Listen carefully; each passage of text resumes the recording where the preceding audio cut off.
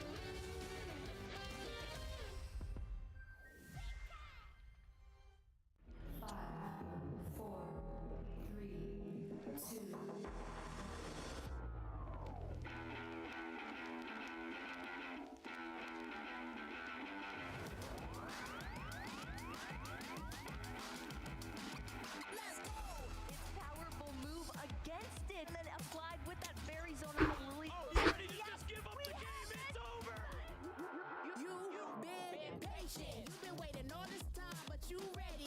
You've been putting in that grind, so let's go. Champions are hard to find, but you know the goal when you're ready to shine. Have they heard of you? Then they know. You got your sights set on that road. If it's on the battle, then let's go. Cause you'll never stop. Show them what you got. Looking at his final HP to deliver the finishing blow, and just like that, your Pokemon World Champion. Show them what you got. They already know. You got your sights set on victory road. Show them what you got. They already know. You got your sights set on victory road. He goes on the high speed! Resetting the bracket and then winning it in game number 5.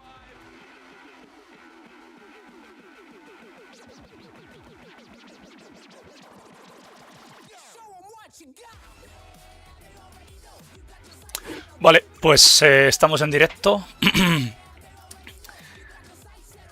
Sep, A ver, voy a quitar esto de aquí.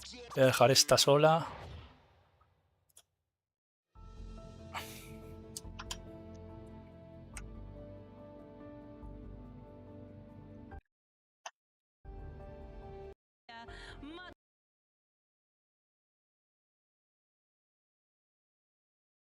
Advantageous to be able to get yourself to more events. Yeah, not only are we playing for championship points for the World's invites, but every single quarter, when you're speaking of Pokemon, getting out this ruler, we're getting out the ruler for top 16, getting some travel stipends towards the next international championships. And here also the priority registration for the top 32. So if you just miss out on that travel stipend of the $1,000, you're still getting that little bit of a prize with the priority registration. Yeah, it's incredible. I mean, just at the bottom there as well, we highlight that qualification time period. We've just had a European International Championship, so the players are now competing for the opportunity to the next sort of phasing of this sort of travel potential opportunities as well. So much to play for at these larger events, at your local events as well. So it's such an interesting time to be a Pokemon player. We've just had a UIC. Thanks for highlighting that, Alex. Tenemos hasta el chat puesto y todo bien. Lo único que la cámara no consigo que se vea. Calma. La cámara no dice que va a funcionar el mes que viene. Que este mes que no le viene bien. Bueno. No lo has pagado. No.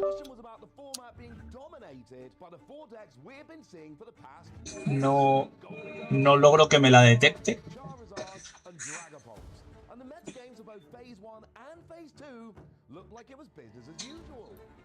Moving into Top Car, however, it was a different story, with 3 Mega Absol Box and 2 End Zoroark decks, proving there's still plenty of other decks that you can take through a huge international championships. Si no, total, para lo que hay que ver, pues da igual, ¿sabes? Un poco... Para ver mi Gepeto por la mañana, pues da un poquito igual. Vale. Ahora viene... la segunda fase, que es hacer promoción de esto. Porque si no, no nos va a ver ni el tato. Pero bueno, por tenerlo. Sí.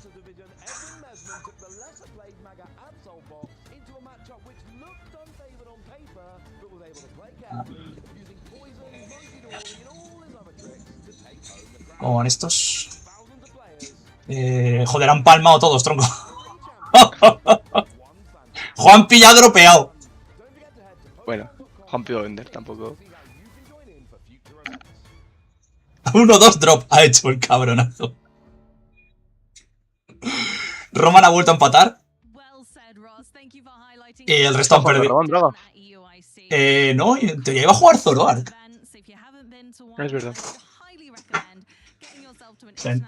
Que yo sepa, iba a jugar Zoroark. Que yo sepa. Chilling out with friends or in the main event of your respective game. There's lots to do, but there were lots of different decks at EUIC this year. Let's have a look at how day one looked. Yeah, going on for the phase one, we have these top 4, the biggest decks. Dragapult Dustnor, Golden Go, Charizard Dustnor, and God of War. Also with the God of War Jellicent incorporation and some Grimmsnarl on top of that. Really interesting phase one we got to see from UIC with all these decks being sort of expected, right? And we were looking at, well, is it going to be Bueno, ¿me compartes tú? Voy, dame un segundo. Que ahora mismo tengo como demasiadas cosas.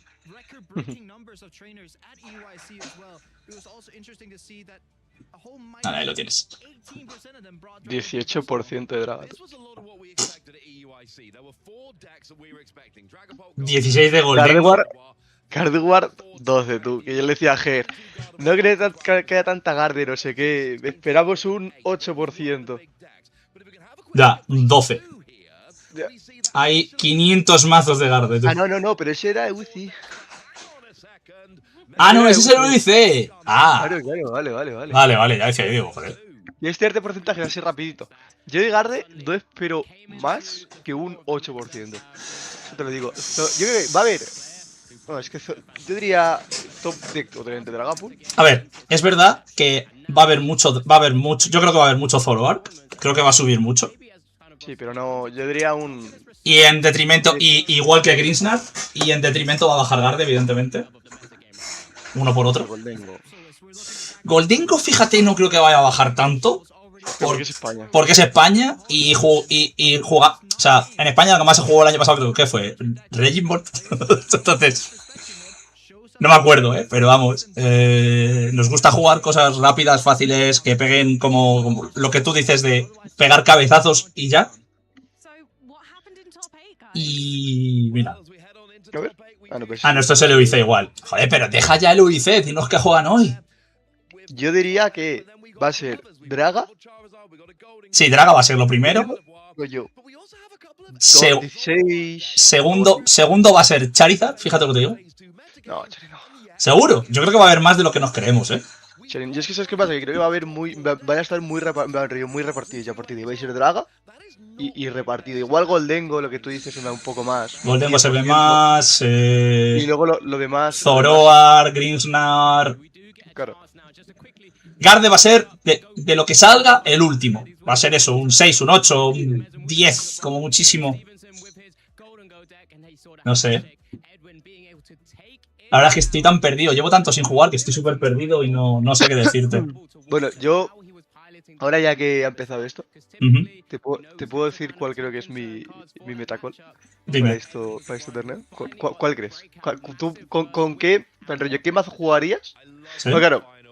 Tú concretamente, no, porque yo por ejemplo no jugaría ese mazo, pero yo creo que el mejor mazo para ganar es... Completo la frase. El mejor mazo para ganar. Sí. Yo creo que Jolting Box. Yo, Yo te lo puedo comprar, no para ganar, pero... Sí, para hacerte un D2 fácil, sí. Sí, claro. Hay un mazo que de verdad es el mazo para ganar. Este torneo, concretamente. No vas a decir que es Terabox. No, pero casi. Regimboard. Regenbolt agua, tío, ¿no? ¿Sabes? O sea, a ver. Si es verdad que pega como un camión y te da igual lo que te pongan delante que te lo llevas por delante. O sea, ¿no? No, y es que tiene rollo macho que es como lo puedes ganar turno 2 y ya está. Ya. Lo está jugando alguien que no vamos a nombrar aquí. Ah, sí. Y macho, estuve el otro día hablando con él, haciendo matchup teóricos y tal, que nos gusta. Lleva una tech, tú. Le hablo. Lleva una tech. Tampoco es muy rollo tech. Sí que se ha visto alguna vez. Pero te cambia mucho los matchups. Algunos concretamente. Vaya mazo tú, qué barbaridad. Sí, a ver. Lo estuvimos hablando el otro día, que lo dijo Juanpi, y yo le di la razón, que para hacer Day 2 fácil, Regin Ball y Jolty Box iban volando, porque Juanpi iba con Terabox, creo, pero Juanpi hoy iba lo que iba, entonces tampoco... pero yo creo que sí, que con Regin Ball y con... No, pero yo te digo, de verdad, Regin Ball para ganar este torneo es muy bueno. Ya. Hostias. O sea, Emma Hagen va a ir a todos los puñeteros torneos que hay en Europa. A todos. Puede ser. Porque iba quinta clasificada de... No, ya, pero digo en Sevilla. Ah. Hostia, pues no lo sé, a ver. Sexta, va 3-0 ahora mismo. Sólido. Emma. Y estará jugando la misma, o sea, no creo que vaya a cambiar. Estará jugando exactamente lo mismo. Y lo que me gustaría ver un Emma Hagen contra Kihanzo no tiene ningún tipo de sentido. A mí también. A mí también me gustaría. Tipo de sentido, lo que me gustaría ver es enfrentamiento. Sería épico, te lo juro. Sería mágico la palabra es. Sí.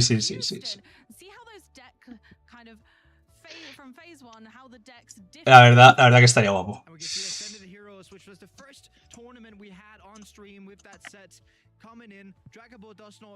A ver si empieza esto ya. Eso es Houston. No baitemos tampoco. Joder. Que no queremos saber más de esto, que me des el otro. Un 10% de Zoro, tú, todavía.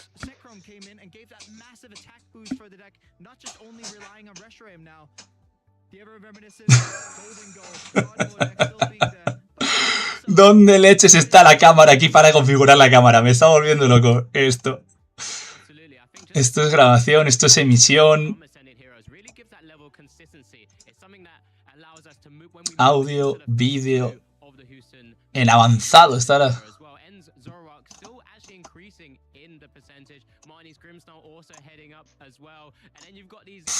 Bueno, pues sin cámara, así no se nos ve el jepeto, que total, da igual.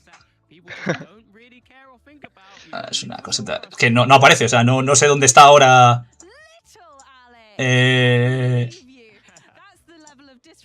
La cámara, no. Esto es la emisión, esto es la grabación, esto es el buffer, aquí nada. Apariencia general. Proyectores. Bandeja del sistema, vista previa, modo estudio, vista múltiple. Guay, y la cantidad de horas que le meten al Champions no tiene ningún tipo de sentido. Te lo voy diciendo aquí, Hasta que no haga una lleno, hasta que no vuelva lleno, yo no juego a TCG. Ya me lo imaginaba. Yo ya me lo imaginaba. Hasta que no me reimpriman Gardevoir EX, yo no toco las cartas. A mí no que haga exactamente lo mismo, la quiero igual. No, la misma. Gardevoir EX, mismo arte, me la pela. Yo no toco las cartas. Aviso. No. Déjale de baitear, bro. No, pues los Monkey Doris Megaflora le parece un mazazo, tío. Guacho Van. Guacho Van. Ha puesto Van él. Guacho baneado, tú. Se ha comido a su oponente. Yo no te digo la carta, no. Se ha comido a su oponente, tú. Le ha querido vender un tapete enfrente del juez. ¡Qué barbaridad! ¿Qué ha hecho? ¿Qué ha hecho? ¿Qué ha hecho el argentino? Me ha liado. Le ha propuesto a su oponente un ID en ronda 2. ¡Qué barbaridad!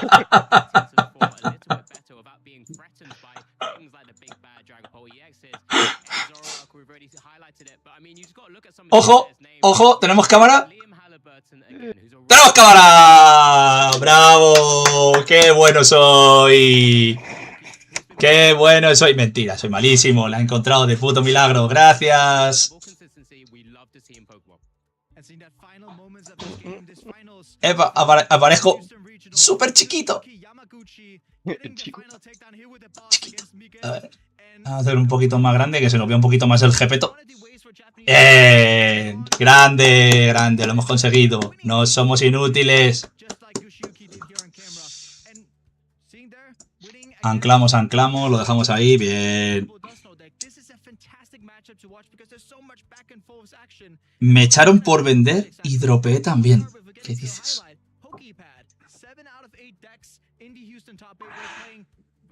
Me lo creería perfectamente.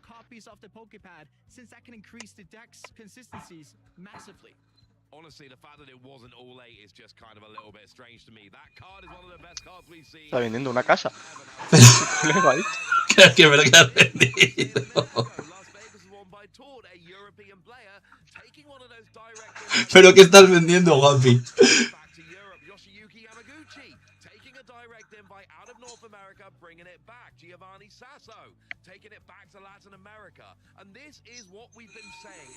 Ay, Dios mío, lo de este tío de verdad que es... Pero verdad, ¿dónde lo está diciendo? ¿En el WhatsApp? ¿Qué? Lo ha puesto por el WhatsApp, lo ha puesto por el grupo. No sé si es verdad o me está vacilando, pero ahí está.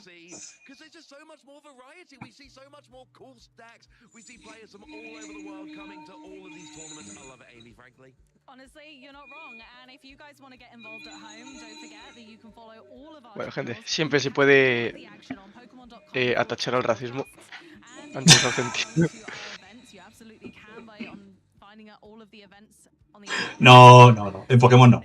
Pokémon no. Pokémon no hace esas cosas.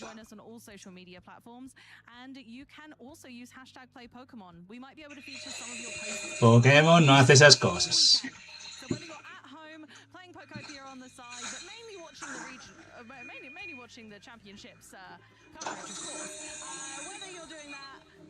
Bueno, vamos a bajar WhatsApp. WhatsApp web.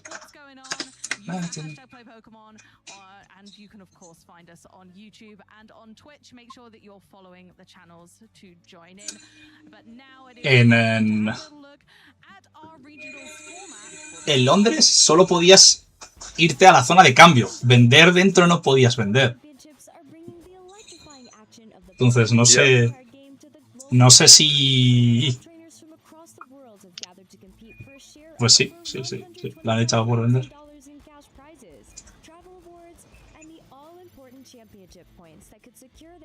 Bueno, pues nada. Qué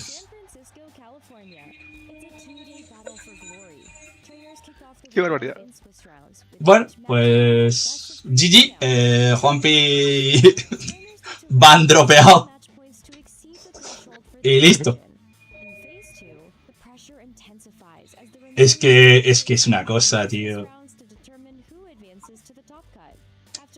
Es una locura lo de este tío. A ver.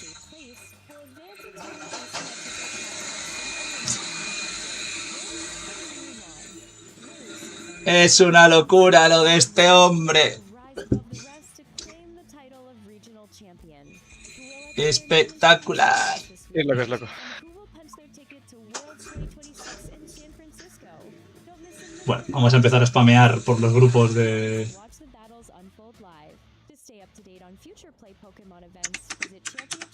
Aprovechando que Roman está jugando y no puede ponerme baneos y cosas.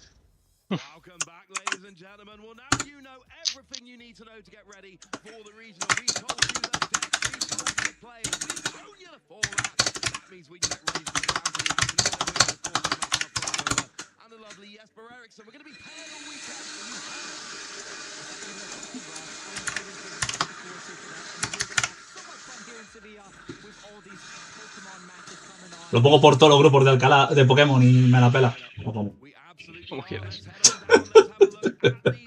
De alguno me echan. De Top Deck no. Eso te lo de top deck, por lo que sea, no te van a echar, tranquilo. Yeah, and even as you said, just won the Birmingham Regional Championships, Leo Regional Top 8, Stuttgart Regional Top 8, and a little bit of Venga, vamos a poner también por top 8. 32. Arriesgándome a que Dual que está jugando.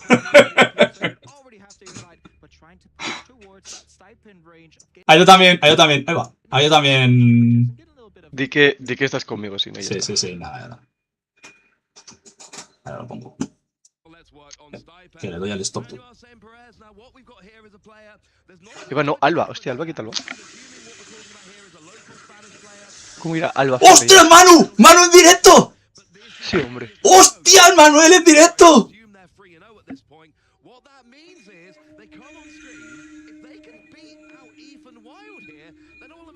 ¡Ojo, Manu en stream, tú! Oye, la pregunta. Dime. ¡Va 3-0, loco! Qué barbaridad. ¡Qué locura, Manuel! ¡Va 3-0, tú! Contra el puto Ethan Wild. ¡Qué barbaridad! ¡Qué barbaridad, tú! ¡Qué cojones! ¡Qué locura, tú! Jugando en directo contra Ethan Wild. Y le va a jugar manzanas. ¡Qué barbaridad! ¡Hala, tú! Contra Mega Lucario, tú. Te digo una cosa, Mega Lucario no estaba mal tirada en este, ¿eh? Me parece mejor. A ver, es... Soy puro hater de... Claro, pero es mazo consistente, va volando y ya está, sin más, no tiene más historia. Pero me parece un locurón, ¿eh? ¡Hola! Primera partida de stream tenemos a Manuel Saiz Pérez, señoras y señores. Lo decía ayer. De Guadalajara, señoras y señores. Espectacular. La verdad, el otro día, tío. Deberían de mínimo poner un 70% de los games de gente de la que sea el regional. Sí. O sea, en España deberías haber más españoles, en Italia más italianos. Entiendo que en el internacional no, evidentemente. No le corta, ¿eh? ¡No le corta! Se fía. No le quiere cortar. Manuel haciendo lo mismo que hace en Guada, no corta nunca. Jugador habitual de Júpiter Guadalajara, dando promoción. Sí, señor.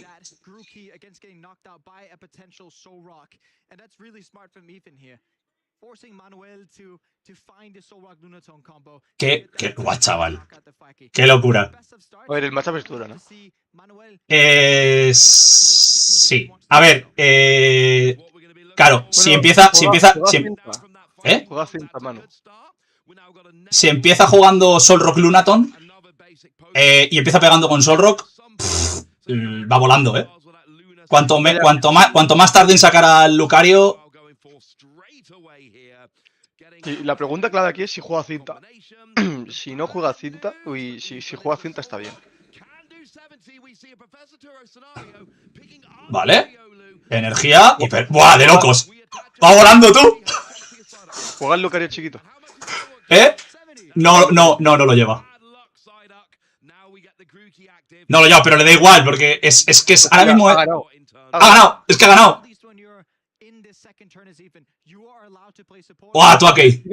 Tiene el PP. Tiene PP. ¿Lo mata?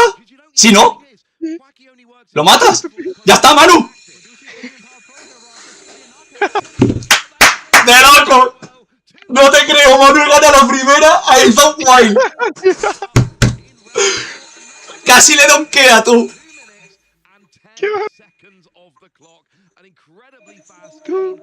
¿Qué es esta barbaridad? Hostia puta. ¿Qué estoy viendo? Es que la replay son los premios, qué barbaridad. Sí, la replay es... Bueno, pues tiene un macuita. Venga, chaval. ¡Qué locura, chaval! Manu acaba de donkear en turno 2 a Ethan Wild.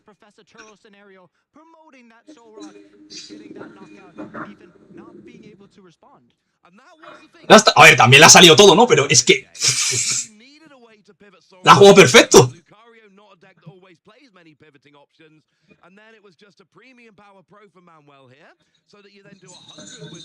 Se la pela y le mira. Y se la pela, ¿eh? Y se la pela, le mira la cara como diciendo, y te mato. Oye, prefiero que dure un poco la partida. Como luego tengo que meter 40 minutos de la gente hablando. Ya. De mano en entrevista me mato. Porque además no hay stream simultáneo de otras cosas, ¿verdad? Oye, como le donqué otra vez, nos vamos a comer a Manu media hora hablando en una entrevista, qué barbaridad. Y Mano hablando en español y traduciéndole... Iván. Iván, sí, seguro que Iván, de hecho. Seguro que es Iván traduciéndole.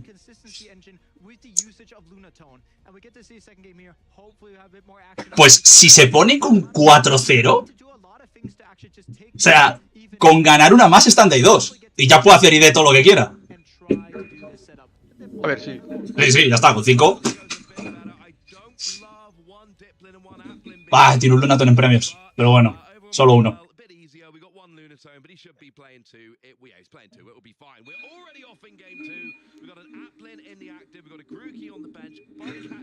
¿Qué captura bichos? ¿Qué le dará? Como antes, no le des nada. Le ha dado una manzana.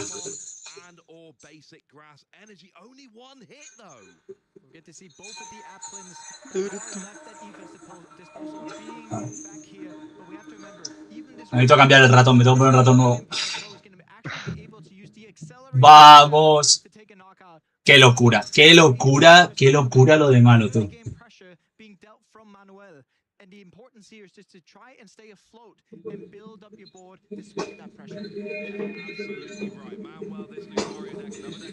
Le han hecho quitarse la pulserita a Manu. La que lleva siempre en el otro brazo. ¿Por qué? ¿Tiene una marca? ¿Tiene una marca la pulsera o algo? Dime. Sí. Está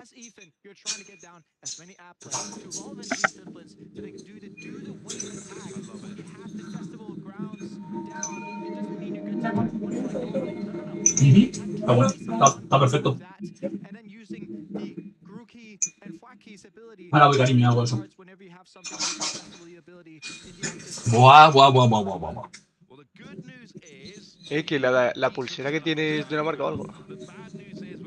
Una pulsera. La que la han hecho quitarse. Imagino que es una pulsera que... Digamos que no... No, ya está. No sé qué pulsera llevaba, la verdad. Sé que lleva alguna siempre una pulserita al reloj, no sé qué, a lo mejor la han hecho quitárselo.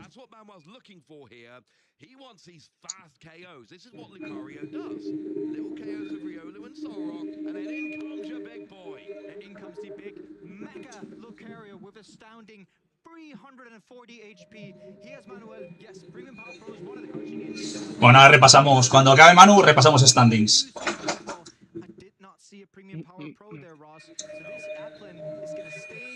A ver. Voy a... Esta pinta peor, Está bien.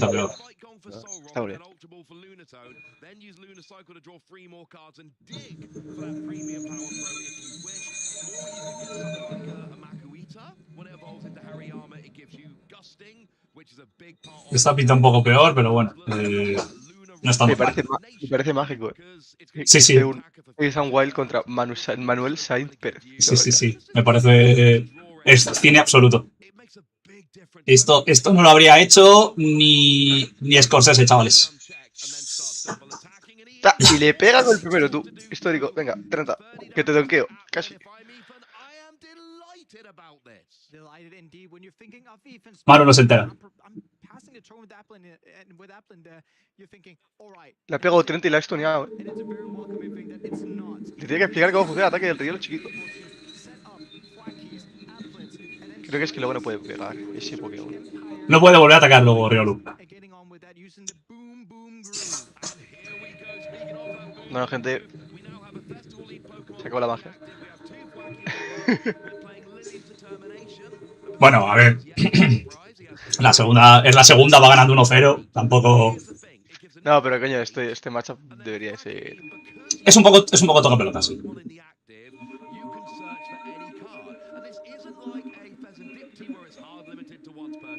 Han puesto al Deepling que no es. Ah, vale. Perdón, me muero.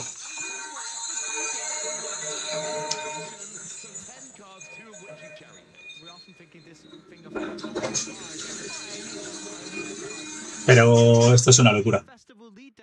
Esto es increíble. Mágico, me atrevería a decir. Sí, sí, sí, sí. O sea, le podría pegar con el Seeking, ¿eh? El Seeking aquí es buena. A ver, el Seeking lo bueno que te robas muchísimo y te filtran mucho a mazo, ¿no? Pero... Robas 4.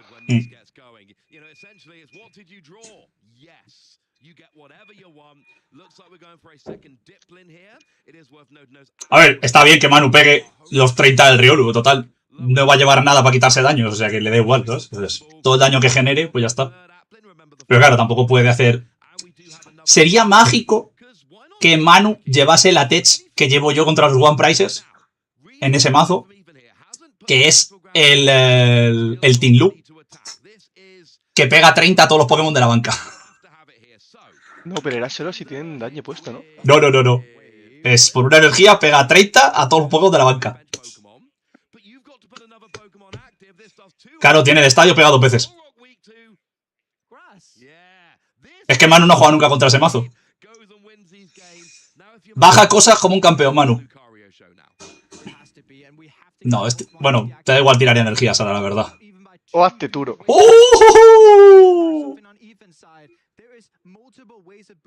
Sí, sí, sí. Sí, espérate. Hazte una ultra. Hazte la ultra primero, efectivamente. Sí. ¿Cuánto pegaba? 20 por cada en manca, ¿no? ¿Cuánto llega a pagar? 150. 200. 200 y tiene el cinto 250. A ver, le aguanta 2 hostias. 300. 300 son 300. Le aguanta 2 hostias igualmente, pero... Le ataca 2 veces. Sí, dos hostias se los aguanta igual, aunque tenga el cinto.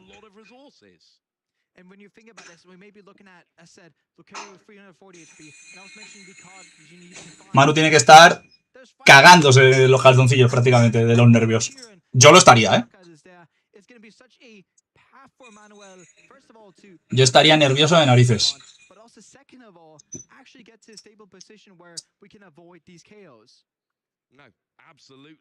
Sobre todo, Manu, no robes 2, por favor. Cuando tienes que robar solo una. Importante, ¿no? Jugar al juego. Importante.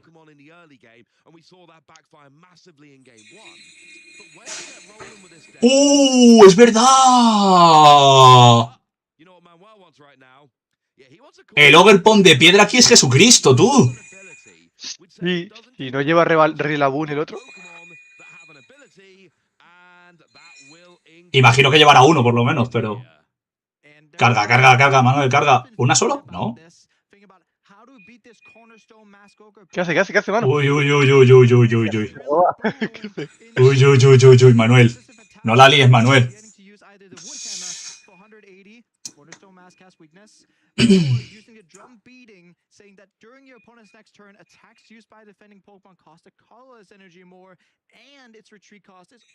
¿Lleva Relabun? Dime que no lleva Relabun. Todo ok. Todo ok. No lleva Relabun.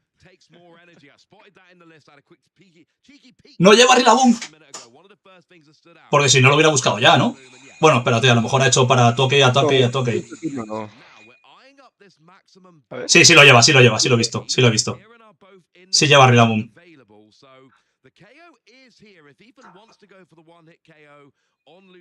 ¿Con Tuake no tienes que enseñar la carta? No, no.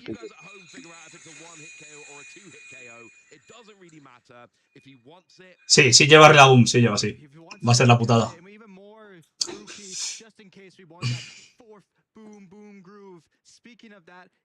Es que es absurdísimo lo del Tuake, ¿eh? Ya.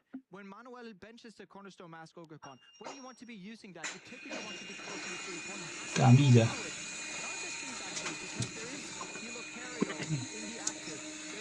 Más adelante, o sea, ahora dentro de un ratillo, yo me tengo que ir, que tengo que hacer unas cosas en casa, pero dejo el stream conectado, igual viendo la partida y demás, o sea, como si estuviese viendo el stream de Pokémon, lo único que quitaré la cámara y tal, y quito sonido mío y ya está.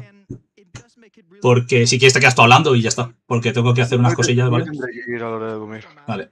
Oh, lo mata porque tiene el Izan. Tiene el Kieran y le mata.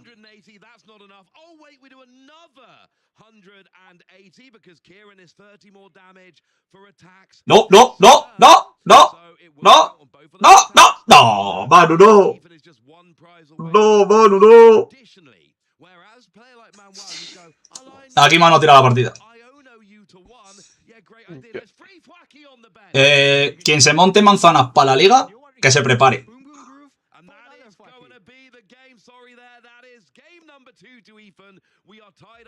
Claro, ahí Manu la ha liado. Es que Manu el inglés lo lleva muy mal, ¿eh? Manu el inglés... Pero bueno.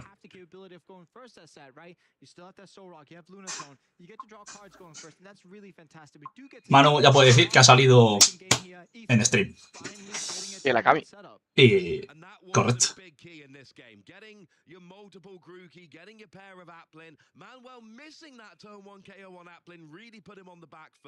And then we saw the Diplin evolving up. We saw Lily's determination. Now that drew 8 cards, but the thing is, it also let him cherry pick any 2 with Thwacky. You put Festival Grounds down, and then you get to KO the Riolu.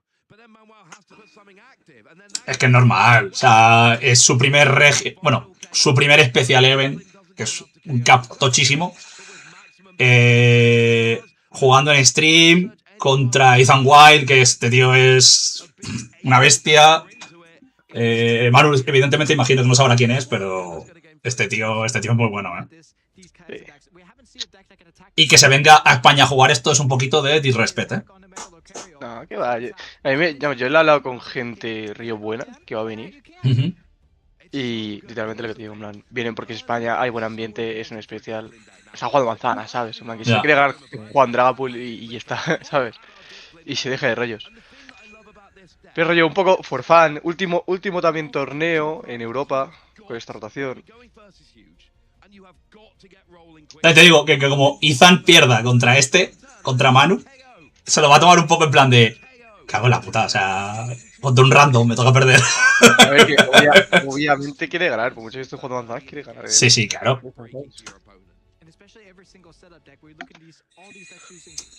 También, a ver, venía Emma, venían los del equipo este nuevo de Jurisan.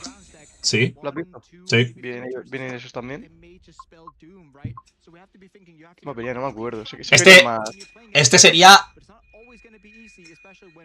¿Quién es el otro Enche que...?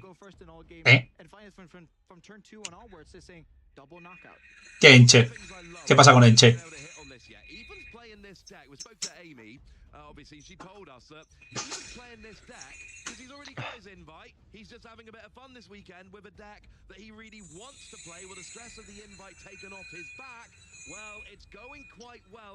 Bueno. Los premios ni tan mal.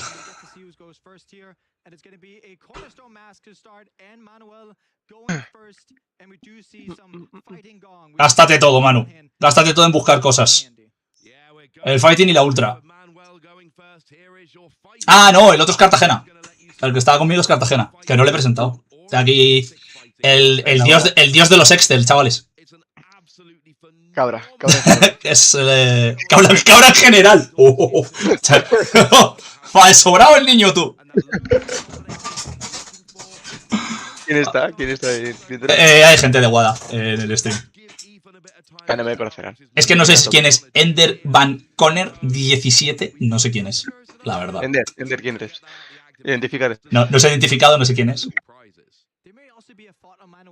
Qué grande, el dios del drive.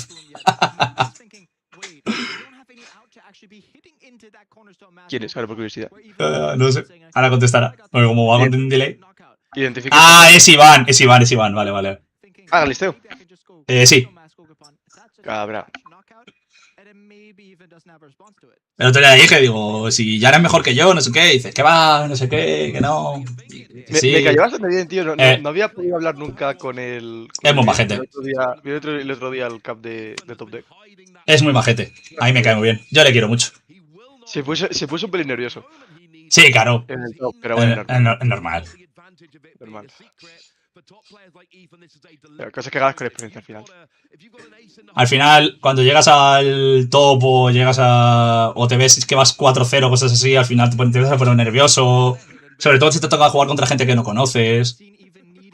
Es Pero normal. bueno, esto está muy bien, ¿eh? Ujú. Encima cap de top deck. Por lo que sí había gente. Por lo que sea, ¿verdad?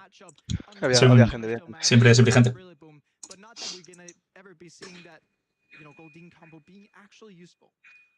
Vamos, que nunca había hablado bien con él. Ujú. Y él en el cap de top deck sí que le pillé. Ay. Bueno, Manu ahora mismo, con ese ahí, está tranquilo.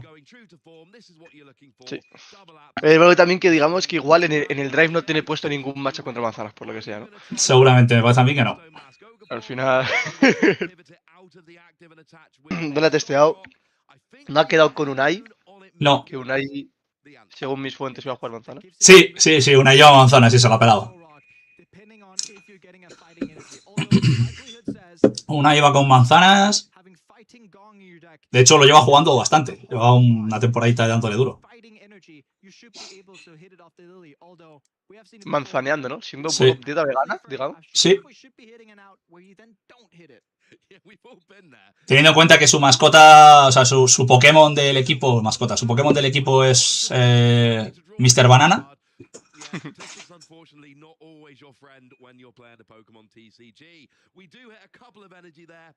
Which is actually awesome, because now that's one to attach and one to use with Lunar Cycle, and that is going to mean that Manuel is in the game. Problem is, Manuel won game one. Mira la manga, el Pikachu de la manga de Manu. Qué espectacular, ¿eh? Ja. Qué locura. Más ha cogido la camiseta roja y bonita para que... ¡Rojo de España! La segunda la ha penalizado mucho, que no ha empezado de Sol Rock Lunaton. Ha penalizado una barbaridad. Porque en este matchup, pegar con Sol Rock es el 50%. Y llevar la banda. Lo que te digo, no sé si lo llevará, Sí, pero... no sé. No tengo ni idea, porque... Claro, él tampoco se esperaba encontrarse manzanas en un regional. Pero sí, Manu. Va a haber manzanas y va a haber Alakazam. Y seguro que haya bastante más de lo que te piensas.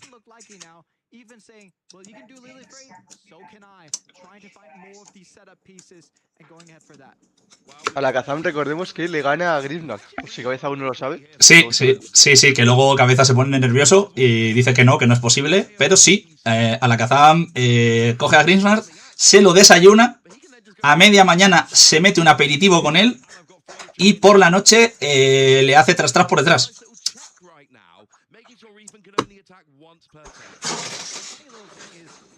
Cangrejos, no sé yo si cangrejos habrá muchos. La verdad. Cangrejos. Sí, el mazo de los cangrejitos. ¿Cuál es? El de que se envenena y te pega como un camión.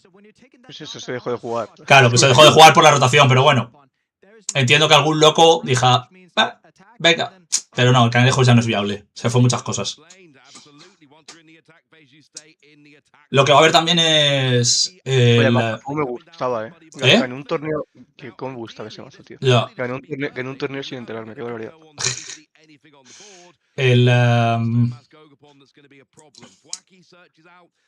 Slowking, seguramente haya también. Bastante. Oye, al final, ¿qué pasa con el Metagross en el mazo de Slowking? ¿Pega? ¿No pega? Es que yo te diría una cosa y otra gente te decía otra. Ya. O sea, yo entiendo que es condicionante y que no puede... Me leí el texto, a ver cómo era. Claro, pero es que de momento tenemos el texto solo en japonés, ¿no? O tenemos ya la carta en español. Sí, tenemos que tener la carta en español, ¿no? De hecho, la tengo que tener yo a lo mejor por aquí. Espera un segundo.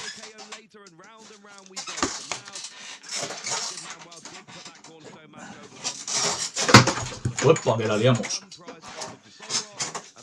Yo creo que tengo por aquí la carta. Creo que me tocó, ¿eh? En la present. Voy a revisar por lo que sea.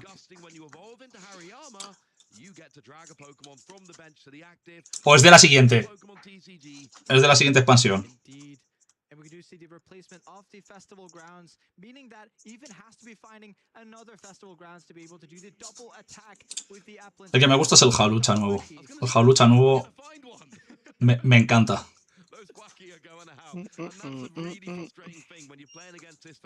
Sacará el Rila tocaba por una verdad. ¿Eh? Se dejó otras manzanas.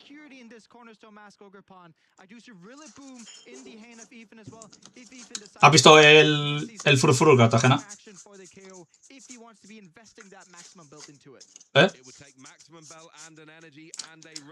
Cartagena.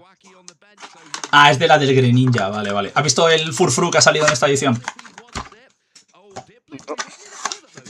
Te descarta cartas de la mano hasta que te deje con 5. Bueno, tampoco... Es simplemente por joder, o sea, es... Pero bueno, lo que sí que va a entrar en mi mazo de Mega Venusur es el Vivilion, una copia de Vivilion. Una línea de Vivilion va a entrar. Para que vosotros no tenéis disrupción, pero yo sí.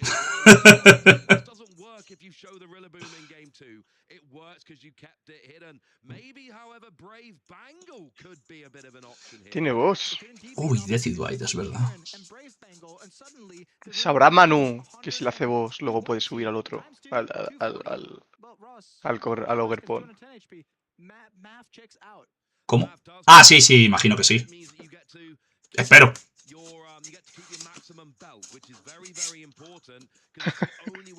Espero. Manu, por favor, Va a pegar con él.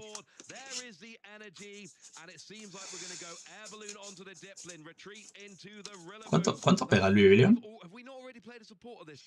126 estadio. Uf.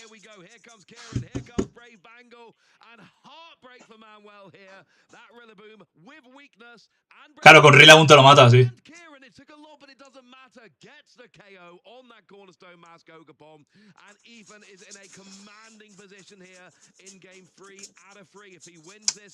Claro, es que el problema de jugar contra esta gente es que ellos sí se han preparado los matchups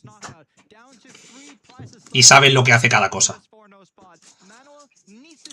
Y Manu, pues ahora mismo va un poquito perdido, mi niño, contra esto.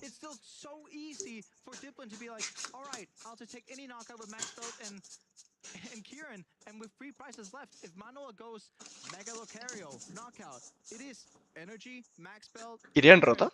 No. No, Kirian no. Todavía no. Se queda. Es buen partidario. Es muy buen partidario, de hecho.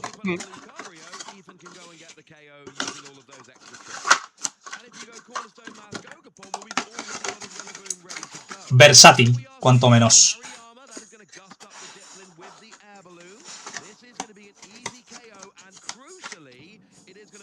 Empieza a cargar cartas al Hariyama, pero vamos. No, eso. El Lucario pega por una, no te hace falta cargarle energía, Manuel.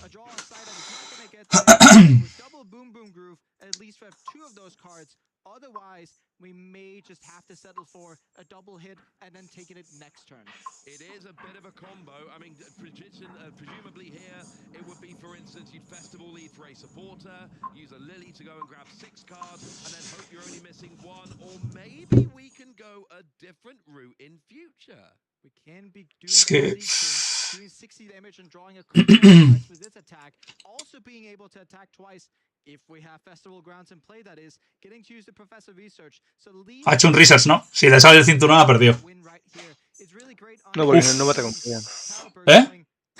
Ah, no, pero ya, es verdad, ha gastado el Kirian, ya, es verdad, no llega. Es verdad, ha gastado el Kirian, salvo que lleva otro.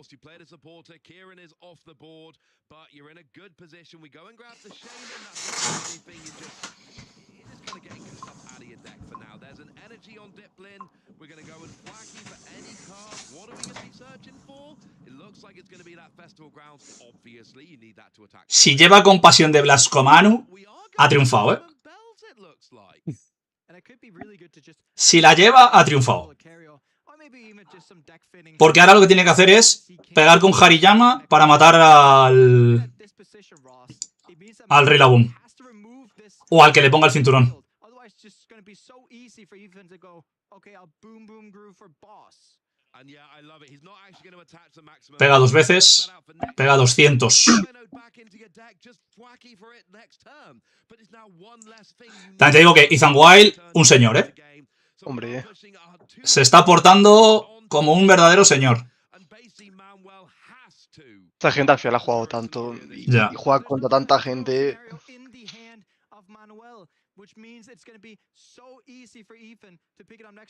Ya, pero te lo va a... Nada, ha perdido. Mano ha perdido. Si no tiene Blasco, ha perdido. Nah, ya está, ha perdido. Nah, buena Manu. Muy buena Manu.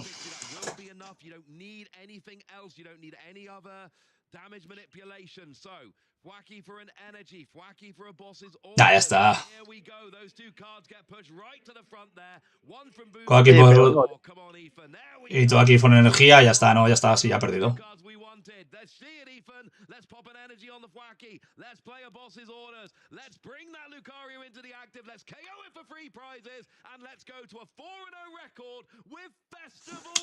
Bien jugado, Manu. Bien jugado. Aura. Farmeando ahora. Sí. Muy buena, Manu. Muy bien jugado. Muy bien Gana la hecho. partida ahí está Wild, Ya, sí. Se dice pronto, gente. Que sí, que ha sido por donqueo, pero le ha ganado una partida a Ethan Wild. Pero hay que hacer el donqueo, hay que hacerlo. Sí, claro. No, y que la ha hecho bien, que la ha hecho de puta madre. Porque ha gastado el turo para bajarse al otro. Ah, la ha hecho perfecto. Y luego ha visto que tenía que gastar el batido. Que otro no se había dado cuenta de haber hecho, no llego, tal.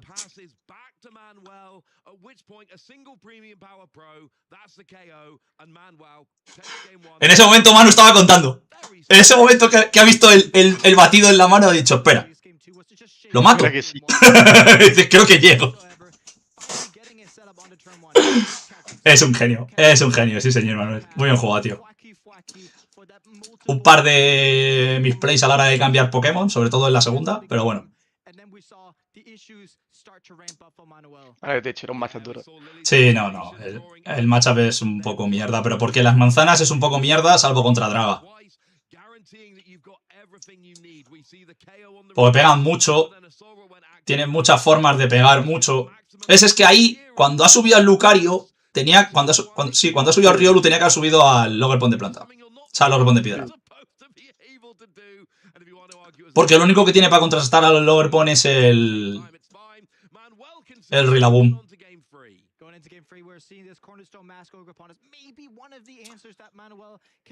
Pero bueno, os dejo un rato. Voy a hacer unas cosas que tengo que hacer. Ahora vuelvo.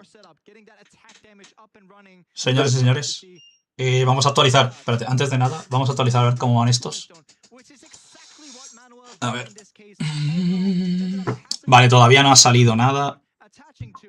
Tengo todavía el 2-1.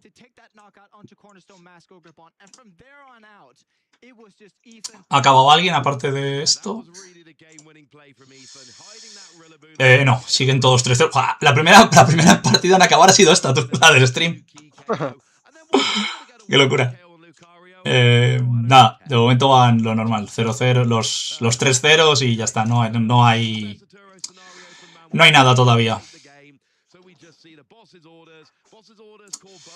Pues nada, luego vuelvo, señores. Quedaros aquí, porfa, no os vayáis a verlo al oficial. Que total vais a ver lo mismo.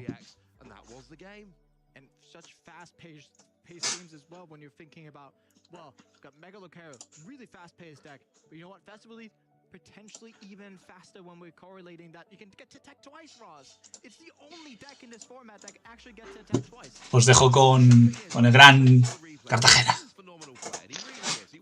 Voy a ponerme, espérate, el One Stream para leerle. Vale.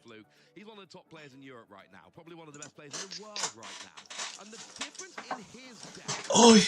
¡Ay, qué putada! Ha perdido Manu.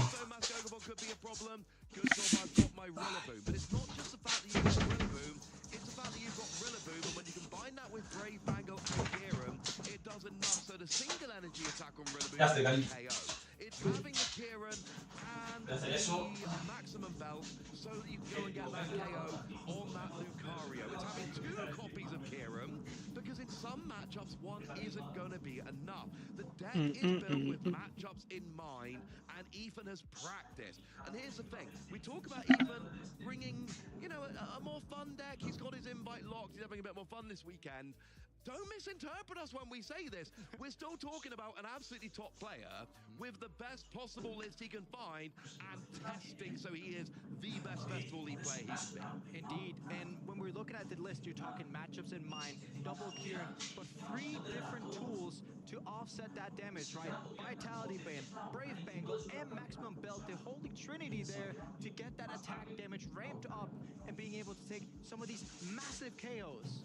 And that is what you're looking for. Well, we've seen Ethan have an impressive win. It's time to have a chat with Ethan here, all about his win. And I think we found the perfect person to go and have a chat with Ethan. Hello there, festival friends. My name is Amy and I am with the wonderful Ethan Wild, the winner of our match there. Ethan, congratulations on winning Birmingham, of course. And I have a big question. Gente? Iván, si es por aquí, ¿quieres un TCG Live? Así, timidín. I've got a bit more flexibility in what I can play. I had this booked already, and I thought I wanted to have a bit of fun. Dragapult is a good deck, obviously. Festival lead seems really good with the decks that have gotten better in Ascended Heroes. That makes a lot of sense. Do you feel like the consistency has been improved a lot? I think the Ascended Heroes buffs with Tun. make it a lot more consistent. Like before, you were having to Ultra Ball, discard valuable resources. You don't have to do that anymore. Pokepad finds any Pokemon in the deck for you. It's pretty Exactly. And with an unusual deck choice for what people would assume is an unusual deck choice for this tournament, how's the tournament run feeling thus far? I mean, I'm now 4-0. I can't complain. Oye, macho. I think as long as I dodge, Tan guay que este tío le sabe las cartas, eh. I'm fine. Dragapult's Venga, uno. playable. Like, Dale, mío. it's definitely Pásate. matchup. Oh, As long as I dodge ¿Te quieres meter al Discord, Rey? of them, we're fine. Y me haces compañía, lo que Kun está. Zoroarks, Grimmsnarls, Charizards, they're all weak to grass. That's the thing. Grass weakness is obviously hugely advantageous for your deck choice, so something you're really pioneering for in this event. Si quieres meterte al Discord, pásame tu Discord por privado, Rey.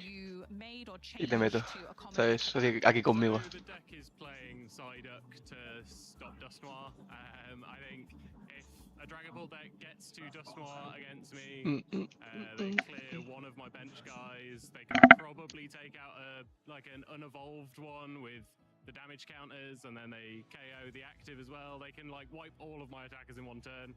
So Psyduck is like necessary. And then Picnic Basket is a really cool card from Scarlet Violet base. So I'll be sad to see that card go. But it's a really good card that heals 30 from every Pokemon in play, not just mine. And normally I'm looking to one-shot across my 2 attacks, everything. And so there shouldn't be damage counters on my opponent's board. Yeah. And so removing any spread damage that a Dragapult might have set up for a multi-prize knockout, I can kind of delay that by a turn by using Picnic Basket. Honestly, it's a great inclusion to the deck, and I imagine why you've had so much success with the deck thus far. Now, I have to ask, how do you go about, where is the starting point of creating a deck that is so out of the ordinary? So online tournaments are really good. There are so many of them every day of the week that you can kind of essentially crowdsource a starting deck list and tweak things, but then like testing matchups is first and foremost like the most important thing. You need to see. Te manda eso el Rey. Se la ha pelado. No lo pones ahí en el chat. Ahora. No lo va a ver la gente. Una pena. Pero bueno. Me podrás ganar tranquilísimamente. And just getting to test against anything locally is good. That's a really, really great promotion for our local scene, and I think we've got a video to help you guys understand a little bit more how you can get involved. Hey, do you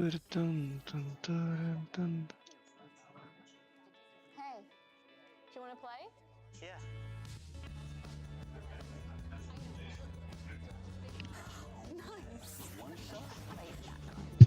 Hola. Buenas, ¿cómo estás, Rey? ¿Ves? ¿Se me oye? Sí, sí, se te oye, se te oye. Hola, hola. ¿Me oyes tú? No, creo que tienes la salida de audio mal, ¿eh? Ay, sí, mi amor, yo porque como estaba viviendo la rota, ando lleno de... To start your Pokemon trading En card game España no puedo. journey, and look, we made it easy for you. There's a QR Pero code encender la on campana que screen. me acuerdo un Scan poco. that QR code, and then that's going to take you to the page of your event. You find an event, you go down, you make some friends, you have some fun. We were talking about this yesterday, Jesper. There was a time in your life where you had maybe the most stacked locals anyone's ever seen. I have indeed. I've had 2 different locals, both in my hometown in Denmark, but also when I go down to my brother who lives in the Netherlands. We're talking a local of Bert Walters, Mace Brennickmeyer, myself, Coño, entonces, Brian De Vries, ¿me oyes? getting on and on with these massive players, and also Iván. my brother indeed too, and then we also had Hola, hola, hola, hola, hola, hola. coming up to Groningen to play along, and that was the most ¿Me oyes? ¿Me oyes? Oye, sí, sí, te digo. Perfecto. Orgulloso. Vale. ¿Qué tienes que cambiar, Rey?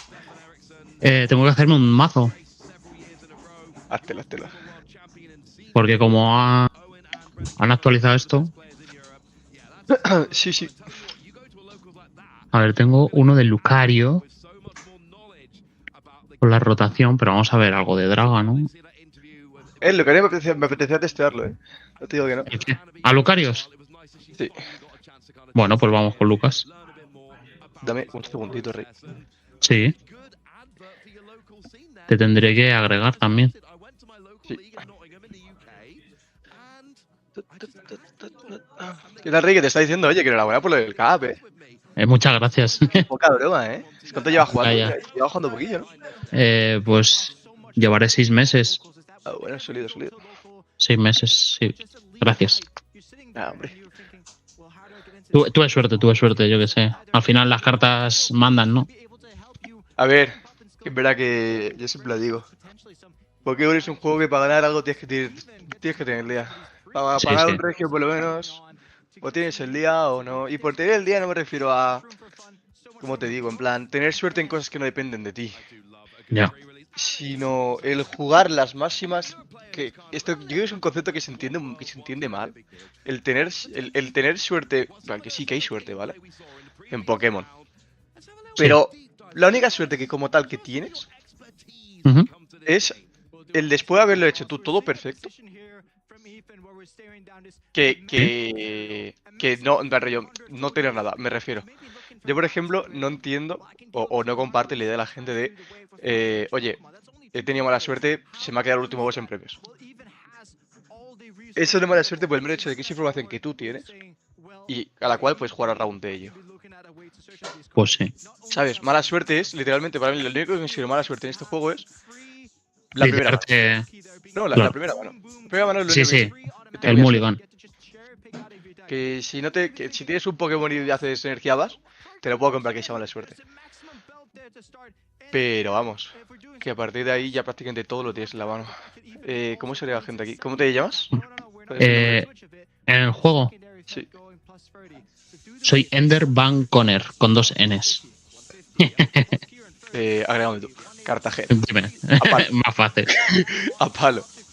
Cartagena con 2 As la primera. ¿Con 2 As? Sí, la primera. Nombre no válido, me dice. Sí, Vale. hombre. Cartagena, lo tengo yo. Y el juego es que me llama Cartagena con 2 As la primera. Pues no me deja. Pues pásamelo tú por privado entonces, o deletréamelo. Espérate, te lo paso por... Pásamelo por Discord. Ahí está, en Discord.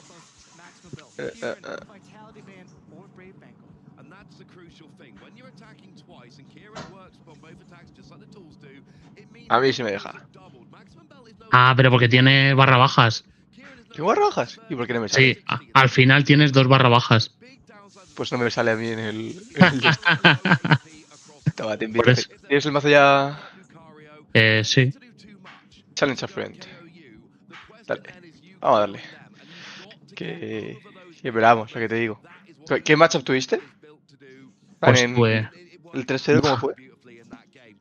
pues tuve en primera ronda Mirror con otro Dragapult. Sí. A ver, porque unirse a la partida, eso. Dragapult. La segunda fue Joltik Box o algo así, o Raging Ball Joltik. Sí, contra David. Sí. Y la tercera Mega Venusur, que la llevaba Alexis. Sí. Ah, bueno, pues tampoco. Y jugaste contra gente decente, ¿eh? Sí, luego me di cuenta ya de qué gente era, que si eran de Tropius y tal. Sí. David sabe. Yo contra David jugué mi primera partida en un regional. Hostia. Nos apoyamos igual. Somos prácticamente primos. Hostias, ¿qué dices? ¿Se apellida Cartagena? No, se veía Castro. Digo, no me suena haberlo visto cuando la ronda, pero. No. Pero vamos, que sí. Me fue llegar. Me dijeron, es un Tropius. Y yo, nada, me lo he visto. Y nada, fue una risa, la verdad. Fue una risa. Joder. Ahora, mi primer region fue Sevilla el año pasado. Ya ves. Sí, tampoco llevo jugando mucho, llevo jugando desde. Pero si tú eres juez y todo. Sí, pero no, una cosa no quita la otra. No, sí, ya, claro. Llevo jugando Rey desde. Zoroark. Enero del año pasado. Hostias, pues sí que llevas. O sea, me sacas un poquito más, tampoco mucho. A ver. A ver, porque esto nos interesa. Eso de primeras. A ver. Esto por aquí. Esto por aquí, yo creo.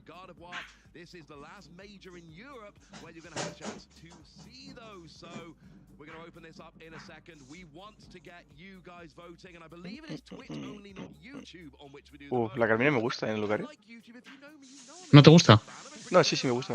Ah, no sé, copié una lista. No te voy a engañar.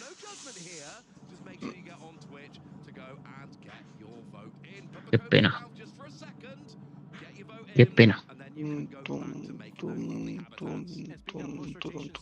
Aunque no sé si... Creo que perdí el macho. Pero bueno. Es que yo creo que el Overport es el que te puede hacer daño. No, que necesito tener Darumaka turno 1 puesto. Eso es el problema.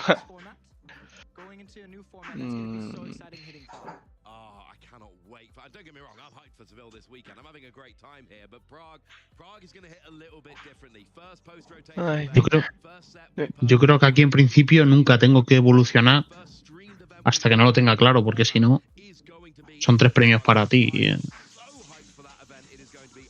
A ver, sí, depende un poco. Es que, por ejemplo, el patch jode mucho. En plan, claro. No puedo hacerte patch porque se te quedan 270 siempre.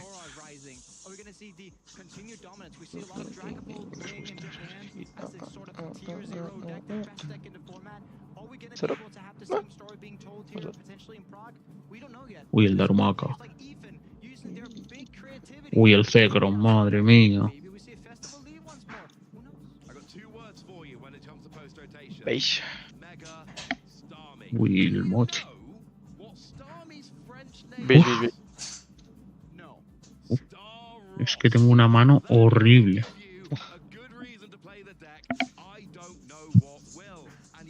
En el entre que este matchup lo que he visto es como 80-20. Es injugable para Zoroark. Horrible.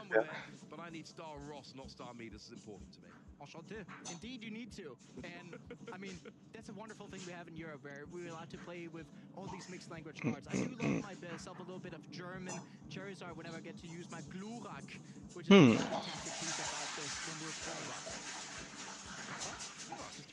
playing. It is. Showing off my best stuff.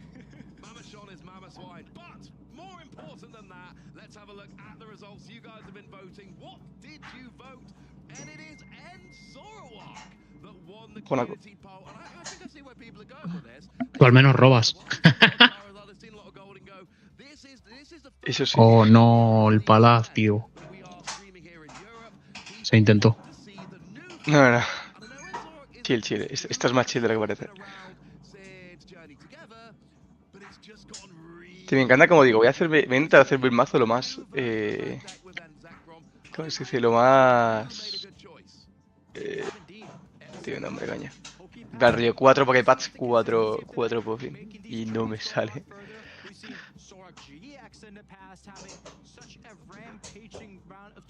Consistente, coño, la palabra.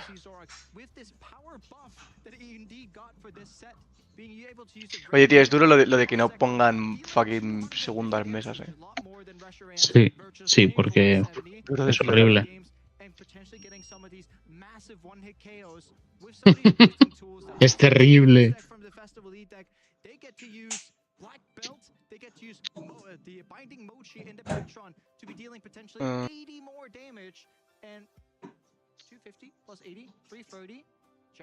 Dame algo, por favor.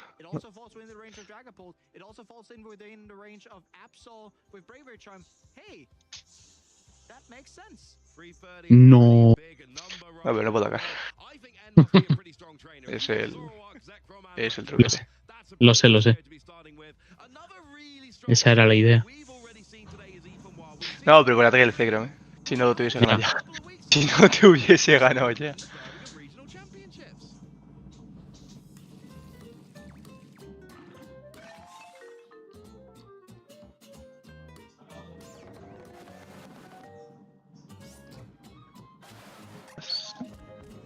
Bueno, pues ahí está.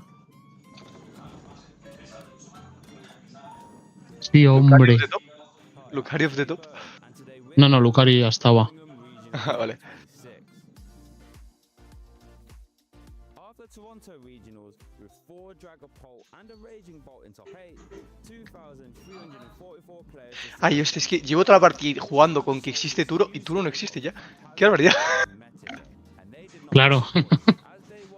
Turo ya no está. Claro, Turo ya no. Por lo que sea, Turo se fue. Turo ya no. Qué barbaridad. Oh my god. ¿Y cómo juego este ahora? Ah, el mono se tiene que ir definitivamente. Es que claro, aquí ya han rotado G. Por eso te digo que no tenía ningún mazo. No, sí, lo tenía hecho, Ya, pero digo yo. Tenía este porque lo copié de Gaia Storm y ya está.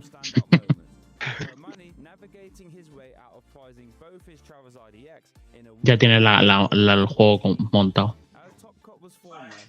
Pegas 250, cambia gratis, pegas con el otro y así.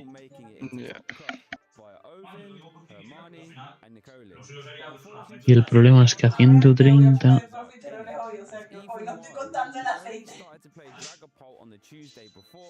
Nada, si no te remato. Ni con Mochi.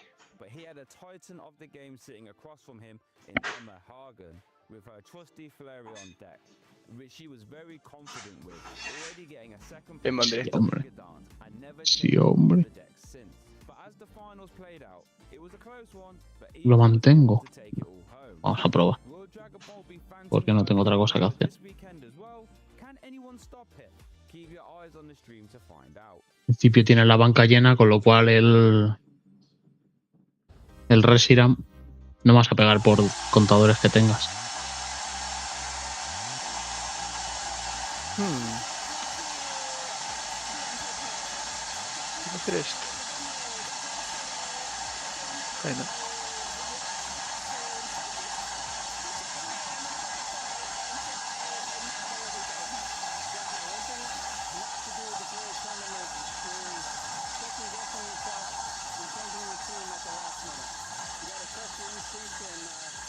Pues yo empecé con Zoroark porque mi colega, el que me metió en esto, es el mazo que él tenía. Pero me parece súper complejo. Es duro. Antes lo era muchísimo más, Ahora ya con el de esto es más... ya con el... Con el CKM es bastante más fácil. Que puedes hacer carrera más cosas y tal, pero...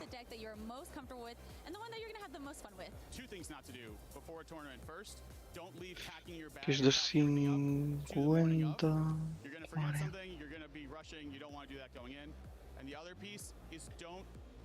go in without any prep. You got to make sure you're prepping, you're taking your time, trust your guts. Also, last minute changes don't always work. I would say just don't stress yourself out, don't psych yourself out. Do your prep, but don't be too nervous. Always show up to have fun, have a good time. Just go out there, do your best, and yeah, just don't be too stressed. Ya puedes pivotar todo lo que quieras. Not check your deck size. Make sure you have 60 cards. Make sure all your sleeves are fresh. I've heard so many horror stories about people forgetting cards before their round, getting deck checked, and getting penalties from not having correct sleeves. So just be really careful. I don't want it to happen to me. I don't want it to happen to any other players as well. Por números, no puedo otra cosa. Duro. In this short video, I'm going to take you through the basics of how to play the Pokemon trading card game. The Pokemon trading card Oye, pues el Monkey aquí se hace cosas, ¿eh? Hombre. You can play at home with friends and family, online against other trainers, or compete to earn championship points. No me tenía que haber bajado. Ah, si no me hubiese bajado al Cerua, ganado. Al segundo. Nada, aquí no tengo nada que hacer. Ah, pues 3 FF, damos otra. Sí.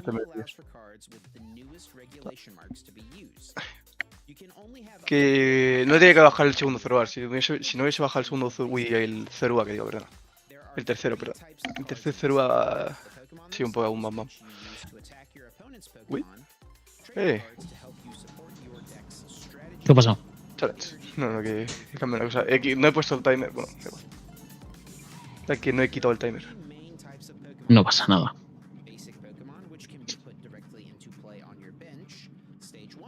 ¿Te parece, coño, que sigan haciendo los anuncios con fucking 2 rotaciones anteriores, man?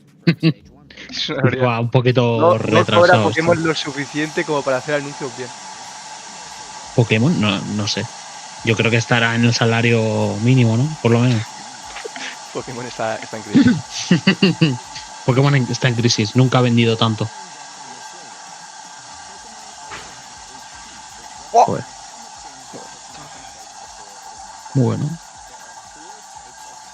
Bueno, podríamos hacer algo. Yo creo que sí. De Pecharun. Cuidado. Oh, ya no. Eso no lo queríamos.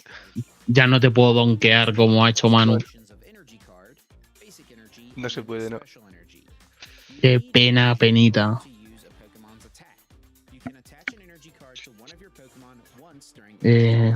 Vamos a probar. ¿Qué tenemos por aquí? Vale. Necesitamos robo, lo primero. Lucario. Anuncio de Pokémon histórico. Vale. Vale, tenemos cositas. Duro. Me encanta. Están enseñando que no se puede retirar a la fuerza. Me tienes que poner energía al Pokémon. Qué barbaridad. Vale.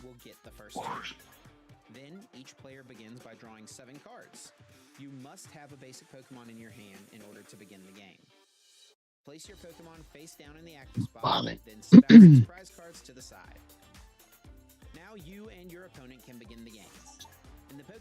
Es tontería. O no es tontería. No es tontería. En realidad. Ah, bueno. Sí, ha sido tontería. Vaya hostia. Sí, pero no era necesario al final el potencia, porque no me acordaba de la debilidad. Ahora me lo matas. El sol. No está mal.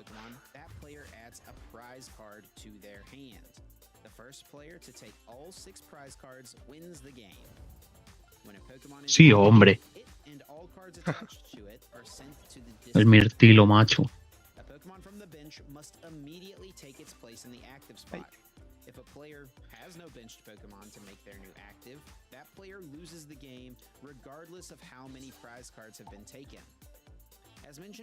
todos modos, creo que si no tenéis que haber puesto energía atrás. ¿Tú crees? Porque ya te lo puedo matar, que no voy a poder. Me haces un mojón, pero...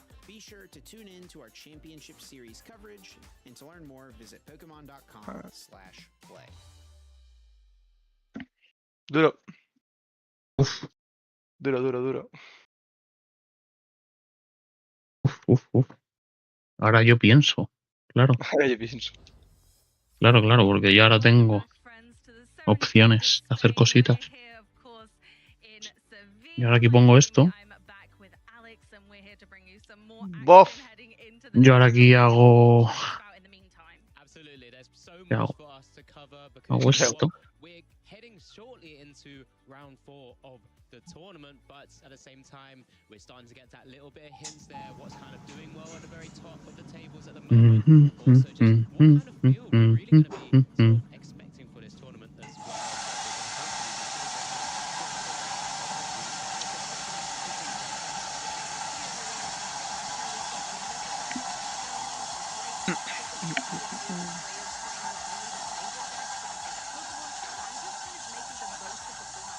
¿Se viene gente? Duro.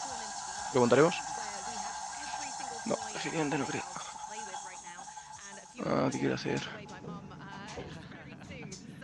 Al final, Zoroark, yo nunca sabía cuándo parar de robar. No para. Zoroark, no paro. No para, sí, ya está. Te dequeas, ya está. Sigue y ahora, robando. Y ahora sin Ionos, como no juegues un juez, para no dequearte. A ver, tampoco te dequeas. Si pierdes porque te has dequeado fútbol. Lo mejor que te puede pasar.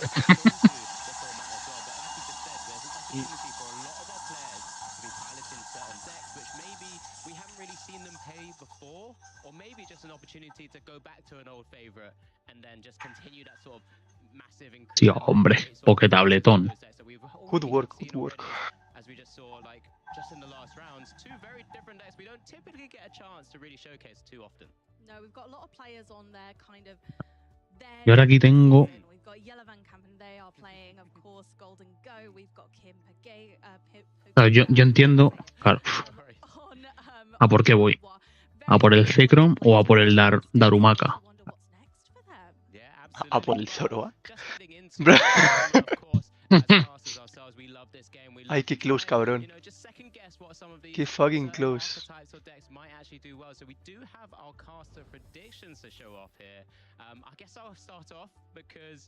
Ah, esto ya. Me queda una carta, te lo podía haber matado. Uf. El Mochi, ¿no? Me queda el Mochi, sí. Pero escucha, pero que no has usado Alfezan, ¿no? Sí, eso. ¿Sí? Es que no me salía. ¿Lo he usado? Yo creo que no, ¿eh? ¿Lo habías usado o no? Lo he usado. ¿Sí? Ah.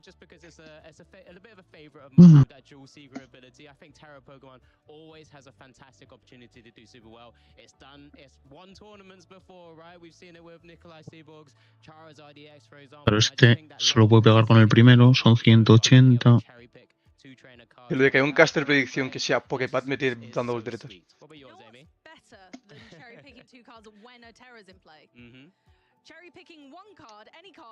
Claro, y...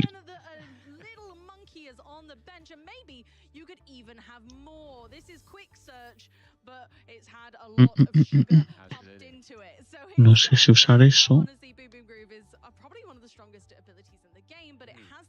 180.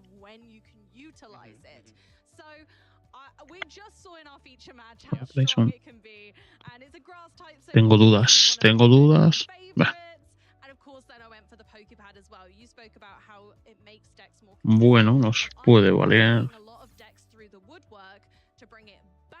Pero claro, sigo sin saber qué hacer. Si hacer tan. O directamente me voy a por...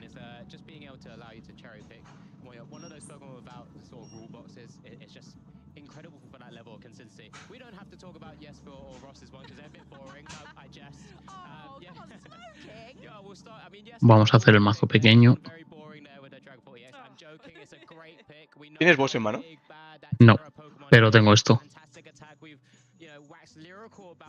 Para el Hariyama.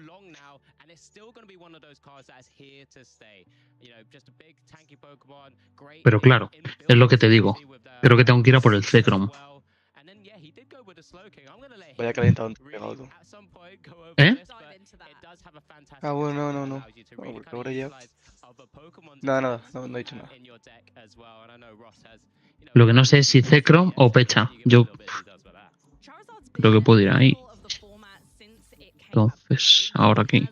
Si te podría grabar la partida, en verdad, y te explica un par de cosas.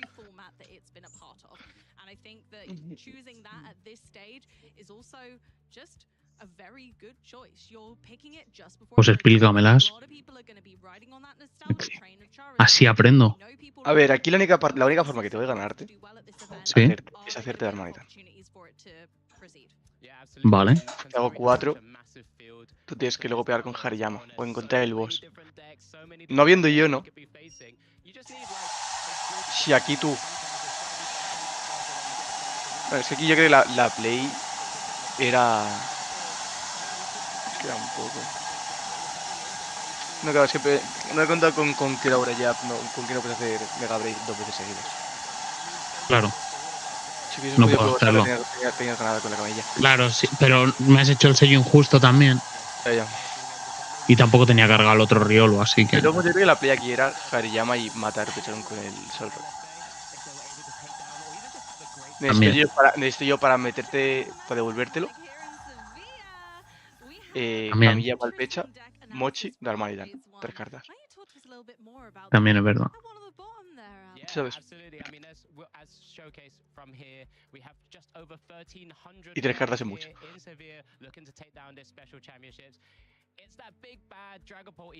Y ahora aquí, a ver, me refiero, sigues necesitando solo un boss, ¿sabes?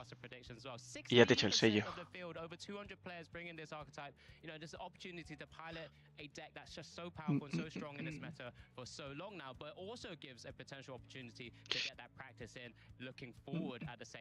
Qué bonito sería que existiese la reversal, tío. ¿La? La reversal. Para el Darmanitan, ¿eh? Sí. Fuck, no he pensado una cosa. Se me olvida que tengo Monkey Dory. Porque más o menos ahora mismo.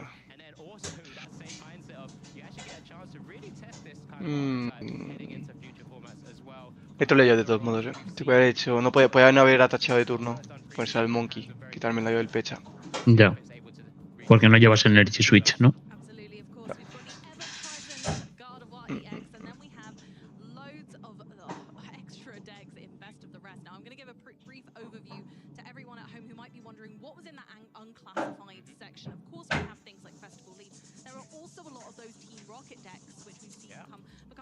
Bueno, si lo pulias es tuyo.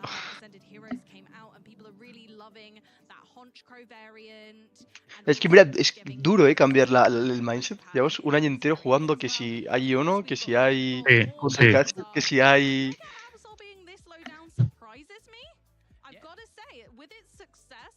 Y ahora quién suba, Hariyama, al Sol Rock. Yo creo que es Sol Rock. Pues mal, ya está hecho. Porque tiene menos retirada. Ya. Simplemente por eso. ¿Y qué me busco? A ver, aquí haces... No, pero no te renta... No te renta aquí... ¿Tienes otra energía en mano? Sí. Vale. Por eso hago el mazo pequeño. Sí. Primero. Aquí tienes que jugar a por el de esto. A por el boss. Ya, pero no ha salido.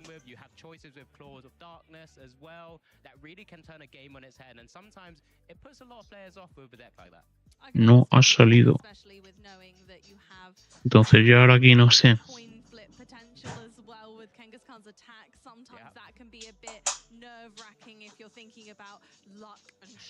¿A quién metes, la verdad?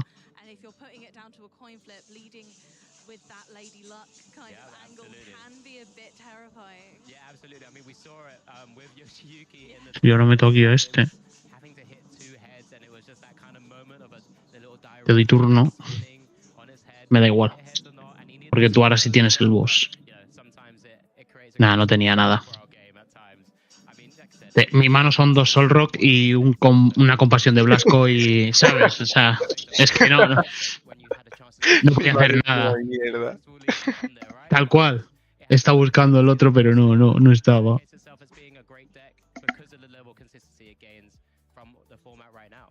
De este tiempo a otra, creo, hasta que empiece esto, porque aquí los colegas de Pokémon prisa no tienen, ¿eh?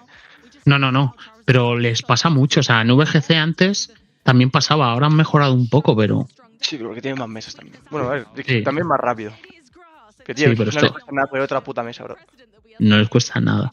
Pienso igual. Espérate, busco eso. Y que en Sevilla hay espacio. Puede que sea en Sevilla espacio hay. Challenge Friend. Dale. O ponte otra cosa si quieres, no hace falta que sea Lucario. ¿El qué? No, que te pusieses otro mazo si querías. Es que no tengo otro, tengo que cargarlos. Tengo que ponerme y mirar a ver cómo se está empezando a llevar, porque ya te digo que no he mirado nada. Oye, han salido 3 caras, quizá, por frío. Tu rival eligió Cruz.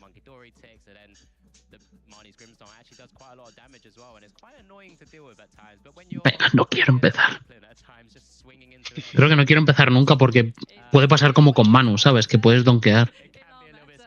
Ya. Oh, Vaya bloste de Manu. vaya, pero como un poste, ¿eh? Madre mía.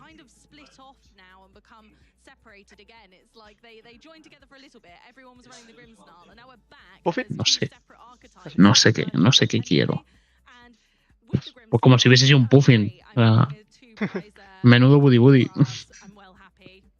Hostia, si yo aquí qué quiero. Yo creo que quiero esto. Es muy arriesgado.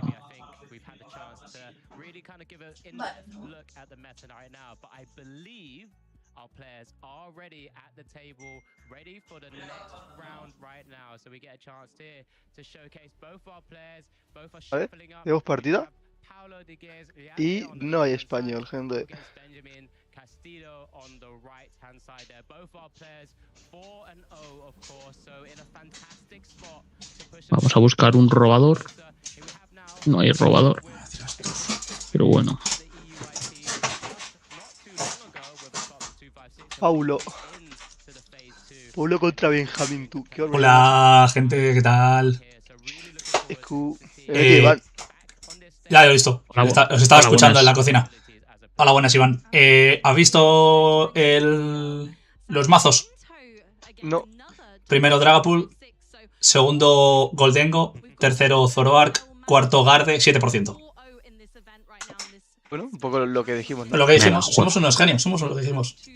El menos jugado, Joltik Box, que hay como 23 mazos o algo así. Hay un 3%. Pero bueno, voy a seguir haciendo cosas, ¿vale? Okay. Porque luego tengo visita en casa y eso. Y bueno, dejaré el stream, pero en plan, si puedo vengo y si no, pues nada. Pero bueno, que el stream se queda grabado. Por si sale alguno de estos en stream, que se vean. Así que nada. Pues nada, señores. Venga. Chao. ¿Oye? ¿Por qué van de nuevo? ¿Tiene que ir de nuevo?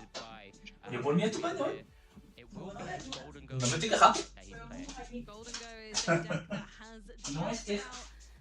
struggled through each format, but it's in its most consistent variant that it's ever had these days with the Lunatone and Solrock package. We saw it to great success in game 1 of our previous feature match. Sí, pobre Mickey, tío. Pues que lleva 3 empates y ha perdido la cuarta. Es su primer regio, ¿no? Ya.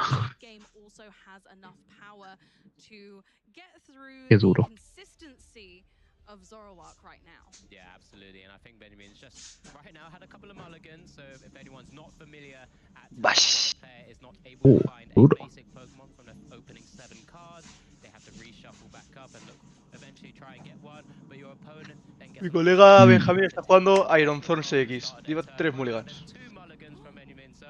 Zoroark or Zoroark for the moment is going to have a couple more pieces to be working with here in the opening turn. So really interesting scenario here, of course. Now the Golden Go Go does play a number of sort of basics. It doesn't typically really give away too many mulligans. But yeah, I'm really interested in this matchup because there's a few cards that, as I get a chance to really look through the list, that are really going to be important. Sólido, Sin pensar mucho. Tacata. Yo creo que sí, ¿no? A ver, es que depende un poco cómo quieras jugar el matchup. Pues yo creo que si juegas eso, no te bajas nada más. En plan, te bajas ese bicho, un lugario. Ya. Y te la juegas. A que no. A que no exista nada que te pueda pasar el Overbone, ¿sabes? Es que, a ver, Ya. siempre lo he visto muy así el tema de jugar ese bicho. En plan, si lo juegas a jugar es para jugártela a que no te pueda pasar y ya está.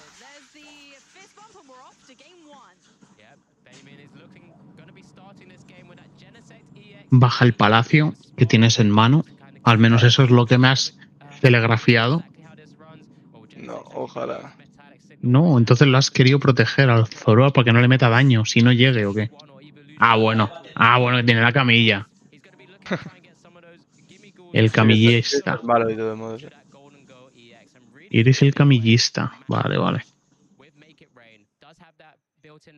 Esto es malo porque te dejo ahora. Me hace la matemática para no tener que meter cinturón. Bueno, ahora matas con 270. Sí. Eso es verdad. Ahí tenía que haber bajado el tío.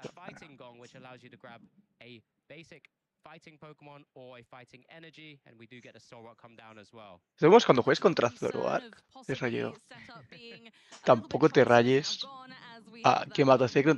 Tú vete, si gana la carrera de premios, gana la carrera de premios y ya está. Vale. ¿Sabes? No hay mucho más. Uf, el problema ahora. Bueno, no llegas nunca, hemos dicho, ¿no? 6 por 6 sería 36, pero No, claro. yo con Mochi y Blackwell. Con Pecharun no llegas. Nunca me refiero. No, que va.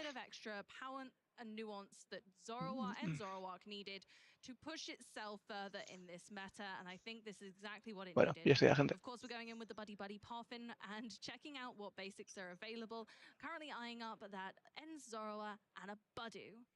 Sí, que encima, vaya cosa.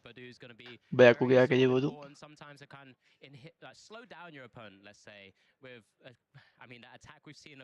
Sí, hombre. Se viene. Vas a quitar al Lunas.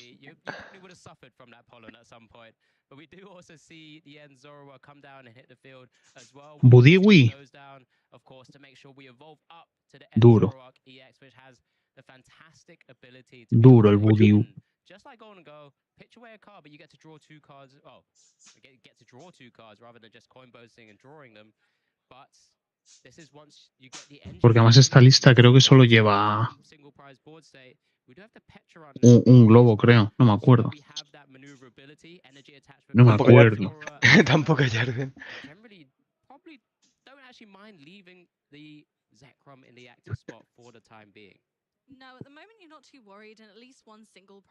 Ah, coño, Paulo. Paulo sí que es español. Pero, el que está jugando. Ah. Sí, creo, pero vaya nombre. Sí. Es imposible hacerle predictar. Paulo Dieguez. Y Benjamín Castillo, que sea, ¿sabes? O sea, Benjamín Castillo puede ser totalmente de Chipiona, ¿sabes?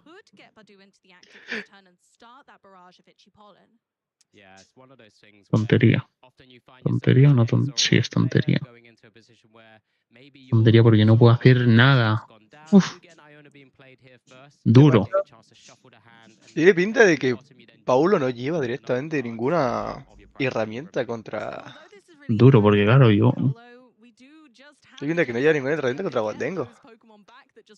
Si lleva es el Touch Cruel. Si no, diría que se tiene que haber bajado el Darumaka. Buah. Me la juego aquí a full. Buah. Eso es duro. ¡Duro! ¡Duro! Sí que hay globo. Sí que hay globo. ¡Duro! ¡Duro! ¿Y ahora quién quiero subir? Little itchy pollen from that Badoo. The Genesect might actually have resistance to grass, so will take no damage.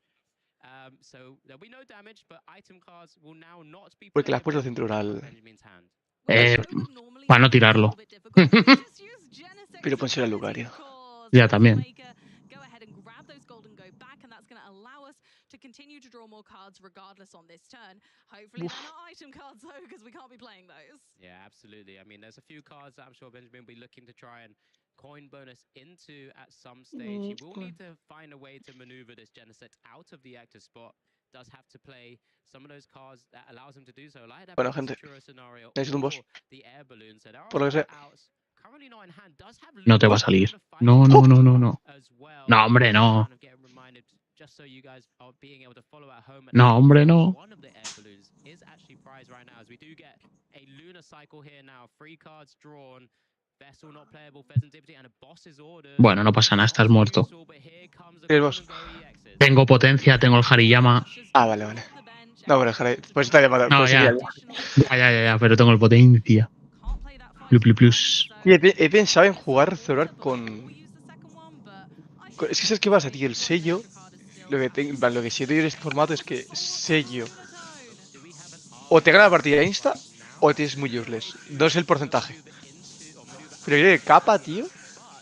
En Ya. Zoroark iría muy bien. Yo lo estuve jugando con capa antes de que estuviese el Zekrom, porque con Reshiram es que era muy difícil llegarle a 380. Y claro, en 380. Y encima que si no me lo matas, te muevo con Monkey algún daño. Y lo que no me interese moverlo, se lo dejo para con Reshiram pegarte y matarte. Está guay eso.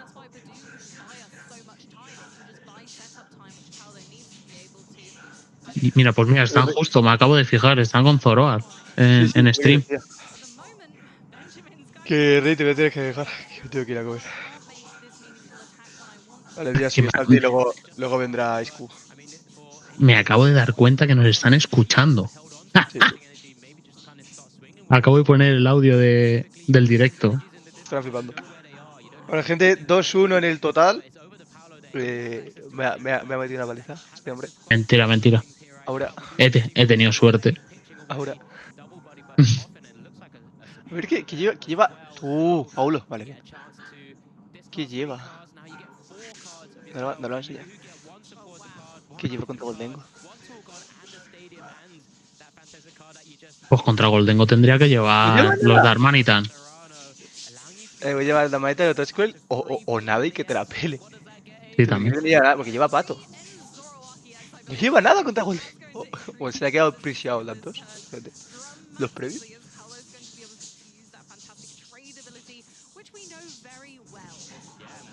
Hay agua. Hay agua. No lleva nada contra Goldengo. ¿Qué ahora? ¿Qué ahora? Bueno, Rey. Me voy. Muy bien. Niño. Muchas gracias por pasar. Nada, a ti. Luego si vuelve Q y quieres quedarte por aquí, estás invitado, Rey. Muchas gracias. Que vaya bien. Chao. Chao.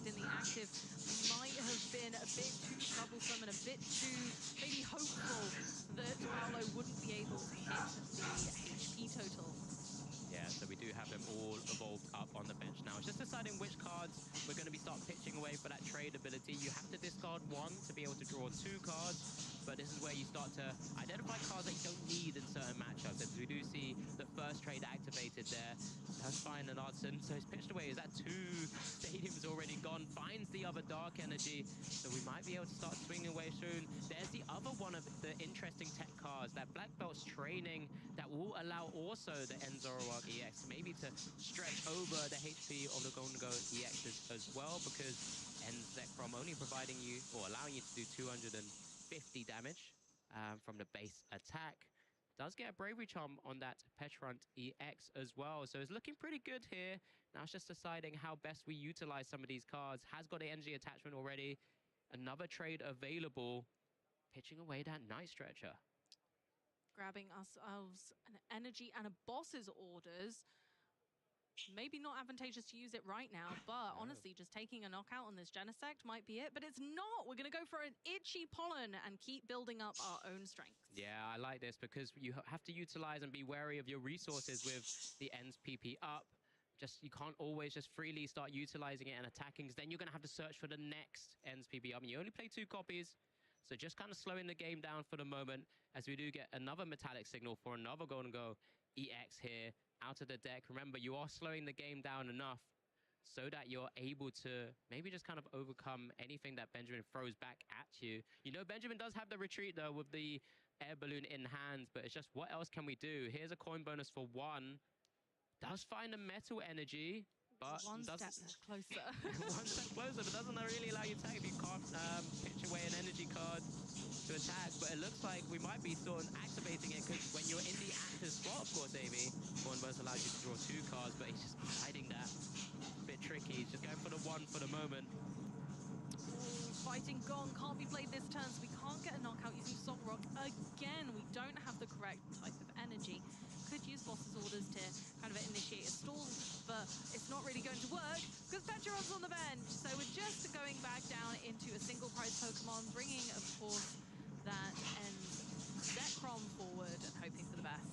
Yeah, we get the metal energy attachment to the Golden Go EX as well. Maybe just trying to stop the Itchy Pollen, but gives another opportunity to Paolo here.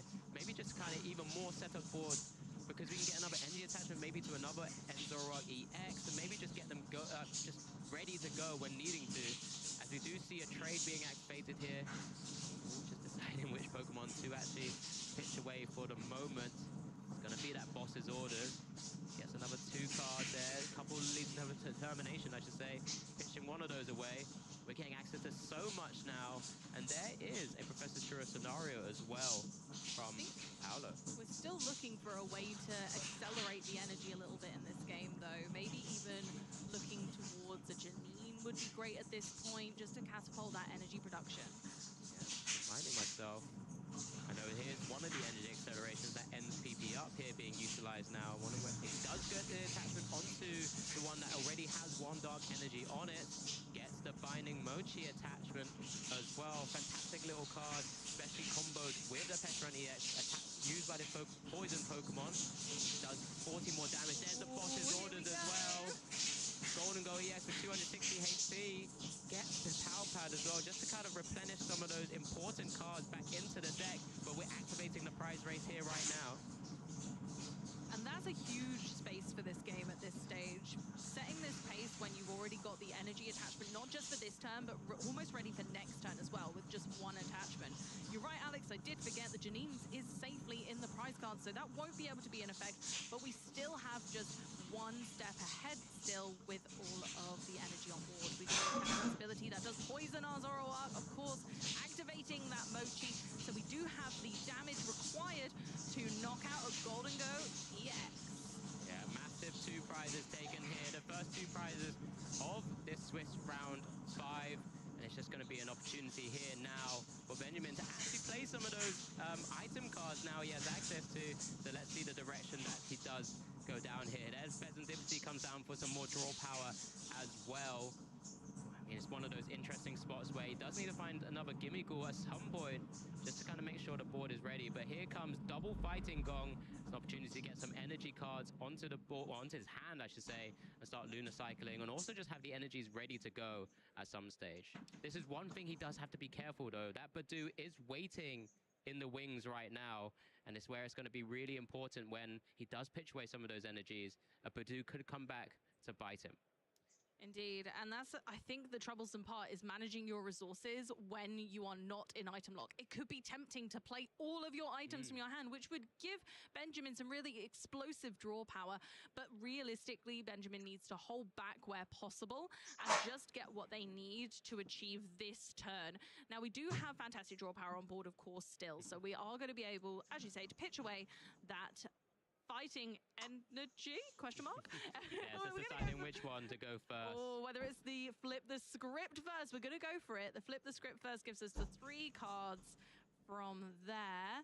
And it means that we're saving a resource. I got a really great tip from Yellow Van Kampen about this deck specifically, where he was saying, always use your freebies first. If it doesn't cost anything, do that first. Yeah, such greater level of sort of value that you can pull out from being able to draw cards first, of course, and then just maybe hold on to some of the energies when you need to pitch them away to start attacking.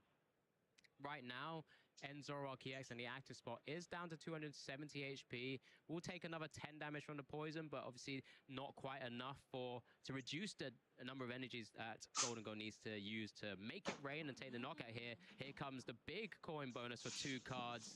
See what we get. We get a Rocket's Watchtower and an Arven. Does maybe get a chance to maybe find an Earthen Vessel to pull out some more energies, perhaps. But is that enough? I can see 3 right now in hand. There are 3 in the discard pile. So with a Superior Energy Retrieval, we'll be able to make the 6 energies go into hand and could potentially push for a massive knockout here to retaliate. But remember, there's no Golden Go. No Gimme Go, I should say. And they're waiting. Yeah, which I think would be a slight oversight. We can, of course, take the cheeky knockout with Solrock on things like that Badoo, but then it's going to take kind of extra supporters and extra resources. So we're going in for that Arven, hopefully going for something that's going to help us to get towards a Gimme Ghoul in some way, but I don't know if we have any left. I think it might be an angle of trying to use some recursion, but I'm not sure what we've got left to achieve that. Yeah, because we do have one of the Gimme Ghouls prize. Of course, one has already been knocked out because of the Golden Go knockout there as well. But maybe just hasn't been able to pick up another buddy. Well, there's only one buddy Puffin in deck. There's 2 Nest Balls, 1 Ultra Ball. So maybe just hasn't been able to get hold of any of those right now.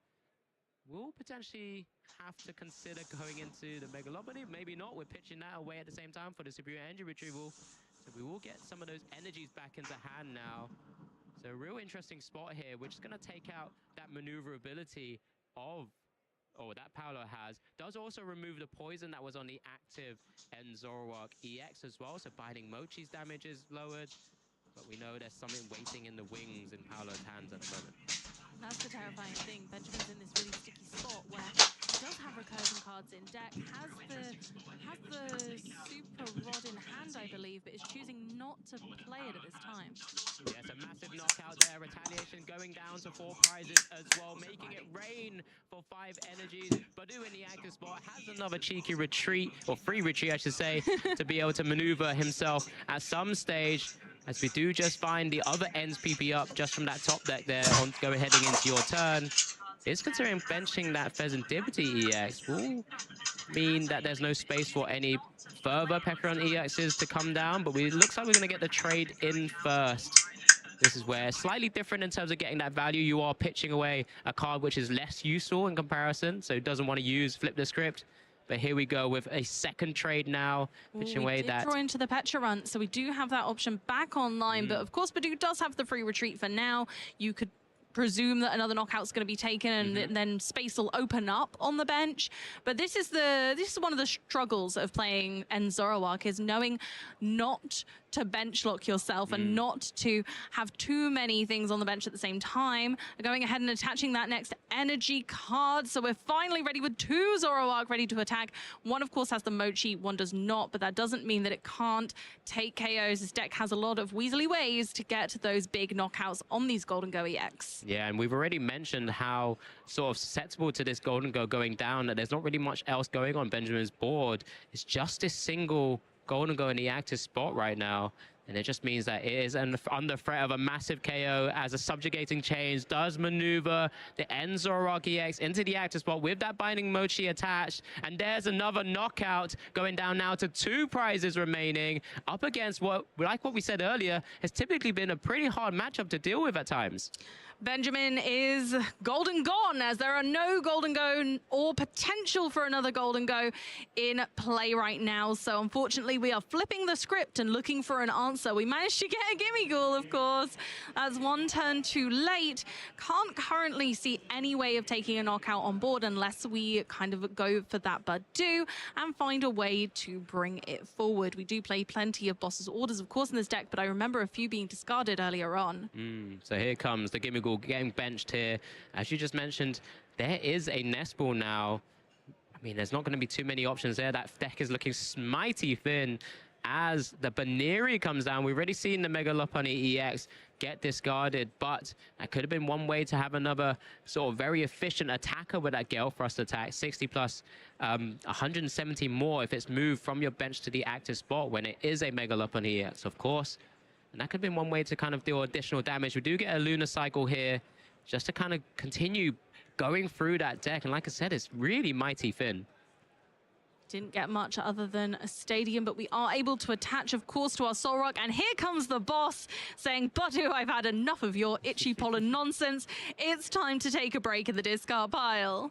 Yeah, here we go. So Benjamin will be going down to 3 prizes now. Paolo is only 2 prizes away from taking game 1. There are a couple of 2 prizes waiting in the wings on that bench. So is Paolo going to be looking for something just to bring those up? Does he have the boss's orders in hand already? We're going to see the trade first. Oh, I believe he utilized it last time, didn't he? And then he had to power pad it back in. So he's digging his way through. He's going to see 4 more cards. Actually, 7 more cards with Flip the Script available. So let's see where we can get Flip the Script. Can we turn this just completely against Benjamin? There are the boss's orders. There's Corbeau bringing the Pheasantipity into the active for a huge knockout, utilizing the brand new Zekrom. Yeah, incredible way and display of just how powerful being able to draw cards and just being able to actually take massive knockouts because of the Zekrom that is now available in your deck, and being able to just copy his attack for your own and deal such a great amount of damage and really push himself in such a fantastic spot. And we get a chance to replay it all here, Amy. Absolutely. Here we go. We saw that really strong start from Paolo, and Benjamin just wasn't able to chip away beyond that itchy pollen. So unfortunately, with many Zoroark on the board and itchy pollen putting just too much work in, Benjamin wasn't able to come back. And after just boss's orders after boss's orders, Paolo was able to whittle away everything that Benjamin put down on the board. And unfortunately, that just led Paolo straight to victory. And Benjamin was unable to get that gimme ghoul down, that crucial turn that really was the turning point that showed that Paolo had this on lockdown, and Benjamin just wasn't able to pull back. They attempted, of course, to keep that single prize board state and try and allow just for the knockout on the Solrock, but Boss came back to bite, and we saw that fist bump for the game. Yeah, absolutely. I mean, typically with both of these decks, we've seen the draw power available from trade and coin bonus, but the only difference is Benjamin only has access to something like one Iono, which there's not really much disruption there, because typically you just want to keep taking knockouts and knockouts and knockouts. You don't want to disrupt yourself, of course. But then it just meant both players actually had massive hands, or cards in their hands, I should say. And Paolo had everything he generally had access to. And then on top of that, the additional trades, as both our players are beginning to try and set up for game 2 here now. But it's just one of those few things that we just have to keep an eye out for, because maybe that would have been one way for Benjamin to just try and turn the game on its head a little bit. There's plenty of energy in Benjamin's deck, but was it appearing? Absolutely not. No, definitely not. Benjamin's had to take another mulligan, so let's have a look at Paolo's prize cards in the meantime. Yeah, nothing too crazy here. Just one of those Petron EXs in the top there. The Binding Mochi and the Serrano could be really, slowing the game down slightly, but there's other ways to try and get into the end Zoroark EXs as well. But for the moment, I don't think we're going to be too bad about that, because typically they're generally in 2 counts or so anyway. So let's just see how and what. Oh my goodness gracious. There you go. I'm lost for words. Oh, Alex is taken aback as 3 Arven and 2 Fighting Kong. Some really harsh consistency factors of the deck are in the prize cards for Benjamin. Let's get into it for our game 2, round 5 of Sevilla. Yeah, Paolo is going to be going first here. Benjamin being the person who lost game 1 does get the choice, of course, to go first or second. And by choosing to go second, there's that opportunity to just start swinging away at top points with that Solrock, should we be able to get it down. We do get a buddy Poffin from Paolo's side here. First, of course, that does give him a chance to get additional Enzoroa down onto the board state and get them ready to go and evolving up to the Enzoroark EX. Like we said, nothing there in those prizes that are really going to inhibit him too much, as we do get the first Enzoroa back onto the bench. We do get the Badu as well, just kind of saying, well, this is going to come at some stage. We already have the other Enzoroa in hand, so it doesn't really matter at this point. maybe just wants to get an energy attachment here. Just choosing whether it's going to be the active or the bench. Just going for the bench one, just to kind of preserve it and just give himself some options, I think. That's one of the traits of a fantastic Zoroark player, is knowing where to place your energy and when, because that's something that can be really difficult. Golden Go only needs 1 energy to be able to initiate an attack. Zoroark needs 2. Yeah, so absolutely. with that access to different energy costs, it does make the matchup a little more tricky, and you do have to make sure that those energy are in the right places at the right times. Otherwise, it's going to spell disaster. Yeah, as we do get the Earthen Vessel now, a chance for Benjamin to also sort of consult the prizes where possible. Does have access to the secret box in hand and Arven as well. So we're going to be able to find a way here to really just kind of maneuver into something like the Soul Rock to start swinging away with Cosmic Beam. Because we're going to be seeing, yeah, the Soul Rock come down now. Lunatone was already moved to kind of the front of the deck as well. And then maybe just start trying to get some Lunar Cycling going. We've got so many options in his hands. I love it, considering he's got the 1 Arven that's remaining and the other 3 prizes. Honestly, considering the circumstances, I think this is a golden opportunity for Benjamin to be able to show that this deck is more than just a consistency. It has the get-go to really push itself forward in this tournament. And Golden Go is a really great deck, but hasn't had many finishes recently. And I think that might change this weekend. Yeah, absolutely. There's a number of our players who are sort of diehard Golden Go fans, or Golden Go players, I should say, who's still piloting it here. As we do see the Lunatone hit the field now, we're going to see a Lunar Cycle first. Maybe just try and find some additional cards. We'll need to try and find another Gimme Ghoul once again, of course. It's going to be a big target. There's a Golden Go EX and a couple more energies. So we do still have access to Secret Box that will allow us to grab something like the Buddy Buddy Poffin and maybe just get a couple of backup Gimme Ghouls just to kind of set up the board. But here we go. We do get the Soul Rock. It's just going to be a retreat into it here. Does just mean we do have just 1 Gimme Ghoul for the moment. Maybe just doesn't want to commit to the Secret Box too early. But at the same time, you're seeing that Badoo on your opponent's side. But it's just, he was just sequencing it in his own way. We have Secret Box hitting the field now. A couple of those energies just kind of in his hand. Easy choices if you're able to get him back into the hand at some stage. That's kind of the tricky spot I think he finds himself in. Secret Box is one of those cards where it has a great effect, but in the moment you're like, oh, my hand's really good. I don't know exactly what I want to discard. But you were on the money there, Alex, with talking about cards that we can recur and how easily we can get those back. So it's just thinking about the long game here, and what's going to be useful now is more important, and things we can get back later will have to just come back around. Yeah, absolutely. And again, it's just one of those decision points here right now, whether you go for something like the Buddy Buddy Poffin to be able to just get your Gimme Ghouls out, or you go for something like a Nest Ball to get the Genesect EX so that you can get Golden Goes at some stage and utilize your Ardson. But yeah, just going for the Buddy Buddy Poffin, gets the Gimme Ghouls down. You don't really want to be playing that Ardson to give your opponent some additional Pokemon on their board either. So it's just one of those things that you just have to be wary of at the same time. So Boss's orders put into hand as well. Does play the Ardson down. Ooh, eyeing up the Baneri that comes down at the same time. Maybe saying that this is another useful attacker at points. So yeah, let's see how this pans out. I think Baneri hopping onto the bench poses an interesting question for Paolo about the game plan for Benjamin and whether that's going to change this game. Maybe changing up that formula is what's needed to take this game too. Yeah, there you go. There's a Cosmic Beam for a knockout, the first prize of this Game 2 of Swiss Round 5. If you're just joining us, Paolo, with that Zoroark EX, did take down Game 1. So Benjamin up against it, trying to claw his way back into this game. Zoroark comes back on that Night Stretcher, straight away back on the bench. We saw how powerful having 3 Zoroark worked out last time for Paolo, choosing to attach the energy to the re-benched Zoroark, and then going for a Lilies. While we still have 6 prize cards, we'll be able to shuffle our hand back into our deck and draw 8 cards. How phenomenal is that? Yeah, we talk about levels of consistency. This card is consistent, especially when you're in this position right here, right now. Of course, Badoo right now staring down at that Soul Rock. We'll just want to start trying to build up the board and maybe hide behind this Badoo for a little bit longer, potentially.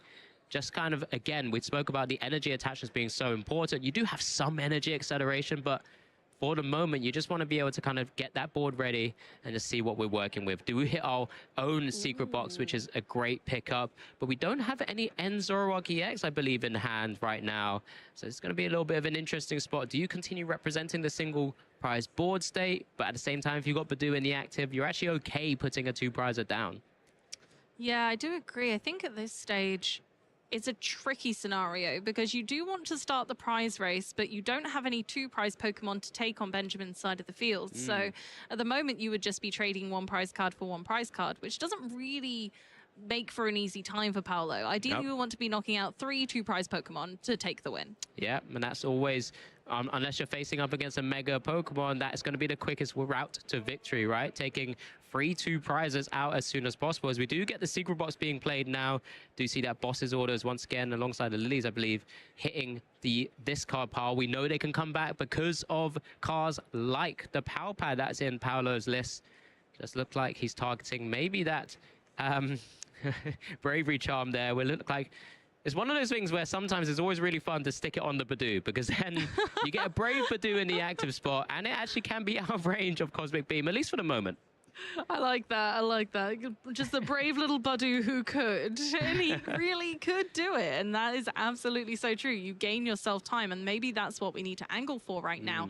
We were just discussing how taking out this Solrock maybe isn't the most advantageous thing for Paolo right now, so maybe going in a different direction is better. Yeah, that's why he's gone for the Binding Mochi just for the moment. Does have that Serrano for a future turn, of course, because remember, he has played Lily's Determination already, but then he knows that Benjamin can't really do too much to impact his hand, so can go straight into the End Zoroark EX on the next turn as well. Does also get the Ends Castle, and then finally utilizes that Artisan. This is obviously great sequencing as well. You don't necessarily want to utilize the Artisan too early, because maybe you can draw into that Pokemon from the Lily's Determination, and then you can Artisan for another Pokemon at the same time, because in that way, you're increasing the odds to see it and seeing more Pokemon on your board state. So there comes the Zekrom, of course. Badoo in the active spot now, just double checking what he has access to. Itchy Pollen for weakness on this Solrock, so it's 20 damage, Amy. Absolutely. We didn't go for the Bravery Charm in the end, but honestly, I think that's fine. When you're looking at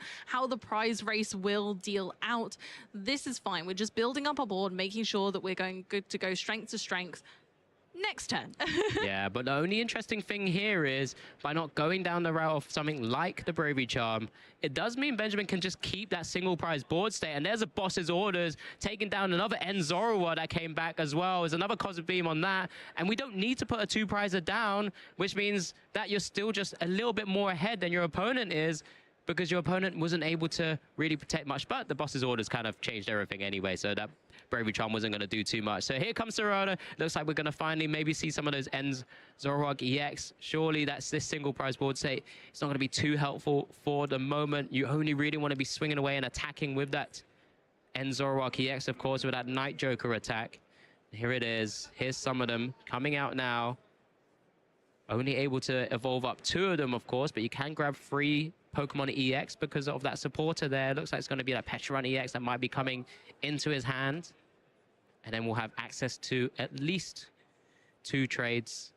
And then what else could we work with at that point? So here comes, there's the End Zoroark ×2, and also Petron. There comes the Artisan just being played as well, or utilized. Doesn't have to grab a Pokemon, but End Zoroark does come down once again. There's number, I guess technically number 5 in this game, Amy. Very true. I think that power of 3 has really been showing that it is just that. It's powerful. And having 3 trade abilities online, drawing those extra cards, is absolutely huge. So our first Zoroark EX, our first 2-prize Pokemon of the game. Hola, hola, hola, hola. Vale. As we begin trading into hopefully what is the most well-procured hand that we could aim towards. Okay, bueno, ¿cómo vamos? ¿Cómo vas esto? ¿Cómo va? A ver, vamos a recapitular un poco. Darkness Energy grabbed off of that one. Our second trade. Darkness Energy is going down. Yep. Feels fine when you know you have access to Ends PB up, amongst other things. There's that Bravery Charm that's hit the hand now. It's going to be attached to the End Zoroark on the bench, just to kind of preserve it a little bit more.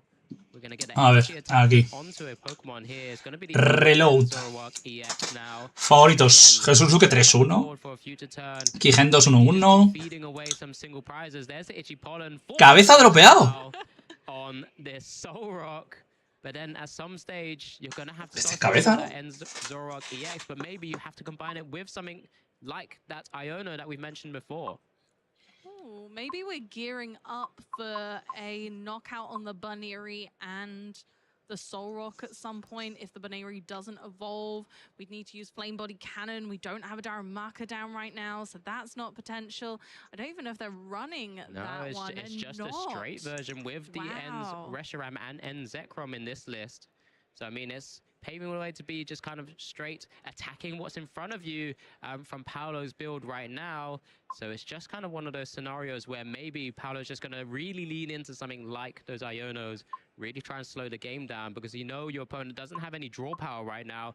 And just by keep Cosmic Beaming for his third prize, if you do get Iono to free and your opponent doesn't evolve up to Golden Goes, does mean it might find a bit of a tricky spot to try and get some draw power on the board. Say we get the second energy now committed to another Zoroark EX. NSPB up to the other one as well. So we are ramping up here, Amy, and I'm sure we're going to see possibly an Iono and an attack shortly as well, because we do have Iono in hand. Petron also hits the field. It's going to be a real key turn here, and whether something like that Iono can really kind of slow the game down completely. Going for Ends Castle, giving all Ends Pokemon free retreat and taking away a resource from Benjamin. If we do utilize that Iono, it could be a really pivotal turn, limiting not only Benjamin's hand, but also the card draw. As we've chosen not to put any evolve any of the Gimmighoul into Golden Go, it does limit the amount of card draw that Benjamin has to be able to get back in the game if we didn't manage. Yeah, and there's the Iono. So also with a couple of the Itchy Pollens on that Solrock, that is also down to 70 HP. Zekrom can be utilized from his attack from Night Joker, not just for Rampaging Thunder, but Shred deals 70 damage, which allows you then to use Rampaging Thunder on a future turn as well. But let's see how kind es este, Gómez Galán, joder. Benjamin. There is an Ultra Ball there, so there could be outs, there could be ways, but Paolo's got to play out the rest of his turn first as well. Here comes trade number 1, pitching away the Buddy Buddy Poffin, which is no longer as much use in compared to the earlier turns. Does find himself with now a Professor Churro scenario for a future turn if an Zoroark EX does not get knocked out. So we're in a pretty interesting spot here. It's going to be that free retreat because of that stadium. Also, you've mentioned, Amy. And now the Zoroark EX without the Binding Mochi is now going to be utilizing its final trade before, I'm sure, taking a knockout here on this Soul Rock. It's such a shame to take just a single prize when your opponent's managed to take 3, and Benjamin's storming ahead just by utilizing the strength of Solrock. We're going for another trade because we've managed to evolve another Zoroark. Hemos vuelto. Any tool is going to help us, but I think it is a dud draw, and it looks like we're just going to have to go for the knockout on the Solrock, which doesn't feel great, but maybe after the Iono might have an impact, as we don't have any Golden Go, and removing Solrock from play will mean that we can't Lunar Cycle. Yep, exactly that, and that's why we were able to pitch away one of the counter catches as we do take our first prize here from the Zoroark EX side, and the Gimmighoul is now moved to the active spot with the air balloon. We do top deck another Solrock. We do have Ultra Ball in hand from what I saw a little bit earlier as well, so we do have a couple of pieces to work with. We can go ahead and maybe, if we have to, search away that. Bueno, esta partida ni idea de cómo va. Lo poco que veo, va a ganar la primera Paulo. Joder, va pimpeadísimo ese Zoroark, la Virgen. Yeah, we tried to slow him down with that Iono, and it does, at the moment, doesn't feel so great. No, Iono didn't quite hit the mark with their performance this time, and it looks like we're still going to be able to plow on ahead with our Golden Go goals. Hopefully getting into, of course, the Golden Go and a plentiful amount of energy to be able to take a big knockout on this Zoroark EX. Yeah, so we do have the choices of the routes we to go here. First, of course, it hasn't placed down the Solrock yet, because then that would take up a spot of something like a Pheasant Dipsy if we wanted to go down that route. But it's just picking up an option of eyeing up the Golden Goes, and then the Genesect. So many sort of supporting Pokemon that will help the board state as well. There comes the Golden Go as the 2 Golden Go from Metallic Signal of the Genesect EX now. And now we'll be able to draw additional at least 3 cards, or 4, most likely, because we've got the one with the air balloon in the active spot, can maneuver into the other one. But let's see this direction that we go down here. So no more bench space available. Go in the active spot. Can use coin bonus for 2. Here's the first one, getting maximum value. Let's see if it provides what we need. We've got a superior energy retrieval, which is great. We're using that for full effect right now, as there are more than 4 energy in the discard pile. Using the air balloon to go back to get another. Entonces, un duelo de a ver quién me roba más o cómo. Casi, ¿no? Beautiful cards. We got Professor Turo scenario and INO. Not quite enough yet, but we definitely can get there. How many energy do we need to knock out an Zoroark EX, Alex? Uf, tiene pocas cosas para salir de ahí, ¿eh? Rain is 50 times the number of energy cards you discard from your hand, but it's going to be a Professor Churro scenario to maneuver into the third Gimmighoul, evolve up once again, and we're going to see a further 2 cards here. And after that, Iono, you're going to be feeling pretty sad about this, but at the same time, have we hit the energies? I don't think we have. I don't think so. I think we've got the 1 to attach in hand, but I think we can only get the 4 back from our superior energy retrieval. I don't think we can get any more, so that INO was jugando un poquito lento, ¿no? in slowing down Benjamin just a fraction. Yeah, this is one of the tricky spots you find yourself sometimes as a Golden Go player, finding ways to maximize your draw power. I mean, after that, was able to effectively draw 9 cards through abilities, you know, 3 coin bonuses, the Lunar Cycle, and still not quite finding the energies required. Just 2 more away from taking a massive knockout here. At the same time, you are 3 prizes ahead, so it could be worse at this moment in time. It very much could be. And we've got backups. We've got Pokemon on the bench. I think at this stage, you've just got to put your kind of eggs in your basket and decide which Pokemon's going to go where, whether you're going to deal damage, whether you're going to hold on to your resources, and whether you're going to leave a 2-prize Pokemon in the active, which I think you kind of have to, because I think we've already done our retreat for turn as well. So it's whether we deal the damage or not. Yeah, the scary thing is waiting in the wings is that Zoroark EX with that Binding Mochi, alongside that Pecharunt EX, of course, as well. So let's just see how this is going to pay out. It is going to be the 4 energies discarded with that Make It Rain. We're dealing 200 damage. Does leave that Zoroark EX with 80 HP remaining. Yeah, I mean, I think it's Paolo just wanting to know how many energies are left in that discard pile right now. It's going to be 6 or 7, actually. So just wasn't able to find either a second superior energy retrieval or another useful card there. Zoroark now being utilized for its trade. I guess this is where Paolo's thinking, well, you've discarded a lot of energies. Can I find myself with another turn when I need to with a Badoo at some stage as well? This is always one of those mid to late game decisions as an Zoroark player, especially against a deck that you know can one-hit KO you. But this is even more important because you can just take a massive knockout here with that subjugating chains, moving that Zoroark EX with the Binding Mochi into the active spot. You are then poisoned, and then 250 plus 40 from Binding Mochi would be a massive knockout here. Oh, I like getting the INO here again, just to continue to kind of add insult to injury and just hold Benjamin back. Benjamin, of course, did decide to spend that their energy on the knockout in the end, but it really would kind of continue to set them back potentially if we utilize that in a bit as well. And honestly, this feels like the comeback. Paolo could bring this back now and just slow Benjamin down enough to be able to take a knockout back. And I think that's what it's all about. Benjamin was unable to take this incredibly meaningful knockout. It was important to take the knockout there to keep the pace of the game going and keep the threat alive.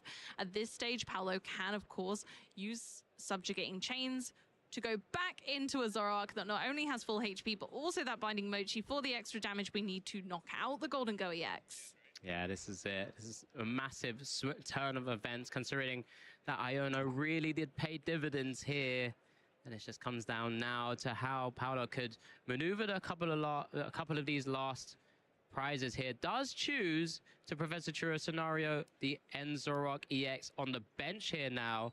Of course, should still have energy attachment because of the Ends PP up to power up the third Zoroark EX ready to go and waiting in the wings at the same time, just to make sure there is an additional attacker. Will we see the other Zoroark come back down just to kind of make sure we have draw power to evolve up on a future turn as well, because this means we will be evening up the prize cards remaining for both our players if we take the massive knockout here. It's just going to be the knockout. Ooh. What happened there? Just kind of double checking. Looked like he was... I think he's trading... No? Using an S-ball? Using an S-ball. Before our attack. I believe. Maybe just double checking what he has available to himself, I guess. mean, the deck's pretty thin, so it's fair enough to be able to have a look. And you're going to be able to trade through a lot of that next turn. So I think seeing what you have left available is completely understandable before they choose to take the knockout there on that golden go, beginning to even up that prize race, finally. Yeah, so 3 prize cards remaining for both our players here. Benjamin would just... Huele un poco a empate esto, a mí, Gimmighoul still on the bench, so we do still have access to it at some stage, but we'll need to find a number of pieces here to try and actually get the knockout on this end Zoroark EX. Remember, we still need those 6 energy cards to be able to do so. That will be double superior energy retrieval. Already has played 1 as well, or has to find something like the Lana's Aid that he plays as well, which is another way to replenish some energy back into the hand. But this is where it gets a little bit scary, because then you do make yourself susceptible to that Badoo coming in.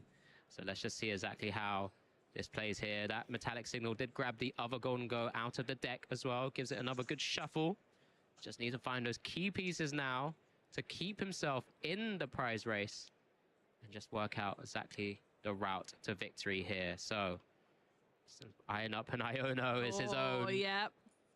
That's a good shout at this stage. Paolo has a ginormous... Bueno, pues tenemos a cabeza en día 2, que va 4-1. Where Iono feels really impactful, letting him only have 3 cards. Now, both decks do have a lot of practice in drawing lots of cards, but it's whether you can draw enough out of the situation, whether the cards left in Paolo's decks with the deck is the cards that he would prefer to have in hand, or the hand that he's been cultivating this whole time.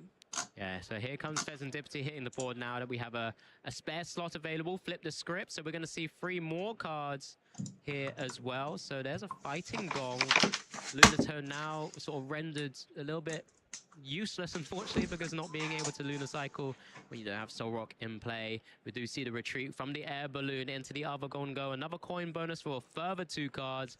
Are these helpful in any way? There's Lana's Aid, not playable, and the boss's orders. There are not very good cards that we're working with here. Oh my goodness, I think we might have been denied another turn of attacking. And it's just like that. Iono's not going your way just from either side of the board. I mean, your own either, as well as the draw power that you have on the board state, and it's just not been useful in any way, shape, or form, as it's now a Fighting Gong to find out what even is remaining. There's a Fighting Energy. Not able to find a way into the superior energy retrievals. It's been a real tough ride in this game too. It's been an uphill struggle after taking a really No early tiene. lead. Benjamin's now No tiene manera de recuperar energías. ¡Hola tú! Que le quedan premios. Just not happening. No, not at all. There's a technical machine evolution, and it's just a pass over. Zoroark EX still stays poisoned. Will tick up to 20 damage taken because of poison between turns. But when you're still in that spot, you can just, again, could have just swung away, right? But yeah, I'm just thinking maybe it was just kind of confusing himself whether it was a knockout or moving things. I guess when you have Ends Castle, you can do whatever you want, really. Yeah, it's fine. Go ahead. And then we're going to start trading for the turn. Now, let's see exactly what Paolo's after here. I think at the end of the day, it is just a case of continuously now keeping on top of these attacks. You've got the energy on board you need. And now it's just about keeping consistent knockouts. We want knockouts on these. We want a 2 prize Pokemon and then maybe a single prize, and we're good to go. Yeah, and this is important because Paolo actually has the Black Belt's training in hand, so doesn't actually have to utilize the poison Mochi and Zoroark EX to attack. Either can utilize that supporter to deal enough damage to then attack the Golden Go EX, of course. Having to think about the ends Zekrom, which Rampaging Thunder is 250 damage, but during your next turn, this Pokemon can't use attacks. So we'll have to kind of maneuver back into the other one, but having access to Black Belt's training, you're not too worried about that, and then you can stretch over. As we move towards the latter stages of this game, it's going to be a battle of resources. What is left over that's gonna get me over to this victory. And just having a quick glance at the timer, we're not going to have time for a game 3. So it's looking like Paolo's going to need to take this win or a tie situation, which would result in Paolo getting the overall victory. Yeah, I think Paolo's also setting up the board state. So if anything does go down, like another Enzorog EX, we will have additional draw power with that Pheasantipity hitting the board state as well. So I really do commend that, of course, just kind of protecting yourself from any sort of, say, naughty shenanigans from Benjamin's side. But it's looking likely that we're going to see just another massive KO here. Can we attack with that? Yeah, we'll double check if that's ends. Zekrom did attack with Rampaging Thunder on the last turn. I think that's maybe why we did the pivot. Oh, yeah, that's cool. That's very true. So we go back into the reset it, and then we can go ahead and do that again. Of course, we're going to go for the Mega Lopunny to try and make it a lot more difficult for Paolo to close up this game in time. So we're going to go ahead and bring forward the Pheasantipity instead. Yeah, I guess the one thing that was in my mind was that by not moving that Zoroark EX down to 250 HP, which is a little bit easier to take the knockout on, especially with a Golden Go, for example, that if you just had a fresh one in the active spot, you're then asking them for another energy card. That was my initial thinking. But yeah, you're right. Maybe just that maneuverability just to kind of get out of the Rampaging Thunder sort of inability to continue attacking after utilizing it once. Just means that it's just easy to maybe just send up the damage one. You do have additional draw power with that Pheasantipity anyway. But as you said, Amy, here comes the Mega Lopunny EX moving into the active spot. And it's going to be that Gale Thrust for a knockout to go down to 1 prize as well. And it's just on Paolo to maybe just find a boss's orders. He has it in hand already. So a massive final prize here. And here it is. For the Pheasantipity EX, we see the fist bump, and Zoroark is muy bien jugado por Paulo. Muy bien jugado. all the way to the finish line, taking it 5-0 in this round. Muy bueno. Sí, señor. Special Championships. Yeah, absolutely. Just kind of showcasing and demonstrating just how consistent that deck is with that trade ability and just how powerful it now has become with En's Zekrom as well. We get a chance to replay exactly what happened in this Swiss round 5. Game 1 here, it just felt like it was all Paolo being able to really set up behind that Badu initially and then start targeting down those Golden Go EXs. Hola, Ivan. Benjamin was not able to utilize those item cards and just taking such a strong, heavy lead. La ha jugado muy bien, La ha jugado muy bien. Nada, contra Dengo al final es budeo 35 turnos hasta que tengas todo. Pero también tiene mala suerte, No le ha salido nada cuando le intentaba. Pero bueno, bien. He did indeed, and that's exactly it. Benjamin just was unable to find the energy, the Por 5-0 va Paulo Dieguez. Ya tiene 2-8. And in this game too, it started off so strong for Benjamin, getting that early knockout on the Enzoroa, taking the first prize, taking the second prize, and Badu was just chipping away.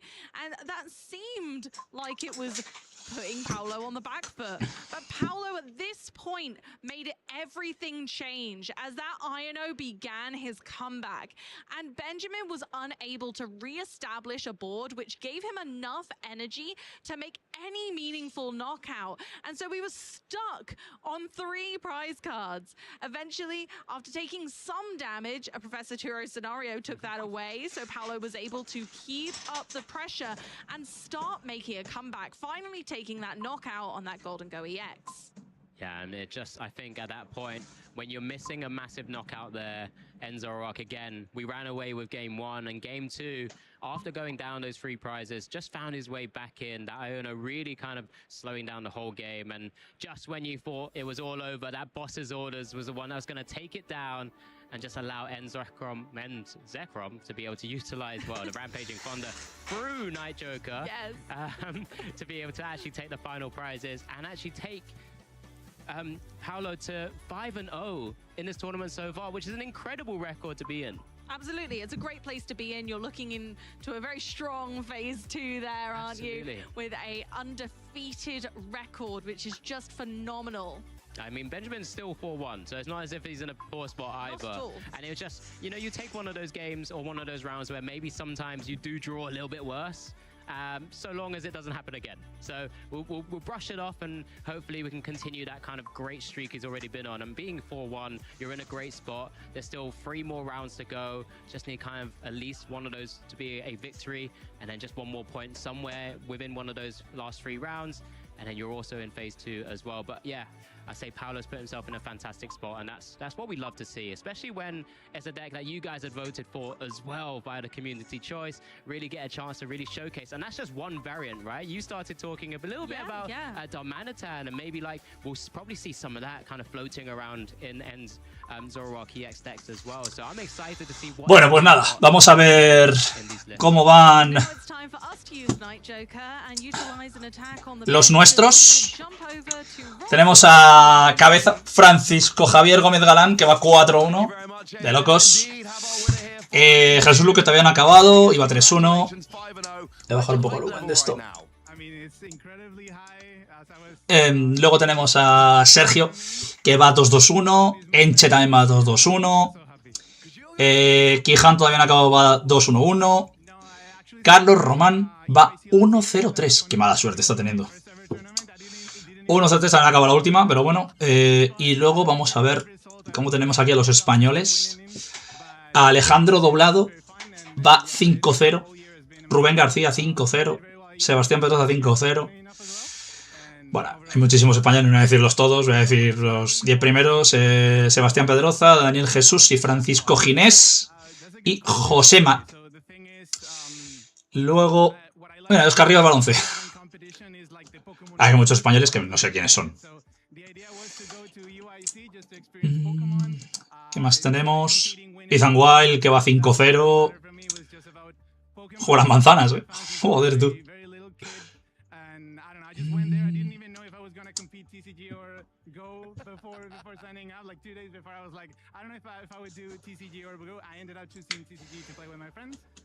¿Dónde se ha quedado en Maha, No la veo. Ha bajado mucho. Aquí tenemos a Germán Arribas, que va 4-1. Nuestro Ger. ¿Cómo van los gemelos? Vamos a ver. 4-0-1 Hugo y Víctor 3-1 de momento. Vale. Álvaro.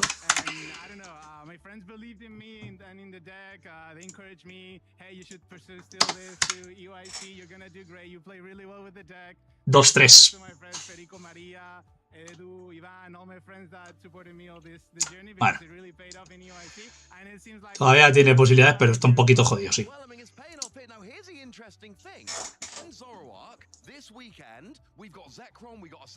Bueno, no, con 2-3 ya no tiene...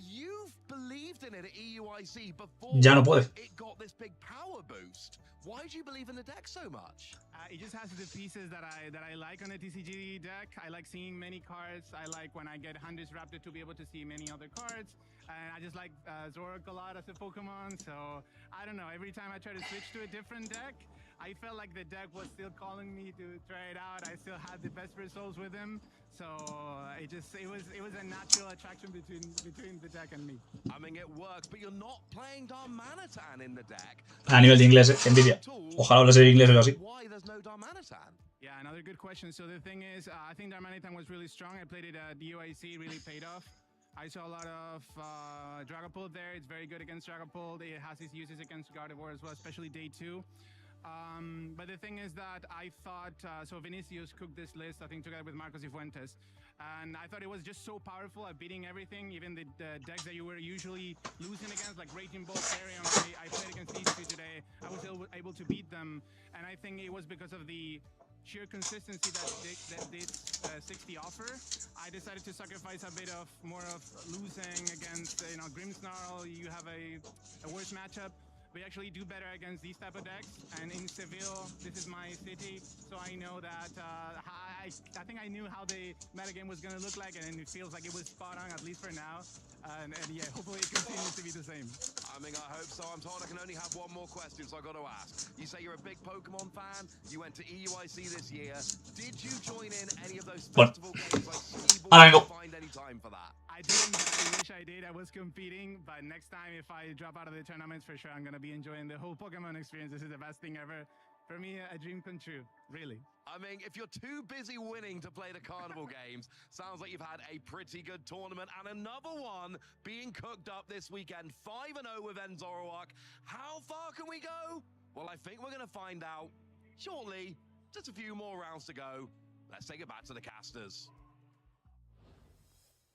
Yeah, thank you for that, Ross. I mean, I can't believe you asked that question when you know he was too busy playing Phase 2 at EUIC with the deck anyway. But it's great to hear from Paolo because it's just kind of one of those things where hearing a player connect with a deck, he said he was playing at Birmingham, he played at EUIC, done well with it, and is still playing it and it's just keeping growing with the deck now as well. It's just a great way to just see a player like connect with the way a deck runs, how it's kind of matchups, and then thinking about the meta shaping as well.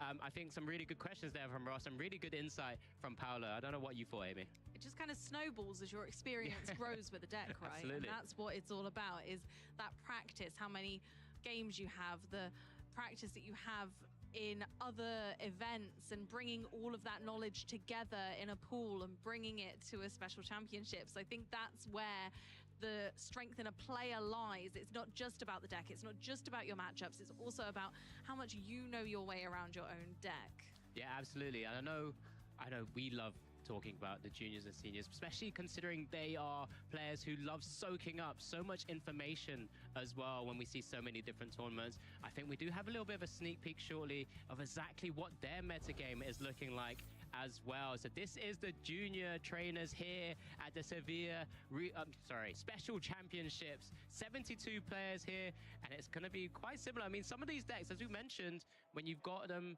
in and around the tournaments for quite some time now, we're going to continue to see sort of high numbers, especially with the Dragapult Dusknoirs, the Charizard Dusknoirs, and then you've got some of these other decks that we've already seen a lot of our juniors and maybe sometimes our senior players play and pilot for so long as well, just continuing to be in high numbers. I love to see that when you look at the numbers, so we've got 12 players on Dragapult Dusknoir, 7 on Charizard, 7, 6, 6, 5. That's nowhere near our total junior trainers that are playing. So that indicates that there is some innovation going on.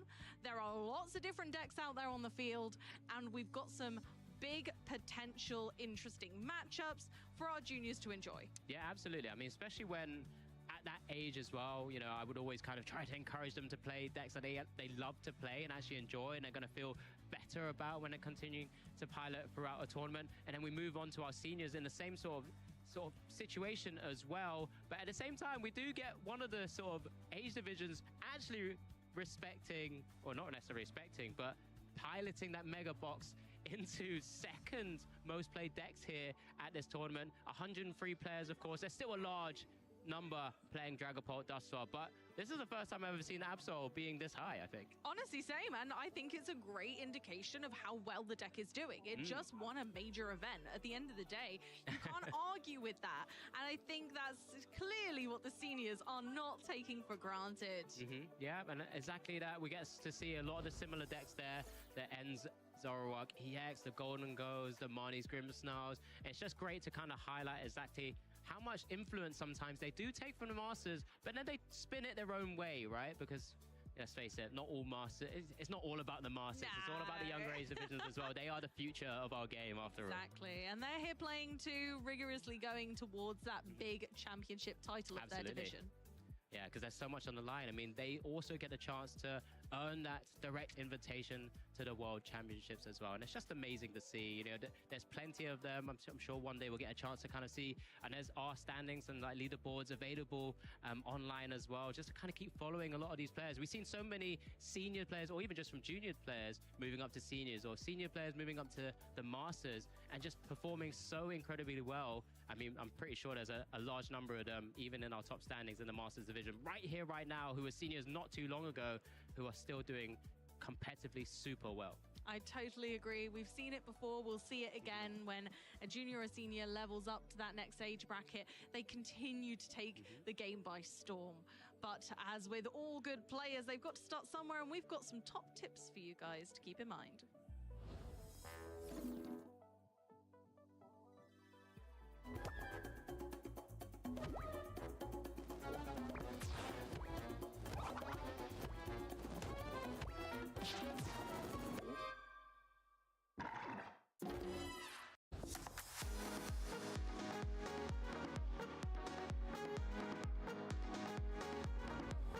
The best way to test your team is to get a group of friends together and hold a tournament, check your show 6, pick 3, and learn how to work your way out of situations, tough situations, easy situations. So when I'm preparing for a regional, what I usually do is I play a lot of live, and I have a spreadsheet next to me with like every single deck I play, what deck I'm playing against, whether I went first or second, and then every single mistake I made, and whether just like everything that I could get from a single game, and that helps me just like condense all my knowledge and get better at my deck as quickly as possible. I think it's very important that you never cut out your team or a team member too early. You need a few games to determine, okay, this isn't going to work. You know, just testing so many games over the past like 2 months. That's how I ended up with the 6 that I have here today. Some unconventional, but sometimes if it fits for your team, that's what you need to go with. Practice with, I'd say, the Great League or the Ultra League. Go on the app and just like practice. Learn some strategies and just practice, basically. Practice makes perfect, so. Personally, live and going to locals, I go once or twice a week as best as I can. You know, and going against people, it's different from live, but like it's good to get the reps in. I think that there are a few good ways to test your team. Some of the best include just competing at locals and going out and getting real experience with other players, because sometimes what looks good on paper doesn't always do well in practice, so that's always good. But also working with friends and other people who are interested in the same Pokemon and archetypes that you are, because a lot of times we all see the game differently, and you never know what you can learn from those people, even though they want to use the same things as you. So. Hey trainers, Joe Bernard here to break down the highest impact cards from the Mega Evolution expansion. Let's dive straight into the set's new mechanic, Mega Evolution. These powerful Mega EX Pokemon boast massive hit points, formidable attacks, and inspiring abilities. The trade-off? If knocked out, your opponent takes 3 prize cards. Seriously high risk, high reward. Before we get into some standout Megas, let's touch on a format-defining supporter. Lily's Determination joins Iono and Professor's Research as a premier consistency card. It shuffles your hand into the deck and draws 6, or 8 cards if you still have all of your prizes left.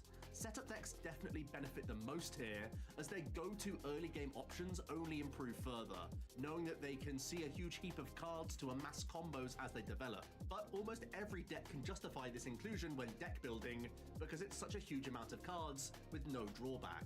Fighting types are coming out swinging with a barrage of new inclusions. Fighting Gong is a flexible item that searches for either a fighting Pokemon or basic fighting energy. Great for smooth opening turns, and still useful later on to continue a flow of energy cards. Solrock and Lunatone work as a great 1-2 combo. Together, they create both an efficient single prize attacking option, putting early pressure on the board, and a low maintenance draw engine. It's not just the benefit of drawing cards here, because there are a number of archetypes that love to fuel the discard pile with energy, and not just fighting decks. Popular builds such as Ceruledge and Golden Go may call on this cosmic duo, as both decks welcome a surplus of energy and make great use of a single prize attacker. But consistency isn't fighting's only flex, as Premium Power Pro is an item boosting fighting's Pokemon's damage by 30. With up to 4 copies in the deck, fighting types can seriously pack a punch. Mega Lucario, for example, can pump up its Mega Brave attack from a base of 270 damage into knockouts with ease, making it far more devastating of a damage dealer. With KOs covered, we can also look to Mega Lucario's Aura Jab option, great for early knockouts whilst accelerating energy to other fighting types.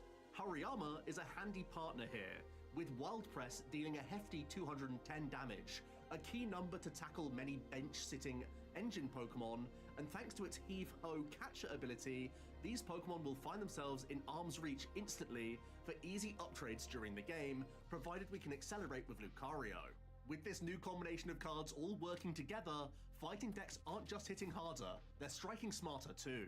If you're rooting for grass, then you're in luck, as we have Mega Venusaur, a mammoth EX Pokemon which can move around basic grass energy, making it an instant candidate for control, utilizing Wally's Compassion for easy heal, and calling upon Bulbasaur's trapping attack, which could easily lock down unsuspecting engine Pokemon which aren't that strong at attacking. Looking away from control, Venusaur could also branch out into a more aggressive deck, using Teal Mask Ogerpon EX as both Energy Accelerator and Draw Engine, providing Venusaur with ample energy to play with. Perhaps made even easier with Meganium, with its Wild Growth ability turning all basic grass energy into 2 grass. With these stage 2s combined, Venusaur's Jungle Dump attack becomes much more efficient, or we could look to transform our Myriad Leaf Shower into an unbelievable Maelstrom. For those stage 2 skeptics, perhaps the Forest of Vitality will grow on you. It lets grass Pokemon evolve the turn they hit the board, and with Bug Catching Set already lending a hand, it should be a breeze to sprout multiple evolutions if you're playing with grass. From forests to gardens, we move on to the psychic support for the set. Mystery Garden seems tailor-made for the already prevalent Gardevoir archetype, which embraces extra energy discarding options and works wonders with extra draw power. Ralts and Curlier also offer extra stability in the early game, but Mega Gardevoir EX is the real star. The Overflowing Wishes attack floods the board with energy if your opening turns are slow, while Mega Symphonia scales damage by 50 for each psychic energy across your field. This scalable damage output allows Gardevoir to play defensively when needed. Using Hand Disruption and falling just shy of a knockout can allow for Monkey Dory to mop up damage on the next turn of the game, whilst we have a 360 hit point tank in the active position. Alternatively, we can simply overwhelm our opponent with a flurry of energy for massive knockouts to close the game. Basic Mega EX Pokemon also join the battle, and may be the most promising of all. Mega Kangaskhan's Run Errand ability makes it a low-maintenance draw engine, especially when combined with both Latias EX and Pecharunt EX. With careful maneuvering, a player can rotate in and out of Kangaskhan by pivoting into a Dark-type Pokemon, making Mega Absol the perfect partner thanks to its typing and treacherous attacks. Terminal Period can knock out a Pokemon with exactly 6 counters on it, an easy feat when using Adrenabrain after your mountainous Megas begin to take hits. Claw of Darkness adds a layer of control to the deck, allowing you to discard a card of your choice from your opponent's hand. This can remove key resources or limit their options for the next turn, both outcomes equally unfortunate for the opponent. This is just a small tease of what the new Mega Evolution set has in store. Let's get back to the action and keep an eye out for these new cards, combinations, and strategies.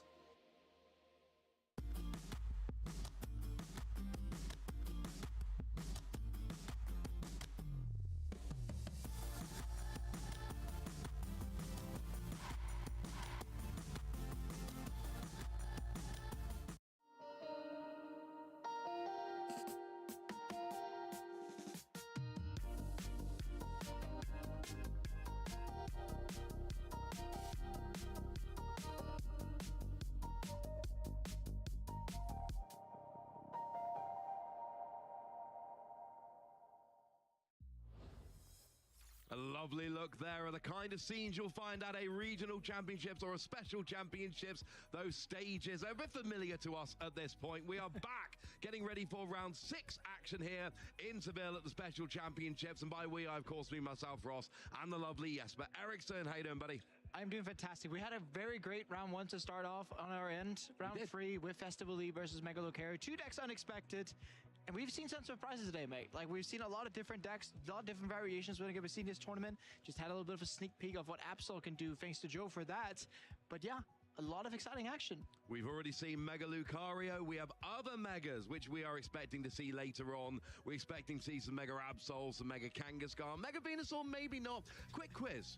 Okay, I'm going to name some decks. You tell me if they're currently 5-0 at this event. All right. Crossil. Yes. Is 5-0.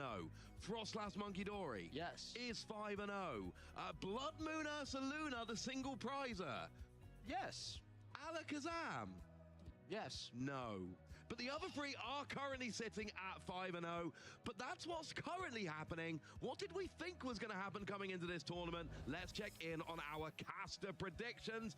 Jesper, you went low-hanging fruit with Dragapult, and then completely off the reservation with Slowking. Explain yourself, sir. So Dragapult is, in my eyes, one of the best decks in format, if not the best at some stages of it. Complete it together, it does not reaching monstrous HP targets and also being able to take apart these setup decks, right? And speaking of taking apart setup decks, when you're using Slowking Seek Aspiration and you use the Academy at Night to put on a Kyurem at the top, you can also get to take apart some of these setup decks. So maybe my picks are more towards anti-setup. Well, I'll tell you what, there was a Slowking, I believe, at 3-1 before the previous round, so I'll have to see if that sticks. For me, I've gone for Charizard, and now that's fallen off a little bit in the past couple of events, which makes me a little bit sad. In the Ascended Heroes meta, it's not doing quite as well as it was before, but it's still a powerful deck, and we've got some strong Charizard players in Europe, like Irvin, for instance, so that's where I was going with that one. And as for Precious Trolley, I'm mostly thinking about this Mega Absol, Mega Kangaskhan box. That's my main theory here, but I think there are some other decks around that can flood the board with Precious Trolley, get set up, and absolutely go and just smash the competition. So I went a little bit different with those two. I went one which I feel was quite a safe pick, which maybe isn't that safe, and then one that wasn't that safe, but maybe is actually a lot safer. Yeah, I would argue when you were mentioning Absol, yes, Precious Trolley is absolutely safe. But there may be some rogue decks out there that may be using Precious Trolley to get out of your basics.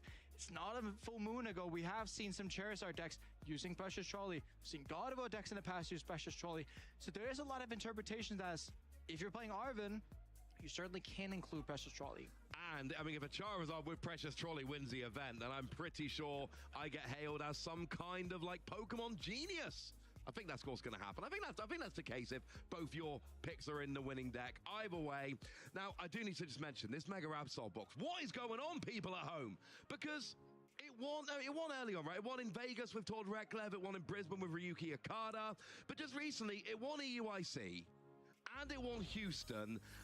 And it won in Fukuoka at the Champions League, the first big post-rotation event. 7,000 people. It's winning everything right now. And we keep putting up these Phase 1, Phase 2 breakdowns, and it's not there in big enough numbers. How many events, Jesper, does this deck need to win before people start taking it seriously? It depends on how it goes into post-rotation, right? It may just win here in this tournament as well. And then that's undoubtedly has to be respected, right? But when you think about it, respect it.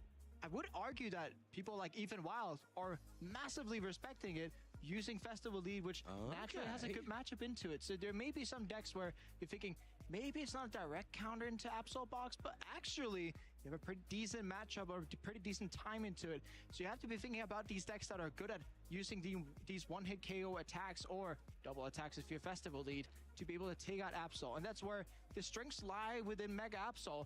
If you're able to take a hit, monkey some damage over, and then using terminal period. So maybe it is also just that the Absol players are the true hardcore Absol players, whereas everyone else is thinking, it just won, we need to beat it.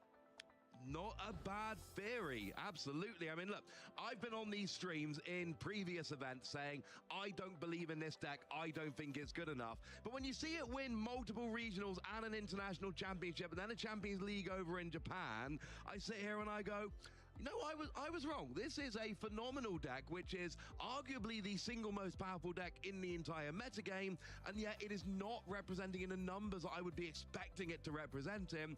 And over the past few weeks, this has been one of my big questions in the Pokemon TCG. How is this deck not seeing more play and more success?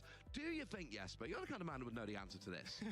Is it maybe just a really, really awkward deck to play, and it takes a certain level of player to have that confidence to play it? When you look at the players who won with the deck, Yoshiyuki Yamaguchi, one of the best players we've seen out of Japan for a while. Ryuki Okada, obviously, very great. Tor Redcliffe, one of the best ever. Yes, it takes a certain amount of skill to be able to pilot this deck efficiently, and as well as you need to, because the deck has a very high skill ceiling, which also means that if you make a mistake, it can all just sort of fall apart. Can indeed. Well, you mentioned some of these fantastic players playing this Mega Absol box deck. We've got some fantastic players we're keeping an eye on this weekend. Ethan Wild, we've already seen win on stream, but then we've also got Alejandro Gonzalez Sanchez and Christian Fontenot. They are our players to watch this weekend. Yeah, and we just saw Ethan Wild on stream a couple of rounds ago with that festival lead, having quite the festival here in Sevilla. And yeah, really good start for most of our players to watch. Looking forward to see if they make to phase 2, and then if they make it, how far can we go? We are going to be keeping an eye. We're going to be checking in on these players periodically as we go through the event here, trying to see which of those 3 players can make a run in this event, maybe all the way through. We saw their EU rankings.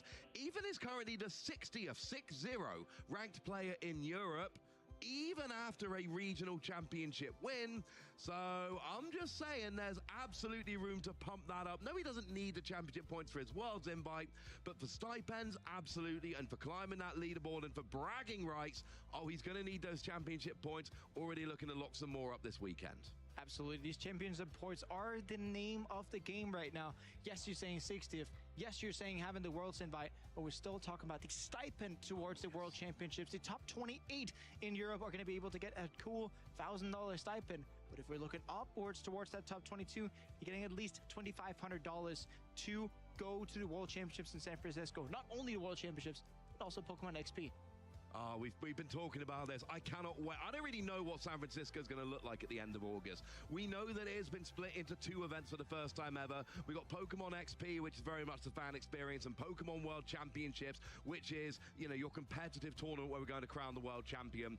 And we don't really know exactly what it's going to look like, because we've never had that before. We've never had Pokemon XP. It is brand new for the 30th anniversary in San Francisco this year in 2026.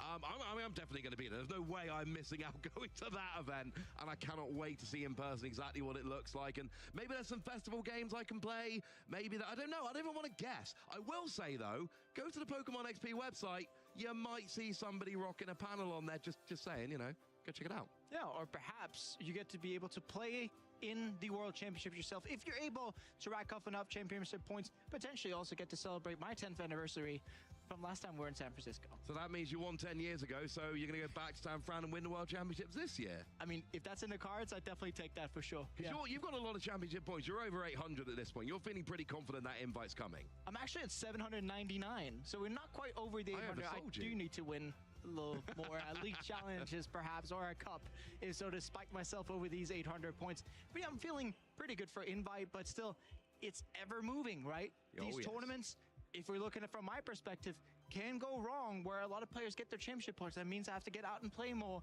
and win more.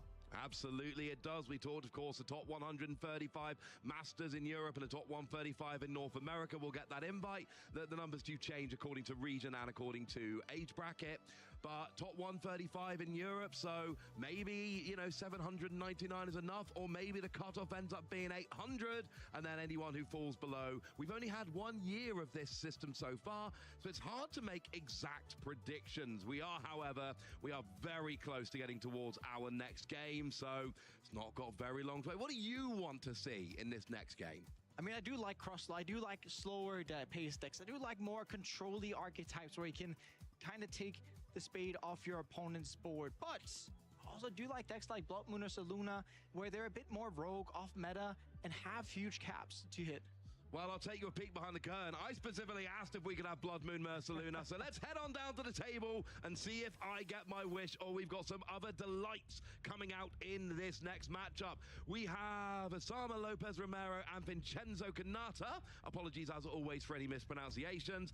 And they are going to be fighting off to see who can go 6-0 here in Sevilla. And not just 6-0, get themselves a ticket into the phase 2 of this competition here in Sevilla. Of course, we're starting off on our right with Vincenzo Canata, Dortmund Regionals top 64, Gdansk top 128, Frankfurt top 256, and, you know, top 64 in the Bologna Special Championships last season.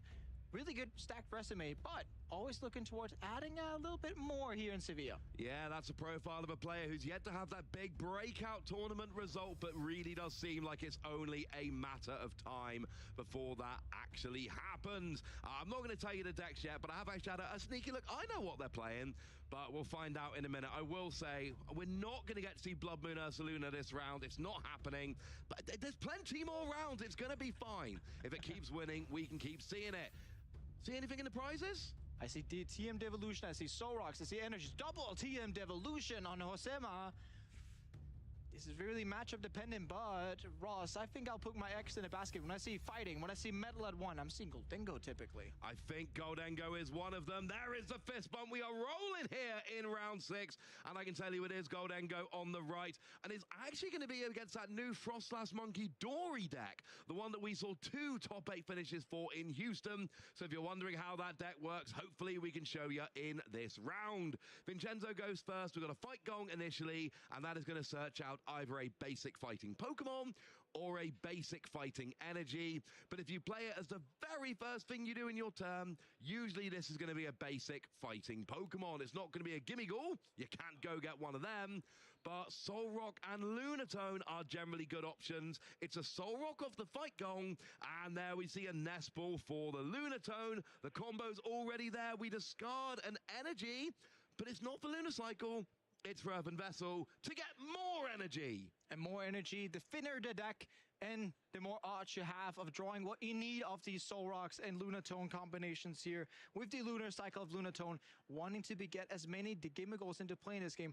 But in this matchup specifically, Ross, when we're speaking about a Frostlass deck, you really need to take care of how many abilities you're playing into this field. Absolutely. Now, the Goldengo deck is nice and straightforward. We saw it on stream in previous rounds. What you do is you get your Goldengo up and you try and just destroy your opponent with giant attacks and Goldengo after early doors attacks with Solrock. But this Frostlass Monkey Dory deck is a little bit different. What you're trying to do is use Frostlass's ability Freezing Shroud, which during Pokemon checkup, that is after your turn and after your opponent's, puts 1 damage counter on each Pokemon with an ability, and that is yours and your opponent's. But what are we going to do with the damage on your own Pokemon? We're going to use our old friend Monkey Dory and their Adrenabrain ability to move those damage from your Pokemon to your opponents. We're going to lock the game down with Badoo turning off those lovely item cards and just try and grind your way to victory. It's not a deck of explosive knockouts. We're grinding here.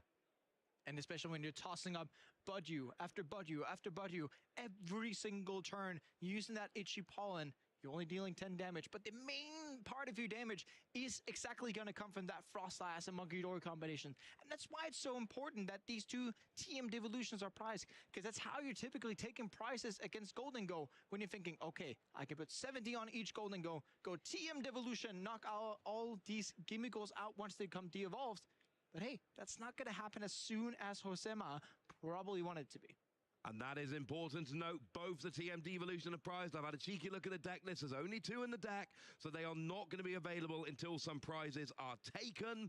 So instead here, we're using Lily's Determination. We're getting a new hand of 8 cards. It gets 6 if you've taken a prize, 8 if you've got exactly 6 prize cards remaining. And that is going to give Hasama here a lot of options, a lot of cards to access. Turn 1, you've kind of done what you needed, honestly. You want energy on Monkey Dory, and you want to get a bunch of basics out, but it's next turn when you evolve up into Frostlass and start rolling. Here comes Badoo with that, with that Bravery Charm on, which of course leaves it just out of range of Solrock. Exactly, and typically we're seeing some Goldengo lists can be playing that Vitality Band in combination with Premium Power Pro. Vincenzo, when I'm looking at the list, does not run Vitality Band, which means that Solrock needs to do 2 attacks. But every single time a Solrock hits into Budew, for example, deals 70 damage. These Monkey Dories on Josema's bench is going to be able to say, thank you very much, over to you. It is a shame you had to use the energy for retreating on Asama's board, because it would have been lovely to have double Monkey Dory next turn. Either way, now it is a Goldengo deck, but here comes a Baneri hitting the board. Of course, we saw Megalopony in the previous round. We could well see Megalopony coming out again in this game. It's just a good low energy attacker with gigantic hit points and, of course, no ability. If you go full Golden Go here, they're taking a damage from their ability every turn. Megalopony doesn't. Is this going to be Vincenzo's way of getting around the annoying Frostlass problem? It does look like it, right? You have to still be thinking there's going to be damage tossed from the Monkey Dories every single turn, still playing into that team devolution. If Josema can get those out of the prize cards, that is going to be the most important here. Josema has to find a way to take prizes without using team devolution, even though that's the typical game plan in this matchup. It is, and that is a bit of a problem. The Soul Rock is going to be a bit of a pain because it doesn't have an ability, but you can build up on Lunatone, maybe take that out, fish in the prizes. Either way, Vincenzo gets a Baneri down, passes over with just a single gimme goal, and it is a poker pad being played by Josema.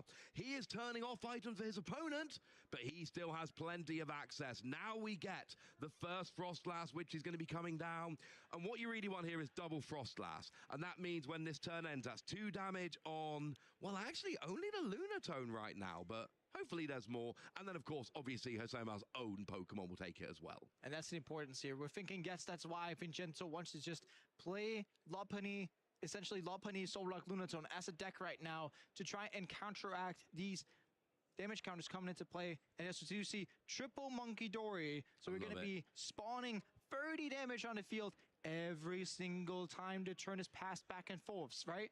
And then it just means 20 damage, 2 Frostlasses, 40 damage. It just keeps ramping up. And the thing is, your energy attachment doesn't need to go anywhere else. Badoo attacks for a single no energy, not even a single energy, nothing.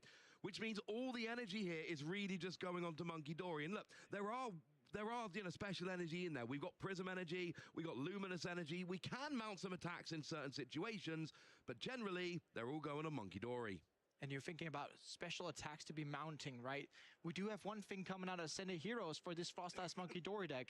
Mega Frostlass EX is going to be able to take some of these big knockouts if you do need it. For example, taking out a Mega Lopunny. These Golden Go decks typically have very large hands, although we do have to keep in mind that Mega Frostlass weakness is metal. So it is going to be, and it does give up free prizes, so it's an occasional tech, and I love it. And if you're playing Frostlass anyway, you can, just literally put 1 in there. It's 1 space in your deck, but it gives you access to that gigantic attack. So we are just using Itchy Pollen there. Only 1 Frostlass annoyingly in play right now. Now we do evolve the active into a Goldengo. We are then using Coin Bonus to draw a couple of cards, because it is active, you get to draw 2. So Vincenzo here basically acknowledging he's not thinking he can win the game without Golden Go entirely. But it is a different Golden Go variant we're seeing from Vincenzo. We're seeing that legacy energy in the deck, getting that together with the Mega Lopunny. So let's say that if Mega Frostlass goes ahead and gets a knockout, well, unfortunately, it's only going to be 2 prize cards instead of the 3 on the Mega Lopunny, which is a good way to kind of checkmate these kind of scenarios here. Getting the legacy energy attachment on, retreating, and then we're ready with Mega Lopunny. Using that lovely new Hilda supporter that we haven't had for very long, but oh my word, it's effective. Goes and get your Legacy Energy, and it gets your Lopunny. Legacy Energy means when Mega Lopunny gets KO'd, it's 2 prizes, not 3. Bit of a waste of a Gale Thrust, because, well, 230 is fine, but you only needed to hit 80. But you got the KO, that's the most important thing. And you can start using Spiky Hopper next turn, if you wish, because honestly, 160 will be enough to KO basically whatever is on your opponent's side of the board. So this is where someone needs to really start pushing this. Can we get a second Frostlass? Can we start using Monkey Dory to throw damage back to our opponent? Yes. Can we use Badoo? Problem is, every time you put a Badoo in the active, it will just get KO'd by your Mega Lopunny now. And we're seeing the situation here from Josema, getting that Badoo down again, trying to build more of a board presence here, can attach that energy to Monkey Dory so we can get 2 Adrenaline going on. And this is the setup of it, right? You want to be able to make sure that you have these energy attachments stay on the board, and that's why something like a Air Balloon is so important to get on this Monkey Dory, so we can keep these energies on the board and build up. Secret Box is going to be able to get an Air Balloon, or the Army's just going to straight up get an Air Balloon right there. And I think that is the absolute plan here, because you're right, we've already used 1 energy to discard to retreat a Monkey Dory at the beginning of the game. If we keep doing that, we're not keeping the energy on Monkey Dory, and every energy not on a Monkey Dory is an Adrenabrain not being used. So Air Balloon gives free retreat to the Monkey Dory, and now this is 4 damage counters being thrown off here. 2 for each of the Monkey Dory with an energy. Plus, we're going to have Frostlass coming down at least one, hopefully more than one, moving forward. And now we can start to build up this deck as intended. Vincenzo is 1 prize up. He has attackers ready to go. This is the point where Hosema really needs to start piling on the damage before Vincenzo can run away with the game. And again, I need to be stressing this thing about the TM devolutions, right? Being in the prize cards. When you're looking at Legacy Energy, yes, it says your opponent draws 1 less prize card. But, Ross, we have to remember that the text says if it's knocked out by damage from an opponent's attack. So It means that if we get to have a spot where we can use TM devolution on Lopunny, we still grab a 1 prize card, and we still get to be drawing the prize card at all. But here again, I do need to stress it. It's going to be so difficult for Hosema even to punch their way through this Mega Lopunny, meaning that the bench is likely what's going to be targeted here to try and draw some prize cards so we actually can even get the TM devolution running at some point. And this is a little bit of a problem, like you say. And if you're Vincenzo, you're kind of playing hoping you don't get TM devolved. But what else are you going to do? Here comes the Bravery Charm onto a Badoo, giving it that little bit of extra survivability. Free retreat on the Monkey Dory with the air balloon so that the, so the Badoo can just go into the active. We're going to Itchy Pollen to do 10 damage and block items. But before we do that, we're just going to throw some damage with Monkey Dory. And it is all going on to the active Megalopony, so certainly hoping for a TM devolution because it's going to take a long time to get through 330 HP at this rate. At the very least, with double Frostlass in play, we're getting closer and closer and closer to knocking out the Soul Rock with passive damage. Next time, the Soul Rock's going to pass over to be at 60, which means that 1 Adrenal Brain and then a double Frostlass is going to be able to take it out, going back into Vincenzo's turn, which is very nice. But Hosema is still running against a clock here. This Mega Lopunny with an attachment using Mega Hopper is going to be able to take the knockout. We do see the boss and the Frostlass trying to negate this damage, though. It is trying to get rid of the damage. Here it goes. KO on the Frostlass with the Mega Lopunny has had enough of that damage. Now, he could actually KO the Lunatone this turn with a double Monkey Dory if that's where he wanted to go. That is potentially in play, but you've not got enough. And then you could TM devolve and at least get the golden go, if nothing else. It's still, it does feel like it's a long way back. Here comes Pokegear. Look at the top 7 cards of your deck. Let's find a supporter card, shall we? There's at least an Ino in there. There's also a Hilda as well. Looking at that, that's also a very good option to have. Both Iona and Hilda are there. But one thing you can also do on Hosema's side, right? If you're picking the Hilda, for example, you can be searching on energy. Attaching that, we already do have an energy in hand, that's good. But using triple Monkey Dory on this line here and putting all of them over onto Gimme Gold. That takes a prize, right?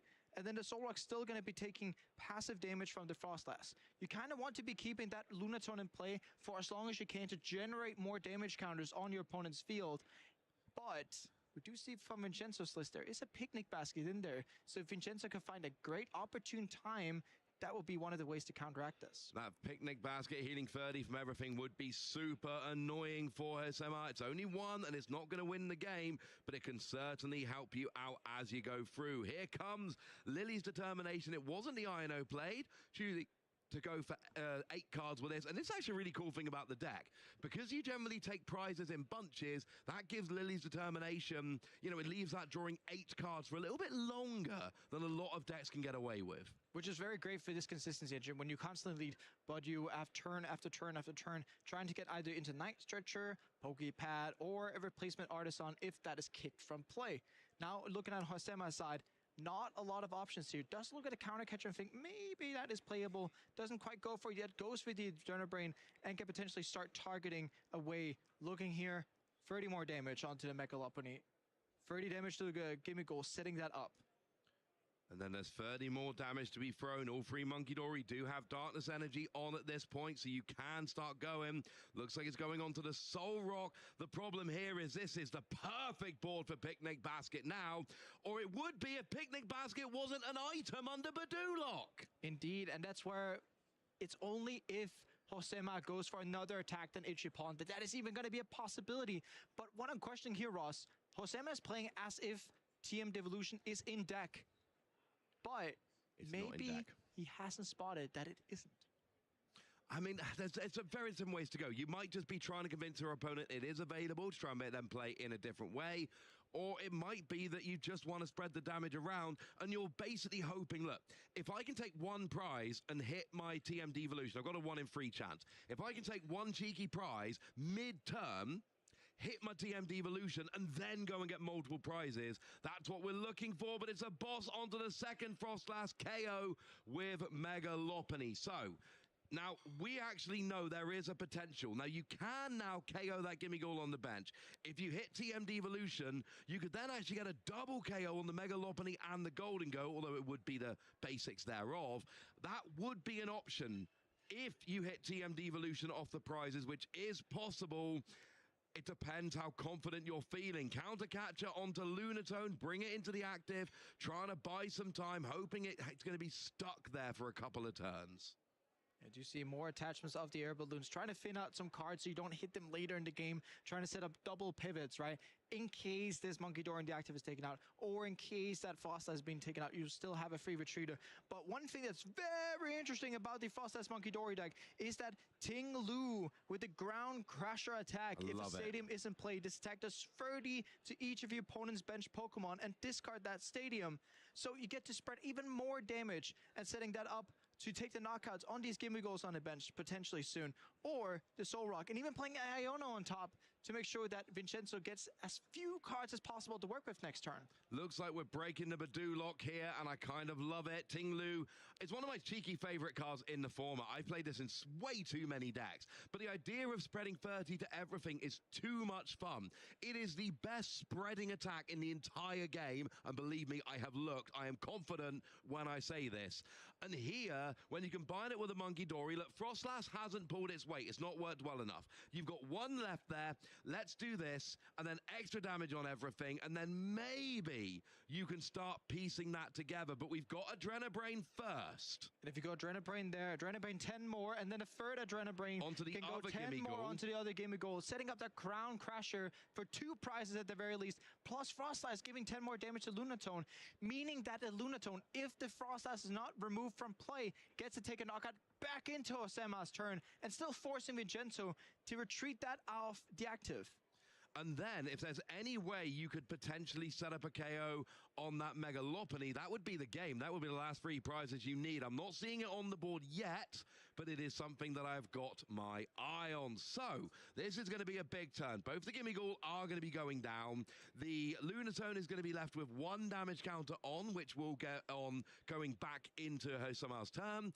And hopefully, now the dream here is Vincenzo doesn't have a pivoting option. And that means it gets KO'd going into Hosema's turn, but after it costs Vincenzo an attack. There's 1 air balloon in the list. It's already been used. It's on the Golden Go. There's no switch in the deck. All he's actually got is 2 Professor Turo scenario. He has to play one of those to get the Lunatone out of the active. Yeah, it has to play that to either get Lunatone active or attach retreat plus play Picnic Basket to get that out of line, right? So we're looking at first 2 prize taken for Hosema. You know what? Good news was, whenever those prize cards get taken, I can see TM Devolution at the bottom row of those prize cards. So if he's taking them in the normal order. He has taken one. I've just had a cheeky look. I can confirm TM Devolution has been taken off the prizes. That was one of the 2 taken. And that means that when you look at the board here, you're looking at Lunatone getting knocked out. That's 3 prizes left once that reach it. What you could do as well is then you look at that board. Wait, that Golden goes on 110. That Lopunny is on 120. When you're looking at the Soul Rock, it needs 50 more damage. With that Frostlass there on the bench, with those free, you're going to be able to use Monkey Dories to move that damage over to Soul Rock, take a knock on that, and then TM Devolution can wrap up this game for you. Looking here, this is going to get knocked out by Frostlass. TM Devolution is going to take out the Golden Go and the Megalopony.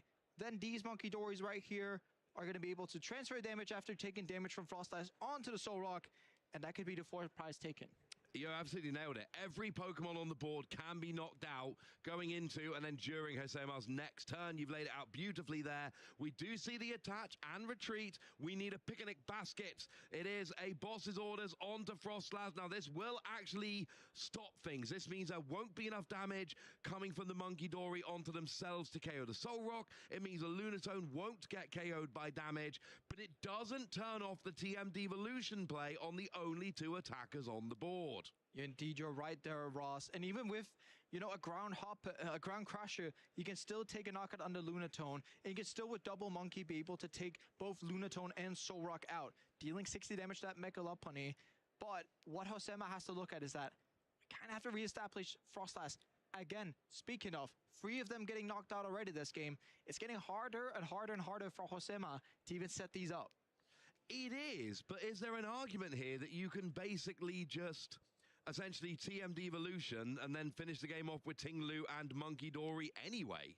There is, definitely, and depending on that picnic basket, you have to choose the right circumstance in which you do so, right? If you go Ground Crusher first, take the knockout with the monkeys, incorporate it onto the Solrock, then you still leave yourself a bit vulnerable to Professor Turo blocking that, potentially. That is the Although issue. you do have to pick which ones you're doing first if you're going for that line. That would be where I would go here. The problem is, if you try going TM Devolution, Picnic Basket will prevent KOs. If you go for Ting Lu now, then the damage, the KOs aren't prevented by Picnic Basket, but you're right, Professor Turo's scenario does make things a lot more awkward. It's a deck I could never play. This is too annoying for me. But we are bringing the Lunatone up into the active with Counter Catcher. I just don't have the patience for a deck like this. It's too much for me. But instead, we are putting Tinglu into the active. But this KO's Soul Lunatone anyway, so has the Counter Catcher done anything? Counter Crusher is actually not quite done anything when you're using a Ground Crusher, because the Ground Crusher has to discard the Stadium, which means that effectively he's done nothing but fin a card. Although popularly Golden Go doesn't play Iono, so it's actually quite a mood point to be playing that Counter Catcher here, discarding the Stadium with the Ground Crusher, getting the knockout on Lunatone, 30 on Gimmighoul, 30 on that Golden Go, and 30 onto the Solrock. So this is where Picnic Basket is going to pay dividends. Yeah, we didn't use Monkey Dory. Now, we could have used double Monkey Dory to put the last 2 damage counters onto that Solrock. Chose not to do so. So kept the Solrock there in play. Potentially worried about an Iono or something along those lines coming down. There isn't one in the list. We don't really expect them in Golden Go, but maybe playing around something like that. Either way, the KO was there. Chose not to take it. Could be punished by that one-off Picnic Basket. Could be indeed be punished. Also, I'm trying to look here, Ross. It's 3 prizes left. Even if you go Picnic Basket, you remove 30 from the Solrock, 30 from the Gimmighoul, 30 from Lopunny and Goldingo. Yes, you're removing a lot of damage, but first of all, does it get a hit here? It doesn't look like it, Ross. No, so it's a moot point in the end. Now we are going to be coin bonus drawing 2. Did we hit it off there? No, superior energy retrieval and a fight gong. That's not a Picnic Basket. So once again, we don't see it. It's evolving up into that Golden Go on the bench with no Frostlass down. There's no real downside to that, although one could come down next turn. So we are going to get a KO on Ting Lu. Going to be going down to 1 prize remaining, we think, from Vincenzo here. And now it's over to Hosema. Can he take 3 prizes in 1 turn? It is a convoluted prize map. However, if you just Monkey Dory onto the Solrock and then TM Devolution, both those Pokemon, that is 3 prizes. It is on the board. It is indeed on the board, Ross. Depending on what Vincenzo can muster up here in this situation, right? Doesn't look like from the angle that we have has any healing cards in hand like Turo, like Picnic Basket, which indeed you're correct saying that. Monkey Dory from here, Monkey Dory from here, onto the Solrock gets the knockout, and then yes, TM Devolution here and there will be able to take him. Well, we are retreating into Golden Go, and we are using a second coin bonus. We didn't hit it. Lily's Determination and a superior energy retrieval. We've not hit those healing items that we need. It's going to superior energy retrieval, get 4 energy. You just need to discard free, so attachment, discarding free, have loads of them. Boss's orders onto Snorunt once more. Don't want these on board, but unfortunately, Ross, with no healing card, Josema is just going to be able to bounce back and just punish us right now. Well, that seems to be what we are going to see. Badu is actually the worst Pokemon to have in the active for the time being because it cannot use TM Devolution. It's already got a tool, but it's got free retreat. It's just saving a space at the front, saving a seat for whatever Pokemon comes up after it. So what we're looking for here is using 2 of the Monkey Dory to move the damage over to Solrock. That is going to get the KO, and that is then going to leave Hosema on 2 prize cards remaining. In theory, all we need to do there is then get that TM Devolution. We are going to pop it onto whatever Pokemon we like that doesn't already have a tool. We can devolve 2 of those Pokemon. So, show me TM Devolution. Do we have it in hand? Well, I know there have been supporters played. I think I saw an Arvin in hand. We can go and search for it. Go and grab that TM Devolution. Put it on a Monkey Dory. There's already energy there. So you've got the energy sorted already. It's already in hand. We do have it. So has Hesema seen this here? Here comes an Arvin. Why not search out the other copy? Why not? None are in the prizes right now. They're both available. And the question is, does Hosema indeed see it here? The way that Legacy Energy is worded is quite convoluted, maybe thinking that it still counts when the damage is already on the Pokemon. You're absolutely right, though. It absolutely does not. It is not KO'd by damage from an attack. It is essentially KO'd because it gets devolved and there is enough damage already on there to KO it. It is damage that originally came from an attack, but it is not damage that was dealt by an attack. It is not the same thing. The de-evolution will get the KO and will circumvent the Legacy Energy here. We are sure about that ruling. We're not judges. At least I'm not. Are you Professor right now? Yes, I am. Okay, you are right now. And there is a fist bump. So Hesema is going to take game number 1. Vincenzo realizing that it is not going to work. Or, wait, is that not what happened? Did Vincenzo take game 1? Vincenzo has taken game 1. Hesema conceded the game, but he had a free retreat Purdue in the active. Yes. He had a Pokemon on the bench with energy. Yes. TM Devolution only takes 1 energy to use. Yes. All he had to do was use TM Devolution, devolve both those Pokemon, and it does devolve all Pokemon at once, and that would have given him 2 prizes and the game, but instead he conceded and Vincenzo takes game 1. Yeah, and yeah, Legacy Energy wording was probably the answer to that. We do get a replay here, and yeah, it was a battle of setups, right? The Mega Lopunny coming early into the game. Vincenzo saw that correctly.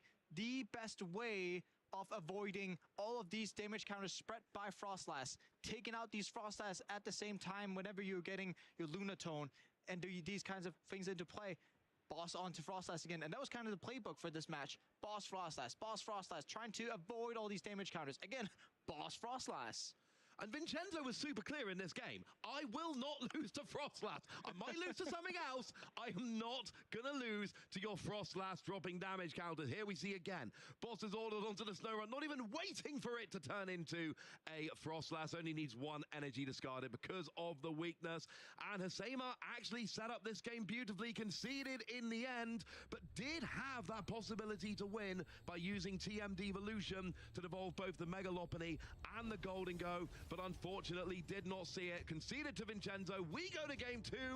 2 Gimmighoul in the prizes doesn't make me delighted. Although it wasn't majorly a part of the game plan. You don't want to have 4 Golden Goes down, maybe 3 Golden Goes down, like you want in any other matchup. You want that Baniri, which you see in the hand. We see Solrock, we see Nestball, we see Fighting Energy. We can already be setting up this popular Luna Rock engine to start drawing our cards. And that is what we want to do. Both Solrock and Lunatone come down. We use a Nestball here. Baniri's already on the bench. We do go and get a second Gimmighoul. And I kind of like this, because with your Vincenzo, you don't want to just flood out your Golden Go super early, but having a Gimmighoul there, they don't take damage from Frostlass. So you've got a little bit of time. Leave them there with the option to evolve later if you so wish. Now, decent setup here from Vincenzo straight away with a Solrock combination. Solrock Lunatone. You've got your Baniri, which you wanted. Honestly, if I can find an air balloon onto the Gimmighoul, and maybe an energy, even though that's not that important. Honestly, if I can just find an air balloon for next turn, that's kind of the perfect turn. Indeed it is, Ross, and trying to get these early pressure on. As we were talking about with Festival Lead and Lucario, this early pressure is what makes the setup deck crumble. And if we're able to do that as Vincenzo, that is the way we can take out this heavy setup deck that Frostlass Monkey Dory is. That is absolutely right. So we see Pokerpad and we see Fight Gong here. And if you're playing a single prize deck nowadays between, cards like this and some others that we got around, consistency is really going up really fast. We see an energy onto Solrock. So just thinking, I don't need to worry about Mega Lopunny yet. I'll worry about that later. And passes over. And look, if you've got an air balloon next turn, you are rolling. Osama playing very fast here. Energy on Monkey Dory, air balloon on Monkey Dory, and then playing Lily's Determination to get 8 cards. And what I love about this, we saw the energy wasted for a retreat in game 1. That is not going to be happening at all in game 2. Your Monkey Dory can be more effective more quickly. Let's just see some Snow Run on the board. we see anything here, Ross? It doesn't look like a immediate out to snow run here, unfortunately, wanting to try and get these Frost Ice into play as soon as possible. But at the very least, we do have Buggy in the active. We are able to get the item lock going. We don't have to be quite picky here. No, we don't need to be too picky. We've got everything we need. I would like another snow run, but it's not the end of the world. It's not a bad setup here. Just another snow run would have been ideal. Vincenzo, all you're really looking for here is an air balloon. Like, that's basically all you need. Now, the downside is that you don't actually have any items. The good news is we've got Cypher Maniac's Code Breaking in hand, which lets you stack whatever 2 cards you like at the top of your deck, and then Golden Go, which draws 2 cards. And you wanted that air balloon, right? You can just use Cypher Mania to get it. Yeah, you can, and I think we are going to. Although I really like here, you use Lunatone to draw 3 cards first, because then you might hit the air balloon and you can use Cypher Maniac for something else. If you can tutor whatever cards you want out of the deck, let's do that last to give yourself the most options. And that is what we call proper sequencing here, right? Yeah, it is. If you can use Lunar Cycle to draw into that air balloon, suddenly you have what we can say a free pick of the Cypher Maniac. Maybe even you could argue you can keep that Cypher Maniac back for another turn. Absolutely. Well, there goes the air balloon onto the Golden Go, so we can retreat into the Soul Rock, get the KO with the Soul Rock without any real issues. We see the evolution into the Megalopony on the bench. We see the Legacy Energy onto Megalopony. Now, this put in a bit of a shift last turn, and we're not attacking with Soul Rock. We are going straight for Megalopony with that Legacy Energy. We think that may have been the deciding factor back in Game 1, so why not run it back again? I mean, if it works, it works, right? If it worked Game 1, you gotta give it that respect and try it again. Hola. And that is the best way for Vincenzo to do this. Hola. Now, Arvin, Secret Box. And typically what we're saying about Secret Box, it means setup, right? And you can get to use Secret Box, get out Artisan, that gives you your basics. You can use Pokepad, that can give you Frostlass. So on Josema's side, using Arvin for Secret Box, it's exactly what he would like to do. Well, let's see if we can find it. There is your secret box. I feel kind of confident we're going to find whatever we want. Here we are discarding a... Oh, it's Ethan Sudo-Wudu, a little tech card. Haven't seen it here. Not going to see it again this game. That gets discarded with a couple of others, and then we can go and search for an item, and a supporter, and a tool, and a stadium. Get whatever we want. The item is going to be Buddy Buddy Poffin, but we still got 3 potential picks. The stadium is going to be Artisan. The supporter is going to be Lily's Determination, and the tool, sometimes the least important part. We don't always see people going for a tool here. We've already got 2 air balloon attached, and we do just get the TM Devolution. You're not going to use it for a couple of turns, but if nothing else, it's kind of like a threat to your opponent, like, hey, careful, I got this. It's also you're getting to thin out the deck, right? Yeah. If you're taking that TM Devolution out of the deck on the Secret Box, it means that when you're top decking to start turn next turn, you don't have that as an option, meaning that every other card is being able to be drawn from the deck. That could be Pokepad for Frostlass, or it could be Frostlass itself.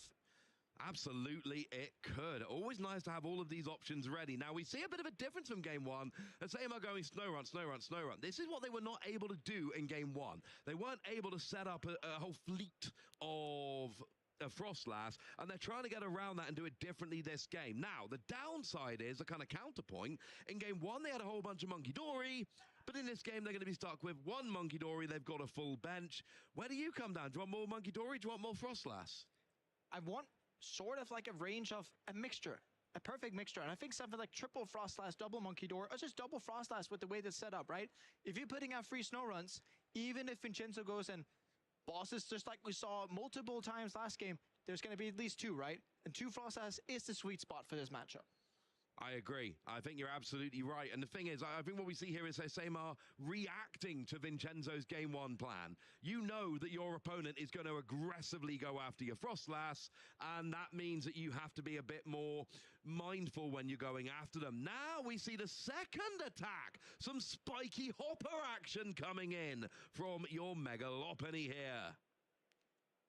And going back over to Josema, again, every single time a buddy is knocked out, you have to start replacing it. Or we're looking at even Sudo-Wudo can potentially also be using that at some point. It's not very great into this matchup due to the usage of Professor Turo's scenario. It's more so for the decks, but we get to see the Artisan for that Ting Lu being able to use the Ground Crusher again, being able to spread more damage. And since we don't have these TM Devolutions priced like we saw last game, this Ground Crasher is going to be able to do a lot more damage and potentially crash the party for Vincenzo.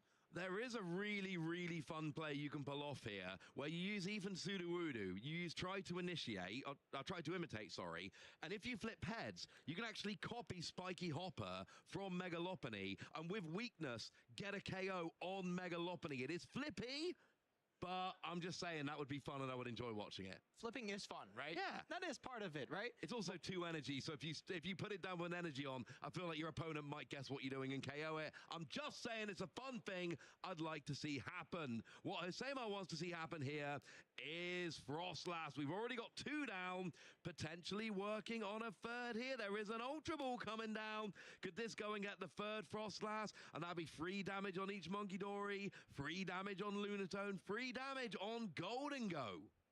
And that's between turns. So after your turn, after your opponent's, the verb we use nowadays is during Pokemon checkup. It's a lot is what I'm saying, Jesper. Yeah, damage is going to be start to flying now.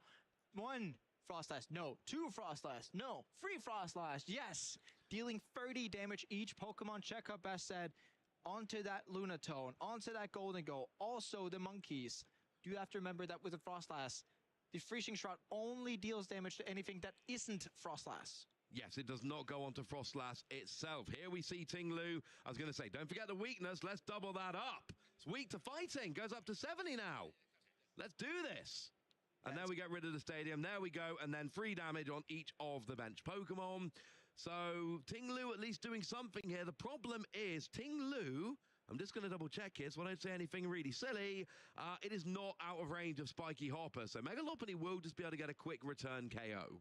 It is almost every single attacker that Hosema is going to throw at Vincenzo, unless it's a Ting-Lu with the Bravery Charm, is going to be able to get knocked out by that Spiky Hopper, unless it is a Mega Frostlass, but then you would just retreat the Megalopony into Golden Go and take the knockout easily. So that's not what we're going to be able to try and do this matchup. But right now, the Team Devolution Prey is set up perfectly, right? You're having free damage on each Monkey Dory, being able next turn to say double Monkey Dory potentially to set up, and then you can go Team Devolution on the Gimmighoul if that evolves into Golden Go, onto the Megalopony, onto the Golden Go, and then suddenly you would also get the knockout on the Lunatone, going back because of Freezing Shroud, taking you not 1, not 2, but actually 4 prize cards. Absolutely. Yeah, and that's good. 4 prize cards at once is very, very good. I think that's a fair statement to make. Yeah. But that is the kind of thing this deck does. This is not a deck that wants to take, big KO, take a prize, big KO, take a prize. No. It wants to be spread. 4, 5, 6 prizes at once. I mean, the dream is a 6 prize turn. Oh, yeah. And every Frostlass Monkey Dory player, doesn't happen often, but they have those rare games, they pull it off, and it's a thing of beauty. Here comes Picnic Basket. We never saw it last game. We do see it this game. It undoes that entire attack from Ting-Lu. Ting-Lu just did 30 damage to everything. Picnic Basket just took it off. And it also gets to heal the Monkey Dories off, meaning that every single damage counter that Hosema is going to be able to toss over just gets removed as well, since Picnic Basket sets both players. Yep, 30 damage from each Pokemon, yours and your opponent. So it's even healed, like you say, the damage from Monkey Dory, so it can't be thrown back. We were looking for the perfect time to play Picnic Basket, and I believe Vincenzo may well have found it. So, yeah, and then KOing, stop me if you've heard this one before, a Frostlass on the same side of the board. Oh, you're not kidding, are you? Yes. Yeah, Gardevoir getting back into play, being able to enable that Ground Crusher from Ting-Lu, and more Monkey Dory coming into play. The more Monkey Dory you get into play with energy, the more damage you get to toss over, unless Picnic Basket is played. Although, I can't tell you viewers at home, there's only going to be 1 Picnic Basket. Don't worry about that. Yeah, but does Hosema know that? Does Hosema now have to go through the rest of the game thinking, oh no, he's got Picnic Basket. What am I going to do against this? Now, we know it's generally only played as a one-off deck. There's a very good chance Hosema does as well. There are deck-building tendencies across the community as a whole, and one of them is, in Golden Go, it generally is a one-off, but still, it's going to be playing in Hosema's mind. It will indeed there, Ross. Getting a Lily doesn't look like quite 8 blanks, but 8 blanks for the current board state, that is, right? Looking at Night Stretcher gives options to return Pokemon. Maybe there could also be a Darkness energy for that 3rd Monkey Dory. You know what? Monkey Dory Madness is getting set up here. Yeah, we're going to be going heavy on the Monkey Dory. There's 3 there. They can all be flinging that damage back every single turn. So there's 4 that can go back now. And then next turn, there's going to be potentially 6. And then 6 Moving on as we go. So, although actually no, because after 2 turns, there's 4 on each, so that'll be 9 that we get to go every turn. Right now, we see 2 damage on each of the Gimme Ghoul, and Sema goes, look, if you're not going to KO my Ting Lu, I'm just going to keep using this attack and doing 30 damage to everything. Please don't have Picnic Basket. I mean, we're not going to see Picnic Basket here, Ross, but we're seeing a beautiful setup from Josema here.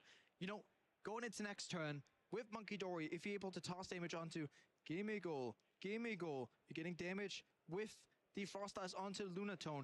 Get to TM Devolution. You can take 5 prizes next turn. What I'm just looking for is some way where Josema can put it up so we can take 6 prizes in 1 turn. Within 2 turns, we can do that. Not exactly on the next turn. No, we cannot see that on the next turn. So, both players just kind of thinking for a minute here. It's slowed the game down a little bit. And this does happen when you play against a deck like Frostlass Monkey Dory, where you've got to think, okay, this damage comes from here, and this damage comes from here, and this damage comes from here. You know, we found out earlier, Ethan Wild, who we saw winning Birmingham Regionals, we saw winning on stream earlier, he's got a degree in maths. He can do this all, you know, and very quickly. He loves his maths. Not every player wants to do this much maths in every game of the Pokemon TCG. No, and Vincenzo trying to count through, how can I get these last 3 prize cards? And I can tell him, Vincenzo, it's going to be really difficult for you unless you can start actively targeting these Frostlass a bit more. He has been doing everything he can to make sure that these Frostlass stay off board, but continuously, Josema has been, I'll just get a new one, constantly.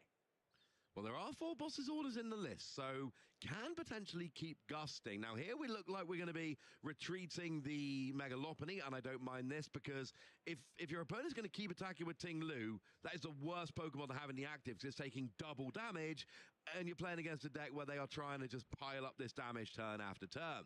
Now, we do see Professor Turo's scenario. That is going to pick up that Golden Go, that is going to heal all the damage off, and we are still attacking with Megalopony.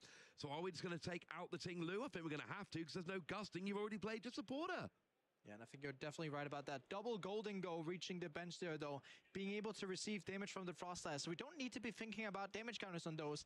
And it actually means that with the triple Monkey Dory next turn, you can be able to toss 90 damage onto Gimme Ghoul. And then these 2 Golden Goes are going to be within range.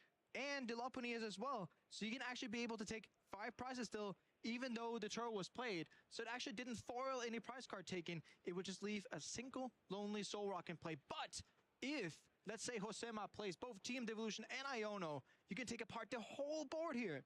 Okay, looks like we've got everything set up as Josema to have that phenomenal turn you just outlined so nicely. In theory, yeah, so the free Monkey Dory can take out the Gimme Ghoul on the bench, and every evolved Pokemon is in range of TM Devolution. And TM Devolution, it's not like TM Evolution where you choose 2. Oh, no, no, no. TM Devolution devolves all of your opponent's Pokemon, and we will potentially see a 4-prize turn coming down. Countercatcher on the Soul Rock, I adore this. Well, to be fair, it was going to end up in the active anyway, because it's going to be the only thing that doesn't get KO. There is the TM Devolution. We do have an Iono as well, so you can put your opponent down to a 3-card hand while completely taking apart their board. I mean, this would be a good the amount of damage on the Megalopony here was indeed 100. As long as it's over 70, we're fine, Ross, right? But also getting to see the first Monkey Dory, 30 damage. The second Monkey Dory, 30 more damage. I do want to see the Iono being played before we use the third Monkey Dory for the knockout, because otherwise it would mean Josema takes 1 less prize card. He's going to go for it, though. And I can tell you, in that prize card, there's a Buddy lying and waiting, which is going to be the fantastic attacker afterwards. But I don't even think we can even see it afterwards if the TM Devolution plan goes through. Well, TM Devolution at this stage should leave Vincenzo with just a single Soul Rock out. Should then give Josema 3 prize cards, 1 off of the Megalopony and 1 off of each of the Golden Go. And we're back to that ruling in game 1. We need to go through it again. Yes, there is a Legacy Energy on what will be the Bunnery. Yes, the Bunnery will get KO'd. Here comes the Iono, but the Bunnery does not get KO'd by damage from an attack. It gets KO'd because essentially it gets left as a Pokemon with enough damage on to KO it. That is not the same, so Legacy Energy will not prevent that prize card being taken. This will be a free prize TM Devolution from Josema here. And one more monkey to spike the up this damage, then retreating, then being able to use the TM devolution. And yes, of course, free prizes even though the legacy is in play. So there's free prizes. We do need to make sure that all free prizes do get taken. Now, this is where Husseimar's having a look at the legacy energy. Now, I believe he's just asking the judge here. I see him turning towards the judge. Now, this is a discussion that should have happened at the end of game 1, but did not happen at the end of game 1. Now, we are pretty sure the ruling is the prize gets taken because it's not knocked out by damage from an attack. It is knocked out by damage that was put by an attack. Well, that's not the same thing. It has to be, I attack, I deal damage, I take a KO, legacy energy reduces it. That is not what is happening here. It is getting KO'd because it is being devolved, not because it is being damaged. You are exactly right, Ross. Just getting a little bit of deliberation with the judge. Always great to make sure that these rulings are indeed correct. Just checking up here, but you are exactly right. Free prize is going to be get taken here.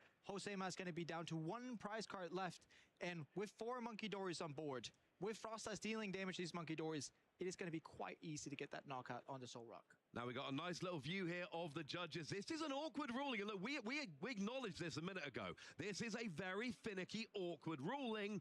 However, it's all down to that phrasing, and it's a phrasing that comes up a lot in the Pokemon TCG. Damage from an attack, and exactly what constitutes damage from an attack, and this is not damage from an attack. And it's so weird to think about because it is damage, and it did come from an attack at one point, but it's not being KO'd by that damage. It is being KO'd by the devolution, and it essentially, oh, I'm a Baneri. Where'd all this damage come from? I've been KO'd. But only 2 prize cards have been taken, not 3. They didn't take the 3rd prize card. No. I am sure that that is not the correct ruling. And I'm not normally this bullish when we're talking on stream here. No, indeed, the 3rd prize card should have been taken. You're exactly right, Ross. I mean, we've explained it as well as we can on this stream. Oh, yes. It is indeed an awkward rule and an awkward wording of the card, but yes, indeed, it is supposed to be the 3rd prize card taken. Yeah, and that is something that seems like we are just playing on for the time being here, and it seems like we are just carrying on with Vincenzo here with 2 prize cards remaining. And we got Husseimar with 3 prize cards remaining here. And trying to just rebuild his board. He's got the 2 Gimmighoul. He's got the Baneri. We're seeing the Earthen Vessel here for 2 energies getting on here. A bit of a stoppage here again. But yeah, with the... If we say Husseimar's goes down to 1 prize, we do have quadruple Monkey Dory in play, being easily able to take out any of the Golden Goat, Baneri potentially, also the Soul Rock. So it's going to be an easy pickup with these Adrenabrains thereafter. And this is the thing, this is a beautiful place you want to get to when you're playing this deck. This is a dream scenario. I've got multiple Monkey Dory and I've got multiple Frostlass. Every single time we hit Pokemon checkup, and that is after my turn and after my opponent's, Freezing Shroud will put 1 damage each. Freezing Shroud. We'll put 1 damage on each Monkey Dory. We can then start using Adrenabrain to just throw all of that damage back to my opponent, and it just works so beautifully. And we look at the position we're in now, and we've got a player who's got a lot of small HP basics on the bench. That is what you dream of when you are playing this deck. Now, looks like we've had some further discussion about the ruling, and it seems like that 3rd prize card has been taken, and it looks like Husseimar is going to be taking game 2 here in an unassailable position, and we are going to be heading to a game 3. Indeed, we're going to be heading to a game 3. Not a lot of time left, though, Ross. We may be getting to that fretted tie potentially here. Husseimar and Vincenzo are going to try and do everything in their might to pull a really quick game 3. Going to be looking here at the replay of game 2, obviously starting with Budyu putting down an item lock. And that is what you want to do in this deck. You item lock, you slow the game down, you try and build up those damage counters. But then we go into Ting Lu, and we are just using Ground Crasher to pile all that damage around. Now, there was an unfortunate picnic basket coming down at one point, but that damage kept piling up, and we were building up here, using Monkey Dory, KOing that Gimmighoul, and this was a phenomenal turn from Husseimar, using Monkey Dory to take out that Gimmighoul, and then using that TM Devolution turn to KO a Gimme Goal. Well, Gimme Goal after a Golden Go, a second Gimme Goal, and that Baneri. We had the big question about the ruling. It got sorted out. 3 prize cards were taken, and we are going to be sitting here at 1 game apiece. But you said it yourself, Jesper. Precious little time and 2 snow run prize. 2 precious little snow runs. Precious amount of time left. 1 minute and 23 seconds standing with 15 minutes and plus 3 turns of overtime. Josema going first, though. Not a great start. Potential Vincenzo. If they can get out this Festendipity, if they can get out Lunatone, Solrock, maybe potentially we can see something. But that Bravery Charm is going to put in the shift here. And that Bravery Charm, absolutely huge, because you're right, there is a potential here for Vincenzo to go Solrock, KO, yay! Next turn, Megalopony to KO a Monkey Dory, and then from there we can start making something work. But that's not where we are here. That Bravery Charm is ruining things, so Lily's Determination gives 8 cards, and if I'm Vincenzo, I need a Solrock. I actually desperately want my Baneri this turn, because I know it's actually going to be Megalopony that is going to be taking out things like that Monkey Dory. We don't even need Baneri here. We just need to attack with something. Even though it's a Golden Go, I don't really care this match.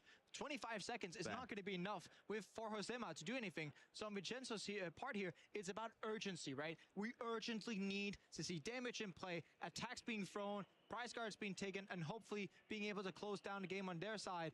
But doesn't look like it. Josema probably just needs 1 more basic Pokemon to close this out. And if I'm Vincenzo, I want the game to end on my opponent's turn. I do not want to be turn 0.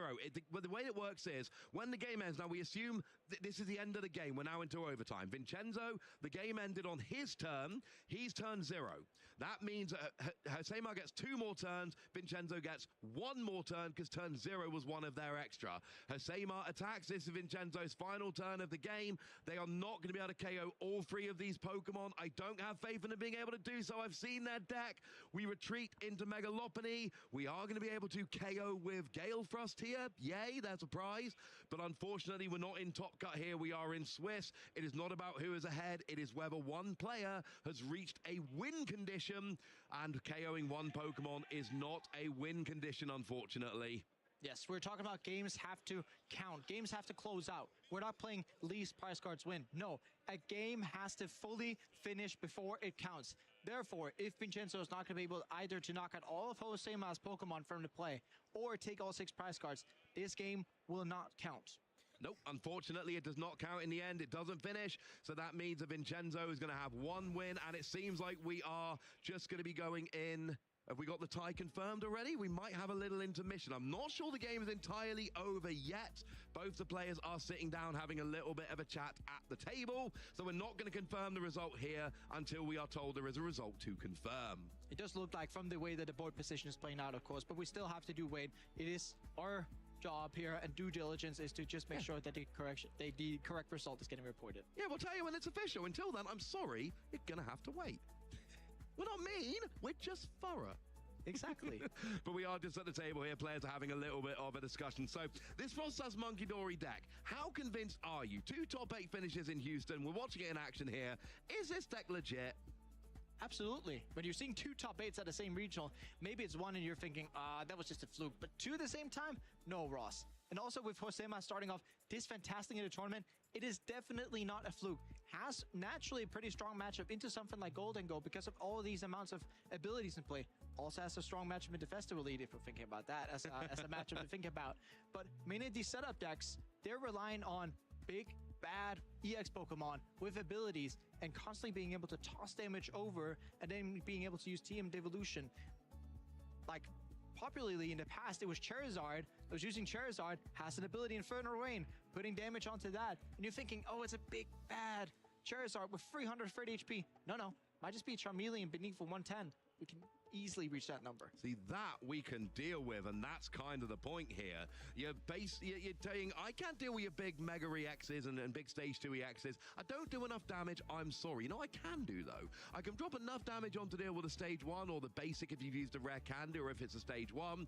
And in that way, then I can just deal with that, and the TM Devolution is going to do it. So That's kind of the goal here, but I am seeing a fist bump at the table, and I do believe now the tie is confirmed, and we are finishing at 1-1 with both players having achieved victory in one game. Not enough time for a game 3. We did not think there was going to be, and that means we're going to finish in a 1-1 tie, and it is officially confirmed. It is a tie. And even though we may be thinking, oh, that doesn't leave any players with victory, you still need 16 points to go into this phase 2. So that means 5 wins and a tie gets you there.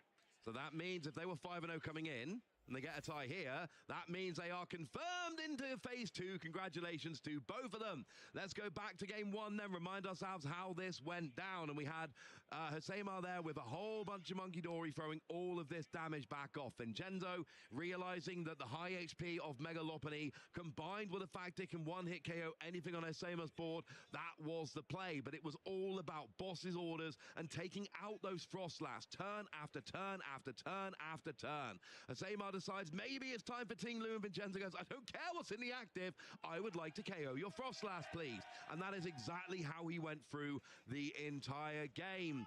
And we see the KO on the Snow Run here, using that boss's orders, and it came down to that final turn where Josemar set up this beautiful plan. We saw the KO on the bench Gimme Ghoul, set up for a TM Devolution play that never happened. Vincenzo takes game 1. Going into game 2 here, the setup was immaculate here from Josemar. Budyu into Ting Lu, and constantly putting on the pressure, discarding Stadium to use the second effect of the Ground Crasher. And we just started to see all the damage pile up further and further with this double Frostlass, triple Monkey Dory strategy. See all the damage here being piled onto that Mega Lopunny, setting up for knockout on the Gimme Ghoul with the Monkey Dories. Then ending up into a potential TM Devolution right there, taking out Golden Go, Mega Lopunny, and bypassing that Legacy energy because of the Devolution. And that means you get that cheeky extra prize and completely wreck your opponent's board. At which point, we have a big discussion about the ruling. Vincenzo goes, yeah, I'm not coming back from this. Let's go to game 3. The problem with game 3, there's just not enough time. Here we see how well both players are set up as time runs out. And unfortunately, there's just not enough time. You have to achieve a win condition, one player does, in order to a game to count in the Swiss round. And unfortunately, nobody KO'd all the Pokemon. Nobody took 6 prizes. Nobody decked out their opponent by leaving them with 0 cards in hand, and that means that we end up with a 1-1 tie in what was, in the end, that was a pretty interesting game that gave us some pretty in-depth discussions to have. Yeah, and it's always great to have these in-depth discussions. You may be looking at Pokemon sometimes, you're thinking, well, it might be simple. Some matchups are indeed quite simple, but when you're looking at a deck like Frostlass Monkey Dory, Frostlass constantly piling damage onto their own Monkey Dories, Frostlass constantly piling damage onto your opponent's Pokemon, thinking about how do I distribute this Adrenaline Rain damage, and how do I set up for that TM Devolution, that shows that you have to be really precise and acute when it comes to these plays. Well, I'm in that stage of my life where I have many friends who have had kids in the past few years, and those kids are getting to the age where they're starting to like Pokemon and getting interested in the card game. So I get a lot of messages from my friends going, my kid wants to learn how to play the Pokemon TCG. What do you recommend? I always tell them Battle Academy. Great for learning to play the game. And they go and play like that. And when you compare it down and you can make it so that a 6, 7, 8-year-old child is learning to play the game and it's nice and simple and they can play it and enjoy it, there is that level of Pokemon TCG that we can play when we're teaching someone to learn, when we're learning ourselves. But it goes on a little bit of a gradient, and we essentially get up to what we just saw in that last game. Lots of abilities interacting, lots of damage being thrown around the board, and then some really awkward rulings with A-Spec energy. And, you know, you can go all the way from, I can teach a 6-year-old to play this and it will make sense, up to, wait, so how many numbers? I mean, you know, one of our players has a maths degree to try and figure it out here this weekend. It is whatever you want to make of it. You can make the Pokemon TCG very simple and beginner friendly. You can make the Pokemon TCG into this really high level game with mind games and maths and interacting abilities. It's just, I love it so much. Now, I don't quite have a degree in maths yet, but I do have my own self-made degree in deep dive. So I think we do have a few situations from this game that we want to be taking a look at. And we're seeing a board position here, just to count it out. Mega Lopunny in play, Golden Go, Lunatone. Both of them have abilities. And when we're looking at the board setup here, Frostlass being set up already, trying to get a board with more. Arven goes, and this is where we're looking at Secret Box and getting that extra tool card, being able to grab it.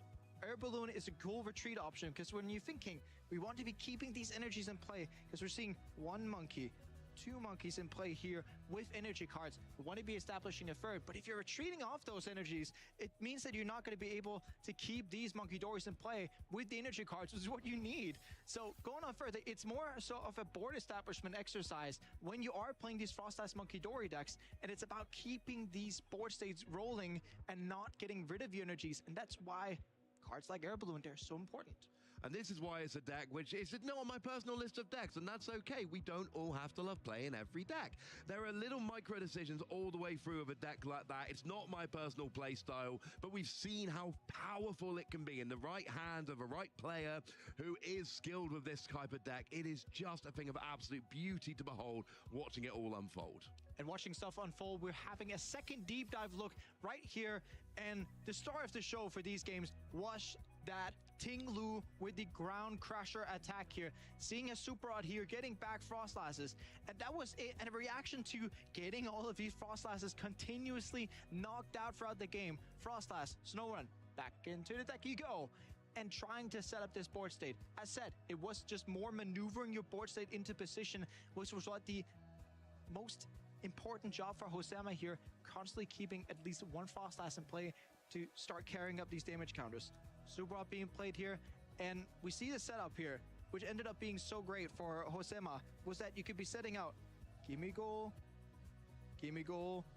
Golden Go, and Lopunny for the knockouts, while piling on damage this active Lunatone, and doing your best to take as many prizes in one fell swoop as possible. With this situation, we could have even set up for a crippling Iono here, and then taking all these prizes, and then after that Iono, it would only be Soul Rock left in play. It's pretty hard to play from just a single Soul Rock board, honestly. I think that's really well put, Jesper. It is really hard to play with just a single Soul Rock left in play, and that is what we can do when we're playing around with fun things like Ting Lu, and such an integral part of the deck here, because if you really just want to get a lot of damage on the board aggressively, Ting Lu is the best way to do it. Yeah, and exactly here, getting knockout on double Gimme Goal, getting rid of those options, and then we were setting up our Team Devolution play the turn after. Not quite sure that was when we talked about it exactly, but there was a certain situation in the game where we were like, all right, either you go Crown Crusher first and take the knockouts, and then you go Team Devolution for knockouts, which could have fallen into Professor Turo scenario range where Vincenzo could have stopped it there, or potentially playing Picnic Basket. We did see the Picnic Basket at a really opportune time in Game 2, although setup was a bit too good on Hosema's side to make sure that wouldn't happen quite. But as we're seeing with the way Vincenzo played it, really carefully and really well executed. And played the game very, very well. Well, let's have a look at some standings. Let's see who else has been playing very, very well this weekend. We can see a bunch of players. Oh, we got all the 5-0. So this is going into round 6. Every player sitting at, oh wait, no, they've just updated. Good job, people who are looking after us here backstage. We've got these up-to-date post-round 6. So we've got 4 players on 6-0, including Ethan Wild with that festival lead, and then a bunch of players at 5-0-1 who are all locked now for phase 2. Yeah, and just by getting to phase 2, we got this one extra step in the tournament. But just making phase 2 doesn't lock ourselves to top cut yet. We still have to play many more rounds in this tournament to decide who the top 8 is going to be, and then eventually the winner. Well, we are looking for a winner. Now, last time we had a European regional level event, the winner was Ethan Wild. We started today watching Ethan Wild on stream, going to 4-0 with Festival Lead. We just saw that Ethan Wild is 6-0 with Festival Lead. So what are we going to do now? I know what we're going to do. Let's go and talk to Ethan Wild.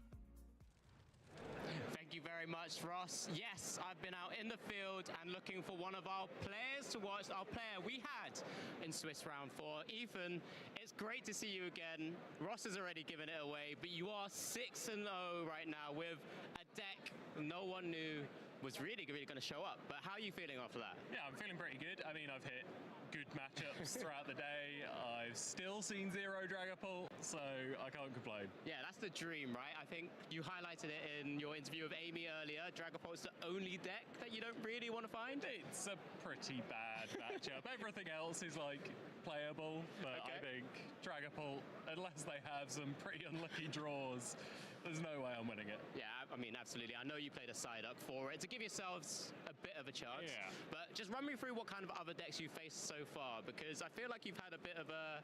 It's not the typical matchups that you've typically seen so far. So, like, some matchups have been fine. So, like, I've played against Golden Go, I've played against a God of War and a Grimmsnarl. So, like, some generic matchups. Yep. But I've also paired the Mega Lucario on stream. Very good. I've played against a Frostlass Monkey Dory deck, which, you know, is a little more popular after Houston. And then I just beat a Crustal at 5-0. I mean, at that point, you must be thinking... I know you've already had a tournament, you thought this is my tournament. But at this stage, when you're at 5-0 and you sit across Crustle, you've got to be feeling like, this is it. This has got to be another one potentially in the books. Getting a clear 6-0 in a day 2 is good. And if I can keep going with it, you know, there's a lot of darkness Pokemon on top tables, and they've all got the little green circle in the bottom left. Yeah, and that's the dream scenario, right? Trying to find, weaving in through beyond the Dragapults, hitting those mega boxes. I think you haven't faced one of those yet, so maybe something like that. Not That could be a bit... Zoroark either. There you go. But if you're saying that there's a lot around the top tables, is there anything else? Have you seen a few Dragapults there just hanging around? There's 1 or 2 around, so like it might be my time to take an unlucky round, but we're feeling pretty lucky at the moment. Yeah, for sure. 18 points so far. You've already secured a great spot into phase 2. I mean, just a little bit more, right? I mean, you've got 2 more rounds, push yourself as far as possible. Did you think taking festival lead or festival grounds into this tournament that you could actually go this far? I thought it had like some potential, but not like 6-0 potential, if you know what I mean. It's like the deck fundamentally is like quite consistent now with Pokepad, and you've got weakness on a lot of the good decks in the meta right now.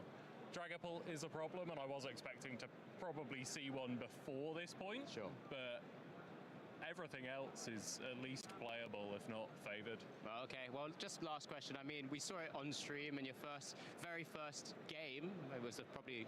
Have you had many other games like that where you couldn't really set up? So, I think those stream games are like the only games I've mulliganed. I've not really mulliganed a lot across the event at all. I've had like one other like non-starter game where bug catching set didn't find me any basics. But apart from that, no, everything's been fine. All right, so smooth sailing. Well, I wish you the best for your future rounds as well. Like I said, you're already 6-0.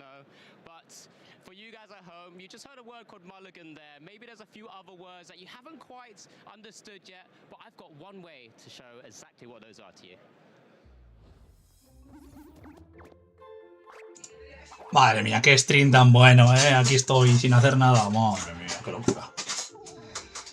Ya mira cómo van las cosas, no sé cómo van. ¿Cómo va? Bueno, Luke todavía puede entrar. Enche 3, 2, 1 creo que ya no.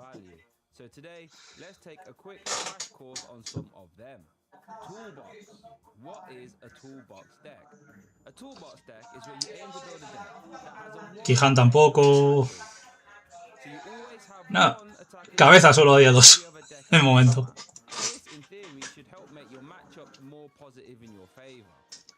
Terrestrial Box is a very good example of this right now, since you play Lily's Clefairy EX for Dragon type, Tilmask Ogerpon EX for Dark type, and Wellspring Ogerpon for Fire type.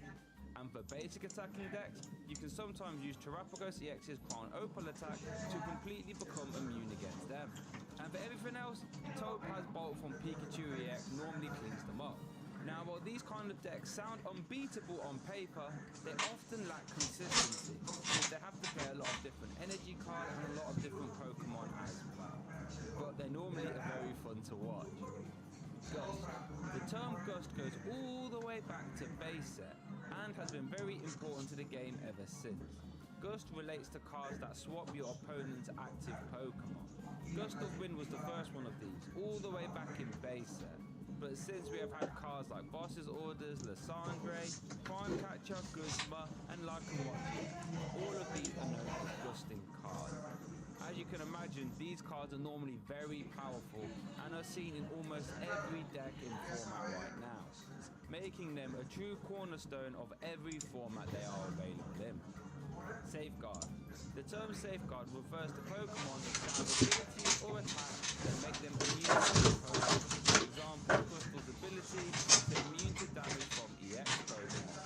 And Cornerstone Overcom's ability makes it immune to damage from Así se ve mejor. Si es que con tantos lobos. So these can be referred to as safeguard Pokemon, even though they're Sí, la verdad es que lo de entre partidas, tío, debería haber, como en el IC, 4 partidas más o 3 partidas más y ir poniendo... De hecho, deberían de tener la mesa principal y 3 partidas más o...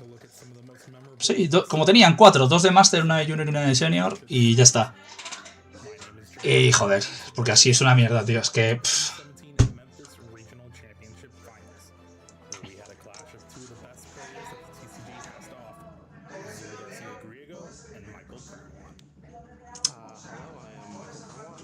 Cinco minutos hasta la siguiente ronda. Sí, es durísimo, tío. Se hacen eternos. Los streams son muy poco interactivos.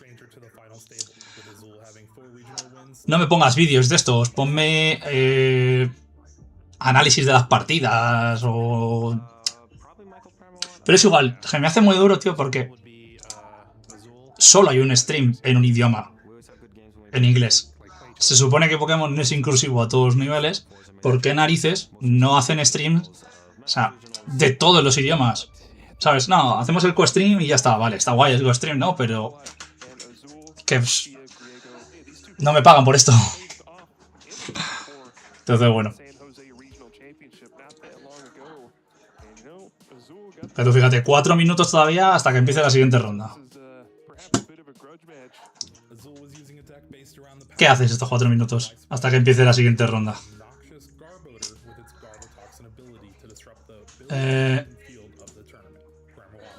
Voy a repasar a ver cómo van.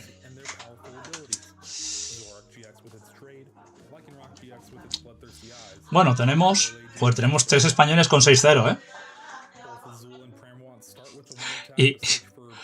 hostias, esto es duro. El que va primero es Ethan Wild. ¿Vale? El que ha ganado a Manu va primero 6-0. Con las manzanas. Ojito,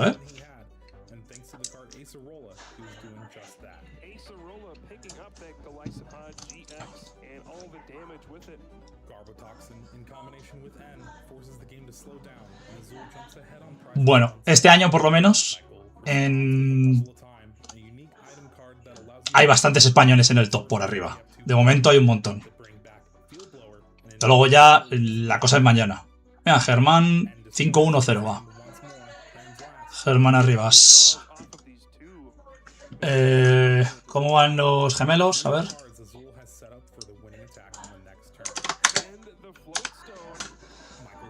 4-0-2 y 4-1-1. O sea que ya tienen también de idos los dos.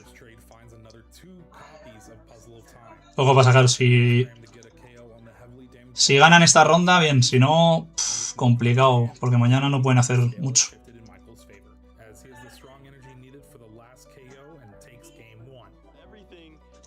No, las manzanas. O sea, yo no dije nunca que las manzanas no sea un mazo competitivo, Y menos con el meta como está. Pero si esquivas Dragapults o te montas antes que los Dragapult, vas volando.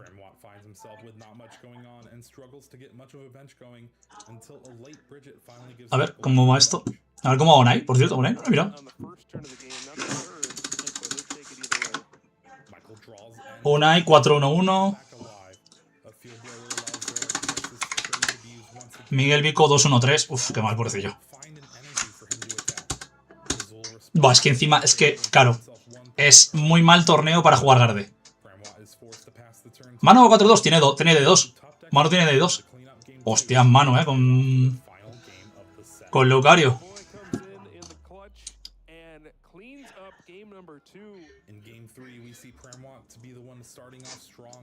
Es que me tenía que haber hecho una lista de todos los que están jugando que conozco para verlos. Porque claro, ahora mismo no me sé exactamente todo el mundo.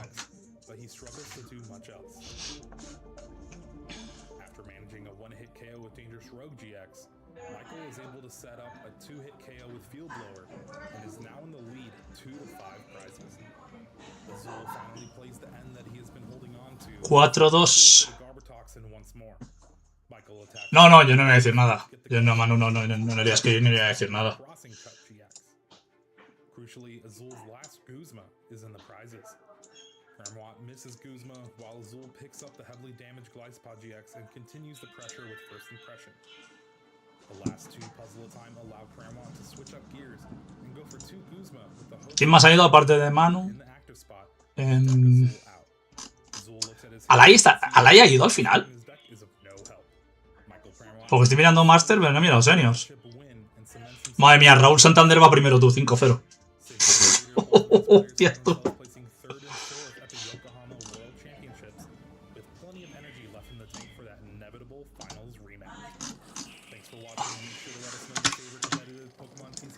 Ay, Alay ha dropeado. 2-4. Pobrecito.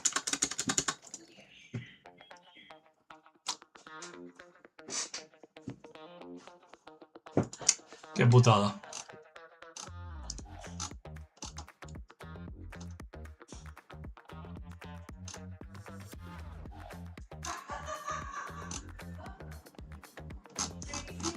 Y de Juniors.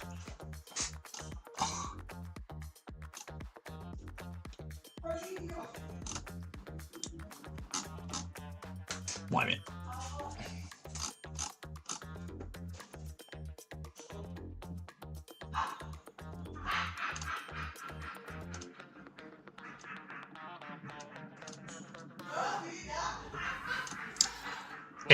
Duro que en Juniors todos los españoles, o casi todos, estén en el fondo. Solo hay uno que va arriba que va 4-2. David T, no sé quién es. Pero duro, ¿eh?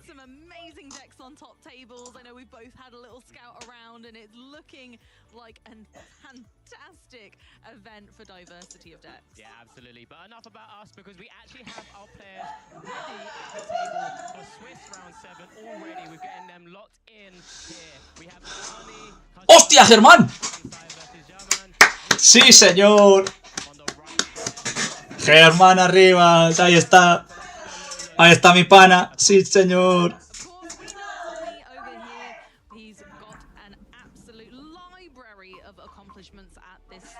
With some fantastic top 8 champion and top 32 and top 64 placements, and of course then we have absolutely Jaman on the right hand side. I mean, no stranger to piloting decks at fantastic places as well. I mean, even last year in Sevilla, also getting a top 32 there. So looking to try and repeat or perhaps take it even further here to really secure himself a potential opportunity to play at a massive tournament like the World Championships as well. But let's just see. I mean, we have an inkling and we know exactly what the matchup's going to be. Arnie, following alongside many of his friends, is not this time piloting something similar like the Charizards. We get a chance to see the prizes now for both our players, and this is a massive tell there for Arnie's side with a Dragapult in the middle, and on the right-hand side, Jaman with the Teal Mask Ogerpon EX and the Hoo-Hoo, giving you a little bit of an inkling that it is a Raging Bolt matchup here in Swiss round 7. We're kicking things off. Fist bump. Vamos ahí. Vamos, Germán. Explícaselo. Joder, vaya mazo pimpeado que lleva el bicho, ¿eh?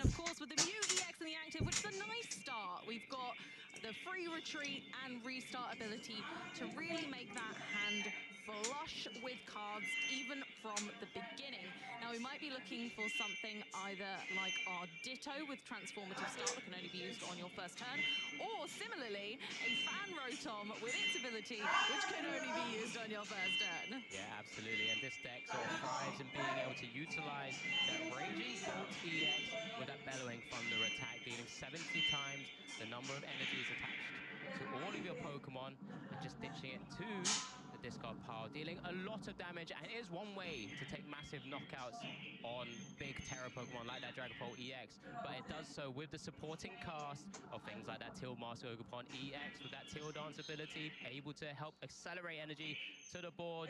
But then there's also Pokemon, just like we've seen in the prizes, that Hoo-Hoo that could evolve up to the Noctowls and use Jewel Seeker with a Terror in play to be able to cherry pick trainer cards at will.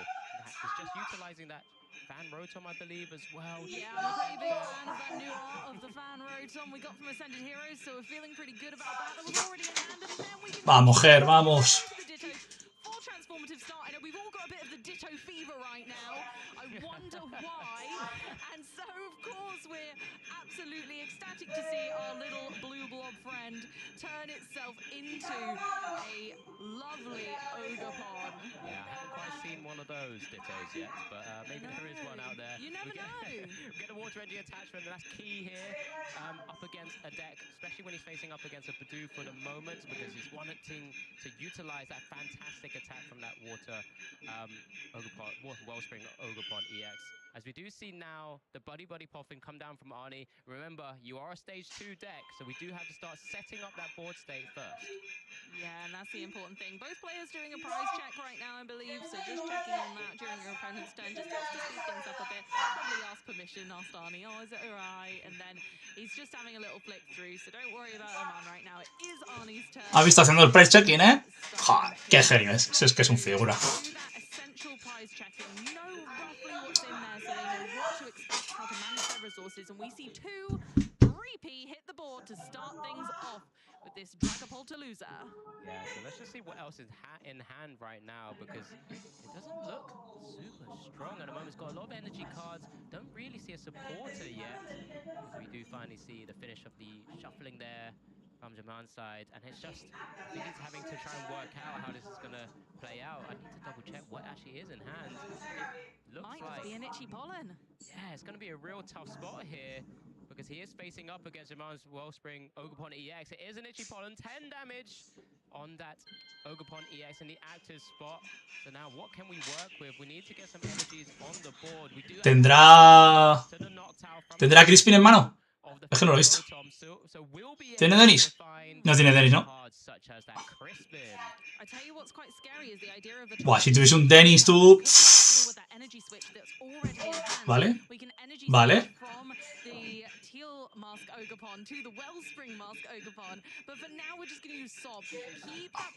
Cao, tiene la cinta. La cinta vitalidad, loco.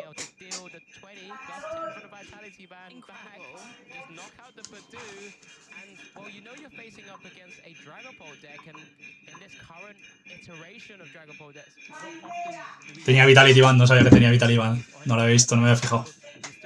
Espectacular,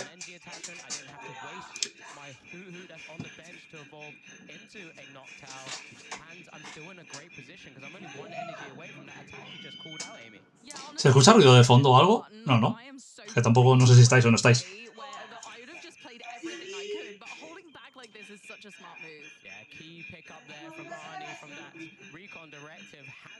Supporter. It is an Iono in hand now, but just deliberating what else he could potentially play. Has that counter catcher in hand as well. Maybe try and slow the game down.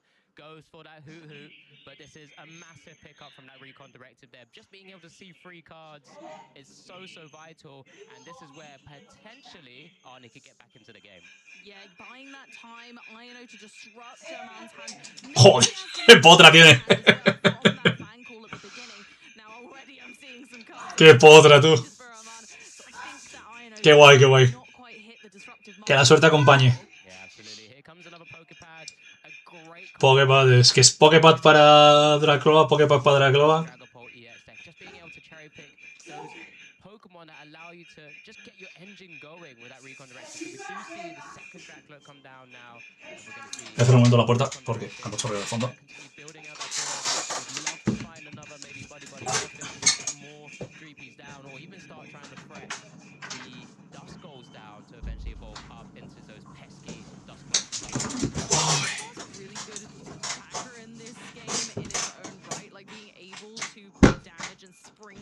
Across the board to weaken down the opponent so that in range of a perfect Dragapult KO is beautiful. The mathematics that work with el Noctowl, no me acuerdo coste de retirada, 1 o 2. Torre interferencia. Does render that Vitality Band useless with that supporter and the Itchy Pollen on that Hoot as well. I did have a little gander to hand. There is another Noctowl there, but we have a Grass Energy to Teal Dance first. Let's see what we can pick up. Poképad not playable because of Itchy Pollen. No, not quite yet, but we can go ahead, bench this next Hoot. We could evolve into a Noctowl, which will make retreating a little bit tougher, but we might play something that might just help us out. I don't know if we have sort of a hard switching option.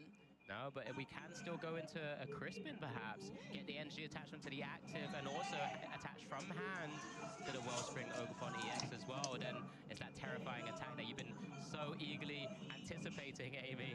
So let's just see whether that's the direction. There comes the Crispin. And here comes, what's the energy that he chooses to go for right now as well? He's just kind of eyeing up what the second card is. Obviously can't play an item card for the moment, so just pulling out the Nest Ball. There comes the Crispin, one fighting, one lightning energy. We've already got the water energy attached to the Wellspring. So there's the Crispin attachment, hand attachment onto the Wellspring Ogerpon EX. Torrential Pump is now live. And that is a terrifying concept for Pokemon with quite low HP. Y adiós, Dragon Energía, efectivamente. Of course, we're going for the Dracloak with the energy, and poor Badoo in the active, rendering Arnie with no energy in play. Va volando, Va volando, tú. Arnie can't just go straight into another Badoo immediately, but we do have the Dracloak in the active spot.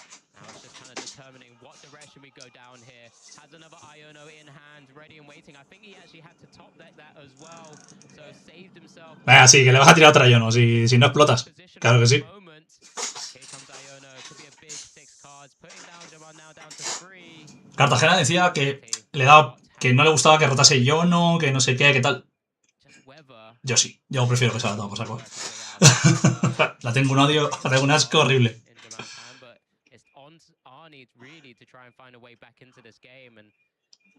Buah, es que el Ogerpon de agua le ha dado la vida, Could be a big one. Is that Lily's? Lily's, but he's already played Iono. Yeah, it might just help for next turn though if it's with that desperate, unfortunately. Maybe to retreat, he needs the energy as well, so it's a tricky spot. Oh no, he did have another energy in hand, it looks like, so there are double there. I guess he wants to try and bueno, a ver. get those energies as soon as possible. Vale, la ha dejado un poco jodido, porque claro, no tiene nada, acaba de hacer Iono. Ultra. ¿Con qué? ¿Qué te vas a quitar? Te vas a quitar otra energía. Duro, Para el Fezan. Yeah, I think this is a great play there. Serendipity, draw more cards. We're struggling right now, so we really need. Sí, claro, sí. Efectivamente, o te da o te quita la partida, no hay término medio. Yo no. Es lo que es. Pero la tengo un asco, tío.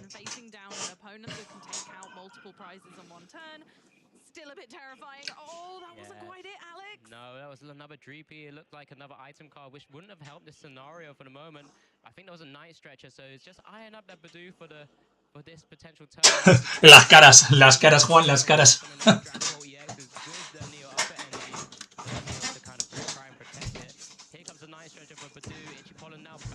Y ese Ogerpon de planta va a hacer trastadas,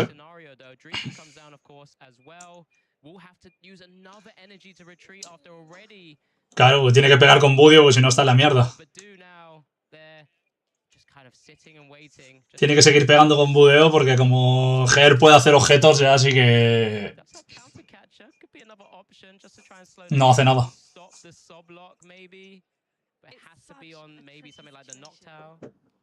I think utilizing energy like Luminous Energy for a retreat feels so bad because it's so hard to recover. Vale. You practically can't. We've gone for the counter catch on the Hoot Hoot, which I think is a curious decision.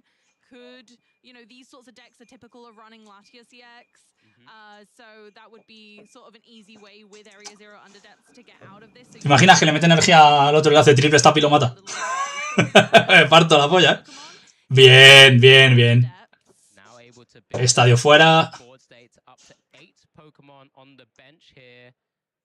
Ahora a sacar cosas.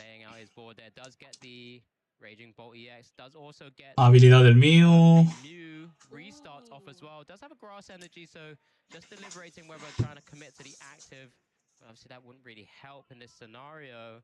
do have the Noctowl, so we can go into some extra cards that might help us out in this scenario. We could again go for the Crispin angle.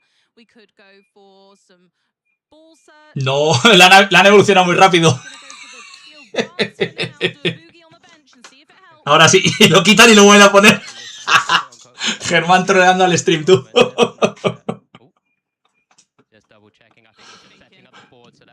Germán troleando al stream, señoras y señores. ¿Qué ha hecho? ¿Qué ha tirado ahora? Ah, ha hecho Nocturne, es verdad.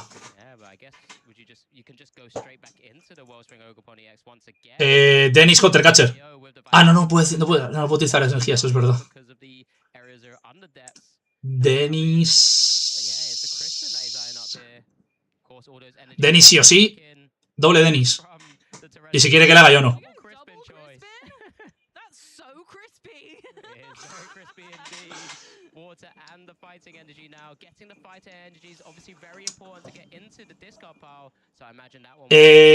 La cosa es que no podía buscar al Latias. No tenía nada a buscar al Latias, claro. Entonces... Pero bueno, mientras sea tirar energías al descarte, todavía le quedan las hadas, no ha gastado ninguna. Y con eso mata al Budio. Nah, tiene partida ya, O sea... Tiene partida. El otro no llevará caramelos y no ha evolucionado ni un fantasma. La primera se la lleva. No... Es que la cinta vitalidad en el Overpond de agua es Jesucristo.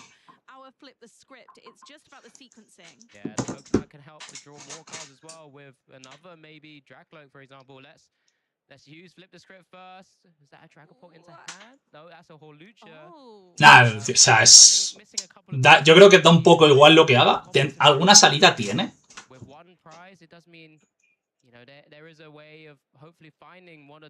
Que necesita energía, la energía doble Dragapool, por lo menos para matar a ese, pero no mata nada más.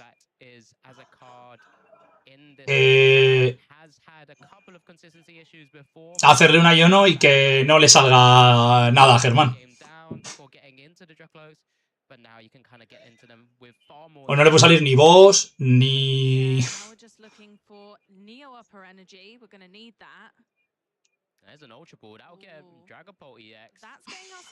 Vale. Si no le sale la energía, nada, vale.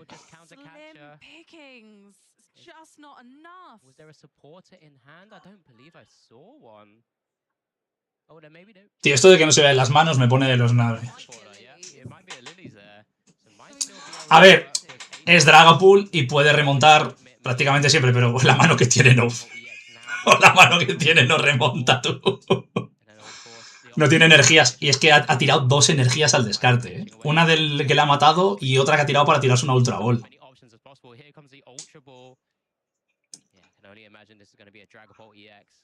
No tiene energías en juego. No tiene la doble.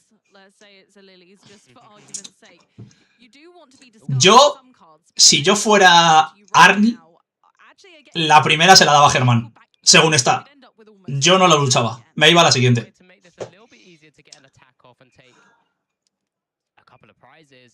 Yo me iba. Porque ahora mismo, habiendo Raging Ball en juego, en el momento que Germán tenga una asada,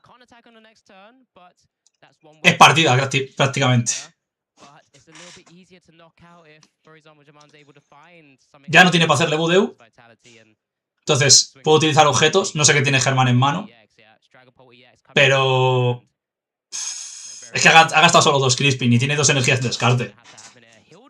No sé,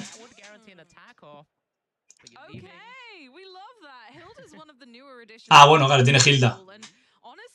Claro, pero ¿qué? Le mata al Overpond de agua. ¡Ah!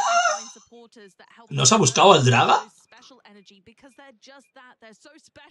Que... le va a regalar un premio. Y se la juega a vos. Es que en este punto... ¿Qué haces? ¿Sacrificas el fantasma?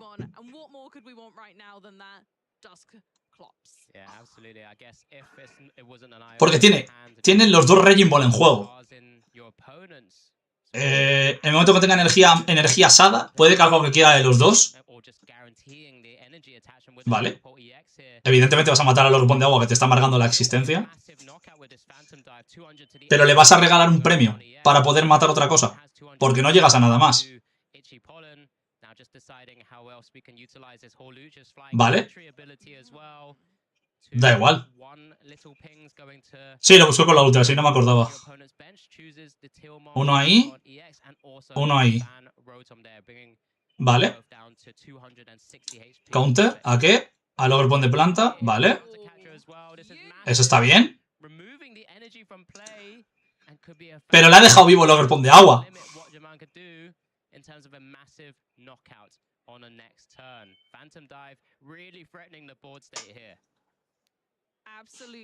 Sí, o sea, está bien hecho lo que ha hecho. Le ha hecho doble knockout, se ha llevado 3 premios.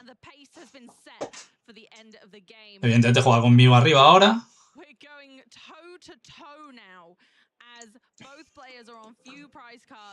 But Arman only needs to take one more knockout. Having a lot of energy on the board was crucial. So unfortunately, that plan has been picked apart slightly, and it's going to be much more difficult to take down a full HP Dragapult EX. Yeah, so we do see the nest ball here first. Maybe iron up. Fezan, ¿qué va a buscar ahora? That Pheasantipity of his own, having seen Pokemon get knocked out now, that would help draw a few more cards for the time being. Tío, no, esto de que no se vean las...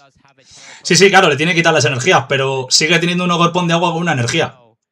I mean, is there a way to stretch to not 7 energies, 5, 7 times 5, 350 damage to 7 times 5 because of the 70?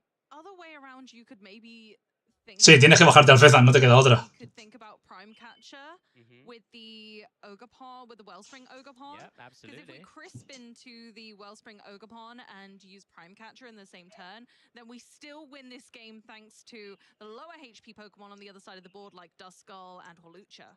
Yeah, so it's just, can you just draw with flip the script a Prime Catcher to actually just take this? Puto Dragapult, Es como te revienta la partida, te la revienta. O sea, yo diciendo, no tiene salida, no sé qué. Mira, para que veas. Pues malísimo, porque soy malísimo.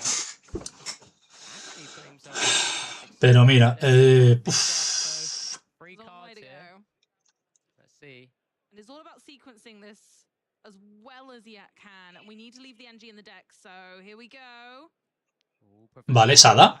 Double Sada. So not the direction necessarily we want to go down now. Just looking at maybe just pitching away that area 0 under there. Vasija. Being able to grab 2 energies from your deck, which is incredible, because then if you're able to find maybe another Teal Mask Ogerpon, you can get some more Sí, energies. se la ha puesto cuesta abajo. You can play one of the Professor Sada's Vitality.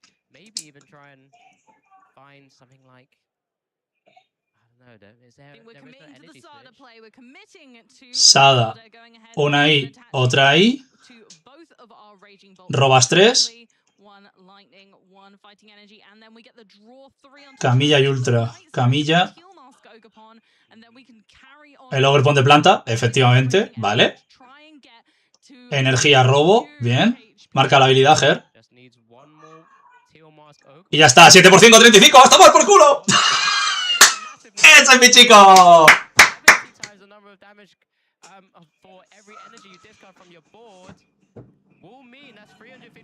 ¡Claro, ya está!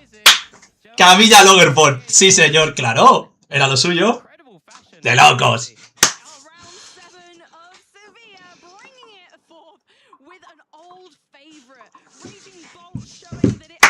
¡Grande, Ger! ¡Grande!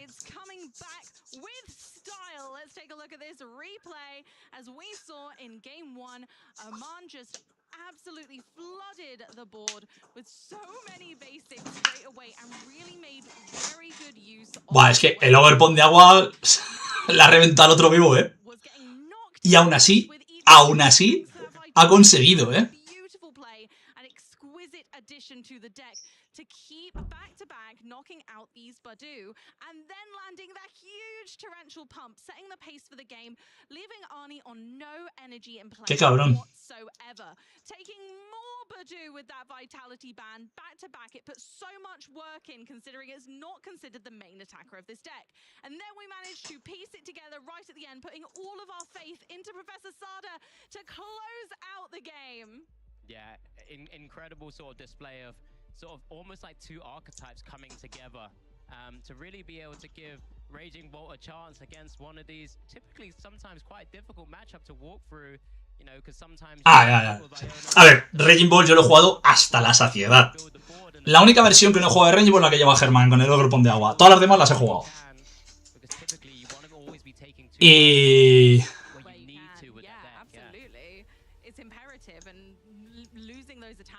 Y al final, es que de la nada, mientras exista Sada, de la nada sacas energías, tío. Es que es horrible.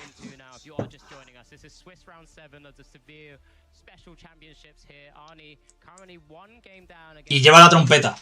Lleva la trompeta para recuperar 2 energías a los Noctowl.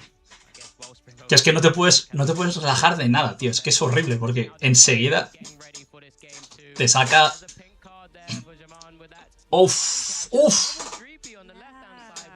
Uf, doble Drippy y 2 energías. ¡Hola, chaval! Los premios de Germán son una putada, pero los premios del otro son peor todavía. Estaría guapo que le donkeara, tú. ¡Ah! ¡Qué putada no! Pero está guapo, que empezara Budibas y te donkeo.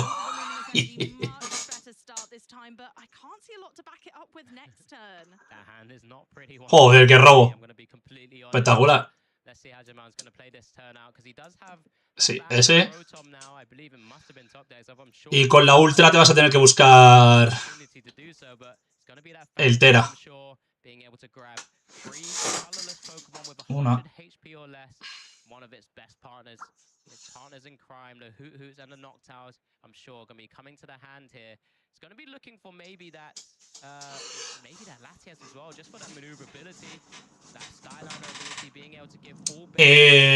Sí.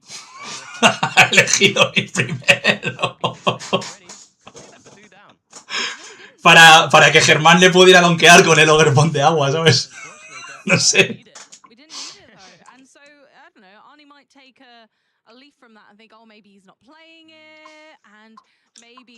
That will give some advantage to Oman next time. But for now, we've got Hoot Hoot. Everyone's favorite Ditto is back. Yeah, but absolutely. It's being put away. We don't want it. We're just getting... Well, if we can't get into it on this first turn, especially since we need to Ultra Ball for something like the Latias anyway, if that's the direction we go down here, well, we might as well use it as discard fodder. Yeah, Ditto can only transform if it's in the active spot, and it looks like we're going to struggle to make that happen this turn. So instead, Ditto's being used in a similar way. No sé, o sea... Yo contra Raging Ball no se me ocurriría dejarle ir segundo nunca, Jugando contra Raging Ball. Que como salgas mal te donkea, o sea, es que es absurdo,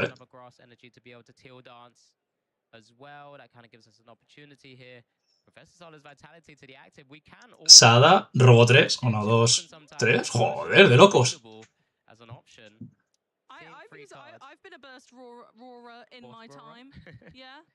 Tiene Yono el otro en mano, ¿verdad?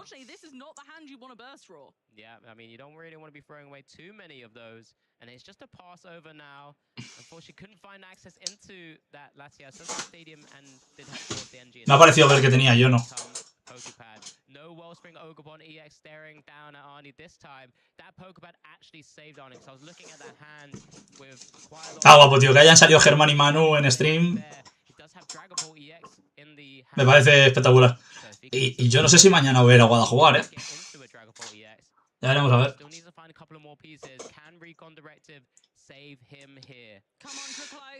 Sí. Sí, tú te ves... A ver, salir primero, sacrificas Voodoo, pero te da opciones a montarte más rápido. Te montas un turno antes, si te sale todo bien. Claro, te tiene que salir todo. Ahora mismo, él se la está jugando a montarse un Dragapult para poder hacer frente a las cosas que le haga Germán, claro. Pero... Ger tiene... Mientras tenga Noctowls y pueda coger Crispin... Claro, ya está. Dennis...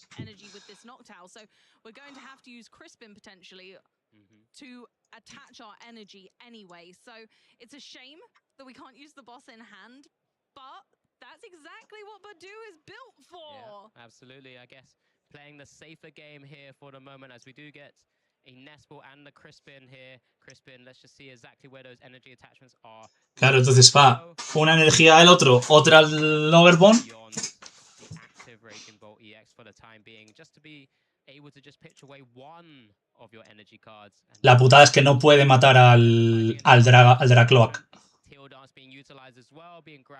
Si no... Find a Mew, which is sometimes quite nice if a Pokemon gets knocked out, you can kind of bench it, but is more of a liability because it's easily knocked out by a Phantom Dive. Yeah, that's the problem, is the low HP, although, you know, Arnie's deck does Vale. kind of triumph when it comes to littering those damage counters around. Lo bueno que el otro tiene 2 Drippies en premios y... Ultra Ball discarding the Monkey Dory and the Luminous Energy. Can't attach, of course. Yo me apunté para ir a jugar, pero... Si pasan tantos, tío, de I2, no sé. Me apetece ver las partidas y hacer stream. Antes que ir a jugar yo.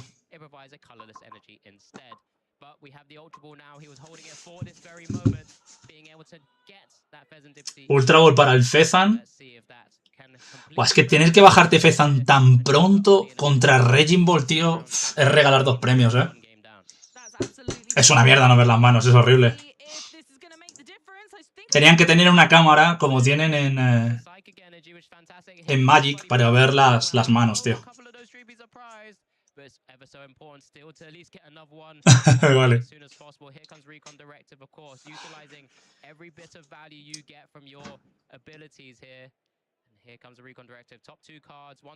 Ya está, yo no. Es que... ¿Qué vas a hacer con un Dragapult? Yo no. Y ya está. Sí, va de body puffing para cogerse el otro Drippy, porque no te queda otra cosa.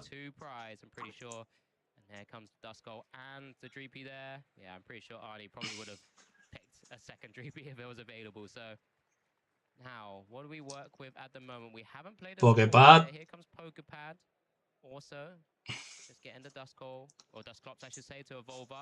Si es que antes no se ha montado ningún Dusnoir. Maybe hit that Iono because your opponent is sitting on quite a big hand currently. Yeah, and that's the thing, when you've got a big hand like this, although we don't have any Hoot on the bench to utilize right now. Nah, una cámara para ver las manos. Disadvantage your opponent by saying, actually, I'm not going to let you just sit on that many. I'm going to bring you down, knowing you don't have a Hoot, and hopefully leave you a little bit stuck there because I'm taking out this. Lo mejor del stream, la cinta negra tapando la silla. Espectacular. Vale.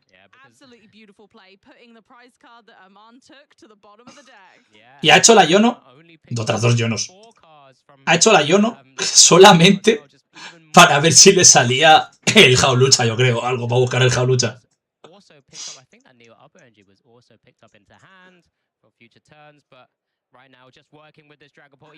Vale.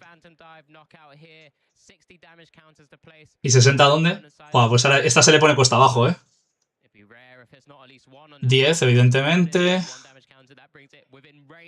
Sí, 50 al otro, ya está. 30-20. 40-10. Bueno, 30-10, sí. 40-10. Yo hubiera puesto 30-20. Bueno, 40-10 también, sí. Te cojones. Santo PQ3, sí o sí, ahora sí. Digo 40-10. 30-20, no, 40-10, sí. Absolutely, and here comes Earthen Vessel here. Just gonna have cherry pick some more cards from the deck. Maybe looking for more Pokemon to be able to try and Teal Dance onto, because it does have. Quiero saber qué tiene Germán en la mano, por favor. Cógete la otra de planta o la de agua y ya está. Si no vas a pegar con el otro. Nah, esta está pinta mal, ¿eh? La segunda pinta mal.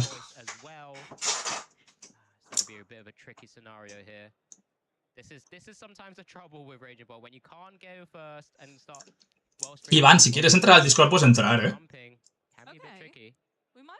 be relatively okay here. We've got a Nest Ball. We just hit a Night Stretcher. We've got a Crispin in hand. This might be all right. And actually, Vale, now we're going Faizan. to with that Nest Ball. So from the Teal Dance, there's potential for a big comeback KO here. I can see it. It's only going to take, what, one Crispin and then one extra energy on top of that? Yeah, so it's going to be a bit crazy. It depends on what these cards. There's areas. Estadio. Uy, Denis. Still needs to find an easy way to retreat out the active. With maybe looking for that Latias as well. Yeah. But maybe just missed the mark. Ah, tiene doble D. ¿Tiene camilla? ¿Tiene camilla en mano? Tiene camilla. Maca nocturna, tú. Evidentemente, recupera Raging Ball. Energía de mano, Denis y matas. No ha metido energía de mano todavía.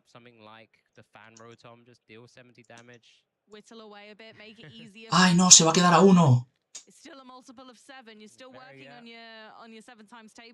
¿Le va a faltar una energía?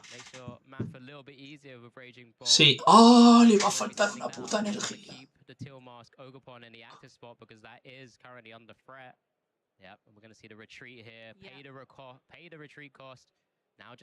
Ah, qué putada. In hand, we've got the area 0 under depths, making that bench 8 wide, and yep, 70 damage to the Dragapult. Just qué putada. Ah, vale. Absolutely. There comes the Dracloak. Arnie in what feels like quite a commanding position now. Does need to get an energy attachment. Finds one from that recon directive. Needs that energy attachment to the bench Dracloak there. Has the Dreepy also from the prizes that he took. Which is fantastic. Has boss's orders, so can target some of the energies. Joder, con el boss order de los huevos. Buah, y le quita 2 energías ahora, tú. Qué putada, esta partida pinta mal. This is the power of Dragapult. This is why it's so feared in this meta, is that decks that should, on paper, be unstoppable, like Raging Bolt, which has boundless damage output, in theory. A ver, no es imposible, pero... Ahora sale Latias. Uy, baja el otro Raging Ball, tú.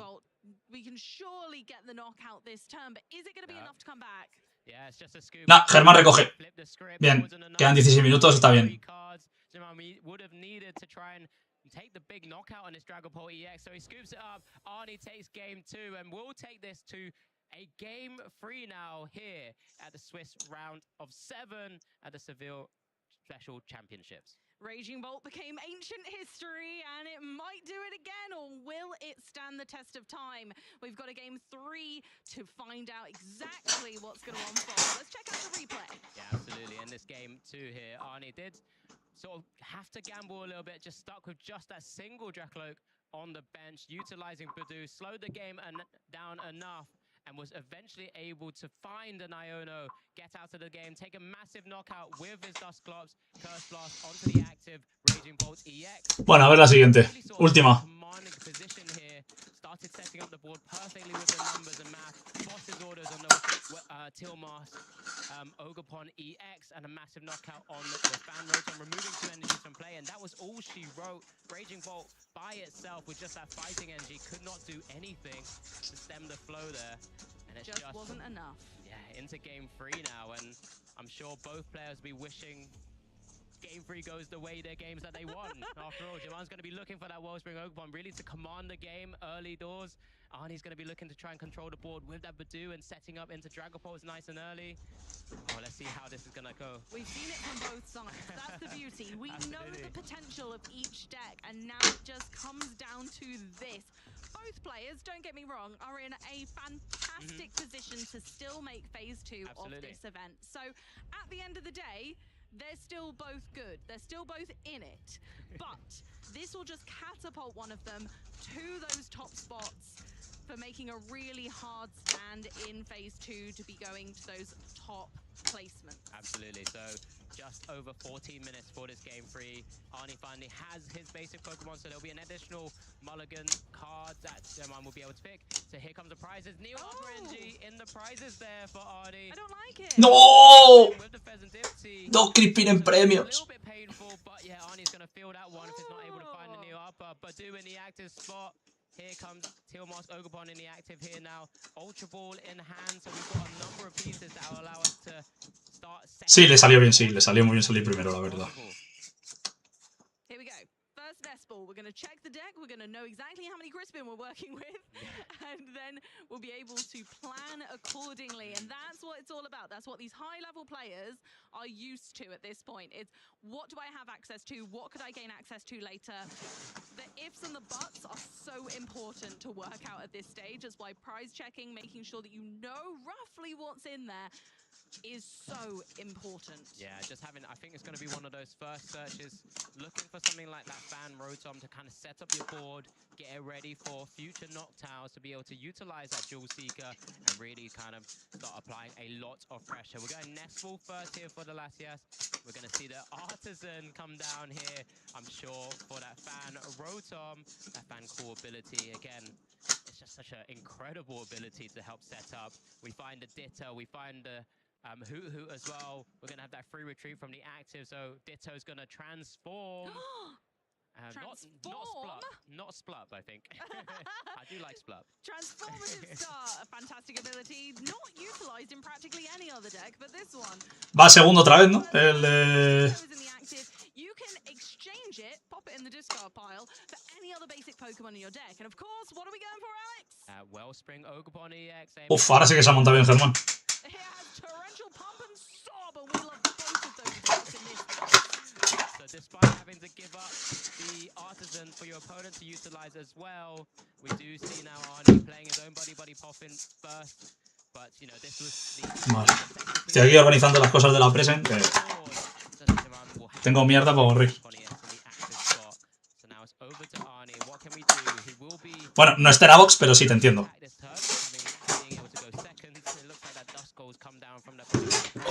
And another Badu here, again, just kind of giving a variety of different Pokemon on the bench to as targets, really. For that A ver si acaba. Ay. Great when you can pull up your bench with all the Pokemon that you require. You have extra Badus for once your Badu and the active spot goes down. Have Lily Determination also just to replenish your hand, shuffle your hand back in and get 8 new fresh cards as well. It's a really great start, but remember, he's always going to be feeling it when you know you're facing up against this Wellspring in the active spot. It's scary, and we've seen it before. We know what it does, and it doesn't get any easier to deal with. Yeah, and you know your opponent has a Noctowl in hand already, so you know it's going to come flying in at some point. Sí, claro. Sí, ese es el seteo normal, vaya.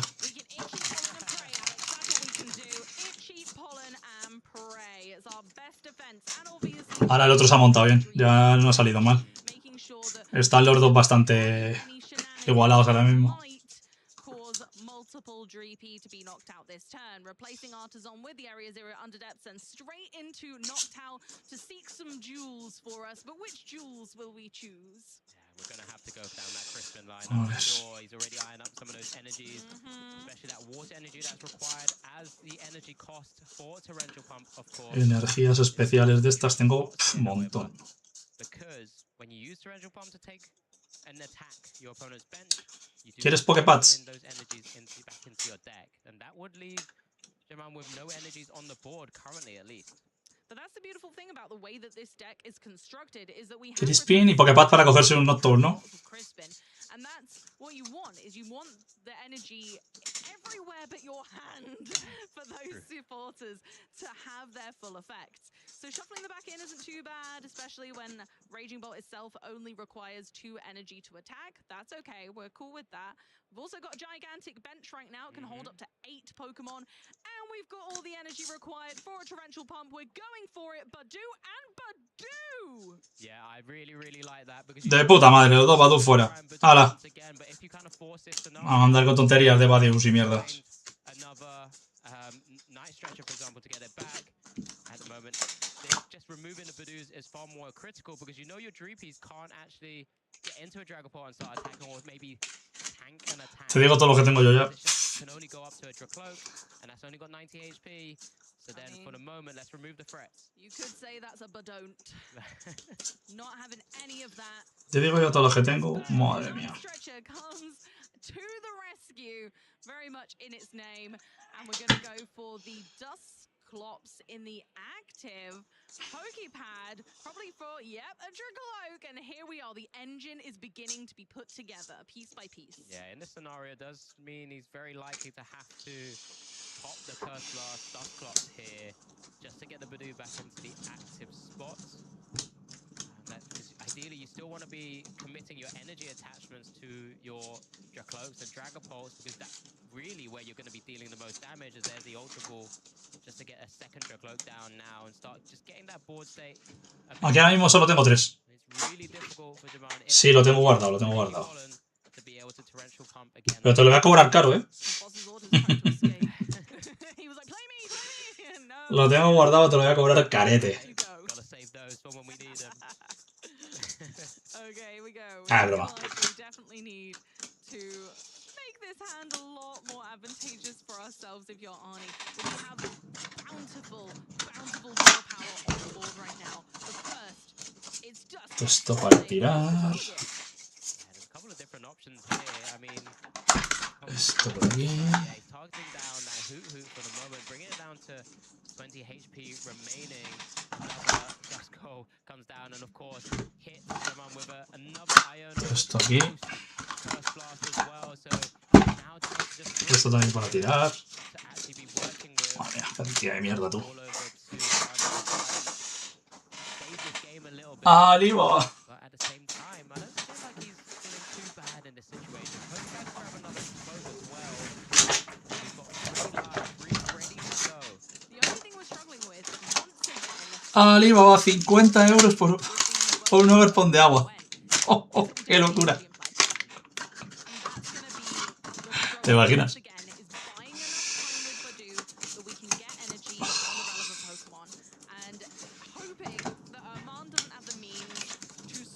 No soy tan cabrón.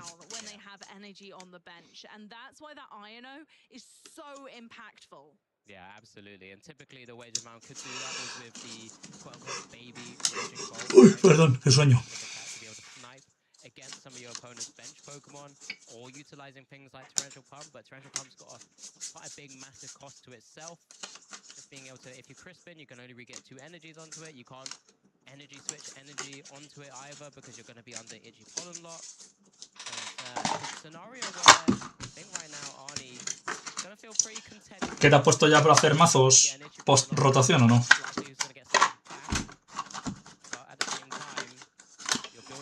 O todavía nada. Ya me lo he tomado el café. Que es lo mejor de todo, que ya me lo he tomado.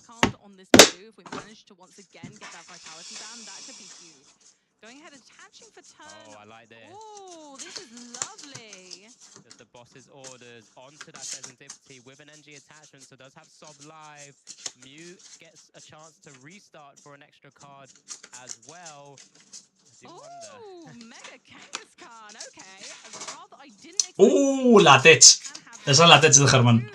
Draw power and can utilize Crispin as well, so I understand its inclusion, but right now Pheasantipity is trapped. Yeah, typically a lot of these Dragapult EX Dustwar decks don't really have ways to maneuver around like this outside of that Latias EX of his own. So Pheasantipity is going to be stuck there for a moment. Okay, probably not. You don't really want to ever be giving up a 2-prizer, but you have seen your opponent expend that boss's orders, which is also ever so vital in this scenario. Yeah, at the end of the day, when you ¿Quieres códigos del live? Prize race, the map that they need to take, they need to take 3 more prize cards. They're hoping on this Pheasantipity, and then it's just 1 Tengo more, which 8 por 200. means that Duskull can't do anything. That is not an option anymore. And then also it means that you could just go for the Badoo or something at the end to mop it up, but we're going to need to hit the bench or use the boss for that. So Tengo esto. Feels like a catch-22. Yeah, más una caja por ahí guardada llena. Mentioned before, Hilda getting the Dragapult EX and Illuminous energy, so does evolve up the one with the fire energy attached, gets the psychic energy attached as well, cannot maneuver. No estoy haciendo ni caso a la partida, me he puesto a organizar esto y no estoy haciendo ni caso. Trap there as well. Hit top decks and energy, does also have access to item cards now as well. Here comes the Vessel and Cherry Pick Knight out of the deck. And then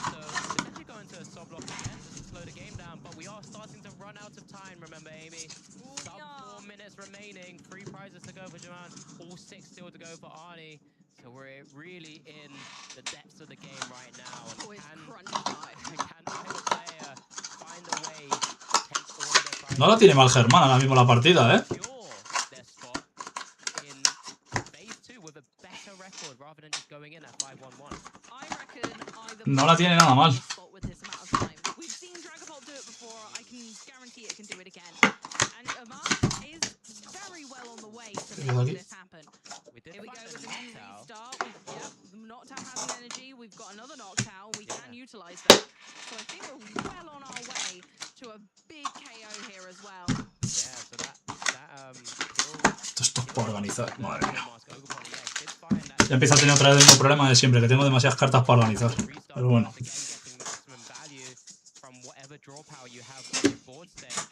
A ver, un poco la partida. Highlighted there, Amy, and it's just going to be so important. I mean, Crispin's coming down again from that Noctowl. Will we see? We haven't used a prime catcher yet either. That's a potential avenue to go down. Really kind of stem the flow of what. Prime catcher sería la hostia, pero lo tienen premios, creo, ¿no? Quiero recordar. There are, and I think that's the troublesome part, is that you do have to consider what the best line of attack is. Quite literally, we like the Pheasantipity in the active. That's great for us. But yes, absolutely. So do we want to use the Prime Catcher? Is it worth using as our kind of finisher? Probably. So we're just going to go with the double Crispin again, and it worked last time, Alex, so maybe it can work again. Yeah, just so ever so close here. So the water energy and the grass energy being cherry-picked from that Crispin. One has to be attached directly from the effector Crispin, of course. There's the water energy attachment, and one goes to hands. So you still have... Oh no, he's already attached energy to the active to retreat as well. So it looks like it's going to be another sub-lock here as well. Again, forcing the scenario where you know you can't maneuver this... Ah, vale, le va a seguir manteniendo el Fezan pillado. And here comes a poker pad. Just over 1 minute remaining here into Arnie's turn. So here comes the dust plops once again.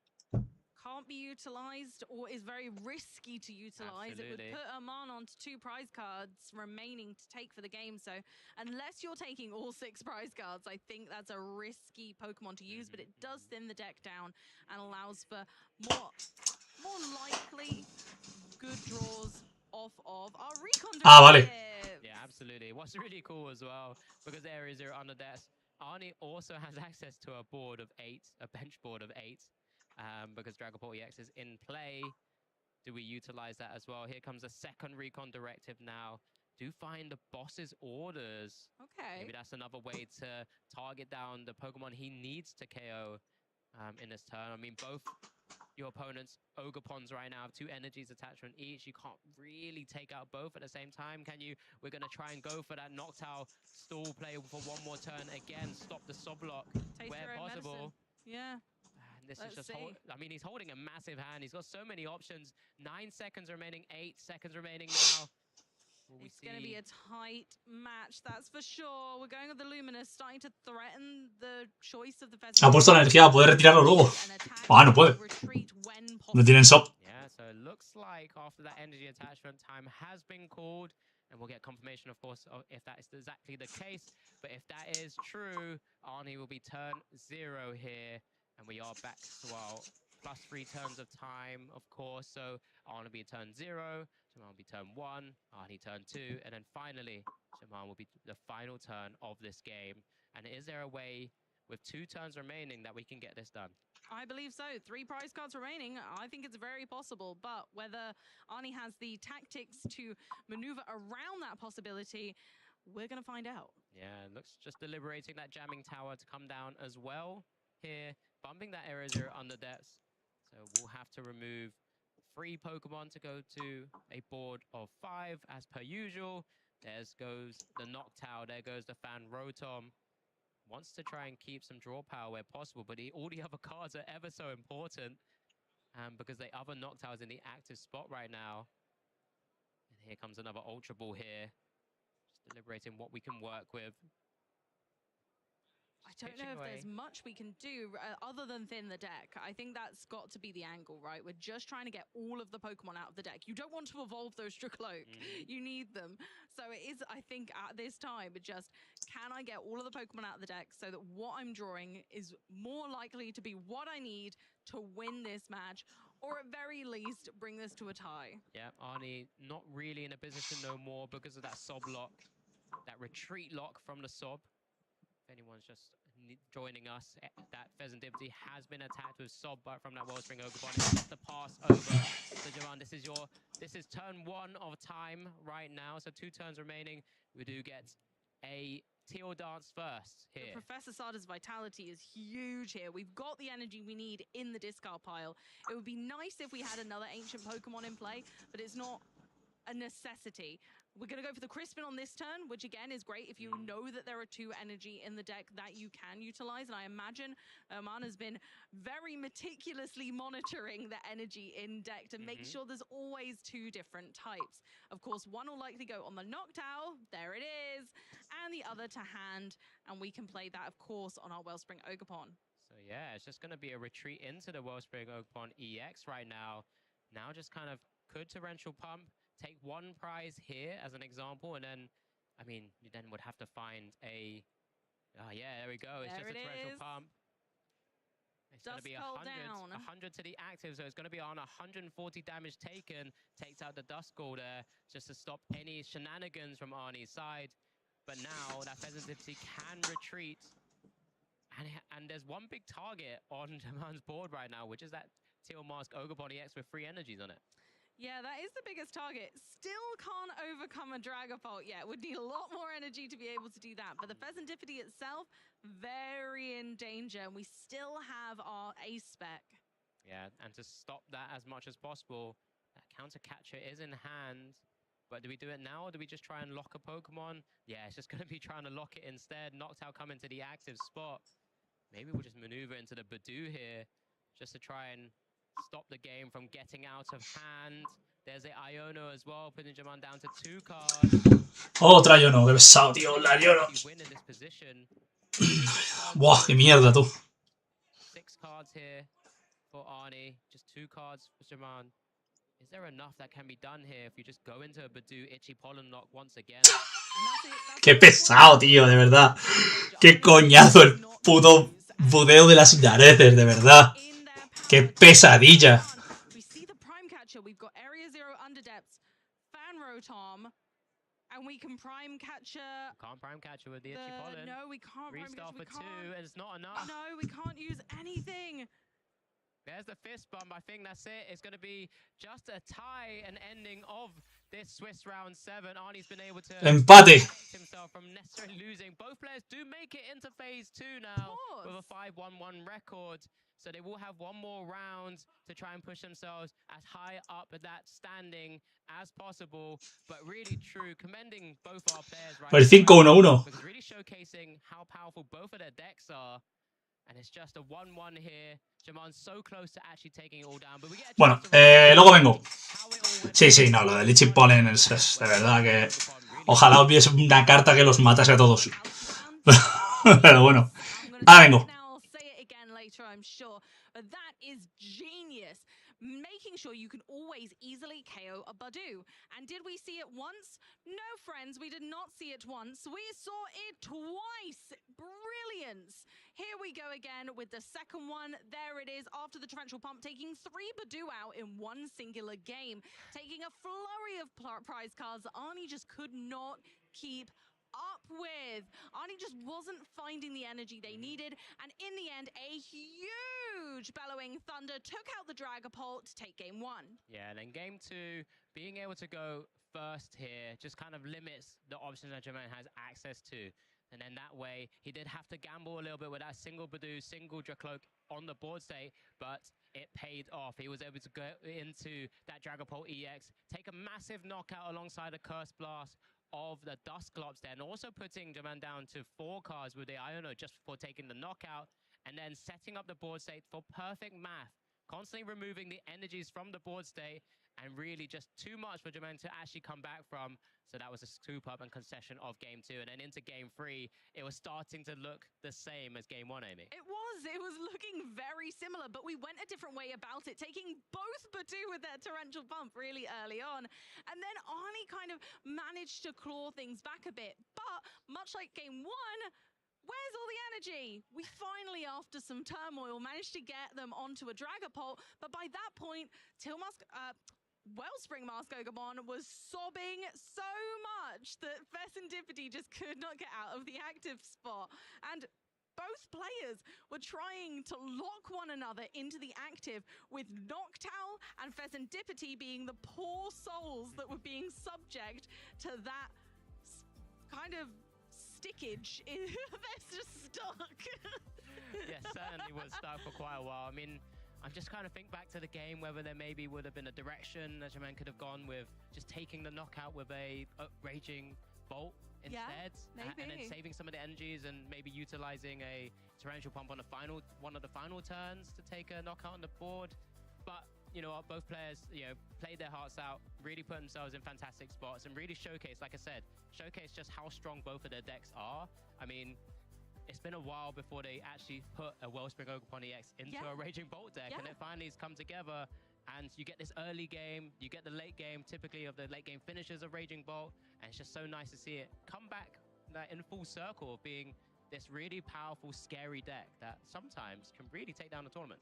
I think it just shows how versatile the deck is. But speaking of all of the things that come together to make something wonderful like a deck, let's check out our players to watch in this event and see what we think about that. We've got, of course, Ethan Wild, who we've seen a few times, Alejandro Gonzalez-Sanchez, and Christian Fontenot. Yeah, I mean, we've both had the pleasure to speak to Ethan. I mean, he's obviously playing that unconventional deck and piloting it to a fantastic finish so far. Have we had much of an update from Alejandro at the moment? Yeah, Ethan is currently 6-0-1 for the moment. Christian Fontenot, we know how great of a player he is and how consistent he has been. He also is 6-0-1 as well, so I won't be surprised if we get a chance to see him at some stage. And we're just having a little look now. We can find how well Alejandro is doing, but it's just great to see it showcase.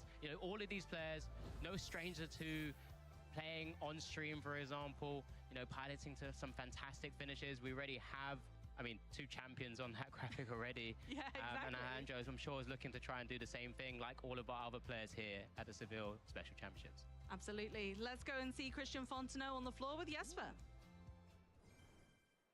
Thank you so much, Amy. And yes, Dane finds fellow Dane in Christian Fontenot. Hello, hello. How's your day been so far, man? Pretty good day, playing Goldengo, having a good time. One last ride, right? Almost didn't bring it, but I felt like I had to. Going well, I'm 6-0-1 now. Yeah, having a good time. Matchups have been weird, but you know what? If we're winning, it can't be that bad, right? Yeah, you told me briefly about weird matchups. You past 2 rounds. Yes. What happened in those? Well, so I hit back-to-back Alakazam, and for any of my fellow Goldengo players in the audience, you'll know that Alakazam is certainly not our best matchup. Got pretty lucky with them, I'll admit. Definitely some good luck involved, but yeah, Slow Rock carries his weight in gold, so got pretty lucky there, and feeling good to be at 6-0-1. Great tournament means you need great fortune, right? Yeah. And great fortune hitting indeed. Yeah. Now, you said one last ride with Goldengo. Yes. What were some of the decks you were thinking about bringing to the tournament? So I really wanted to play Festival Lead. I put so much work in the Festival Lead. I really wanted to play it. I backed out last minute, ended up bringing Goldengo, but my good friend and teammate Ethan Wild, who was of course on stream earlier, is playing Festival Lead, would probably have played a similar 60 to him. He's now, I believe, also at 6-0-1, so the deck is doing good. Festival Lead is real, guys, but yeah, I had to run it with Goldengo, but I do think Festival Lead is a very, very, very good deck right now. Being at 6-0-1, you can definitely have no regrets about your deck choice. For sure. And you have been championing Goldengo in the past. Last major in Europe to be able to do it. Now, is Festival Lead something perhaps you're looking forward to playing post-rotation? Oh, I'd love to, and I think the deck doesn't really lose a whole lot, so it certainly could be a really strong deck post-rotation. The big question mark right now is obviously the Dragapult matchup. Dragapult is looking really good post-rotation, and the Dragapult matchup for Festival Lead is not super great, but when we find a way to solve that matchup, I think Festival Lead looks amazing post-rotation. Yeah, amazing post-rotation Dragapult, and going into post-rotation saying that. Yes. Now you kind of cued a bit on Dragapult being fantastic in post-rotation, seeing a little bit in Japan. Yep. What are some of the decks you're looking at post-rotation? So, I haven't really tested a whole lot post-rotation so far, but what I have seen is that there's kind of 3 archetypes of decks in like a grander scale. Notably, there's like spread decks like Dragapult, there are these big basic Ogerpon decks, and then there's these single prize decks like Alakazam, Festive Lead, Rocket's Honchkrow, and all that. I really don't play something one prizer. I'd love to play an Alakazam or a Festive Lead to prog, but so far I think Dragapult looks really good, I think Lucario looks really good, Raging Bolt still looks strong, but there's a lot of good decks, a lot of testing to do for sure. A lot of testing to do and a lot of action left here in Sevilla. We're going to take it back to our next feature match round. Stay tuned. Welcome back, trainers. Thank you so much, Jesper and Christian, for showing us the stuff all about Golden Go. Yeah, absolutely. I mean, there's so much to learn just from all of the interviews that we're actually having. I heard a little bit of Christian kind of hyping up the deck that Ethan's been playing as well. He's mentioned Festival Lead a number of times, but he's also showcasing exactly how different players are thinking about this tournament. You know, Ethan's gone down this angle of what the pressure's off a little bit, so he's playing Festival Lead, the deck he thought would have good matchups, but is not, you know, the most popular deck out there right now. Whereas Christian's just like, well, actually, I'm going one last ride. Golden Go, baby, let's go. And I think that's respectable in both ways. And I think that's something that a lot of players have brought to this tournament is either their favorites, something they've piloted for a while, or just something a little bit fun. We're at that part of the season where there's still all to play for, but there's still a lot of decision making that can go on, that we're still in a new meta. Absolutely. Talking about metas, and although we got a little glimpse from Christian there, I think we've got something up our sleeves around the meta of the TCG.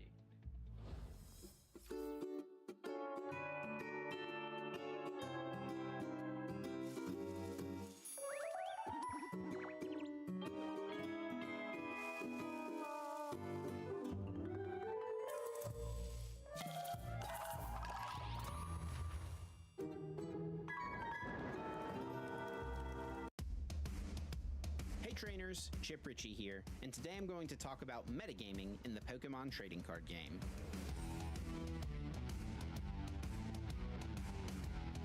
The competitive Pokemon TCG landscape is constantly shifting and evolving from event to event. We call this the metagame. Basically, what decks are popular and what decks are most successful. Let's discuss how you can use this information when preparing for a Pokemon TCG tournament. By using the results of recent tournaments and following along with online discussion, players can attempt to accurately predict what decks will be most popular at an upcoming event. There are a few ways to approach a tournament with this information. You could take a popular deck or archetype and just choose to play that. There's nothing wrong with doing this. There's a reason those decks were successful at the previous tournament. They are really good. It's easy to find successful deck lists on the Pokemon website. You can either copy one of these lists to use yourself, or use it as a baseline and put your own personal twist on the deck. Some players will look at what has been successful and try to find ways to take advantage of the anticipated metagame. This can be in the form of a single tech card to have an answer to something you expect to play against, or it could be an entire deck. When a player builds a deck with the intention of countering the expected metagame, this is called an anti-meta deck. Anti-meta decks can be very powerful, as they include cards that are good against a variety of popular strategies. But they also can be risky, as oftentimes these decks are less consistent and could lose games simply because they fail to get set up quickly enough. These are not your only two choices, however. Playing the best deck is rarely a bad choice, and trying to find an anti-meta strategy is very fun and rewarding, but you can also find some middle ground. There are dozens of viable strategies that you could play at any given tournament. It really becomes a numbers game. If there's a deck in a format that consistently makes up for 25 to 30% of the meta, it could be a really risky decision to play something with a bad matchup to that deck. I think it's important to recognize that it's okay to play a deck that has a bad matchup, so long as that bad matchup is something that you feel is not going to be very popular. The metagame is also constantly shifting between events, so it can be useful to stay in the loop online to see what the community is discussing and what players are thinking leading into a tournament. When making your final decision, comfort level should also be a factor. It's worth your time to practice and prepare to make sure you have a game plan regardless of what you come up against. Being familiar with not only your own deck, but the popular decks in the metagame will increase your chances to become the very best. To see all the action, be sure to tune in to our Championship Series coverage, and to learn more, visit Pokemon.com/play.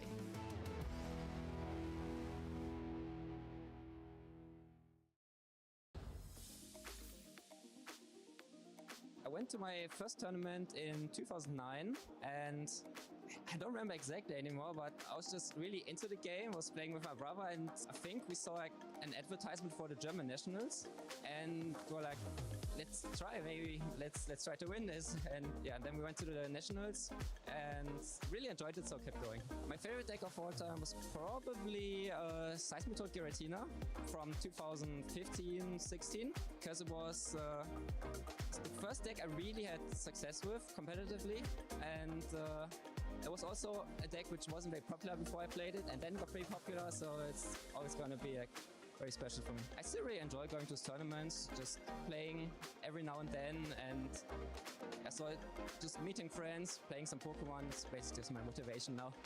I wouldn't really say idol, but I'm really looking up to, of course, Todd and Azul, which are two best players in the world right now, and they're just so consistent, and I was just also innovating the decks and always coming up with great new ideas, and that's definitely inspires me to also maybe still try. Hey trainers, I'm Ross Gilbert, and with the Scarlet and Violet era having come to a close with the release of Black Bolt and White Flare, it's time to take a look at the key moments from the top decks of the Scarlet and Violet era. Find the evolution needed. Charizard EX, the knockout. Here we go. Look at all the pieces. Perfect match. Isaiah takes the KO.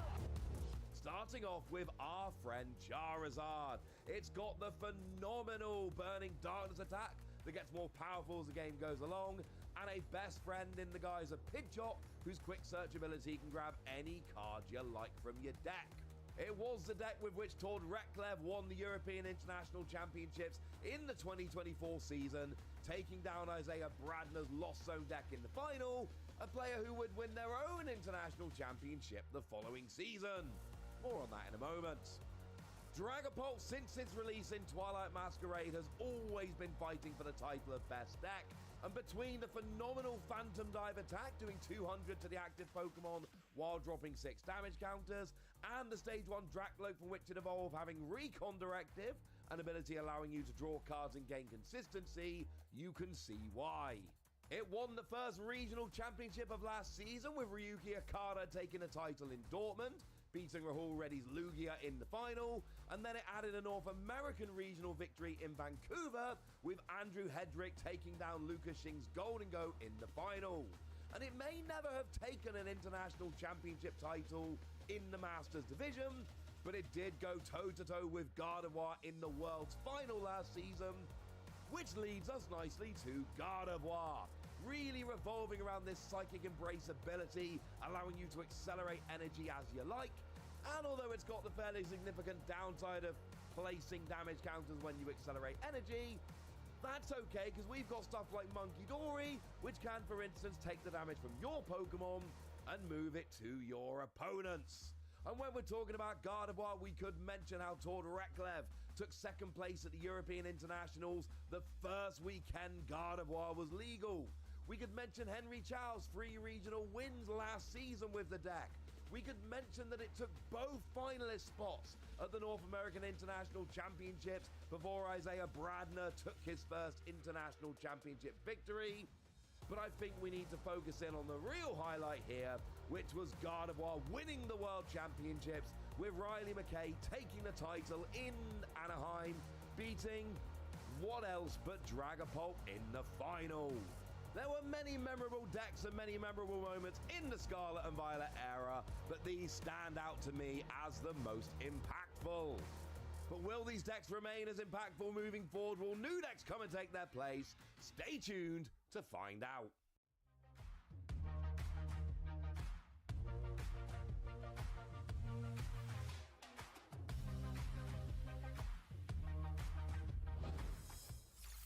I'm glad I know more about the Scarlet and Violet era, and might I say, whoever did that video, what a lovely voice they had. But we are getting ready for round 8 action here. The final round of Swiss with myself and the lovely Jesper Eriksson. We got one more round of Swiss, and then we're going to do the first round of phase 2 before we finish out today. Give me a very brief highlight from the day. Festival lead.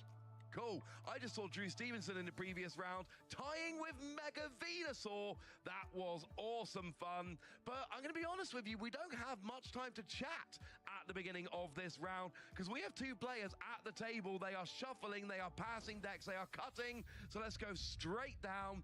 And there's one player here who should look a little bit familiar. Wait, I just spoke with Christian. What a lovely chap as well. We're going to see Christian Fontenot here on stream. Fantastic chap. Danish as well. Stuttgart Regional Champion 2024. Gdansk Regionals top 4. And Portland, Oregon Regionals top 4. And LAIC top 32. What an accomplishment sheet. Love seeing people enjoying being on stream. I commentated his Stuttgart victory in 2024. That was a fun game. Lost box, if I remember correctly. Moritz Kretschmer here. We've got an Utrecht Special Championship top 256 from last season. So we have a newer player and a more accomplished player. So are we going to see Christian proving he is one of the top players in the world, or are we going to see an underdog story coming true? I mean, there is a reason why Moritz is sitting here at 6-0-1. Fantastic tournaments from both of these players so far. But we get to see some prize cards. We get to see more Dragapult double 3P prize though against Christian's ever-fabled Golden Go. That's a 2-1-1 line of Dragapult being prized. Not ideal, and it does look like we might be having some Golden Go action on the left from Christian, judging by those prize cards. So there's a fist bump, and we are rolling with our 8th and final round of Swiss in phase 1 at the Sevilla Regional Championships. We've got a Badu in the active for Moritz here, and we've got a Soul Rock for Christian, and it does seem like Christian will be leading us off with a fight gong. And while he does this, can you tell us a bit about this Golden Go deck? Yeah, this Golden Go deck has massive potential of reaching damage. Using Make It Rain with Golden Go. 50 for each basic energy you discard from your hand. You may be asking me, Ross, how are you just getting all these energies back? We have superior energy retrieval to get back all these energies. So you can constantly be throwing big attacks into your opponent's active position. Whereas Moritz, on the other hand, wants to be stopping that. Now we do see the Fighting Gong, getting that Lunatone, getting that Lunar Rock setup, being able to use that Lunar Cycle to be able to draw more cards, getting into these energy cards, but also importantly, more Gimmicks. And that is what you're looking for. Lots of Gimmicks to turn into lots of Golden Go for lots of coin bonuses and making it rain for gigantic damage. So we do have the Lunar Rock combination. This is one of the things which really turn this into a top tier deck. Partly it's the draw power with Lunatone, but also here it's having that early game attacker. You're not forced to go into Golden Go super early and start putting your 2 prizes in harm's way. You can use Soul Rock to sit there doing 70 damage, take some cheeky early game prizes, and transition into Golden Go when you absolutely have to. And just that simple thing completely transformed this deck and turned it from a good, kind of like second tier deck into arguably the best deck in the game. So we have energy on Soul Rock, we have a single Gimme Ghoul down. I'd like to see some more, but unfortunately we're passing to Moritz here, who is using Christian's own Artisan against him here and going and having a look for a Pokemon. Yeah, Artisan, even though how good it is for Christian, it's also going to be able to be used for Moritz here. Getting to see the bad news, looking up these Dragapult pieces. Wait, I got 2 3Ps prized and a Drag Cloak as well. Kind of handicapping the setup a bit here. Getting the 3P and attachment though, shuffling up the deck after Artisan, getting ready, potentially to play support of a turn.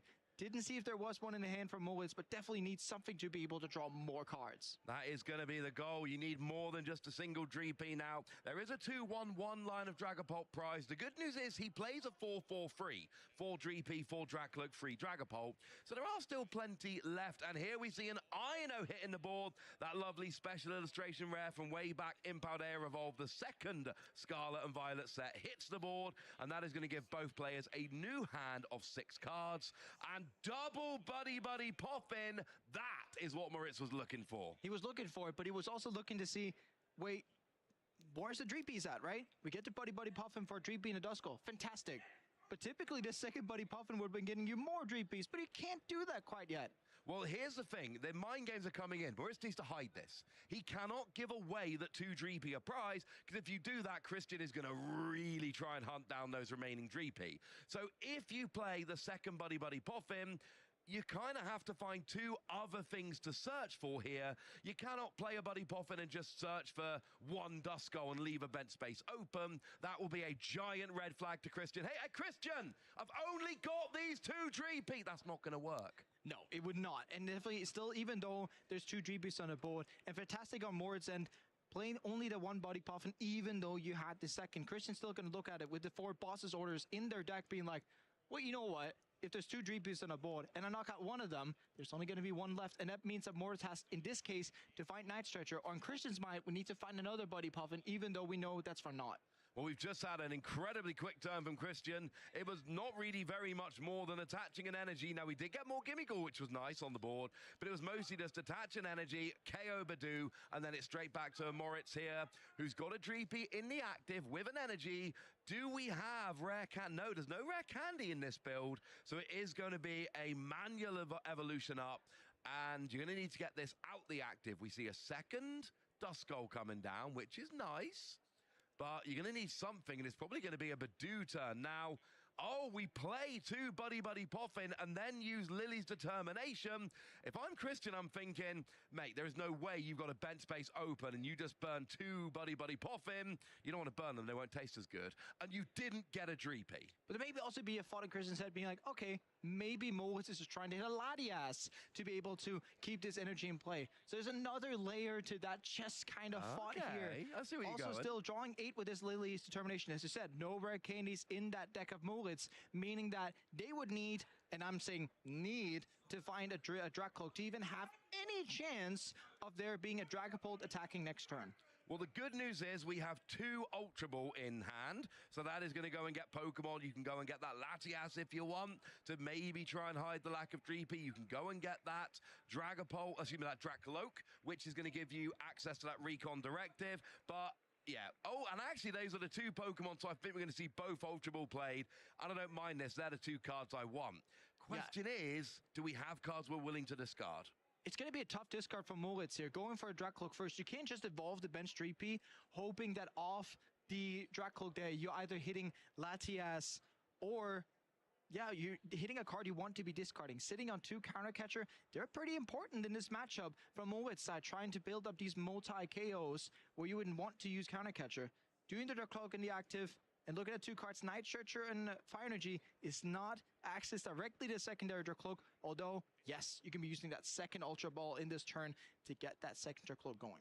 I do like getting that energy there so that you can attach it. You're now ready to attack next turn, unless you have to burn it to discard to retreat, and that is exactly what we are doing. But we have to do in the active. We can counter catcher because Christian has already taken a prize. We bring a Gimmighoul into the active, and then we just itchy pull him. That bench space remains empty.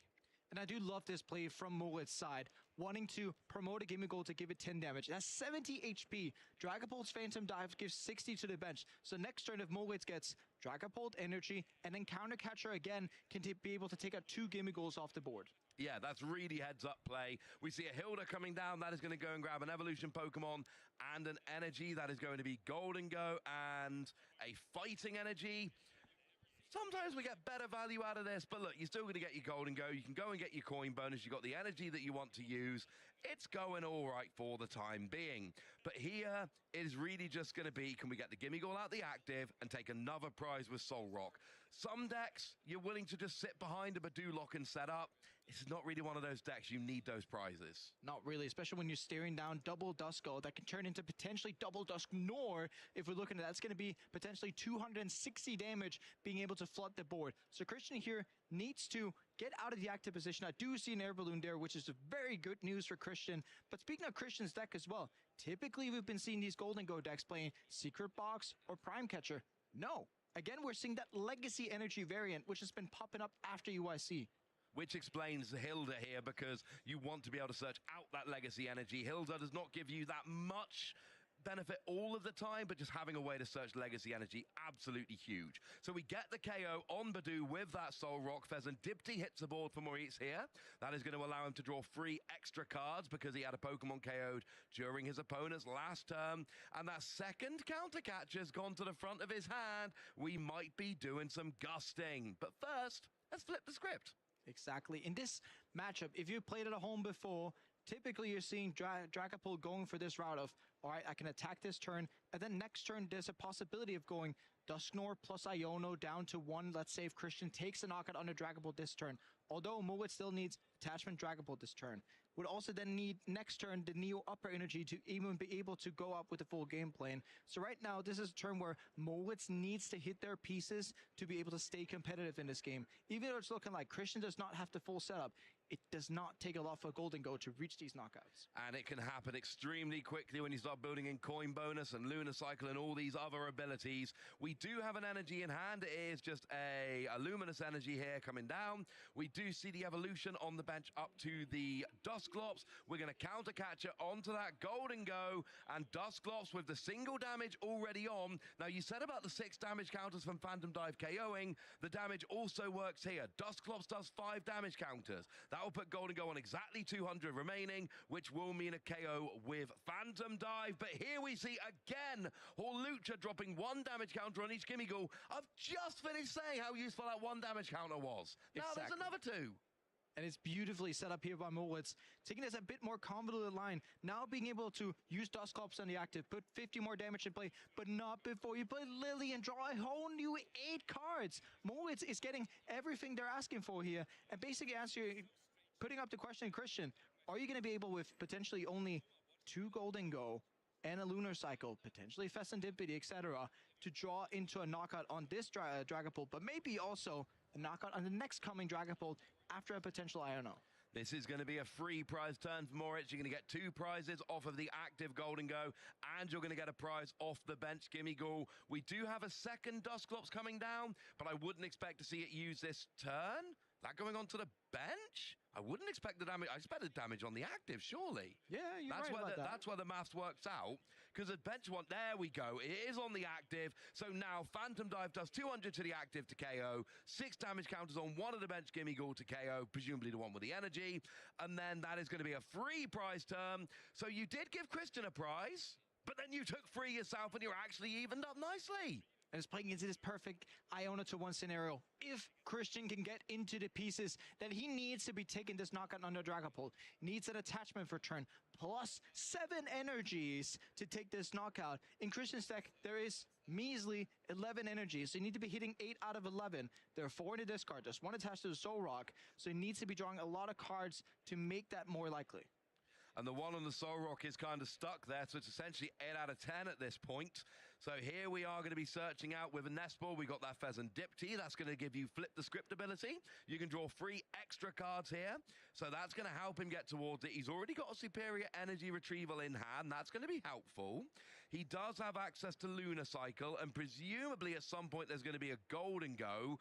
But there's already 1 in the active. So that's 5 extra cards, plus flip the script. That's 8 extra cards between Pheasant Dipty, Lunatone, and Golden Go. That is 8 cards being drawn. And you can even push it up to 10 if you get an air balloon to that Golden Go and retreat into new Golden Go. What is actually beautiful about Moet's setup, I need to stress this, is that even if Christian goes, okay, Boss Lucha knockout, it means that Moet actually can get to use this bench Dusclops, put Christian still down to 1 prize, and wreak even more havoc on Christian's board. I love it. Basically, whatever happens here, either Christian has an absolute nightmare of a turn with no KOs, or Moritz will Iono him to a single card next turn. There's no real way around it. Now we see the coin bonus draw from the active. It was a boss's orders and a basic fighting energy. Now we're going to see Hilda being played. This will be a great time for legacy energy, because this removes 1 prize, which makes Morris's prize map a lot more awkward than it was before. And that was why when you're playing against Golden Go, you can typically go with these 2-2-2 prize maps. Or anyhow, with the Legacy Energy, you can mess that prize trade up for your opponent, which is exactly why they're playing with these Hildas to be able to search it out. And on top of that, if you already spent your Legacy Energy, yeah, Hilda can get another energy. So we're just looking at how many energies we have. 3, 4. That means the Superior Energy Retrieval is going to be able to grab that knockout with those 3 already in hand. And that Legacy Energy means that is a single prize Golden Go. And look, a couple of turns ago, I was pretty candid. I said, look, I don't think Hilda's gotten great value for Christian on that turn. This turn, oh, Hilda got well good value with that Legacy Energy. Now we see the Superior Energy Retrieval gets 4 cards. In addition to the 3 in hand, that is 7. 7 times 50 is 350. That is enough to get the KO on Dragapult and put Moritz on the back foot. It is going to be INO and try and make that comeback, but the damage Golden Go is a problem. Also, with 1 prize card remaining, it means that Dusclops will be doing out for the rest of the game. Exactly, and it pushes Moritz kind of into a corner, needing to be hitting that A-Spec, Neo Upper Energy, and Dragapult. But if he goes Iona to 1, Festivity is not going to be activated for Christian. Needs a Fighting Energy to draw for Lunar Cycle, which means that Christian's only going to be able to draw 3 cards from the Golden Ghost. One thing that's important about this Legacy Energy here, Ross, is that when it's knocked out by damage, it works. But if it's knocked out on a bench by Phantom Dive, you get to bypass that.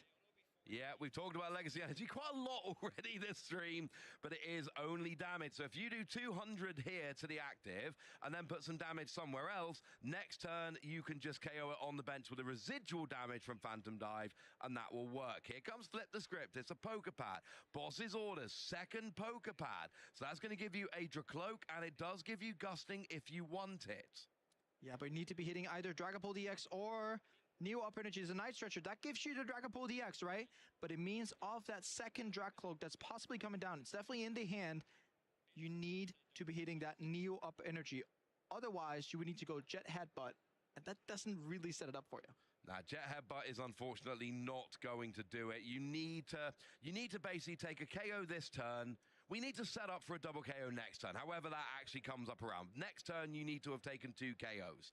So yeah, it's going to have to be Phantom Dive, surely. I'm saying that, Dross. I'm being a bit silly. That Drebu was Ben's turn, which means we need to go Jet Headbutt, and this leaves everything in Christian's corner. Has Christian drawn out of the... I see Lily, I see Fighting Gong off these 2 cards from the Iona and the top deck. But you've still got... Now, you don't have Flip the Script, but you still have Lunar Cycle if you can get an energy, but Fight Gong should get you the energy. You've still got coin bonus for free, so if you can get a Fighting Energy... Do we have one in deck?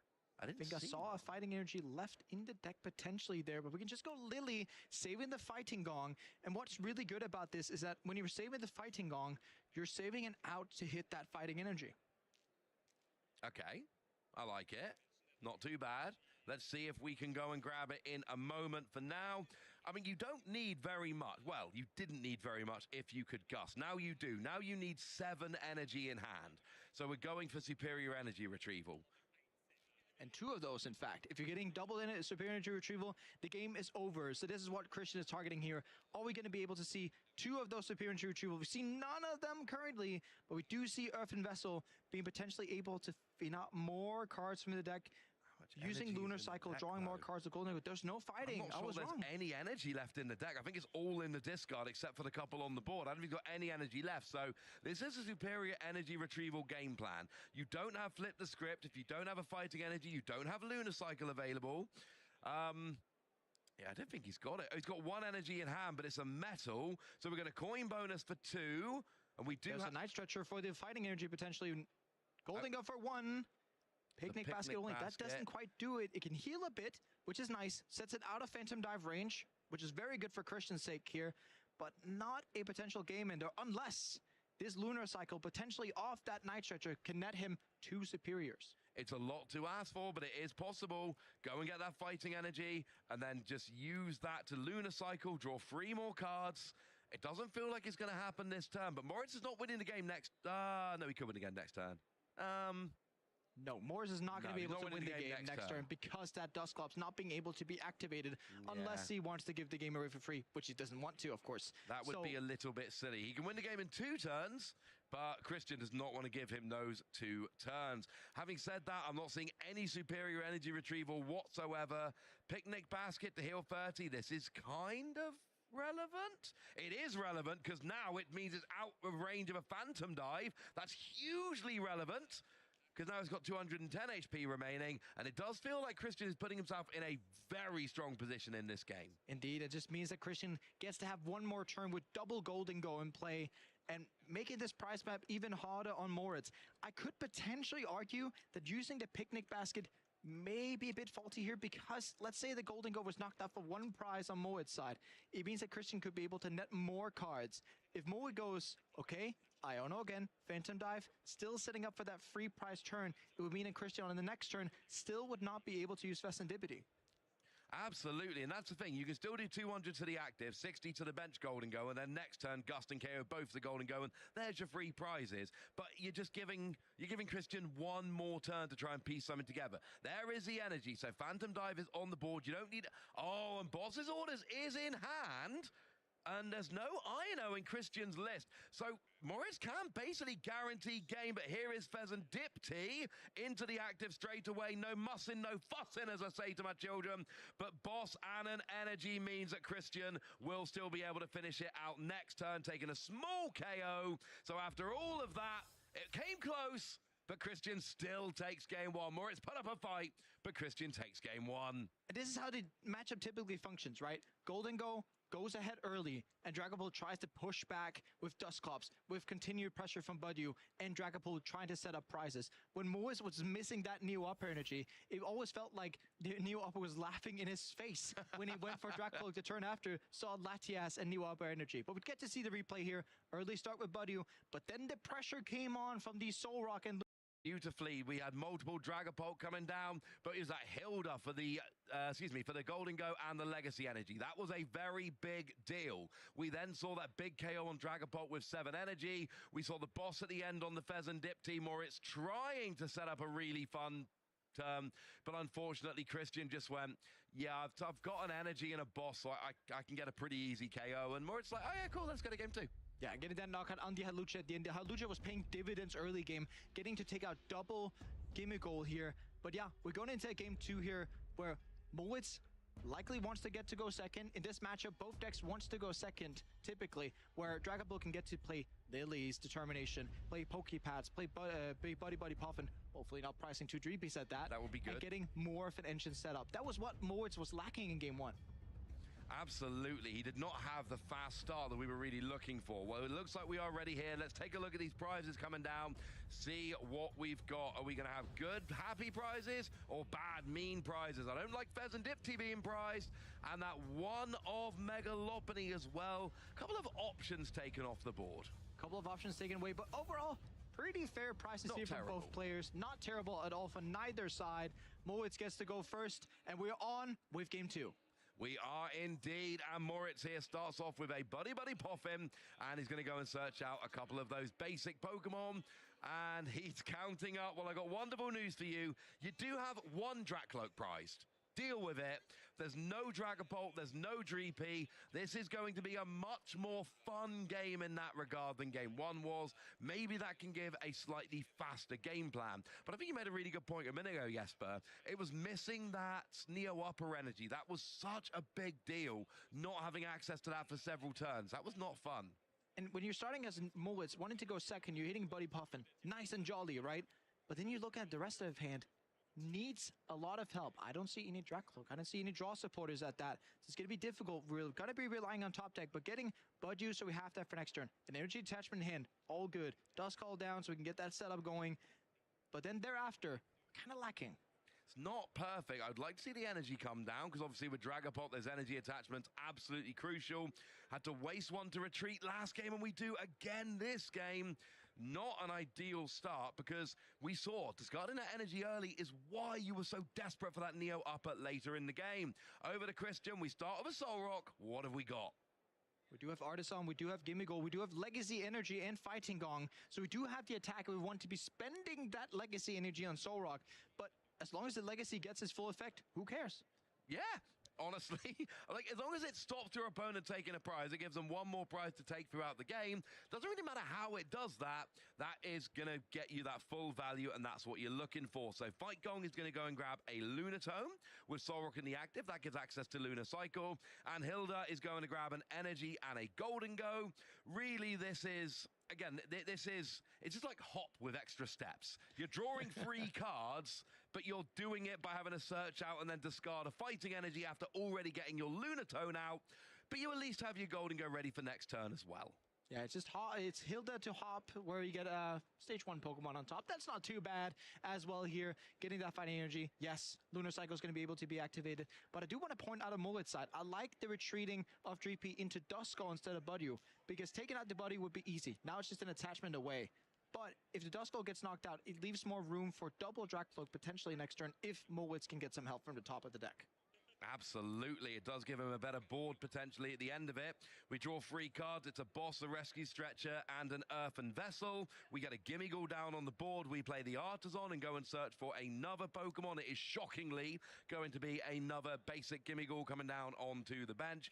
A lot of cards in hand. We've got Legacy Energy. Do we want to use it? It's the only one available right now, unless you go Earthen Vessel, which might be better than using your one of Legacy Energy this early in the game.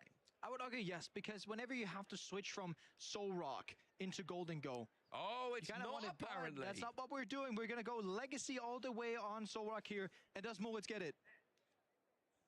Got a Dusclops. That would have been really fun if your Dusclops didn't just get KO'd. You can go and get Artisan here, though. Go and grab a basic. It's going to be another Dreepy. Does he have... I've not had a good look at his hand for a minute. It's nothing in hand. There is absolutely nothing. We're looking at a couple energies, Boss's Orders, and Dusclops. So no Lily, no Iono, no Dracloak to even draw any additional cards. Here it's likely just going to be, okay, attach Dreepy, Itchy Pollen, and Christian's going to look at it and be like, wow. See, I pride myself on being a pretty positive, cheery, enthusiastic guy, but that's not a very good hand. We see a Boss's Orders onto a Gimmighoul, just basically saying, look, I might as well use it as my support for the turn, make it a bit more awkward. And we have said that 1 damage counter on Gimmighoul can be important, but in a deck where you don't play Rare Candy, you're now 2 turns away from a Dragapult. Oh, but here we go with a double Golden Go here. We see a coin bonus in the active for 2. We got another coin bonus on the bench, and that Badoo, I'm afraid, is not long for this board. There's both metal, there's fighting, there's Hilda in hand, getting that 3rd Gimmighoul, and also my eye does also spy another way to get Golden Go out for next turn as well. Even we haven't even used the bench Golden Go's ability, being able to draw even more cards, having a metal energy to attach, fighting energy to discard. We need to remember how much HP Budyu has. It has 30. Yes, not very much. It means a single energy discarded with Make It Rain will get the KO. And this is what you're terrified of. Like, you have this terrible start, and your opponent's like, so I can get multiple Gimmighoul and then into multiple Golden Go. I got Solrock with a Legacy Energy, and then I got my Lunatone, so I can Lunar Cycle, and then I got a spare Gimmighoul on the bench. I have got literally, and I mean this, literally everything I could want at this point, and you are still struggling without even a single Dracloak on the field. Even Lunar Cycle, drawing an extra energy, although if Christian didn't hit any energy, could have just gone Hilda, does it anyway, can go ahead and get Golden Go, energy. Everything's just flowing. He has got everything he needs. He's 1 game up, and game 2 is absolutely going in his favor. Both these players are 6-0-1. They're both locked for phase 2. Right now, they're fighting for positioning. The winner of this game will go to this match. Will go to 7-0-1. That gives them extra match points to make it more likely they can transition from phase 2 into top 8. They're both already going to phase 2. Right now, this is an extra win in phase 2 they're fighting for here to make top 8 more likely. There is a KO with Make It Rain on the Badoo. Dreepy goes into the active. We've got 3 Dreepy on the board, nothing else, and we top deck a Jamming Tower. That's not very useful. This is going from worse to worse. And Moitz here struggling for options. But you again have to hope that Christian misses the energy next turn. Bad news, Christian does have an energy in hand and can just continue to get these knockouts. Moitz literally have to donate all of these buddies for knockouts until he can hit anything. But quite frankly, Ross, even hitting at Dracloak next turn may be too late. And that's the problem. When you're playing these Dragapult lists, nowadays an awful lot of these lists don't play any rare candy, which means they don't have that explosive option to go, boom, rare candy, Dragapult, Neo Upper Energy, now I'm using Phantom Dive. Moritz is playing a list that isn't able to do that. That is a gigantic problem. Christian here can coin bonus for 4 cards. And they've also got like 1 billion cards in hand. And they're not even doing anything. They just make it rain, KO the Badoo. Could have drawn more cards, could have used Lunar Cycle. Not even worrying about it. We finally see Pokerpad. That is going to give Adra Cloak. But now Christian's in this great position where if you've got 1 Dracloak, I think I know what Christian's going to be trying to do next turn. Oh, you don't meet boss's orders, do you? I think the boss is going to cool down and be like, mate, that Dragapult on the bench, here's my orders, get it gone. We do need to see the double Night Stretcher. Oh It's my just goodness! stretches on. What is this? And my Christian word. over the table cannot believe it. You know you're drawing badly when you give up on the game and just show your opponent what you've done. I'm not saying he's given up completely, but I'm saying at this point it's feeling hopeless to the point where you just show your opponent these were my options. We're now going to see another KO from Christian. He is going to go down to just 2 prize cards remaining. First, we're going to draw a bunch of cards. Coin bonus, coin bonus, coin bonus. We do have 2 superior energy retrieval in hand, so the energy is not going to be a problem. But if you're Christian, and it is a boss, like we suggested, onto the single Dracloak, that is going to be a very easy KO. And if you're Moritz here, you're just seeing this go from bad to worse. The good news is you're locked for day 2. That's wonderful news. The bad news is you are down a game, and this second game is going downhill fast. We discard 2 cards from hand. We get 4 cards back with superior energy retrieval. We can discard 2 of these with Make It Rain to KO that Dracloak. And Christian goes down to 2 prize cards remaining. And we top deck another Pokerpad. Another Pokepad is undoubtedly going ahead and getting another Dracloak. And then we're asking the question again, Ross. What can this Dracloak even get that's going to keep ourselves within the game? You know what I really want? I want rare candy, Dragapult, Neo Upper Energy. We can't have it. There's no rare candy in the deck, but that is the kind of thing that would stabilize. Now we have a look. It is a Luminous Energy and a Dragapult. You go and grab the Luminous Energy. And look, there is a potential here. Here's the route back for Morris. You attach to the Dracloak. Next turn, you evolve into Dragapult and INO your opponent to 1 card. And then you just cross your fingers and hope. But here is a boss onto the only Dracloak, and that means that there will be no Dragapult coming out next turn, which means Christian will be able to take this prize, and then 1 more prize next turn to finish out the game with no Dragapult coming down. This was a last chance saloon for Maurice. It was get a Dragapult with both the energy, INO to 1, and just hope you can get a comeback. Finally! We get the INO to 1. The problem is, Christian is going to need absolute maximum 2 energy. Or superior energy retrieval. Or superior energy retrieval to get 2 energy. Or a potentially an earthen vessel. Or actually just energy. 1 energy, because you have that Soul Rock on the bench. So let's say if Mowitz does get the Pokepad to be able to potentially search out another Dracloak, even Night Stretcher. But yeah, as you said, 2 energies is what is separating Christian Fontenay between himself and a 7-0-1 record here in Sevilla. And as you correctly mentioned, right? These players, yes, they are unlocked for phase number 2, but they still want to be able to grab more of these match points to potentially shoot themselves into the top 8. Yeah, if you're a player like Christian, it's not about, hey, look, I made phase 2. No. You want to be going up into top 8, fighting for another regional championship victory. Now, here we do get the Blood Moon Ursa Luna down on the board. This will not be able to get, no, does it 240 or 250? Does hit for 240. I was right. So it's going to be 10 damage away from getting a KO on that Golden Go. So not even getting a KO here. Could put a high HP Pokemon into the active. But even then, you still need to find an energy to pivot that Dragapult out of the active. And Christian Fontenay sitting here with a fighting energy, meaning that 1 fighting energy can be switched off, put in a discard pile, traded for free cards with that Lunar Cycle.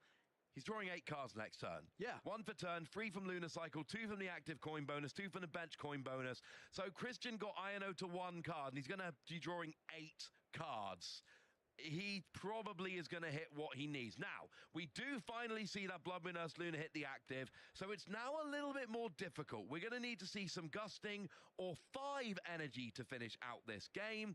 That Golden Go not KO'd yet. Right, what have we got? That second card wasn't very useful. 2 coin bonus from the active. Now, we just need a superior energy retrieval here, that Ross. A boss? No. Okay. So here we see there is an energy. There's And we are just going to boss, and it is going to be Dragapult in the active, retreat into Soul Rock, KO on the Dreepy with Soul Rock. It was a boss, I was right, but more importantly, Christian Fontenot is going to go to a 7-0-1 record, putting himself in fantastic positioning to be making a play for top 8 in Phase 2 of the Sevilla Regional Championship. And I don't know, maybe you gave him luck when you interviewed him a minute ago. Perhaps, and we're getting to take a look at the entire replay here. It was 2 way different stories. Moritz kind of getting a setup in game 1, trying to fight back after the storm of Soul Rock that was beginning our game, but kind of started lacking. Christian getting a fantastic setup. 3 gaming goals, a golden go and play, Soul Rock knockout. Yep, and that is what you need to do. Those Soul Rock knockouts, super good in the early game. And then Christian there with that legacy energy that made such a difference. Gigantic KO on the Dragapult while threatening only 1 prize given up in return. We see the boss's orders onto that Pheasant Dipty, but Christian was ready for it. All he needed to do was just boss's orders and then use an energy to retreat and get the KO. And game 2 was downright awful for Moritz. Has the body pop in the start off. Great, but no additional help. No drag cloaks in the early game, no draw supporters, and this was just Christian's games from the start. And he did make the most of it. He played very carefully. He set up his board very nicely. He didn't overcommit resources. He just took the KOs when they came out, using the Golden Go to take KO after KO after KO and just putting himself in a great position. He had the Soul Rock with the Legacy Energy on from early in the game, didn't need it. And we see the moment there where the first Cloak gives a choice of 2 Night Stretcher, neither of which were any good, and Moritz just sharing that with Christian as Christian just takes prize after prize after prize. We see again drawing a whole bunch of cards here to get the KO, and here's what Christian did. He went after the Dracloak. Every time it hit the board, went after the Dracloak. End of the game here. I can't KO that active Blood Moon Ursaluna, but I can boss up the Dreepy and retreat into that Soul Rock, which had that energy from turn 1. Exactly, that legacy energy we were discussing early game. Do we spend it? Do we not spend it? Actually, in the end, ended up mattering quite a bit here, having that energy to be able to knock out the Dreepy. It wasn't really a question who was going to win the latter stages of the game. It was more so a question of when Christian was going to get the resource that they needed to finish off the game. Very unfortunate here for Moritz, but congratulations to Christian. Another victory here, bringing them that much closer to a potential top 8. Trying to prove that Golden Go still has something to Golden Go and win with. But this is the last tournament we've got in Europe, with Golden Go being, tournament legal. It will have rotated by the time we get to Prague and Czechia in our next European, regional level event, what we often refer to as majors. And we've got players like Drew Stevenson and Christian Fontenot coming in, having good runs with that deck coming into this weekend, and frankly showing us why it's been so good for so long. And so good for so long. Golden Go has been fantastic, doing all these massive damage, being able to knock out massive Pokemon. We're talking mega Pokemon. Anything you set in front of a Golden Go, it can knock out. Yeah, I mean, that is it. But I'll tell you what, it is not without its weaknesses. Some decks can stand up against it, but right now, nothing seems to be able to. Christian has taken it to a 7-0-1 record. So I don't know, maybe let's go and have a chat with Christian. Welcome back, everyone, to The Floor. My name's Amy. I'm here with Christian Fontenot, the winner of our Round 8 feature match. How are we feeling? Golden Go, Round 8. Once again, I feel like we've done this before, but I think we have. let's do it again. Of course. Feeling good. Feeling great, actually. Yeah, I mean, the Pult matchup is very good, obviously. Game 1 was pretty flowchart. Game 2 was a bit unfortunate for my opponent. I would have really loved to play a full set. He's a good friend of mine, but at the end of the day, we take the dub, right? We do. Can't complain too much. I did just do an interview with Jesper not too long ago on the broadcast, like a round ago, so I don't really know what to talk about. I think I already talked about my run. That's okay. I've got some questions for you. Of It's course. going to be all right. Yeah. I need you to talk to me, to talk to the viewers about course. Legacy Energy, please. Yes. So, Legacy Energy in Goldengo, I think this card is really, really, really strong in the deck. The way I kind of view it is that when you play the Legacy Energy, your deck is now built to go first instead of going second. I think going first is really, really, really strong in this format. So you get a lot of advantages there. Now, I'm not going to bore you guys with the nitty-gritty of like what we're like, everything we're changing. I'd be here forever, but Legacy Energy enables going first, and then is also just a very strong card into all your naturally bad matchups, right? I think your Charizards, your EV box, like all that stuff, right? So into a meta that is like bad for Goldengo, I think it's the strongest option for sure. Now, it is a little less consistent than the Arven build, be it Box or Prime. Hasn't felt like it today, I'll say that. But statistically, it's supposed to be slightly less consistent. Not by much. No, not by much. We have Pokepads and we have all kinds of crazy stuff. Hilda, Lily. We're not inconsistent, but we're slightly less consistent. But Dex felt great. The legacy is so strong. Good. Obviously, single prize Goldengo is just completely unfair. You know, Polt isn't typically the matchup like it matters a whole lot into. Yeah, of but into course. anything that can't play around legacy, it's beautiful, not right? even okay. Yeah, that honestly. Genius build of Goldengo. I know you've been championing the deck for a long time now, and you know, seeing it go strength to strength. Yep. What's next for you? Deck-wise? Yep. So, anyone who knows me knows I really wanted to play Festival Lead this weekend, but I chickened out. Oh, Christian. I would probably have ended up on something similar to Ethan. I think the deck is super strong though, and it's been my pet deck for the past like couple months now. And post rotation doesn't really lose a whole lot, so I really want to play that post rotation. That being said, Dragapult's looking pretty good post rotation, and that matchup's not really that good, but maybe we can make something work. Besides that, no idea really. I didn't even want to really play Goldengo for this weekend. I was kind of trying to play something new, but the legacy just felt so good that I couldn't really justify playing anything else at the end of the day. You had kind of made that choice, figured that out, and Right. gone, actually, this kind of fixes so many things. I really want to try it at this level. Originally, I was going to play EV Box, and then I realized that deck is really hard to play. I can't do that. I can't, well, because I looked at the meta, and I'm like, okay, statistically, I think EV Box is an amazing play. Like, Leafeon EX in particular is so strong right now in this meta. But then I played it Monday, and I realized, oh, I'm like horrible at playing this deck. So then I went to Festival Lead, because like, I really want to play Festival Lead. It's a special event. I can get away with it. But then I played a couple of games with Goldengo. I'm like, this deck is too good to not play. Like, so it wasn't supposed to be a final ride with Goldengo, but it kind of ended up being a final ride. And what a final ride it's been. It's been doing really Already, well. So, absolutely for sure. crushing it. And like all good players, I imagine, the one thing that we all have in common is that we love our locals. And you can find out how to get involved. We're going to show you just how to do that.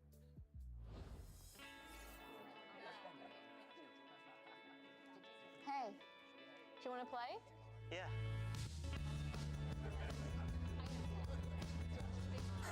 Nice. One shot? Wait, yeah.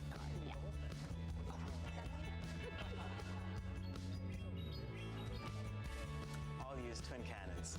Great game, guys. Bye. See you next week. Come play at your local Pokemon League. My favorite thing about that video is a dude rocks up, plays his first ever game, wins, leaves. Absolute pro move. Love it. If you want to be like that guy, scan that QR code on the screen, find your nearest local event.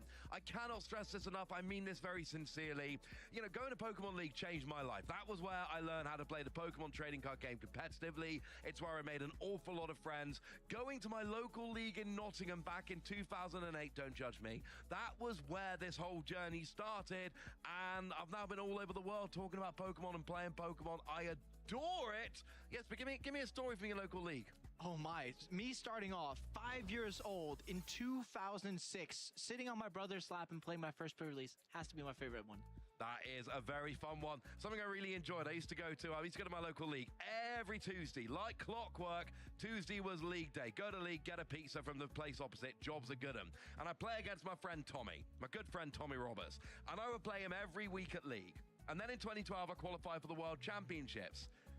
And in the World Championships in Hawaii, I sit down with my round 4 opponent, and it is Tommy from League, I flew from the UK to Hawaii to play the dude I play every Tuesday at League. Worst bit is I had a really good matchup, drew nothing and lost, but let's not talk about that anymore. Make sure you are checking out your local league. Make sure you're checking out your local league to check out all the players you can learn so much from, whether that be people are going to be becoming your friends, people are going to be your rivals in the game, people are going to be able to play against in League Challenges, League Cup, pre-releases, Ross. Everything fun is going to happen at your local Pokemon League. So give it a try, do your best, and you know what? At least you're going to leave with some good fun. Oh, absolutely. I love pre-releases. I love getting to grips with the new cards. I judged a bunch of pre-releases for a while. Always fun seeing those new cards from the new set. Speaking of which, Ascended Heroes is legal this weekend, and we've all chosen a couple of cards that we think are going to make an impact. You're going to need to explain yours, because one of those I get, and one of those I have serious questions. Oh, you don't get Mega Frostlass, do you? No, Mega Frostlass is perfect because it fits in that Frostlass deck. They've got 2 top 8s at Houston. I'm cool. Explain Mega Charizard Y EX. Well, why we're picking Mega Charizard Y is that Explosion Y attack functions really well with the current Charizard EX, being able to use that Infernal Rain, putting energies on. Although the Explosion Y attack says you need to be discarding free energies to be able to deal 280 damage to one of your opponent's Pokemon. But we do have Ignition Energy in the format, so you can go Infernal Rain, Energy to Mega Charizard Y, just a couple, and then attach Ignition Energy, and then turn after turn after turn, you can be discarding these Ignition Energies and just saying 280, 280, 280. No, I don't blame you. It's not really seen much competitive impact yet, but it is a card of a huge amount of potential. Now, for me, by the way, we had a gentleman's agreement. Nobody picked PokePad. It was a little bit easy, so we all agreed not to do that. I went very same kind of thing. I went N-Zekrom, because let's face it, in this format right now, that N-Zoroark deck has been transformed from a second-tier deck to a full top-tier deck, and the reason is N-Zekrom has given it an extra attack. N-Zoroark copies attacks from all N's Pokemon on the bench, and it's got a better attack than Reshiram. It used to have Reshiram, it now has better Reshiram. It's transformed the deck. Now, I also went a little bit out of left field. One of my favorite decks right now, Larry's the Dunsparce. Now, I am not putting this forward as it's going to win every major event. I am putting it forward as if you want to have fun, it's fun. And if you can flip heads, you're going to have the most fun tournament of your life. You flip a coin for each energy attached to Larry's Dunsparce. You deal 80 damage for each head. But we have Larry's Kamala that, if it's on the bench, lets you attach an energy, not basic, any energy to your active Larry's Pokemon. And if you're wondering at home, yes, Ignition Energy does count as free energy for Larry's to Dunsparce. You pile energy on, you flip a lot of coins, and look, you're either going to flip a bunch of tails and have a terrible day, or you're going to flip a bunch of heads and have a great day. But if you're telling me I've basically got a 50-50 chance of having a fantastic day of Pokemon, I will take those odds. Taking those odds indeed, we have a lot of players playing the tournament today here in Sevilla. But we do get to have a good look at our standings. Already seen players like Christian Fontenard, who is, before this round, not quite a tournament boss, up to that 7-0-1. So it's just the Swiss standings before our last round of Swiss here in Phase 1, with Sergio Alcaide Nieto being 7-0, was the tournament boss heading into this one. But looking at it, Christian Fontenard, 4th spot, and Ethan Wild, previously featured at 6-0-1 with that festival lead. Well, I can actually tell you things have flipped a little bit. Sergio was our sole undefeated player with Marnie's Grimmsnarl, was defeated in this last round by Ethan Wild, who is now 7-0-1 with this festival lead deck. Yeah, Ethan, who has won a regional this season, is 7-0-1 with festival lead, in a great position to go forward into our top cut. Elsewhere, Toppy Markala, apologies for any mispronunciations, with Charizard is sitting at 7-0-1. Somebody's cast a pick for the weekend. And we see Nina Eisenblatter, 7-1 with Grimmsnarl. Ted Tobin, 7-1 with Gardevoir. Ruben Garcia, 7-1. With what? Crustle. Crustle. Good old Crustle at Crustle. 7-1. Can we finally have Crustle on stream then? We might have to have Crossel on stream at some point. The hype, I mean, you know, let us know. If you guys really want to see Crossel, let's see some comments from you guys about how much Crossel you want to see. What I want to see right now is I want to see Nico Alabas, and I want to have a chat with them, but I'm stuck behind the desk, so maybe Alex can ask all the questions I would have asked. Thank you very much, Ross. Yes, I am here with a former international champion in Nico Alabas. We've talked enough about Crossel. I think it's time to talk to you. How are you doing? What are you playing today? And just how your tournament's gone so far? I'm doing pretty well so far. I'm finally playing Zoroark. Like, I've been waiting to play this deck with Zekrom for like 4 months or so. Obviously, got a little bit delayed. Otherwise, was looking forward to playing it at EYC. And so far, 6-1-1. The only loss was like bricking twice against an opponent, so can't really be too upset with the like matchups. And I also actually played against 8 different decks in 8 rounds. Amazing. Which is also kind of interesting, yeah. Okay, well, you wanted to play Zoroark for so long now. Why is that? Is it just because of the power that it's suddenly gotten from Ascended Heroes and the Zekrom, and what else is there that makes it so attractive? Yeah, it's mainly just Zoroark itself. Like, I mean, me and my group, like Tord, Robin, obviously, like we've played a lot of Zoroark GX back in the past. And this one, to be fair, is significantly worse because you always have to like clunk up your bench with your attackers, right? Because Zoroark itself can't attack. But you still have so much like draw power, insane flexibility, because unlike decks like Dragapult, where you also have the draw on board, but you always put the cards, like the bad cards, back into your deck. And here it's like, okay, I don't want this for this game. Put it away, take 2 new ones, and then you just filter through your deck so well that in the like late game you can get insane combos, and it's not even too unlikely to get to them. Yeah, absolutely. I mean, it's great to just hear you name drop 2 very experienced players at the same time. Are they also, would they be also playing this deck if they were here as well? I mean, one of them is, and he is playing the deck. But yeah, Robin's tournament didn't go too well. He just hit a festival lead last round, so yeah, it hasn't been too well. But I'm sure, like, I mean, people that follow Todd on social media as well, they have seen him post lists and everything like that. So I'm pretty sure it would have at least been in his like close consideration for this tournament. Maybe he will play next week. Maybe he'll play something different. We will see. I mean, plenty of opportunities to play a deck like that, a card like that as well. I mean, just give us a quick understanding of how your tournament and your season's gone so far. Yeah, my season has been like pretty bad. I mean, I only missed phase 2 at one tournament, which was in Gdansk, where we kind of like trolled a little bit with our deck choice because we played Gardevoir with Trolley, but we didn't include cards like Ladias, Frillish and stuff like that, which would have made Trolley a lot more like potent. But we just went for like Trolley Evo, which, if you know Gardevoir, doesn't really get you very far. So opening Secret Box would have been like much better. Every other tournament I got at least phase 2, got a top 64 in Las Vegas. Yeah. But every other day 2 was like, or like phase 2 was very underwhelming, especially UIC in Birmingham. I got like the same amount of CP as people that didn't even make it to phase 2 by like how big these phase 2s have become. So yeah, I'm just trying to get some footing in the second half of the season and still try to get my invite. Yeah, I mean, I was going to say try and recover the season, but when you're still consistently phase 2ing, it's still like a great position to be in, right? But I know as a player who've won tournaments before, that you want to keep pushing yourself to the next level, right? Yeah. So, I mean, how are you feeling heading into phase 2 today? I mean, you've probably looked at the meta. I mean, are you comfortable with your choice and potentially what you're going to be facing up against? Yeah, so far it feels very good. Like every game I get to play just feels very nice. So as long as I get to play the game, there's not really too many matchups where I'm like, okay, I don't want to hit them. Obviously, there's like the sub 1% decks, like a lot of like the grass decks that could pose some trouble. But against all of the like top contenders, it's at least fine if you get to play the game.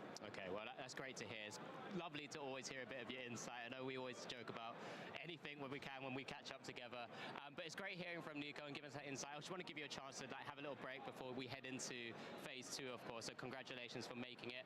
But yeah, hopefully you guys understood a lot of that as well back over at the casting desk, because you guys got to break down all of this and more coming forward. Yeah, no pressure, Alex? Breaking down literally everything. But I got Jesper by my side. I feel pretty confident we can do it. So this Zoroark deck, let's start there. Yeah. It seems legit. Like there was a lot of hype coming out of Ascended Heroes with the introduction of Zekrom. Is this deck as good as people are saying it is? I think Nico made fantastic points about the deck. When you're looking at decks like Dragapult, if we take that into perspective, you're looking at decks that use Dragcloak, take 2 cards, put 1 back into the deck. What Nico was lurking a bit at was with trade, you're discounting that card and getting rid of it, which means that late game Ionos are not quite as potent against a Zoroark deck, and being able to build these combos within your hand. It's not rare you're seeing a Zoroark deck with 20 cards in hand, and if you can have a deck where you go, I have 20 cards in hand, your combos are going to be easy to come by every single time. So yes, the deck is really, really good, unless your name is Robin Schultz and you've hit a festival lead. Yeah, Festival lead with Zoroark being weak to grass. Festival lead, just a horrible, horrible matchup. It is worth noting, another point Nico made there, which I think is an excellent point. You're not putting the cards you don't want back into your deck. You're putting them in the discard pile. So as you're drawing down through your deck, you are getting rid of cards you don't want for blind cards. But it means that your deck is getting better and better and better as you go down. You're not doing what you do with Dracloak, where you're going, oh, this isn't a good card in this matchup, let's stick it to the bottom. You are just discarding 1 from your hand to draw 2, and that is going to get you into a, not just a big hand, but a better hand as we go. Now, I'm having a quick look here, Jesper. There are 6 players on 701. There's no undefeated, no one, well, okay, there's no 8 and 0s. These are all undefeated. There are 6 players at 701, and I'm looking at the decks. 1 Gardevoir, 1 Golden Go, 2 Charizard. Nice little mix. All right, that makes sense. Yeah. 1 Festival lead with Ethan Wild. Can you guess what the 6th 701 deck is? It wasn't Crustle because it had lost a match. But it is a deck I have called out by name on this stream so far this weekend. Marnie's Grimmsnarl? Nope. Then I cannot remember, no. Blood Moon Ursaluna. Oh, you're right. The single prize Blood Moon Ursaluna is currently sitting at 7-0-1, as is Festival lead. And with this being a special championship, with it being the only European major in this Ascended Heroes format before we get to post-rotation, we did expect this to be a slightly wilder tournament in terms of deck choice and what we saw at the top tables, and it is delivering. And we're looking here in Sevilla, you know, a town of festivities. Festival lead, check. But Blood Moon Ursaluna was definitely not a deck I had in my mind. I saw a bit of it in the Phantasmal Flames format before we got to Ascended Heroes, but I was really not expecting it going into Sevilla. Wow, shout out to Sebastian Pedrosa, who is 7-0-1 going into Phase 2 with that single prize of Blood Moon Ursaluna deck. It's literally unclassified here. I had to actually click on the deck list to figure out what it was. So we got some old friends sitting there high up in the standings, and it is worth reminding you once again, the way this works is your record carries over from Phase 1 to Phase 2, which means you can go to Phase 2 with 16 match points, and that's lovely, but if you're 7-0-1, you're cutting with 22 match points, which means you are 2 full victories, 6 points above the minimum number of points. So those 6 players are in prime position to go from Phase 2 to top 8. They literally have to do less winning to make it. Bueno, pues creo que ya se acabó el día 1.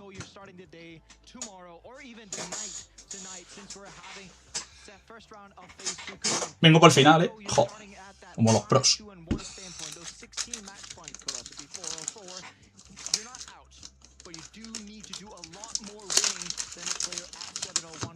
Spotted their Ross. It's going to be very difficult for these players already having taken these losses, but it won't be the first time we've ever seen that, have it?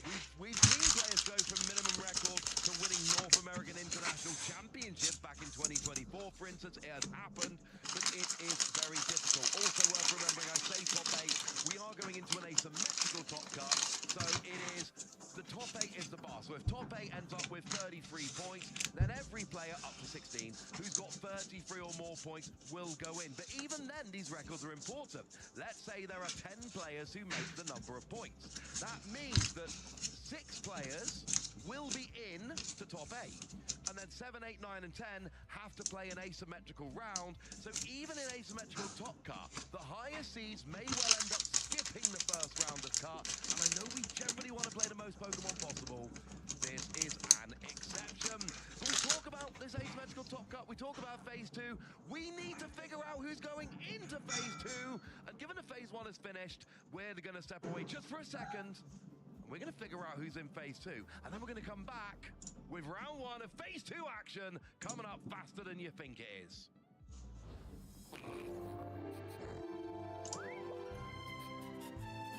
Bueno, queda una ronda, es verdad. Queda la primera ronda de Day 2.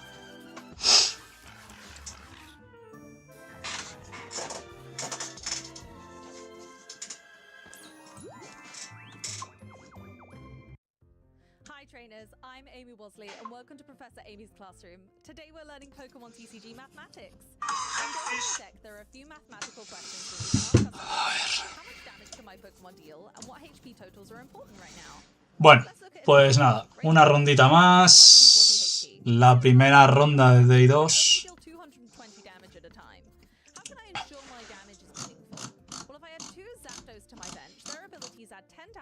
En el momento un Pokédata. A ver si salen ya los clasificados ahí, porque aquí no sé hasta quién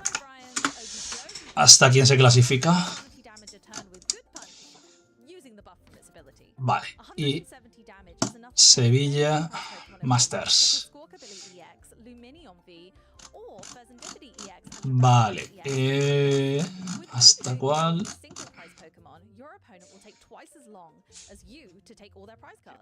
While having to work through your huge HP total. So, although this punch's 70 damage may look small, with the magic of Pokemon mathematics, we come out with a brilliant deck that nobody was expecting to see on the stage at Louisville. The final mathematical tip I'll leave you with for your deck building today is how much energy do I Vale, bueno, hay bastantes españoles en Day 2. I want to make sure that all of my Pokemon can use their attacks to take 6 prize cards across a game. Charizard EX needs 2 energy to attack. However, it searches those energy out of the deck when it evolves. A ver. So, let's say I need Charizard to attack 3 times to take 3 2-prize knockouts. I may need 3 Charizard to do this, so 6 energy makes sense, right? Especially since I can search it out of the deck. But some may choose to Julián Santamaría, mira, 6-1-1. cards such as Super Rod to save space in the deck and streamline the flexibility of your cards. Hugo de Torres 5-1-2. Remember to calculate your damage output to the HP of your opponent. Consider weakness and how the meta is shaping up, and put enough energy for your attacks in your deck. Catch you next time, trainers, in Professor Germán 5-2-1. For the past couple of seasons, Ethan has come out and said, I am a great player. I think it's time for Ethan to cement that with a win. My name's Ethan Wild.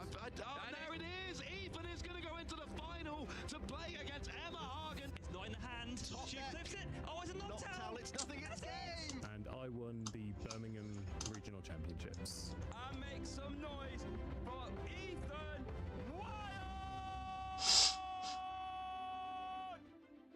Víctor también, Unai. Win means the world to me. It's got me my world's invite when I've had a not great season so far, so getting this is big for me. The key decisions in this tournament were probably choosing when to take prizes and when to just set up damage. Uy, Julio, 5-2-1 al final.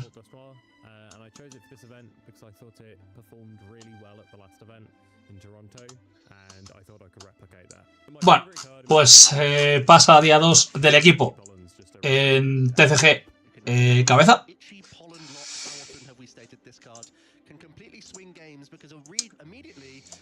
Y de VGC tenemos a Octavio, que no sé... no miro nada de VGC, nada más que lo de Octavio.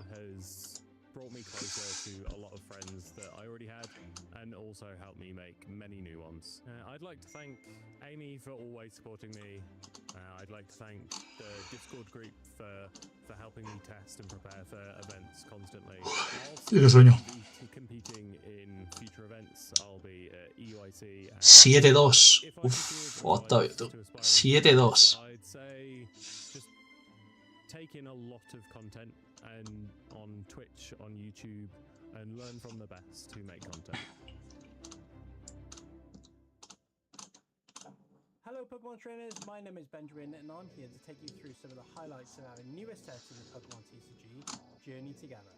Journey Together not only introduces new cards into our meta, but also brings back an ever-popular mechanic the game first introduced 20 years ago, and what the competitive metagame has not actually seen for 10 years. The new Trainers Pokemon mechanic was actually first used all the way back in Worlds 2024, and the excitement for the possible trainers that could be featured was electric.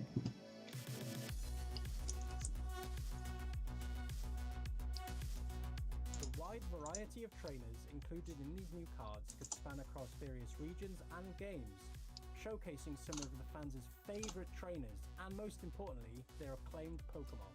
But of course, it's not just trainers and their Pokemon that could be introduced.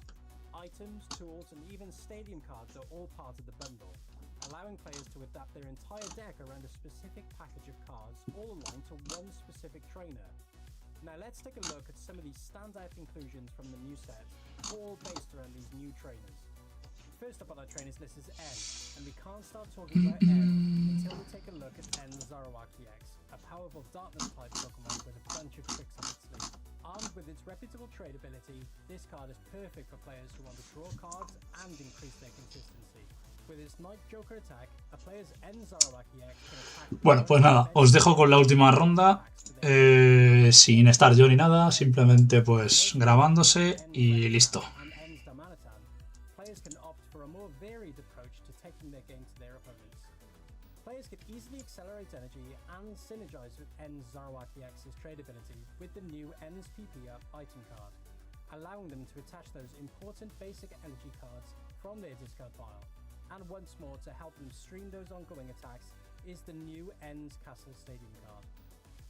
Next up on our trainers list is Hop. Featured within the set is a plethora of different Hop cards, most notably in Pokemon such as Hop's Zacian EX, Hop's Snorlax, but also tool cards such as Hop's Choice Band.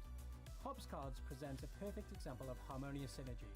Whilst Hop's Zacian's EX's first attack Insta Strike does not seem as intimidating with its 30 damage, pairing it with Hop's Choice Band, Hop's Snorlax's extra helpings ability, and the Post-Quick Stadium card, Hop's Zacian EX is now doing a massive 120 damage to their opponent's active Pokemon, and for no energy cost.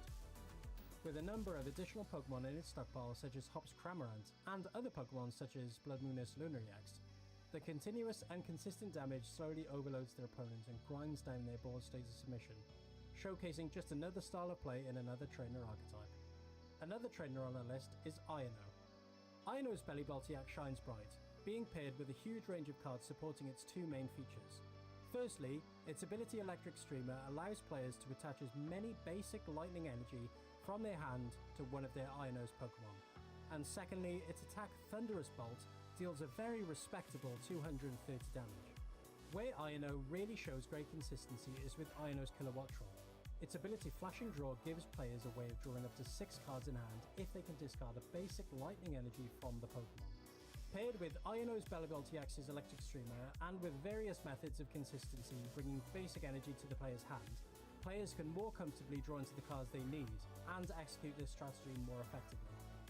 And finally, we have the fan favourite, Lily. Although Lily has a great set of cards, we will focus specifically on one card from her collection, which is Lily's Clefairy EX, a great gem from this set.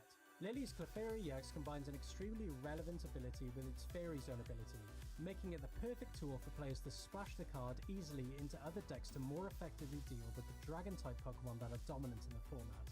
In connection to its Full Moon Rondo attack and its low energy cost, Lily's Clefairy EX is a threat all on its own, but you can understand why many players say it's now their favoured method of dealing with the commanding Dragon-type Pokemon in the meta. Trust us when we say this one's going to shake up the competitive scene. Well, you can just see how the new trainers Pokemon are planning to impact the meta, either all on their own as single archetypes, taking some of the game's already established cards, or being included as single cards in already influential decks in the format due to their strong abilities or attacks. Their introduction allows players to approach the game more individually, making each of the trainers archetypes unique in their own way, which will always bring a more interesting and varied metagame. We hope you're enjoying the new cards from Journey Together just as much as we are. Which trainer do you think will come out on top?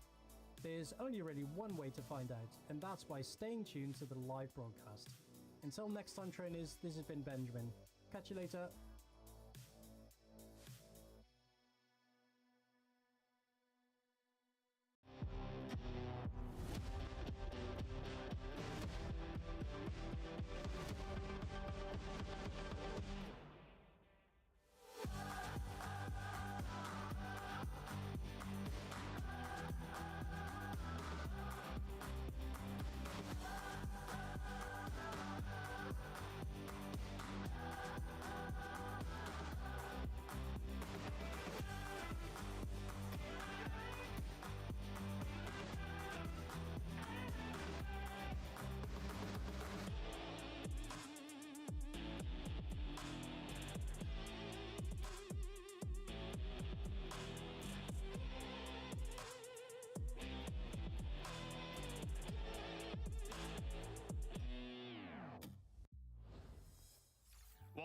Pokemon fans? We're here getting ready shortly for our Phase 2 of competition here at the Seville Special Championships. My name's Alex Dow. I'm here with the wonderful Amy Wasley. How are you feeling?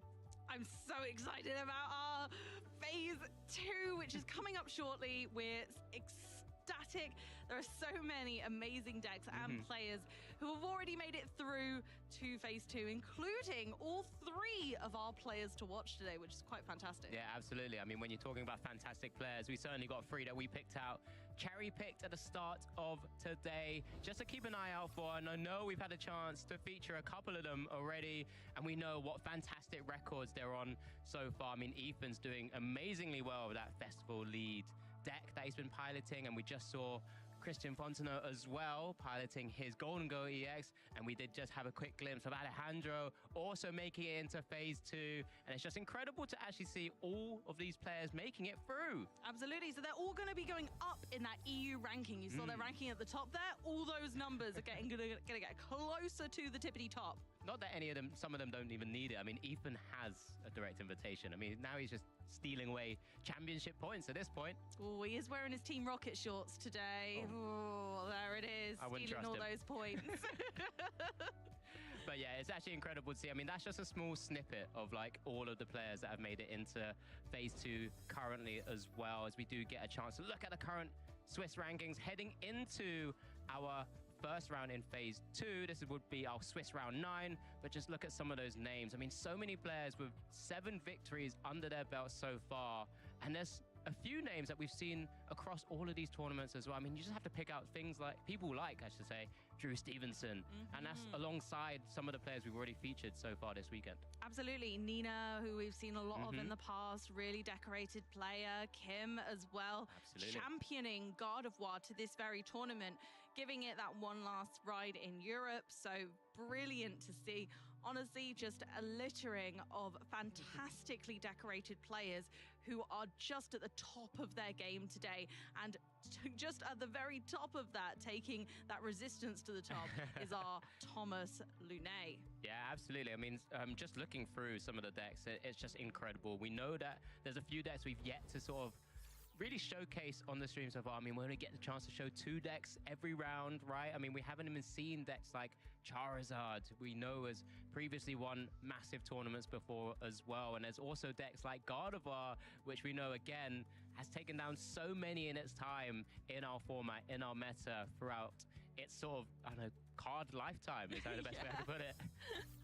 Honestly, it's done wonders to our meta throughout its entire stay. Its bad matchups are typical dark type decks, including Charizard EX and Zoroark EX, of course, Marnie's Grimmsnarl, and our good matchups are looking at Dragapult EX, and obviously that's quite a big, notable matchup right now. Raging Bolt EX, which we did get to feature today, which was unexpected, and Flareon EX, which Emma Hagen is still kind of up there in the rankings, headed towards our Phase 2 as well. Yeah, it's got an incredible ability with that Psychic Embrace. You did see in that bottom left there that their meta share of Gardevoir has somewhat fallen in sort of more recent times, but it's because of those bad matchups that you just mentioned. All of those dark types starting to find, you know, more consistency, more areas and more ways to kind of battle against a deck like Gardevoir. But just because of how powerful that ability and its partners and sort of support attackers that it has, it still finds ways to actually do super well. And I actually know that there's quite a few right now in the top standings as well. Very much so. And as a very well decorated deck in itself, when you look at its tournament history, if you look at the amount of wins it's had, how well it does in general, as well as at these championship style and level events, my word, you really cannot deny that God of War has been one of the best decks in our format since it came around. And we're about to say goodbye, so this surely is the tournament that you have to go all the way. Yeah, especially if you're over in these shores, as well as our last opportunity to play with some of those cards that will be rotating in the future format, especially with some other decks and other cards as well. I mean, there's plenty to kind of go around. We know there's some decks that do survive. I mean, make it sounds a bit not great, but yeah, actually have to survive a format rotation.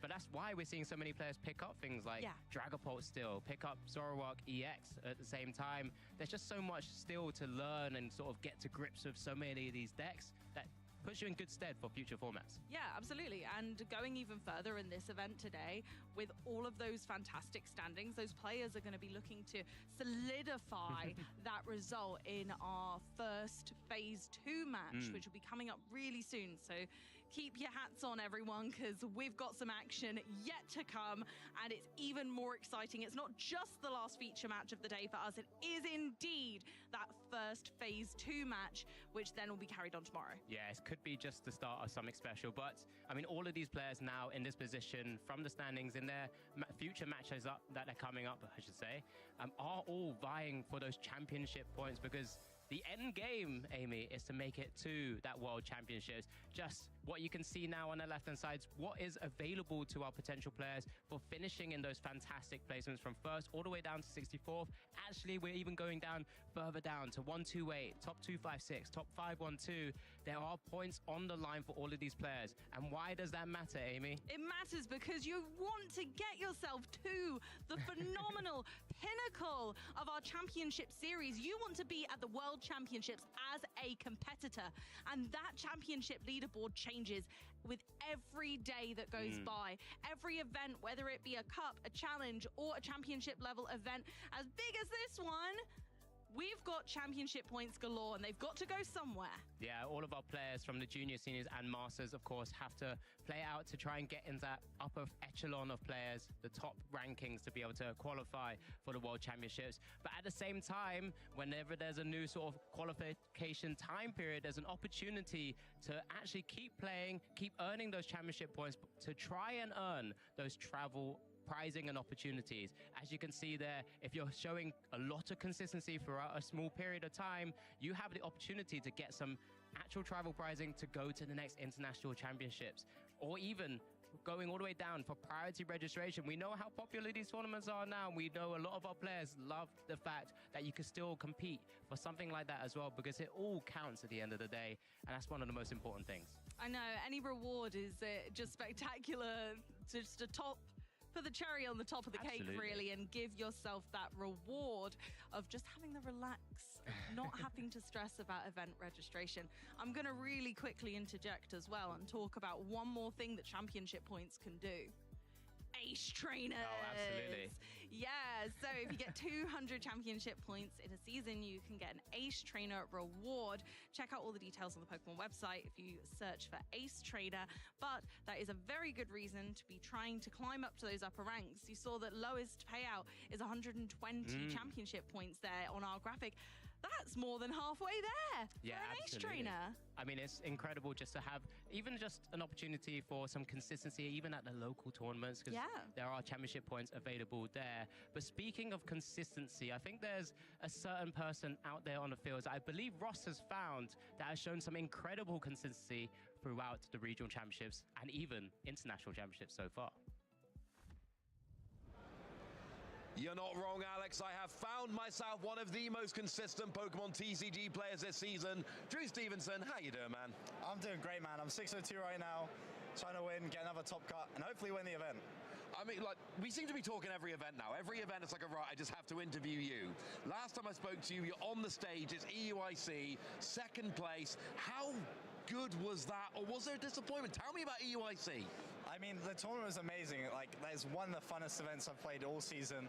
Like, extra rounds as well. We had 14 going into the 3 top cuts as well.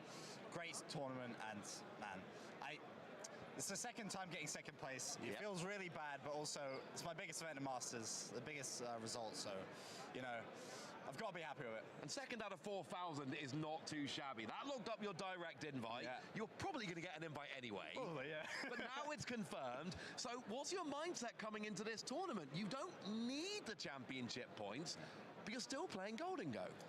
Well, one final ride with Goldengo. Also, I play for glory. I try and win every event I go to. I don't come here just to qualify. I want to win. So that's the mindset, right? Play as well as I can, win as much as I can, and have a lot of fun as well. But you told me a minute ago there is a record that you're chasing at this event. Yeah. What are you chasing? What's the goal? Well, obviously it's 10-2-1 for Top Cut, and then I've 3 more wins. I think there might be a big ASIM. So, but looking at the top tables right now, it's insane. We've got like Festival at 701. There's a Legacy Goldengo at 771, I think. And apparently there's even a baby Blood Moon Ursaluna as well, so I may have told you that. Yeah. But apparently you told me that you could become the actual official greatest Golden Go player ever if you do well enough here. Yeah, so currently there's, like, on Limitless is a standing, and I'm at 106 points, and Yellow Campen, he's at 112. So I need, like, a top 32 minimum, with him doing, like, decent to get #1, the greatest Golden Go player of all time. So that's what I'm aiming for, and hopefully, if it keeps going this way, I'll get it. I mean, I was looking for somebody, taking that big deck at this tournament, but someone trying to become the best player ever. How do you celebrate that if you make it? Well, I don't know. Maybe I'll eat some cheese or something. Nice. Now, I do gotta ask you, because this has been a wild tournament in so many ways. I came and watched a bit of your game earlier. What were you playing against earlier? Tell me about that game I watched. So I was 501, and I play against Venusaur. Mega Venusaur. He's got the Forest of Vitality, and then a Toe Scroll line, which normally isn't a problem, but that was crazy. I then prized 2 Dengos in one of my games, and then the Genesect in the other. It was an insane game, and even with resistance, he still one-hits me, so... really tough game to play, and it was a lot of fun, actually. It is wild seeing some of the decks we've got around this weekend between Venusaur and Blood Moon Ursaluna and Festival Lead. I wish you luck in your challenge to be the greatest Golden Go player ever. Thank you very One much. last ride, but we have got to figure out who's going to be in Phase 2, and that, I think, is something we need to start focusing on. No, thank you so much, Ross, because it's always actually so interesting to hear from Drew because, I mean, like I said, the level of consistency that player has had in this season is actually incredible. Yeah, honestly, when you champion a deck that crazily, at the end of the day, you've got to go for gold. You've got to go for that top spot. I don't blame him for wanting to go for that phenomenal record of best European Golden Go player. I think that's fantastic. It's a brilliant way to set a goal for a season beyond just your sort of championship invite. Yeah, and you know what? Also, like, I resonated with just what I heard from that interview is that almost every other sentence Drew was basically saying, I was having fun. And that was the most great thing to hear when you're a player at that level currently, just being able to, yes, of course, it's more fun when you are winning and doing quite well. But generally, he was like having interesting games. He's finding really interesting back and forths against like that Mega Venusaur he was just discussing. So saying that he was having a lot of fun really kind of hits home, and it's like lovely to hear. Honestly, you're right. At the end of the day, we're all here to play a game, have fun, meet friends. So having that insight really brings it home. You're right. It brings it back to the core of why we do this. Yeah, and then winning championships for Drew Stevenson. But yeah, that too. He should also have that direct invitation golden ticket there next to his name, but we've already kind of highlighted by Ross there. He's got plenty of championship points. He could share them out, but he didn't want to. He's deciding to steal it all for himself. But it's incredible just to see his name alongside all of these other fantastic players as well, especially the fact that, Drew's mentioned it. He's come second at the EUIC twice. Yeah. One of them in the Masters division. The other one was actually in the seniors, so he's not been a Masters for too long, in fact. And now he's kind of just battling out with some of the very best in the business right now. Honestly, that's fantastic. That's a true story of how Pokemon has grown up with somebody, and you have advanced through the age brackets. And we've seen it time and time again, how fantastic these seniors and juniors players grow up to be because they have all of this practice, they have all of this knowledge, they learn it so early and then bring everything to these competitions. And that's exactly why a player like Drew is in that #2 slot. Yeah, and this is something that, we both champion a lot, right? Because I kind of call these like juniors and seniors like almost like sponges. They learn so much information, they're taking so much, and there's so much information out there nowadays that the masters can slowly just kind of drip feed all of this to them, and then they grow and they become these incredible players.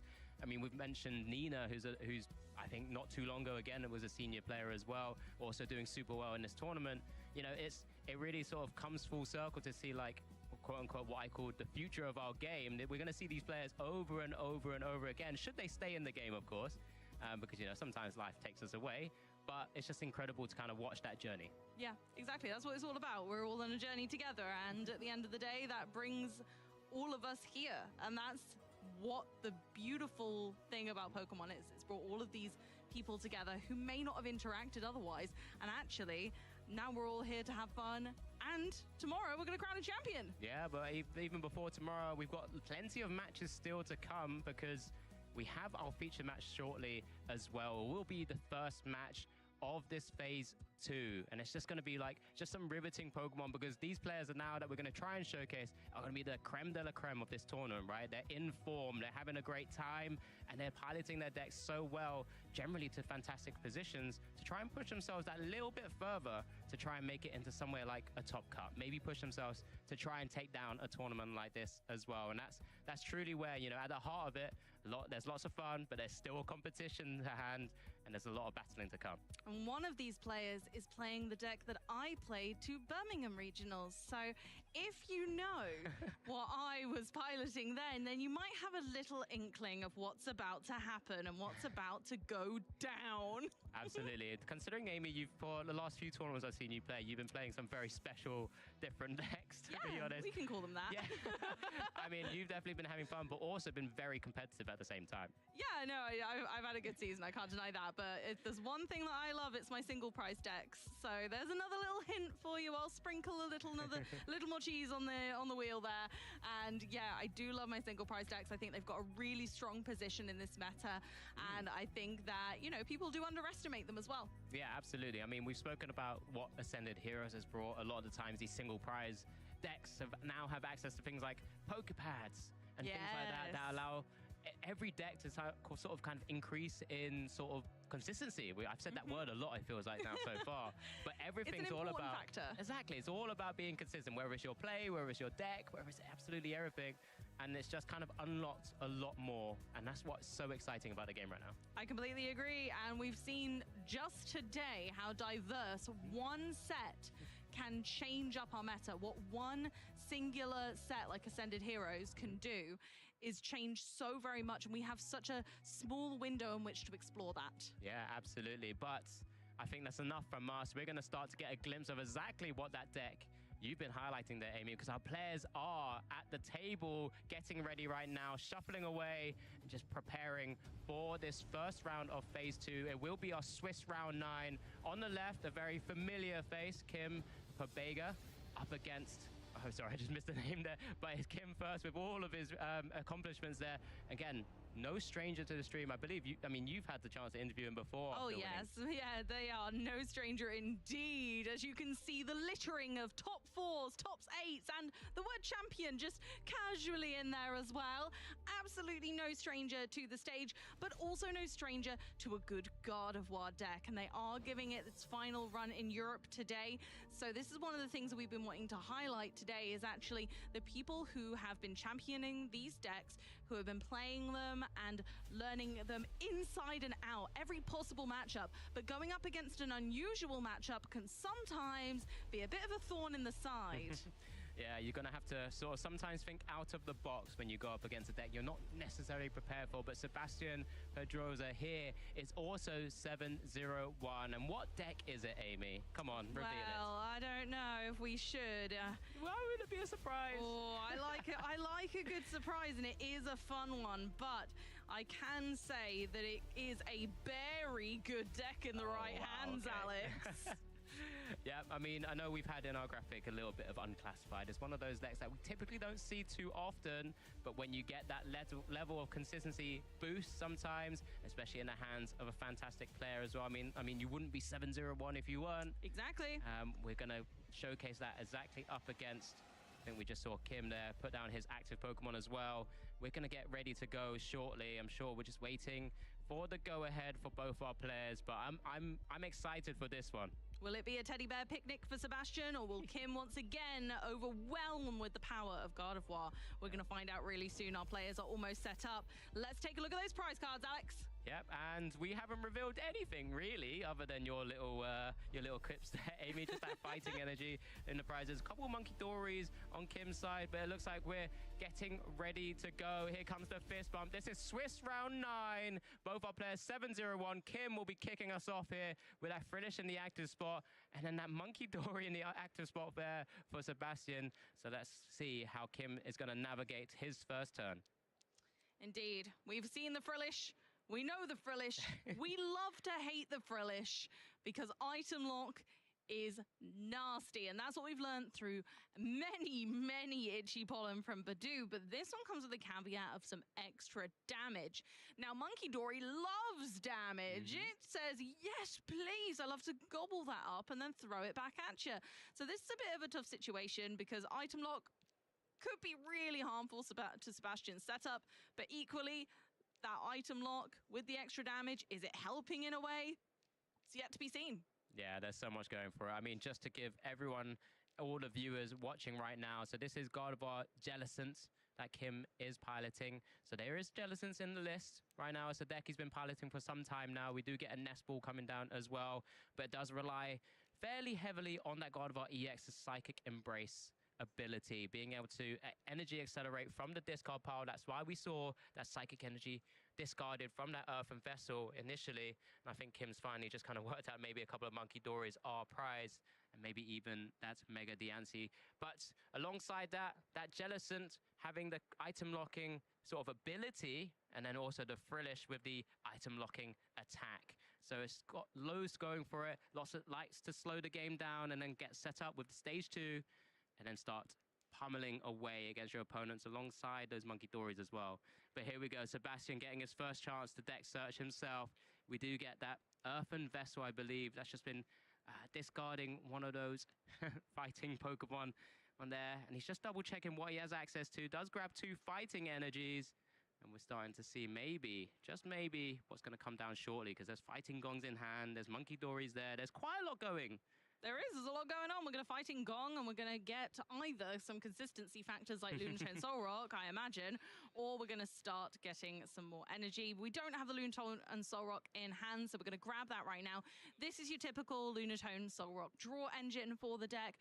And also, of course, we love that Soul Rock can attack. Sadly, can't one-hit KO a Frillish, though, which again is a really nice starter for Kim to protect this Ralts. Yeah, just confirming as well, there's that Koraidon EX that was discarded, that Terra Koraidon. As we do see the Lunar Cycle there now with that fighting energy. We find the Air Balloon as well. We get the energy onto the Soul Rock and the Gusting with the boss's orders onto the single routes.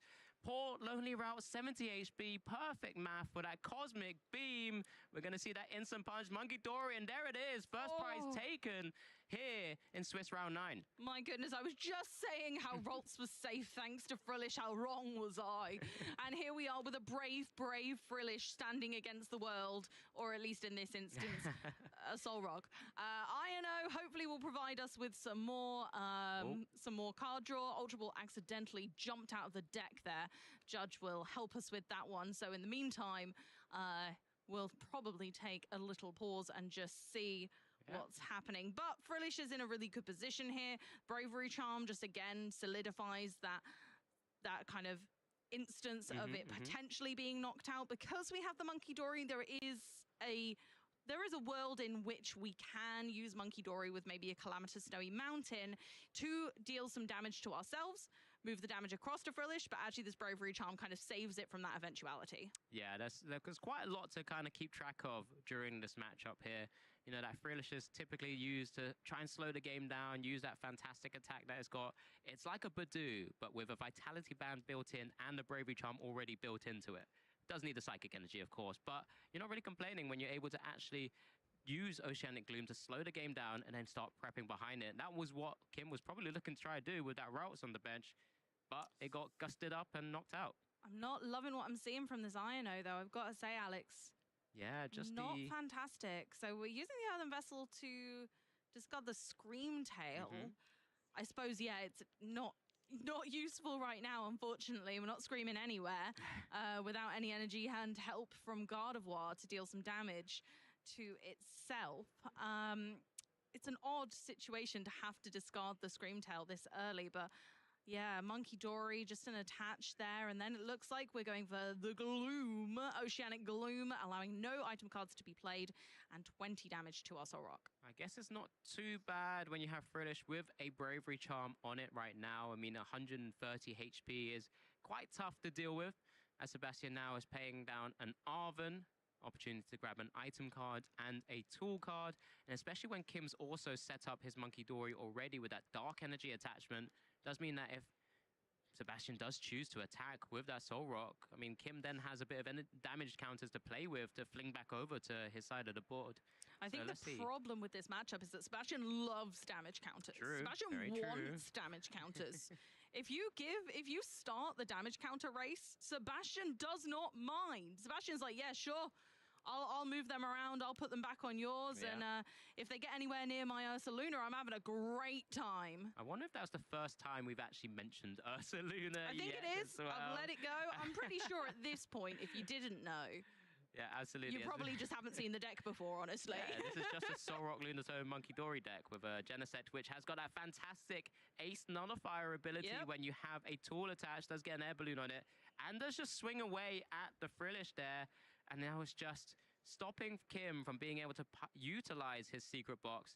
And that Genesect's just going to be sat there for a while now. And Kim, you know, all things against him at this moment in time. I don't know how strong that hand is. It doesn't look great either. No, it doesn't. Does have counter catcher, maybe to try and slow the game down a little bit more. Gets an energy attachment onto his Monkey Dory, it looks like. Maybe just kind of prepping it as a future retreat option if his Frillish goes down.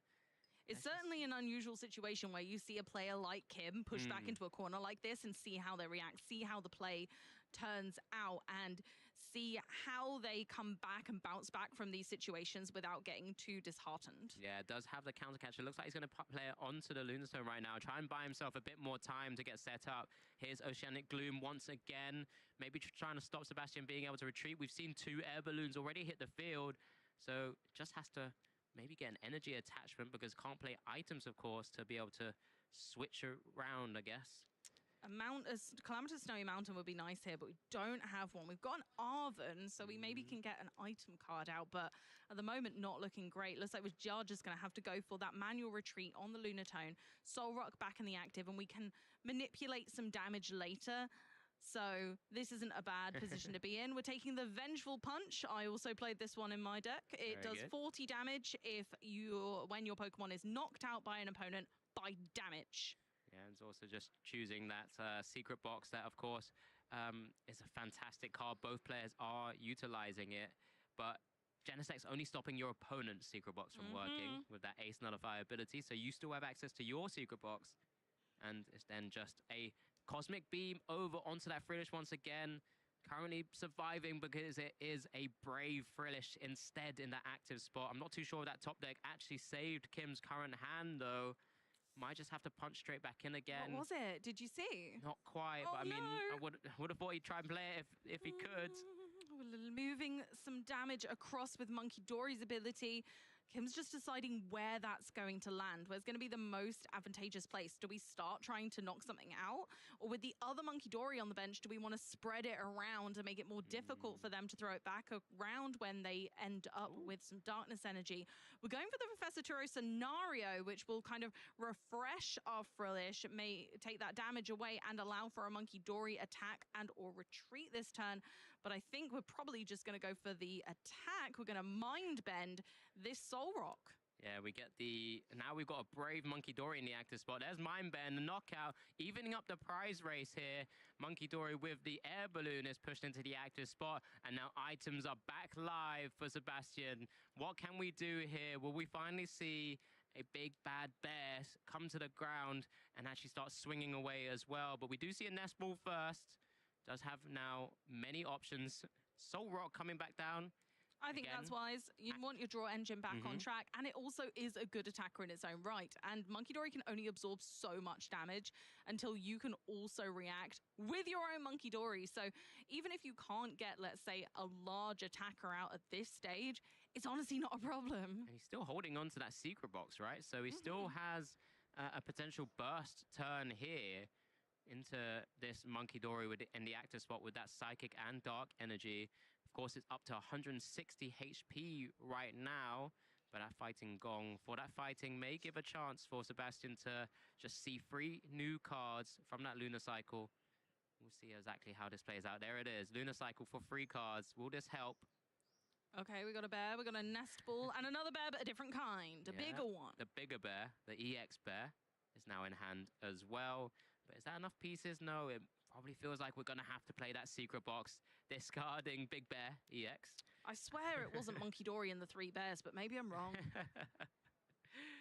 But Lunatone also, the moon is also hitting the discard as well, alongside another nest ball. So let's see what we're going to work with here. I mean, you do have access to any supporter of choice now, any tool card, any item cards. I like a Crispin here, personally. I like a good Calamitous Snowy Mountain. I like a Crispin to start with our energy acceleration. An Arven's not a bad shout either. We want to be able to keep our item selection very, very lustrous and make sure that we've got plenty of them around. Yeah, we get a lot. You get a lot of value out of a secret box in this deck. That's the nice thing. You kind of cherry pick what you want and what you need in the moment. You get an item, a supporter, a tool, and a stadium. So now we're just looking for that tool card. We're going to go for the counter gain. I love to see it. Yep, we're going to be behind on prizes potentially. So let's go. Yeah. Well, it depends here. I mean, right now, it's going to be a very interesting spot because, of course, he could get the energy retrieval to get 2 energies back from the discard, have it ready in hand for Blood Moon Ursaluna to utilize that battle-hardened ability, especially then, of course, if he does get the stadium down as well. But again, wants to save some of that energy attachments for the moment, at least, for that Monkey Dory. Kim did force that Dark Energy retreat earlier, as we do get an Adrenabrain now back over from Sebastian's side. So this is really kind of taking quite a measured approach, right? There's no need to rush this necessarily right now. Ooh, double Adrenabrain using the energy switch. I love this play. Going ahead and removing all of the damage from that Lunatone by putting even more pressure on the opposing Monkey Dory, who's only going to be able to deal with some of that damage, not all of it. But first of all, we're going to go with the Arven and just check out what's going to be taken here. I'm not entirely sure what the play is. Oh, going for the superior energy retrieval, knowing that we need a lot of energy in this deck to make it function. We're constantly discarding energy. Although Blood Moon Ursaluna does help you put it onto itself, you do need 2 fighting energy in hand at the time. Yeah, and then you still need an energy attachment, right? But since we already committed that to the active Monkey Dory, won't be able to necessarily get the energy attachment to attack and deal a lot of damage right now with something like the Blood Moon Ursaluna. So we do get the superior energy retrieval, discarding that counter gain tool right now. And just deciding what other card. Looks like it's going to be that Premium Power Pro. Really tough decision. Oh, maybe not. Vengeful Punch hits the discard as well. So 2 tools down. I think the difference between those 2 cards is that obviously one's an item, one's a tool. But the other difference is that one is an active pressure on your opponent and the other is a passive. Yeah. So absolutely. I feel like going for the one that's an active pressure where you choose when that extra damage is dealt is most important. Yeah, you can't attach another energy to that Blood Moon Ursaluna right now because there was already attachment from to the Monkey Dory. It does also take damage from the stadium there. Yeah, it does already take the damage, which is a good thing. We want the damage on the Blood Moon Ursaluna. It has an attack called Mad Bite, and you do 30 for each damage counter on the Pokemon, plus 100. Yeah, well, so slight misstep, but that's fine. We're still setting up the board. You know, Kim right now hasn't really been able to set up the board into great depth, really. That Monkey Dory is still in the active spot, and it's just a pass over. So there's one more turn. Hits an Iono with the top deck. That's a massive pickup here to try and get back into the game. Gets the Technical Machine Evolution. The active does also bump the stadium. Iono now. Oh, what a beautiful turn. That was so perfect. You really couldn't ask for much more out of that single turn, getting rid of the troublesome stadium, and it's not pretty either. There's a Clefairy, there's Jellicent. We could move Jellicent to the active spot just to get the item lock going, but and tool lock. No tools as well if it evolves, but yeah, still no rolls or way to get into a rolls. This is really unfortunate. I've seen another fresh 5 new cards, and there's still just not enough. I think it's just double checking exactly what the amount of damage that Blood Moon Ursaluna deals right now. So to that Frillish right now, it's only dealing, 90 damage? 90 plus the 100, of course, sorry. Yeah. That's what I meant. 100 plus 90, so it's not knocking out the Jellicent. Does get the energy attachment to the Jellicent EX as well, but what's the game plan here? Your hand is not looking pretty. That's 2 cards of the 5 that you just got from the Iono committed now. It's just telepathing and just like, there's nothing there. I mean, you really wish you could hit a routes here because you keep the item lock and evolve up a routes. Pretty good going, but right now we're just going to have to maneuver in, use Adrenabrain, protect it a little bit. Yeah, make sure that that 270 HP is putting in as much work as it can. So flings over some damage with Adrenabrain and just a pass over. Loses that Technical Machine Evolution. And now Sebastian is item and tool locked from that Jellicent Oceanic Curse ability. This is a really sticky situation. Luckily, we have the Mountain in hand. We can attach for turn, tick that damage counter up. So we're doing 30 for each damage counter and then plus the 100 as well, but we're still not hitting enough because the Monkey Dory took the damage away. So we're going to need to throw some more damage from our damaged Pokemon onto there if we can. We have attached for turn. We have one Monkey Dory with a Darkness Energy, but not much more going for us. Does have resistance as well. So it's the 190 minus 30. So 160 damage there from Mad Bite. So we'll put it in range for the next turn, and Kim's going to be hoping this next card he draws is really going to save this position here. Let's see what it is. It's a Pheasantipity, I think. It was, and no knockout was taken. Not yet.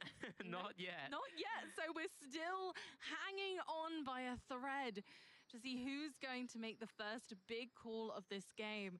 But so far, it's not been great for either player. It has been a bit troublesome for both of them. Kim usually would be in quite a good position for this matchup, but where we have so many Monkey Dory to respond with. Exactly. But in this instance, they just haven't been able to get off the mark. No Rolts have been seen apart from that first one at the beginning.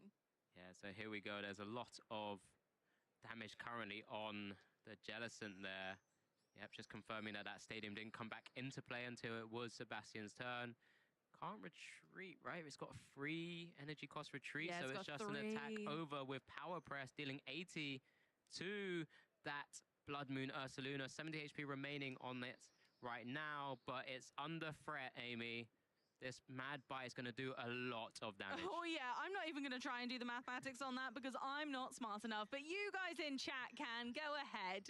You can go ahead and do that math because I'm not. Right. But that's the beauty of this deck, is that you're trying to spread damage, and then theoretically you've always got the knockout on whatever they put into the active. But that's the first two prize cards taken by Sebastian. Yeah, now down to 3 prizes remaining here. Kim's got a damaged Monkey Dory in the active spot. Does have Pheasantipity. Can it flip this script and turn this game around in one ability usage right now? So here we go. Does get it benched right now, but what can we do? What are we looking for here at this point? We're considering the resources and whether we super rod now or later, and I think later was the right choice. We got a Curlier and oh gosh, Mew? I can't. Is it looks Mew? like a Mew? I don't know if we can play enough cards that we can actually utilize the Mew yet. We can, attach for turn on the Monkey Dory, but that does add some more damage. Yeah, we're playing as many cards as we can. We are going for the Super Rod now, putting Scream Talon Rolls back into the deck, and we're going to be using Restart on Mew for 2 cards to attempt to desperately draw into this Rolts and get the game off the mark. Oh, it's just 1, sorry, my mistake. Rare Candy and the Curlier in hand. Can this 1 card save him this time? He did get the Ino last time. It's got Ino again. It's another chance. We're still in it, Amy. We're in the game. We're in the game. Mew said, no, it's okay, Pheasantipity. I'll turn this car around. Yeah, so let's see. Can we find no routes? Because this deck doesn't really work without it. There's a Nest Ball. A purple card and a Nest Ball. Got a Nest Ball there. We're in. We're back. We're back online, at least for a little bit longer. It's okay. We got the whole line in now. Oh, no, it's a Frillish. Yeah. We got the big God of War. But is it worth it? Are we going to put it down? We're going to move some damage counters first. We're just targeting this Lunatone, so we're taking Lunar Cycle offline. Takes a prize, so we're going down to 4 prizes remaining. It looks like he got hold of that Mega Diancie EX now. Here comes the Nest Ball. I mean, is it too little, too late? You're still staring down at a single prize board state because that's typically what you're going to be facing in this matchup. But can you do enough to maybe just slow the game down? Is Mindbend the route here? Just to try and just stop Sebastian taking more prizes. Yeah, I mean, Blood Moon Ursaluna has a hefty retreat cost, so that's not really an option. We don't see a way of kind of pivoting right now. And once Blood Moon Ursaluna's taken out, what's the real threat on the board? Because we can't use Soul Rock, we don't have Lunatone, we don't have a draw engine, 1 Monkey Dory has an energy, so I think Kim has a potential to deconstruct this board, just chipping away bit by bit. Yeah, so just retreats into the Frillish, kind of offering it up as a bit of a tribute here.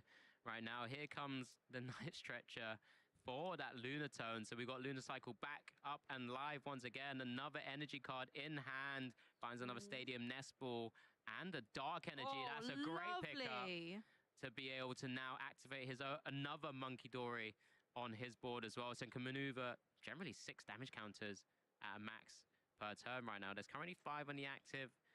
Blood Moon Ursaluna, 2 on the Monkey Dory. Sometimes you want to save some damage counters on your board to utilize later, but just kind of healing up a little bit. Just putting it onto the opposing Monkey Dory. Just saying, well, I can try and force this issue here. We'll heal another 1. Oh, the Blood Moon Ursaluna, stick it on to the Frillish.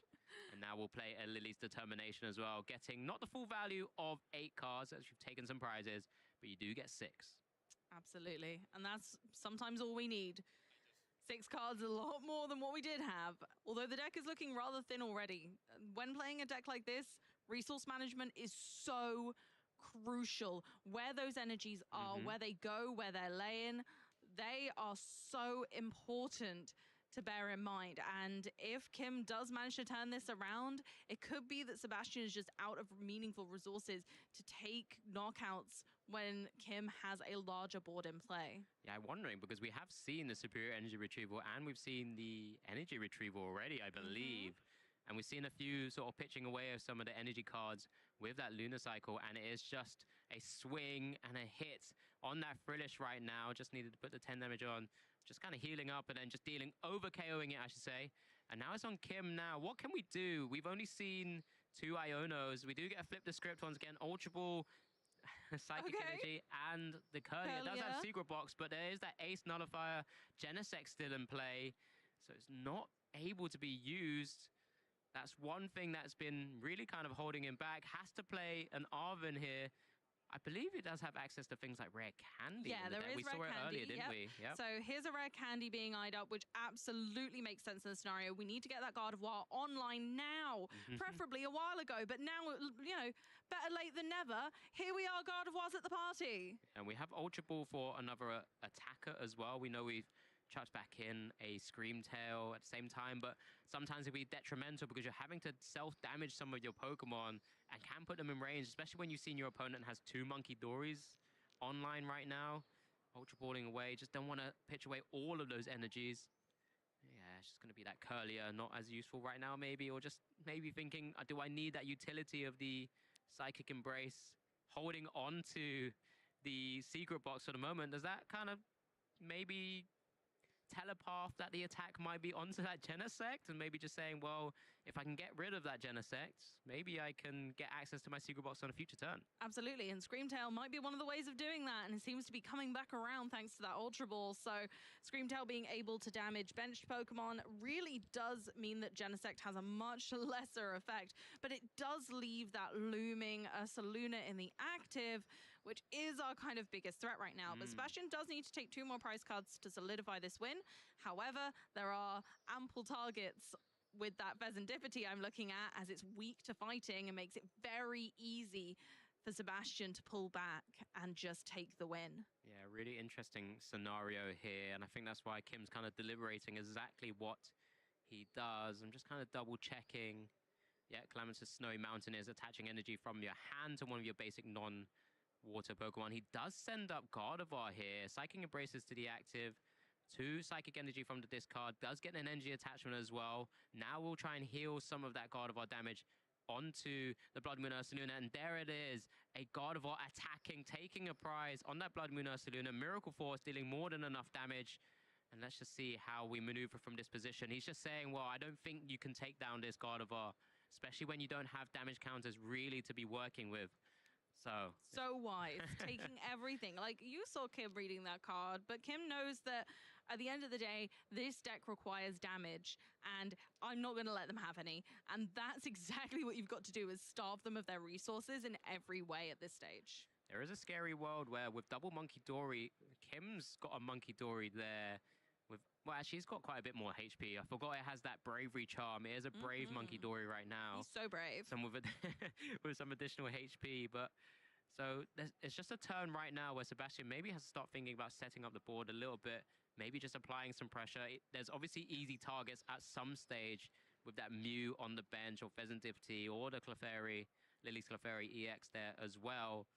Easy targets. So we do see a Night Stretcher for 1 fighting energy into hand. Does have Blood Moon Ursaluna, battle hardened straight onto the Pokemon as well as energy acceleration, energy attachment from hand, 6 damage counters on it. Moving it over to the Gardevoir, and that's wowza. There we go. We get the big bear coming in to take down Gardevoir. So 30 times the 7 damage counters, Yep. 210 plus 100 is a massive knockout, and that is it. Sorry, just want to make sure that we could calculate it together with everyone at the same time. But that is all she wrote. That's game 1 to Sebastian with that Blood Moon Ursaluna. Mad Bite, dealing so much damage there. Yeah, 6 to 7 damage counters knocks out practically anything in format. So it's huge to make sure that your mathematics is correct, but also has really great weaknesses as we established that there was a potential for the Pheasantipty there. Yeah, and we do get a chance to replay all of that as well. We know Kim had a super slow start, but Sebastian opened with that boss's orders in hand with the Soul Rock energy attachment, able to take down the routes with that Cosmic Beam attack because Lunatone was in play. Didn't even need to show off the Blood Moon Ursaluna yet as well. But from then onwards, Kim was playing full-on defense. It was hoping to top deck Ionos. There was a lot of cards played by Sebastian during that turn, but did get a number of sort of energy attachments off there. Eventually got an attack off with another Mad Bite from that Blood Moon Ursaluna on that Jellicent, which couldn't really do much other than just trying to slow the game down.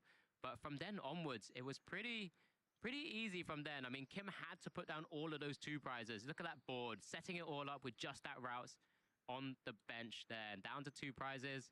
And then with that secret box in hand, stopped by Ace Nullifier, battle hardened, energy acceleration, Mad Bite, 70 damage on that Gardevoir. I mean, you're doing 210 already, plus the 100 base, and it's an instant knockout. And I know, by the way, our players are straight in to game 2 here. Just kind of letting you guys know we are already kicking things off, and it looks like Sebastian is going first. Just a quick glance of the prizes there as well. Nothing too crazy. We're okay with that. We're going to get a game. We're going to get a game. I don't know. Mew did save the day last time, and Mew's in the prize cards, but I think it's going to be a different affair this time with a double Ultra Ball starting hand. So into Sebastian's turn, of course, we've got Lunatone, we've got Soul Rock, we've got Monkey Dory. What more could you ask for?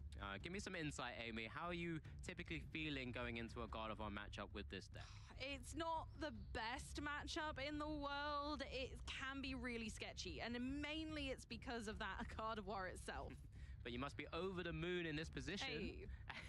Because you are 1 game up here in Sebastian's shoes as he does get the draw engine online, but it's over to Kim now. The hand's not looking too bad. Technical Machine Evolution in the hand right now. Does have Frillish, so has options to maybe slow the game down or maybe just start getting into the Curliers. Does also have that Lily's Determination as well. Getting a chance to get 2 Psychic Energies into the hand from that Earthen Vessel will open up avenues for Kim in terms of this turn 1. Again, reconsulting some of those prizes as well. That's a chance for Kim to really understand what he has a chance to play around with. Like you said, Amy, it's nothing too crazy. Another Ultra Ball. There's 1 routes. Energy Attachment, Technical Machine Evolution, and a Lily's Determination for the full 8. Honestly, that is what we expect. This is what we expect from a typical Gardevoir turn 1. And this is so many light years away from last turn that actually we see how powerful Gardevoir can be, how explosive those starts can be, and we're hoping for another ults here. And thankfully we didn't draw into both of our Curliers, so that's step 1. But we do get another energy pitched away with that Earthen Vessel there, discarded, because that's where you really want them, right? You don't want them anywhere else, so that you can use Psychic Embrace to kind of get the energy acceleration, get the damage counters, so you can fling over some damage with your own Monkey Dories and really just kind of apply some incredible pressure as well. We do have Nest Balls, so we do get a chance to get the second routes. It's just going to be a Technical Machine Evolution for both of them up to Curliers from the deck. A fantastic way to just accelerate your board state to try and get to those stage 2s as soon as possible. That's what we expect. We want it. We got it. Both Curliers, consistent, good. They're going to grow up next turn, and this is going to be a real shindig. Sebastian's turn, on the other hand, also looking quite strong. We've kind of got what we want online right now. We've got the draw engine, and now we just need to put the other puzzle pieces together. We need to try and slow Kim down, because that's the problem. When there's two God of War in play, it's so difficult to get through both of them. And realistically, that's kind of the chalk and cheese way of slowing God of War down, is taking out the God of Wars themselves. This becomes less possible the more of them that are about. They've got huge HP totals, and it can be sometimes a struggle to get all of the Monkey Dory set up with the energy that you need on the rest of the Pokemon on the board. Yeah, absolutely. And we do see, once again, the discard of that Koraidon EX, not useful in this matchup, is Psychic Weak. So, yeah, you want to get that away from your board as soon as possible. We do get Lunar Cycle now. Draw 3 more cards. We do get the Ace Nullifier Genesect there, which has always been super useful. It does get the Vengeful Punch attached to it rather than the Air Balloon now. Energy attachment to the active Soul Rock. We have Premium Power Pro. We only have one of them. And that's one way to accelerate your way of taking prizes. So instant knockout of that Frillish there. Now, Kim just got 2 Curliers to work with. And did have Secret Box in hand once again. So just immediately stopping, or get stopped by that Genesect. Lily's going to have to save the day because the box is firmly locked as Genesect says no chance of you using that. And that's again what we're talking about, with Sebastian needing to use everything in their power to slow Kim down now. Yep. Hopefully this Lily's just catapults us once again into the driver's seat and we can see a real gritty game. Well, Secret Box is back. He can't be used. He didn't seem chuffed about that, did he? He has to draw cards because we haven't seen a Gardevoir there. Can this help? Iono. No. I'm not too sure there was a Gardevoir available. We've got a Monkey Dory. Yeah, But that's not what we're after. No. So this scenario here, we may have to try and find another Pokemon to just kind of get in the active spot and just kind of push forward for the moment because, well, unfortunately, you're trapped with that Secret Box. A not useful card here once again, as we do get an energy attachment to the active. Maybe you can just use Curlier's first attack after all. Call Sign. There it is.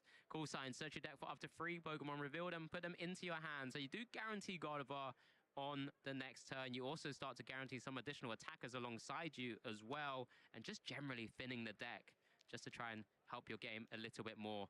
Just chooses the Gardevoir EX, the Scream Tail, and an additional routes there. And it's over back to Sebastian to continue to force the issue here. So it'll be real interesting as we do try and maybe have to overcome this 100 HP Curly, I should say. I definitely think that Genesect is a card that is very underrated and that a lot of people don't respect enough.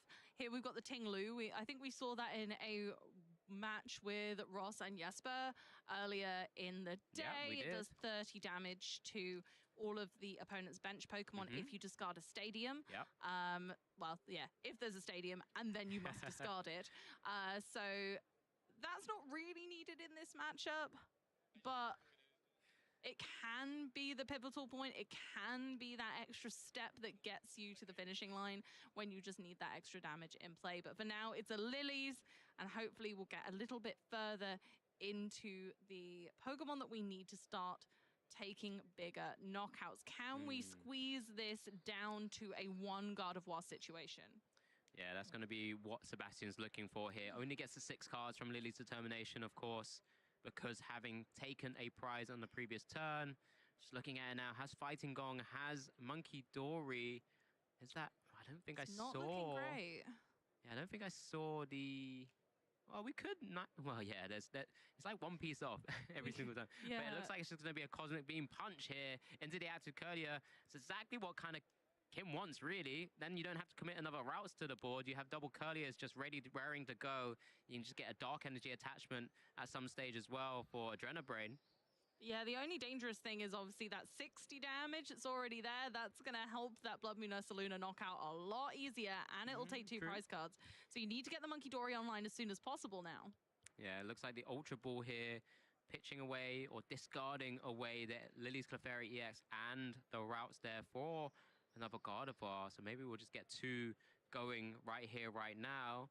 And then that's just an opportunity to maneuver around. We do get the Scream Tail down as well. It's always scary to have the Scream Tail down, but maybe you have to then target something like your opponent's Monkey Dory so that not too much damage comes back over. Or the Genesect, take that out, Yeah, can finally true. open up that secret box. Looks like it's going to be an Arvin here.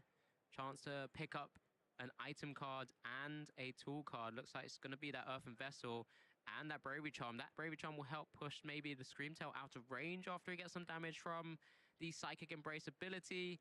Also, that Earthen Vessel will get some Dark Energies into the mix at some point as well. Oh, he is pitching away the secret box. That doesn't feel great, but if needs must, double Dark Energy coming into hand.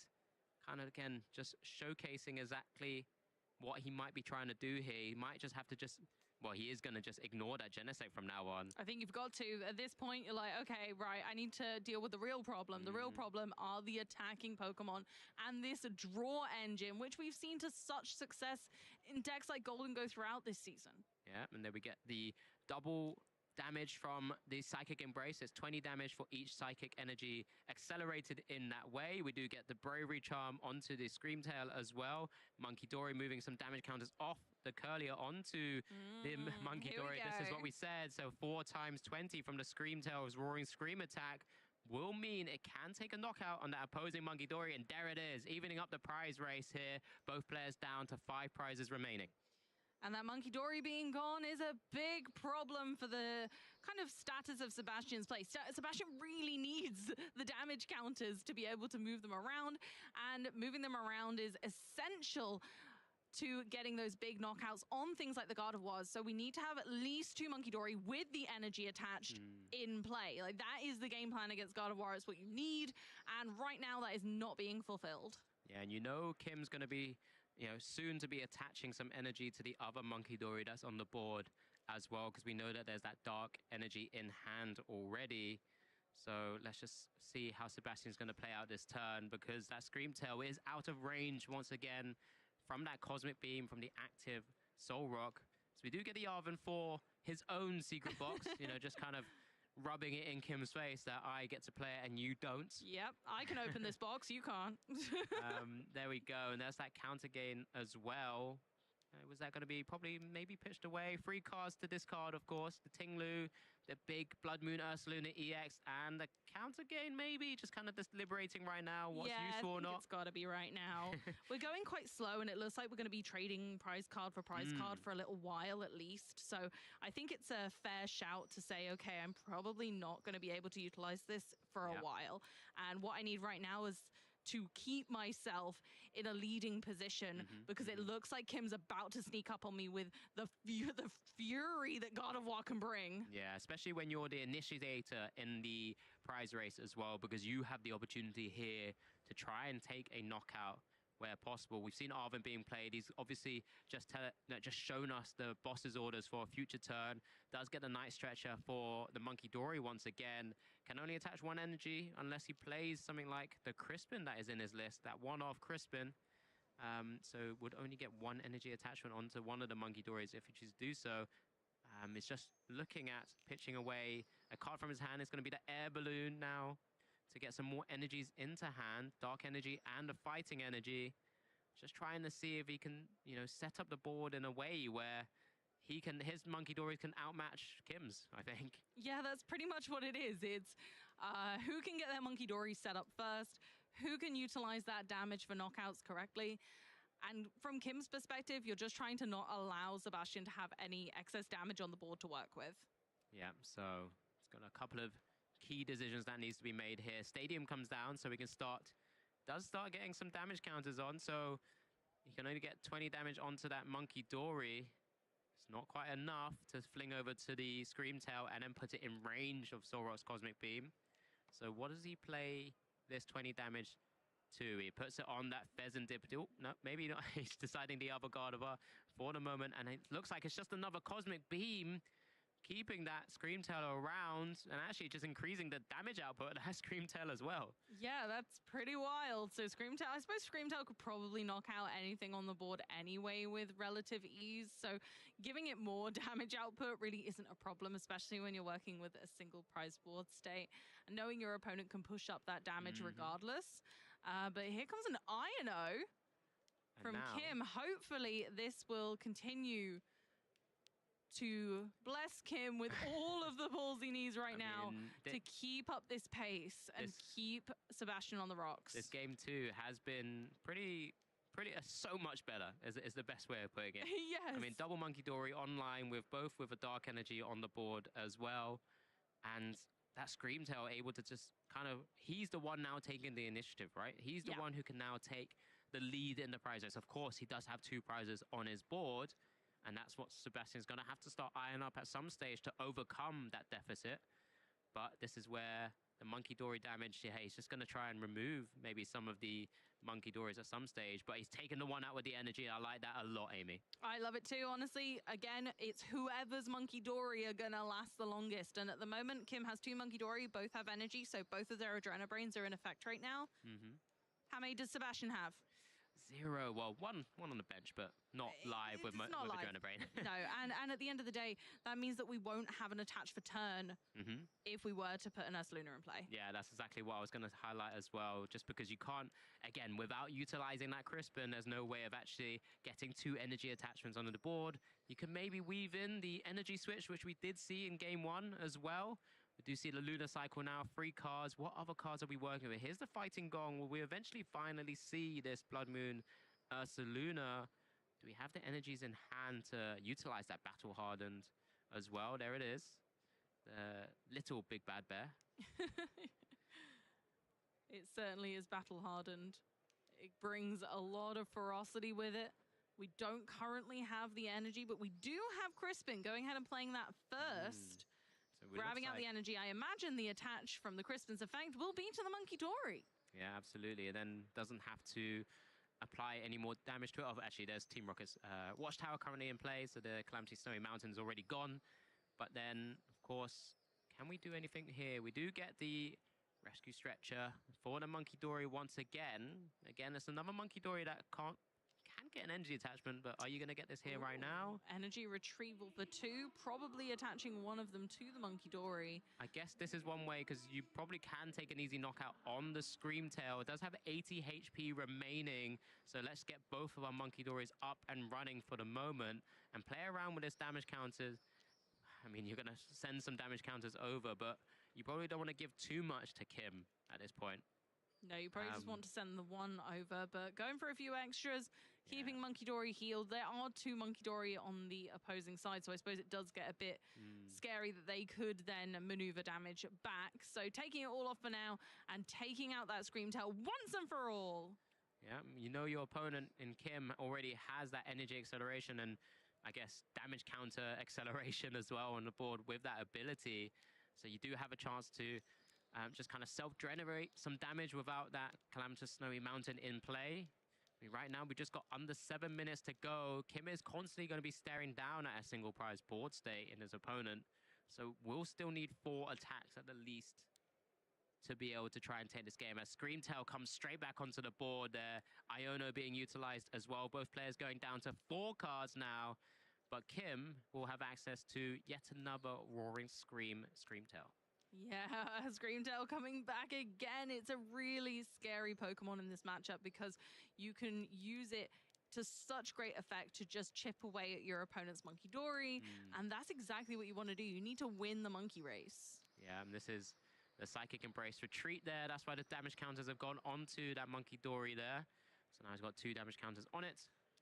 Roaring Scream, or Screamtail, I should say, to the active spot there with 2 energies attached. So that's 40 damage that goes on because of Psychic Embrace, putting it in a pretty good spot once again to do exactly the same that we saw from the first Monkey Dory knockout. Move 3 damage over from one of those Gardevoirs to one of those Monkey Dories, and you can actually just start trying to win that Monkey Dory race. Exactly, that's what we got to do. Keep the Gardevoir safe by using our own Monkey Dory, maneuvering damage back over to Sebastian's board, and I imagine that's exactly what we're going to see. Yep, going ahead and moving some off the first one, 3 onto the Monkey Dory from the first Adrenabrain, and I don't know if Kim's going to give Sebastian any more damage to work with, or it's a really tough situation.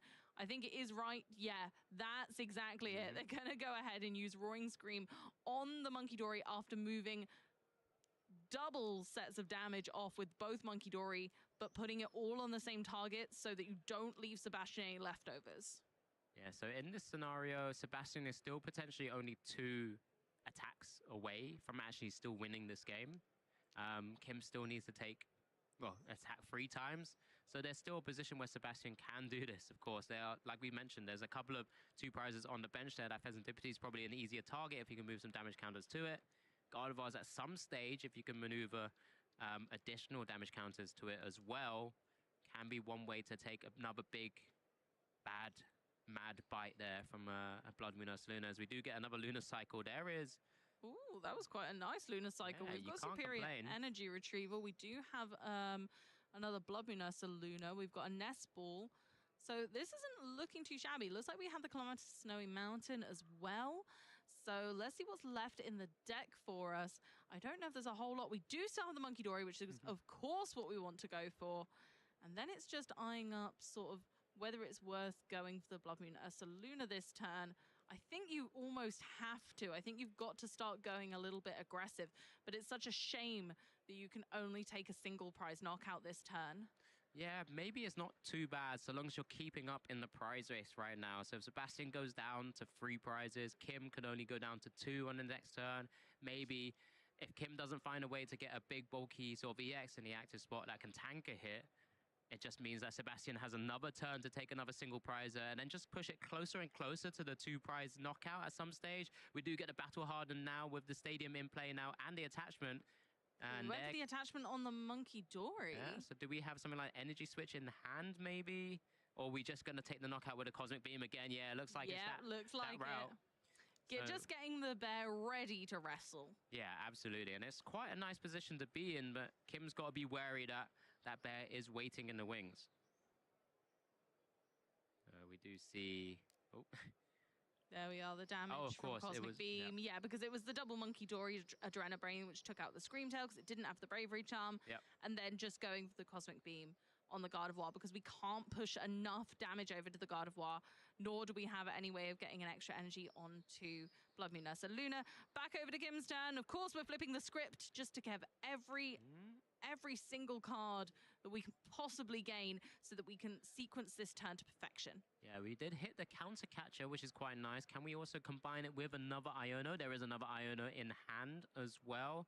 So maybe we could have to try and take down the Blood Moon Luna, combine it with another Iono and just try and limit what's available. Can't currently use counter catcher. Sorry, They are on the apologies. same my amount of bad, prize cards. I kept thinking that we're going... So we would need to use a different method of getting our opponent's Pokemon into the active. But you know what? Screamtail, I hear she's making a comeback. Yeah, I guess Screamtail could do exactly the same thing, especially when we're pushing over damage counters from the Adrenabrain anyway. And just kind of setting up. Ooh, has a Professor Churro scenario that flipped out of the deck, of course. The Blood Moon Luna now currently at, was it 130 HP? Oh, no, 140 HP. But it's just targeting the Monkey Dories once again. We've spoken about it so much. I mean, we've said Monkey Dory a lot so far. We have. I think we need, how many times have Amy and Alex said Monkey Dory counter at this point? But for very good reason, I've got to say. We know, and Kim has assessed, Kim is a very, very decorated player, as we've seen. And Kim knows the way that I win this is to make sure that I am not letting Sebastian have 2 Monkey Dory. I feel like Kim's position there, he's holding on to that Iono. I couldn't keep count of exactly how many Iono has been played so far, but it's definitely a couple, it feels like. And now he's just going to have to prep that Iono for maybe that one more turn where Sebastian takes a knockout here, potentially on that Screamtail, and then Ionoing down to 2, whilst also just trying to overcome the final 2 prizes. Oh, but it's a big boss's orders here. Onto that Gardevoir that's already damaged with 6 damage counters on it. Here comes the Calamitous Snowy Mountain once again. We get an energy attachment straight up to 3 damage counters on the Blood Moon Luna, Amy. We're dealing massive amounts of damage. It's going to be 2 prizes once again, putting him down to 1. Anything else? It's going to be close. There you go, just under the Screamtail as well. And a Mad Bite takes out Gardevoir. Just can't handle it. Yeah, there's just a calculation. 60 times 30, because of the damage counters that's on it, is 180. Plus the extra 100 base is 280 damage. Plus the 60 that's already on it. Yep. Would be 340 damage, right? Yep. There you go. It's Yeah, we always the worked out. 60 that's already on it that people forget. It's always that. But yeah, takes out God of War, clean knockout, and now we're left 2 prizes to 1, and we are almost out of time. So we're going to be going into those 3 final turns now. Yeah, and this is the tricky spot, right? Because the Iono might hit even harder here from Kim's side. So he does still need 2 attacks to actually win the game. Probably needs to remove that Blood Moon Ursaluna as well. But he probably could actually take this game. I mean, we're in a tricky spot. So Kim will be... I don't know if he's drawn a card yet. So if he hasn't drawn a card and time has been called between turns, it does mean Sebastian was still turn 0. And now there's the promotion. It will be the draw card on Kim's turn, which will make him turn 1, which is a real interesting scenario. So if anyone's new to the game or hasn't heard, once time has been called, there are 3 additional turns. When time is called on that player's turn, that will be turn 0. And then we've got 1, 2, 3, sort of between the 2 players. But because it was still in between turns and there was no promotion or the draw cards, it does mean Sebastian ends as turn 0. It does. It's a really tricky situation for Kim. There's a lot of Pokemon on the bench right now that can, and in the active, which can be knocked out by Sebastian.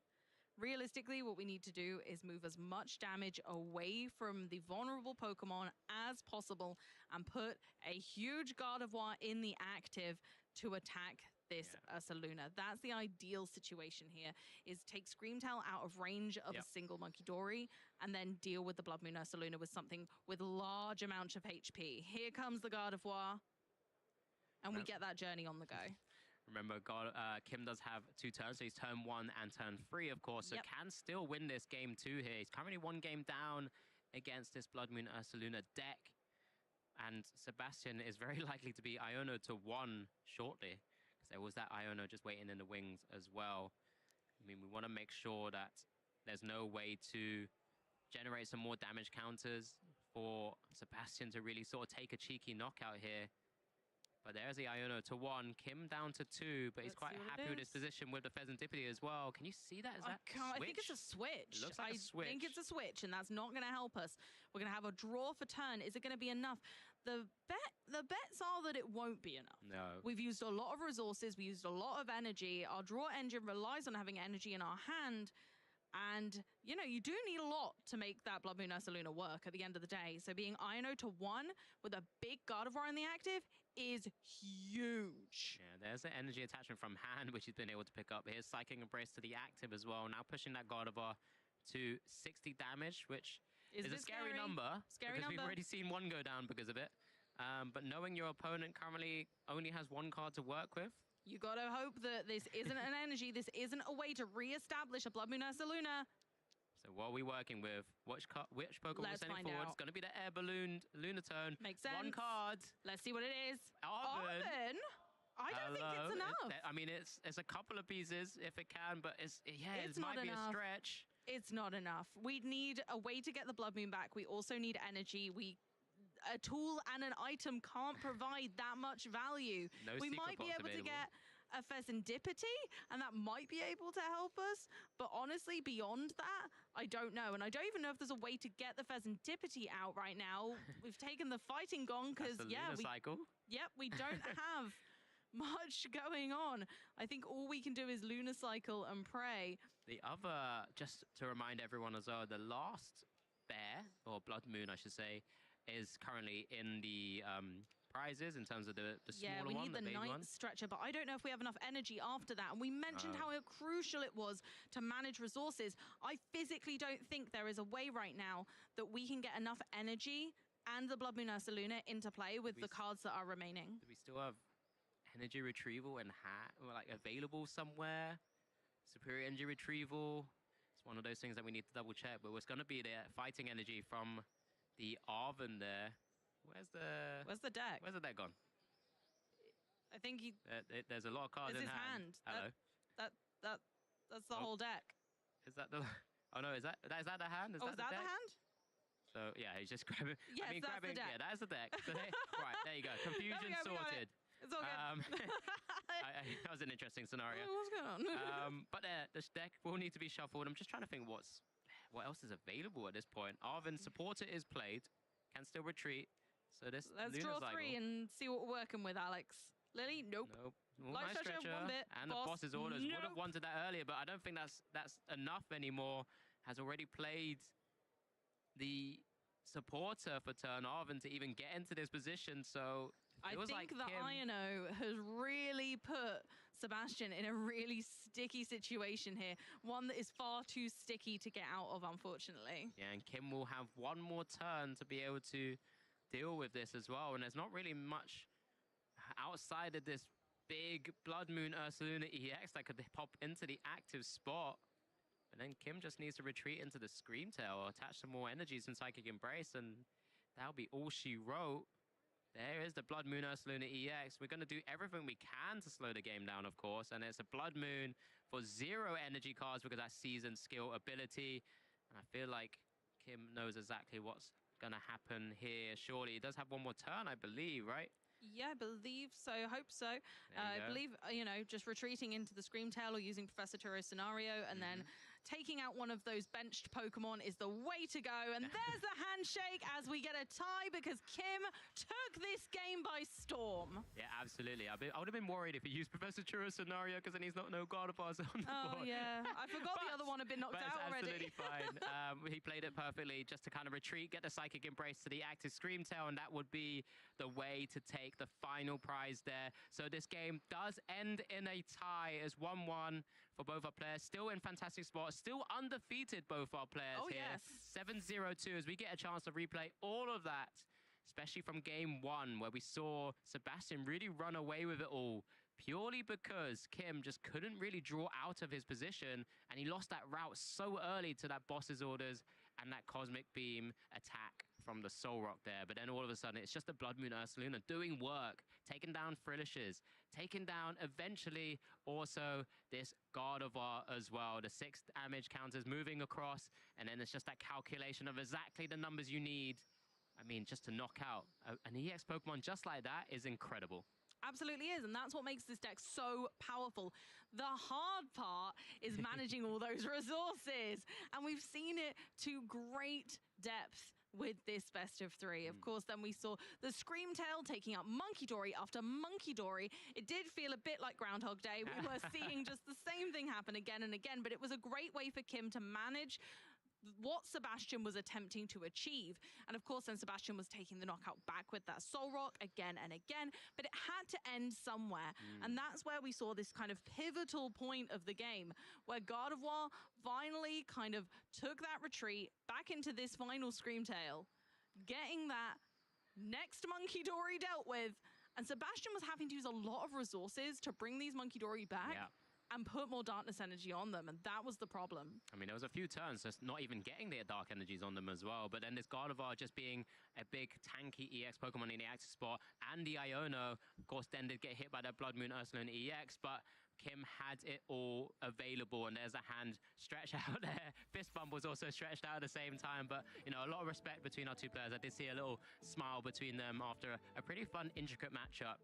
Especially when you just, as you mentioned, that resource management of trying to take out your opposing Monkey Dories whilst Sebastian was just trying to battle straight through whatever was in the active spot. It was really difficult because Kim had the advantage of being able to accelerate energy to all of their psychic Pokemon. So they could always use their attach for turn on their Monkey Dory, whereas Sebastian didn't have that grace. Yes, of course. I mean, just always getting a Monkey Dory onto the board, sometimes without a dark energy, it just means it's another threat, but not quite, because you have to commit all of your energy attachment sometimes to your attacker. I mean, maybe I would have liked to have seen the Cosmic Beam on that Scream Tail right at the end rather than going for that Gardevoir EX.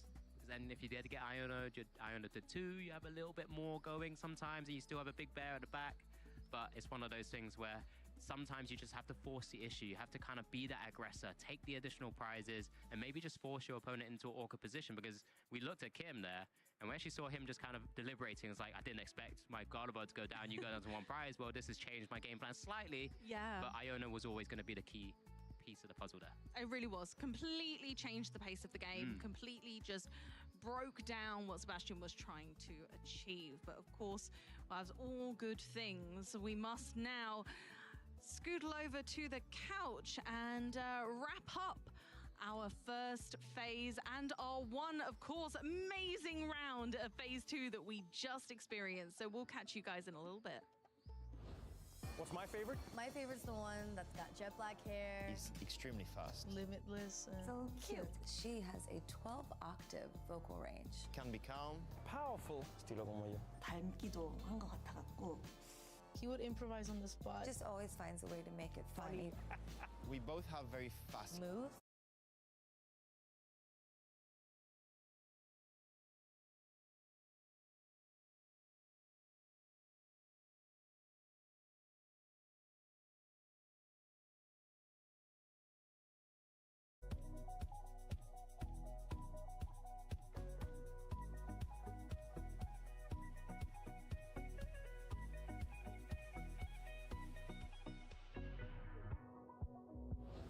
What's my favorite? My favorite's the one that's got jet black hair. He's extremely fast. Limitless. So cute. She has a 12-octave vocal range. Can be calm. Powerful. estilo como yo. 닮기도 한 것 같아갖고. He would improvise on the spot. Just always finds a way to make it funny. We both have very fast moves. And can change the world.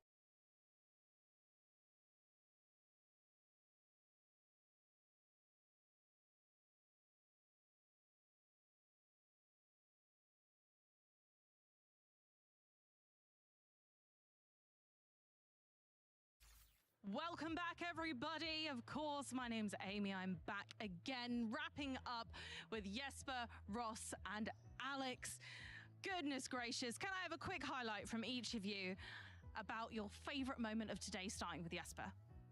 Having an interview with Christian, then having him featured around after, getting to cast that myself together with Ross, of course, and then seeing him winning on stream, that's definitely top tier moment. Just having a look at everything going on, all of these weird decks. But I will say, I went over, I was trying to find Drew to do a bit of an interview a little bit earlier, and just sitting down, I'm watching his game, and I look to the other side, and there's a Mega Venusaur at 501. And, you know, we just saw Blood Moon Ursa Luna on stream there, but I think that moment of, wait, Mega Venusaur's not that good. Oh, yes, it is. Oh, yeah. That certainly can be, right? I mean, I think for myself, it's just the fact that we were able to showcase a good variety, especially with seeing how Ascended Heroes has actually been able to, you know, put in some work for a lot of our decks now, just to be able to make them a bit more consistent or give them some more power, like the end Zoroark EX, for example. And it just makes things so much more interesting, considering a lot of people were like, oh, it's still the same decks. Well, actually, no, it isn't. No, it's not. Think about all the decks you saw. It does feel a bit pantomime, doesn't it? Anyway, let's take a look at the standings. We've got some updates for you all. I know you're itching to find out. Let's take a lookie.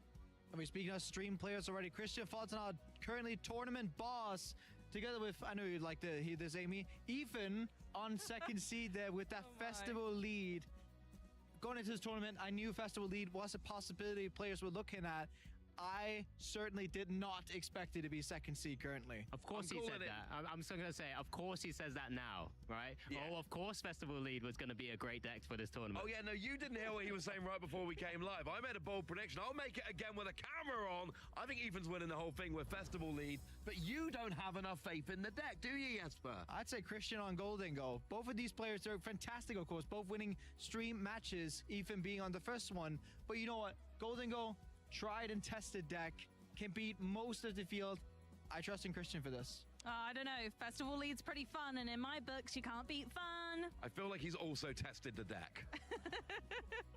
Well, let's have a look at some of our Phase 2 qualified players to check out who we might see tomorrow. Yeah, we've seen some of these names already in that standings just then, but there's so many more players still vying. It's not just Christian and Ethan, who we've already highlighted as players to watch with that Golden Go and the Festival Lead deck, but there's a few other names that we've already seen on the feature matches or via interviews. I mean, Drew Stevenson's still there or thereabouts, right? He's always going to do that with that level of consistency that he has. Kim, that we just had on stream, you know, we had a chance to see the Gardevoir finally in action. Did have a bit of a tough time at points, but he's still there or thereabouts. And there's so many more names, so many more players that we're just going to have to keep an eye on. And I'm sure we're going to keep an eye on some new other decks as well. Absolutely. And don't forget that you can catch us tomorrow at 11 a.m. CEST. That is very important. There is a little bit of a time shift here in Sevilla. So we must remember that that is 11 a.m. CEST. That is 2 a.m. PDT. So please make sure that you set your alarm for the correct time to catch us for more Phase 2 action tomorrow. Okay, I'm just going to make it a bit easier. An hour earlier than today. And if it starts tomorrow and there's 3 people on the couch, you know what happened to the 4th person. They didn't set their alarm properly. I'm gonna say Ross took a big sigh when you said, "Oh, it's CEST," and Ross is like, "I've lost an hour of sleep." Not happy about it, mate. Who even decided this? Well, if you want more Pokemon action, even with the time change, tonight we have the Pokemon Unite Asian Championships League 2026. Final day 2 at 2:20 a.m. CEST. That's 5:20 p.m. PDT. You can watch that tonight. Can't oversleep if you don't go to bed. Exactly. We've got too much Pokemon action. Nope, no such thing as too much. I changed my mind. Don't forget to go to Pokemon.com/broadcasts, because then you won't miss anything. Set your alarm. You've heard it here first. Do it now. I'm telling you, it's not an option. You must do it now. Set your alarm, please. Okay. And of course, we have a fantastic Twitch schedule. Yeah, we're not stopping with the Pokemon action. We got back to back. Yeah, so much to watch out for. I mean, there's plenty throughout the week. That's upcoming, of course. Pokemon Battle Dimension. There's plenty of reruns of some fantastic tournaments that we've had in recent times as well. I mean, just the international championships in Europe for the VGC. It's a bit of a rerun, but it's an opportunity to just kind of watch back very fondly of a fantastic tournament. And we've had loads of fun this weekend with the Ascended Heroes format here in Sevilla. But what I'm looking forward to as well, next week, last major tournament of the Ascended Heroes format before post-rotation is going to happen. And you know what that means? That means we have Orlando coming up next week already, and we will be broadcasting that. And it's going to be fun to see people over in North America. Are they going to take some notes? They're going to learn some lessons from what we see in Sevilla this weekend and take that to Orlando. That is the last chance for North America to be playing pre-rotation. And then, of course, when we get to Prague and later events, we are going to hit the rotation. So one last chance for our friends on the other side of the pond. All I'm going to say is it's very clear that an apple a day keeps Dragapult away. And you guys, in that vein, must go ahead and follow our channels and socials for all of the best we can provide. Make sure you're following us on X, YouTube, Facebook, and Instagram. And once again, I'm not giving you a choice. Do it now, please. Load up your phone. What are you doing? I'm kind of you here better with be clicking those buttons. I'm a little busy. Can I do it like when we're done here? No, Ross. Okay, but later, fine. But thank you so much, everybody, for watching. Don't forget to join us tomorrow. I'm going to say it one more time, 11 a.m. CEST. We'll see you there. Goodbye for now.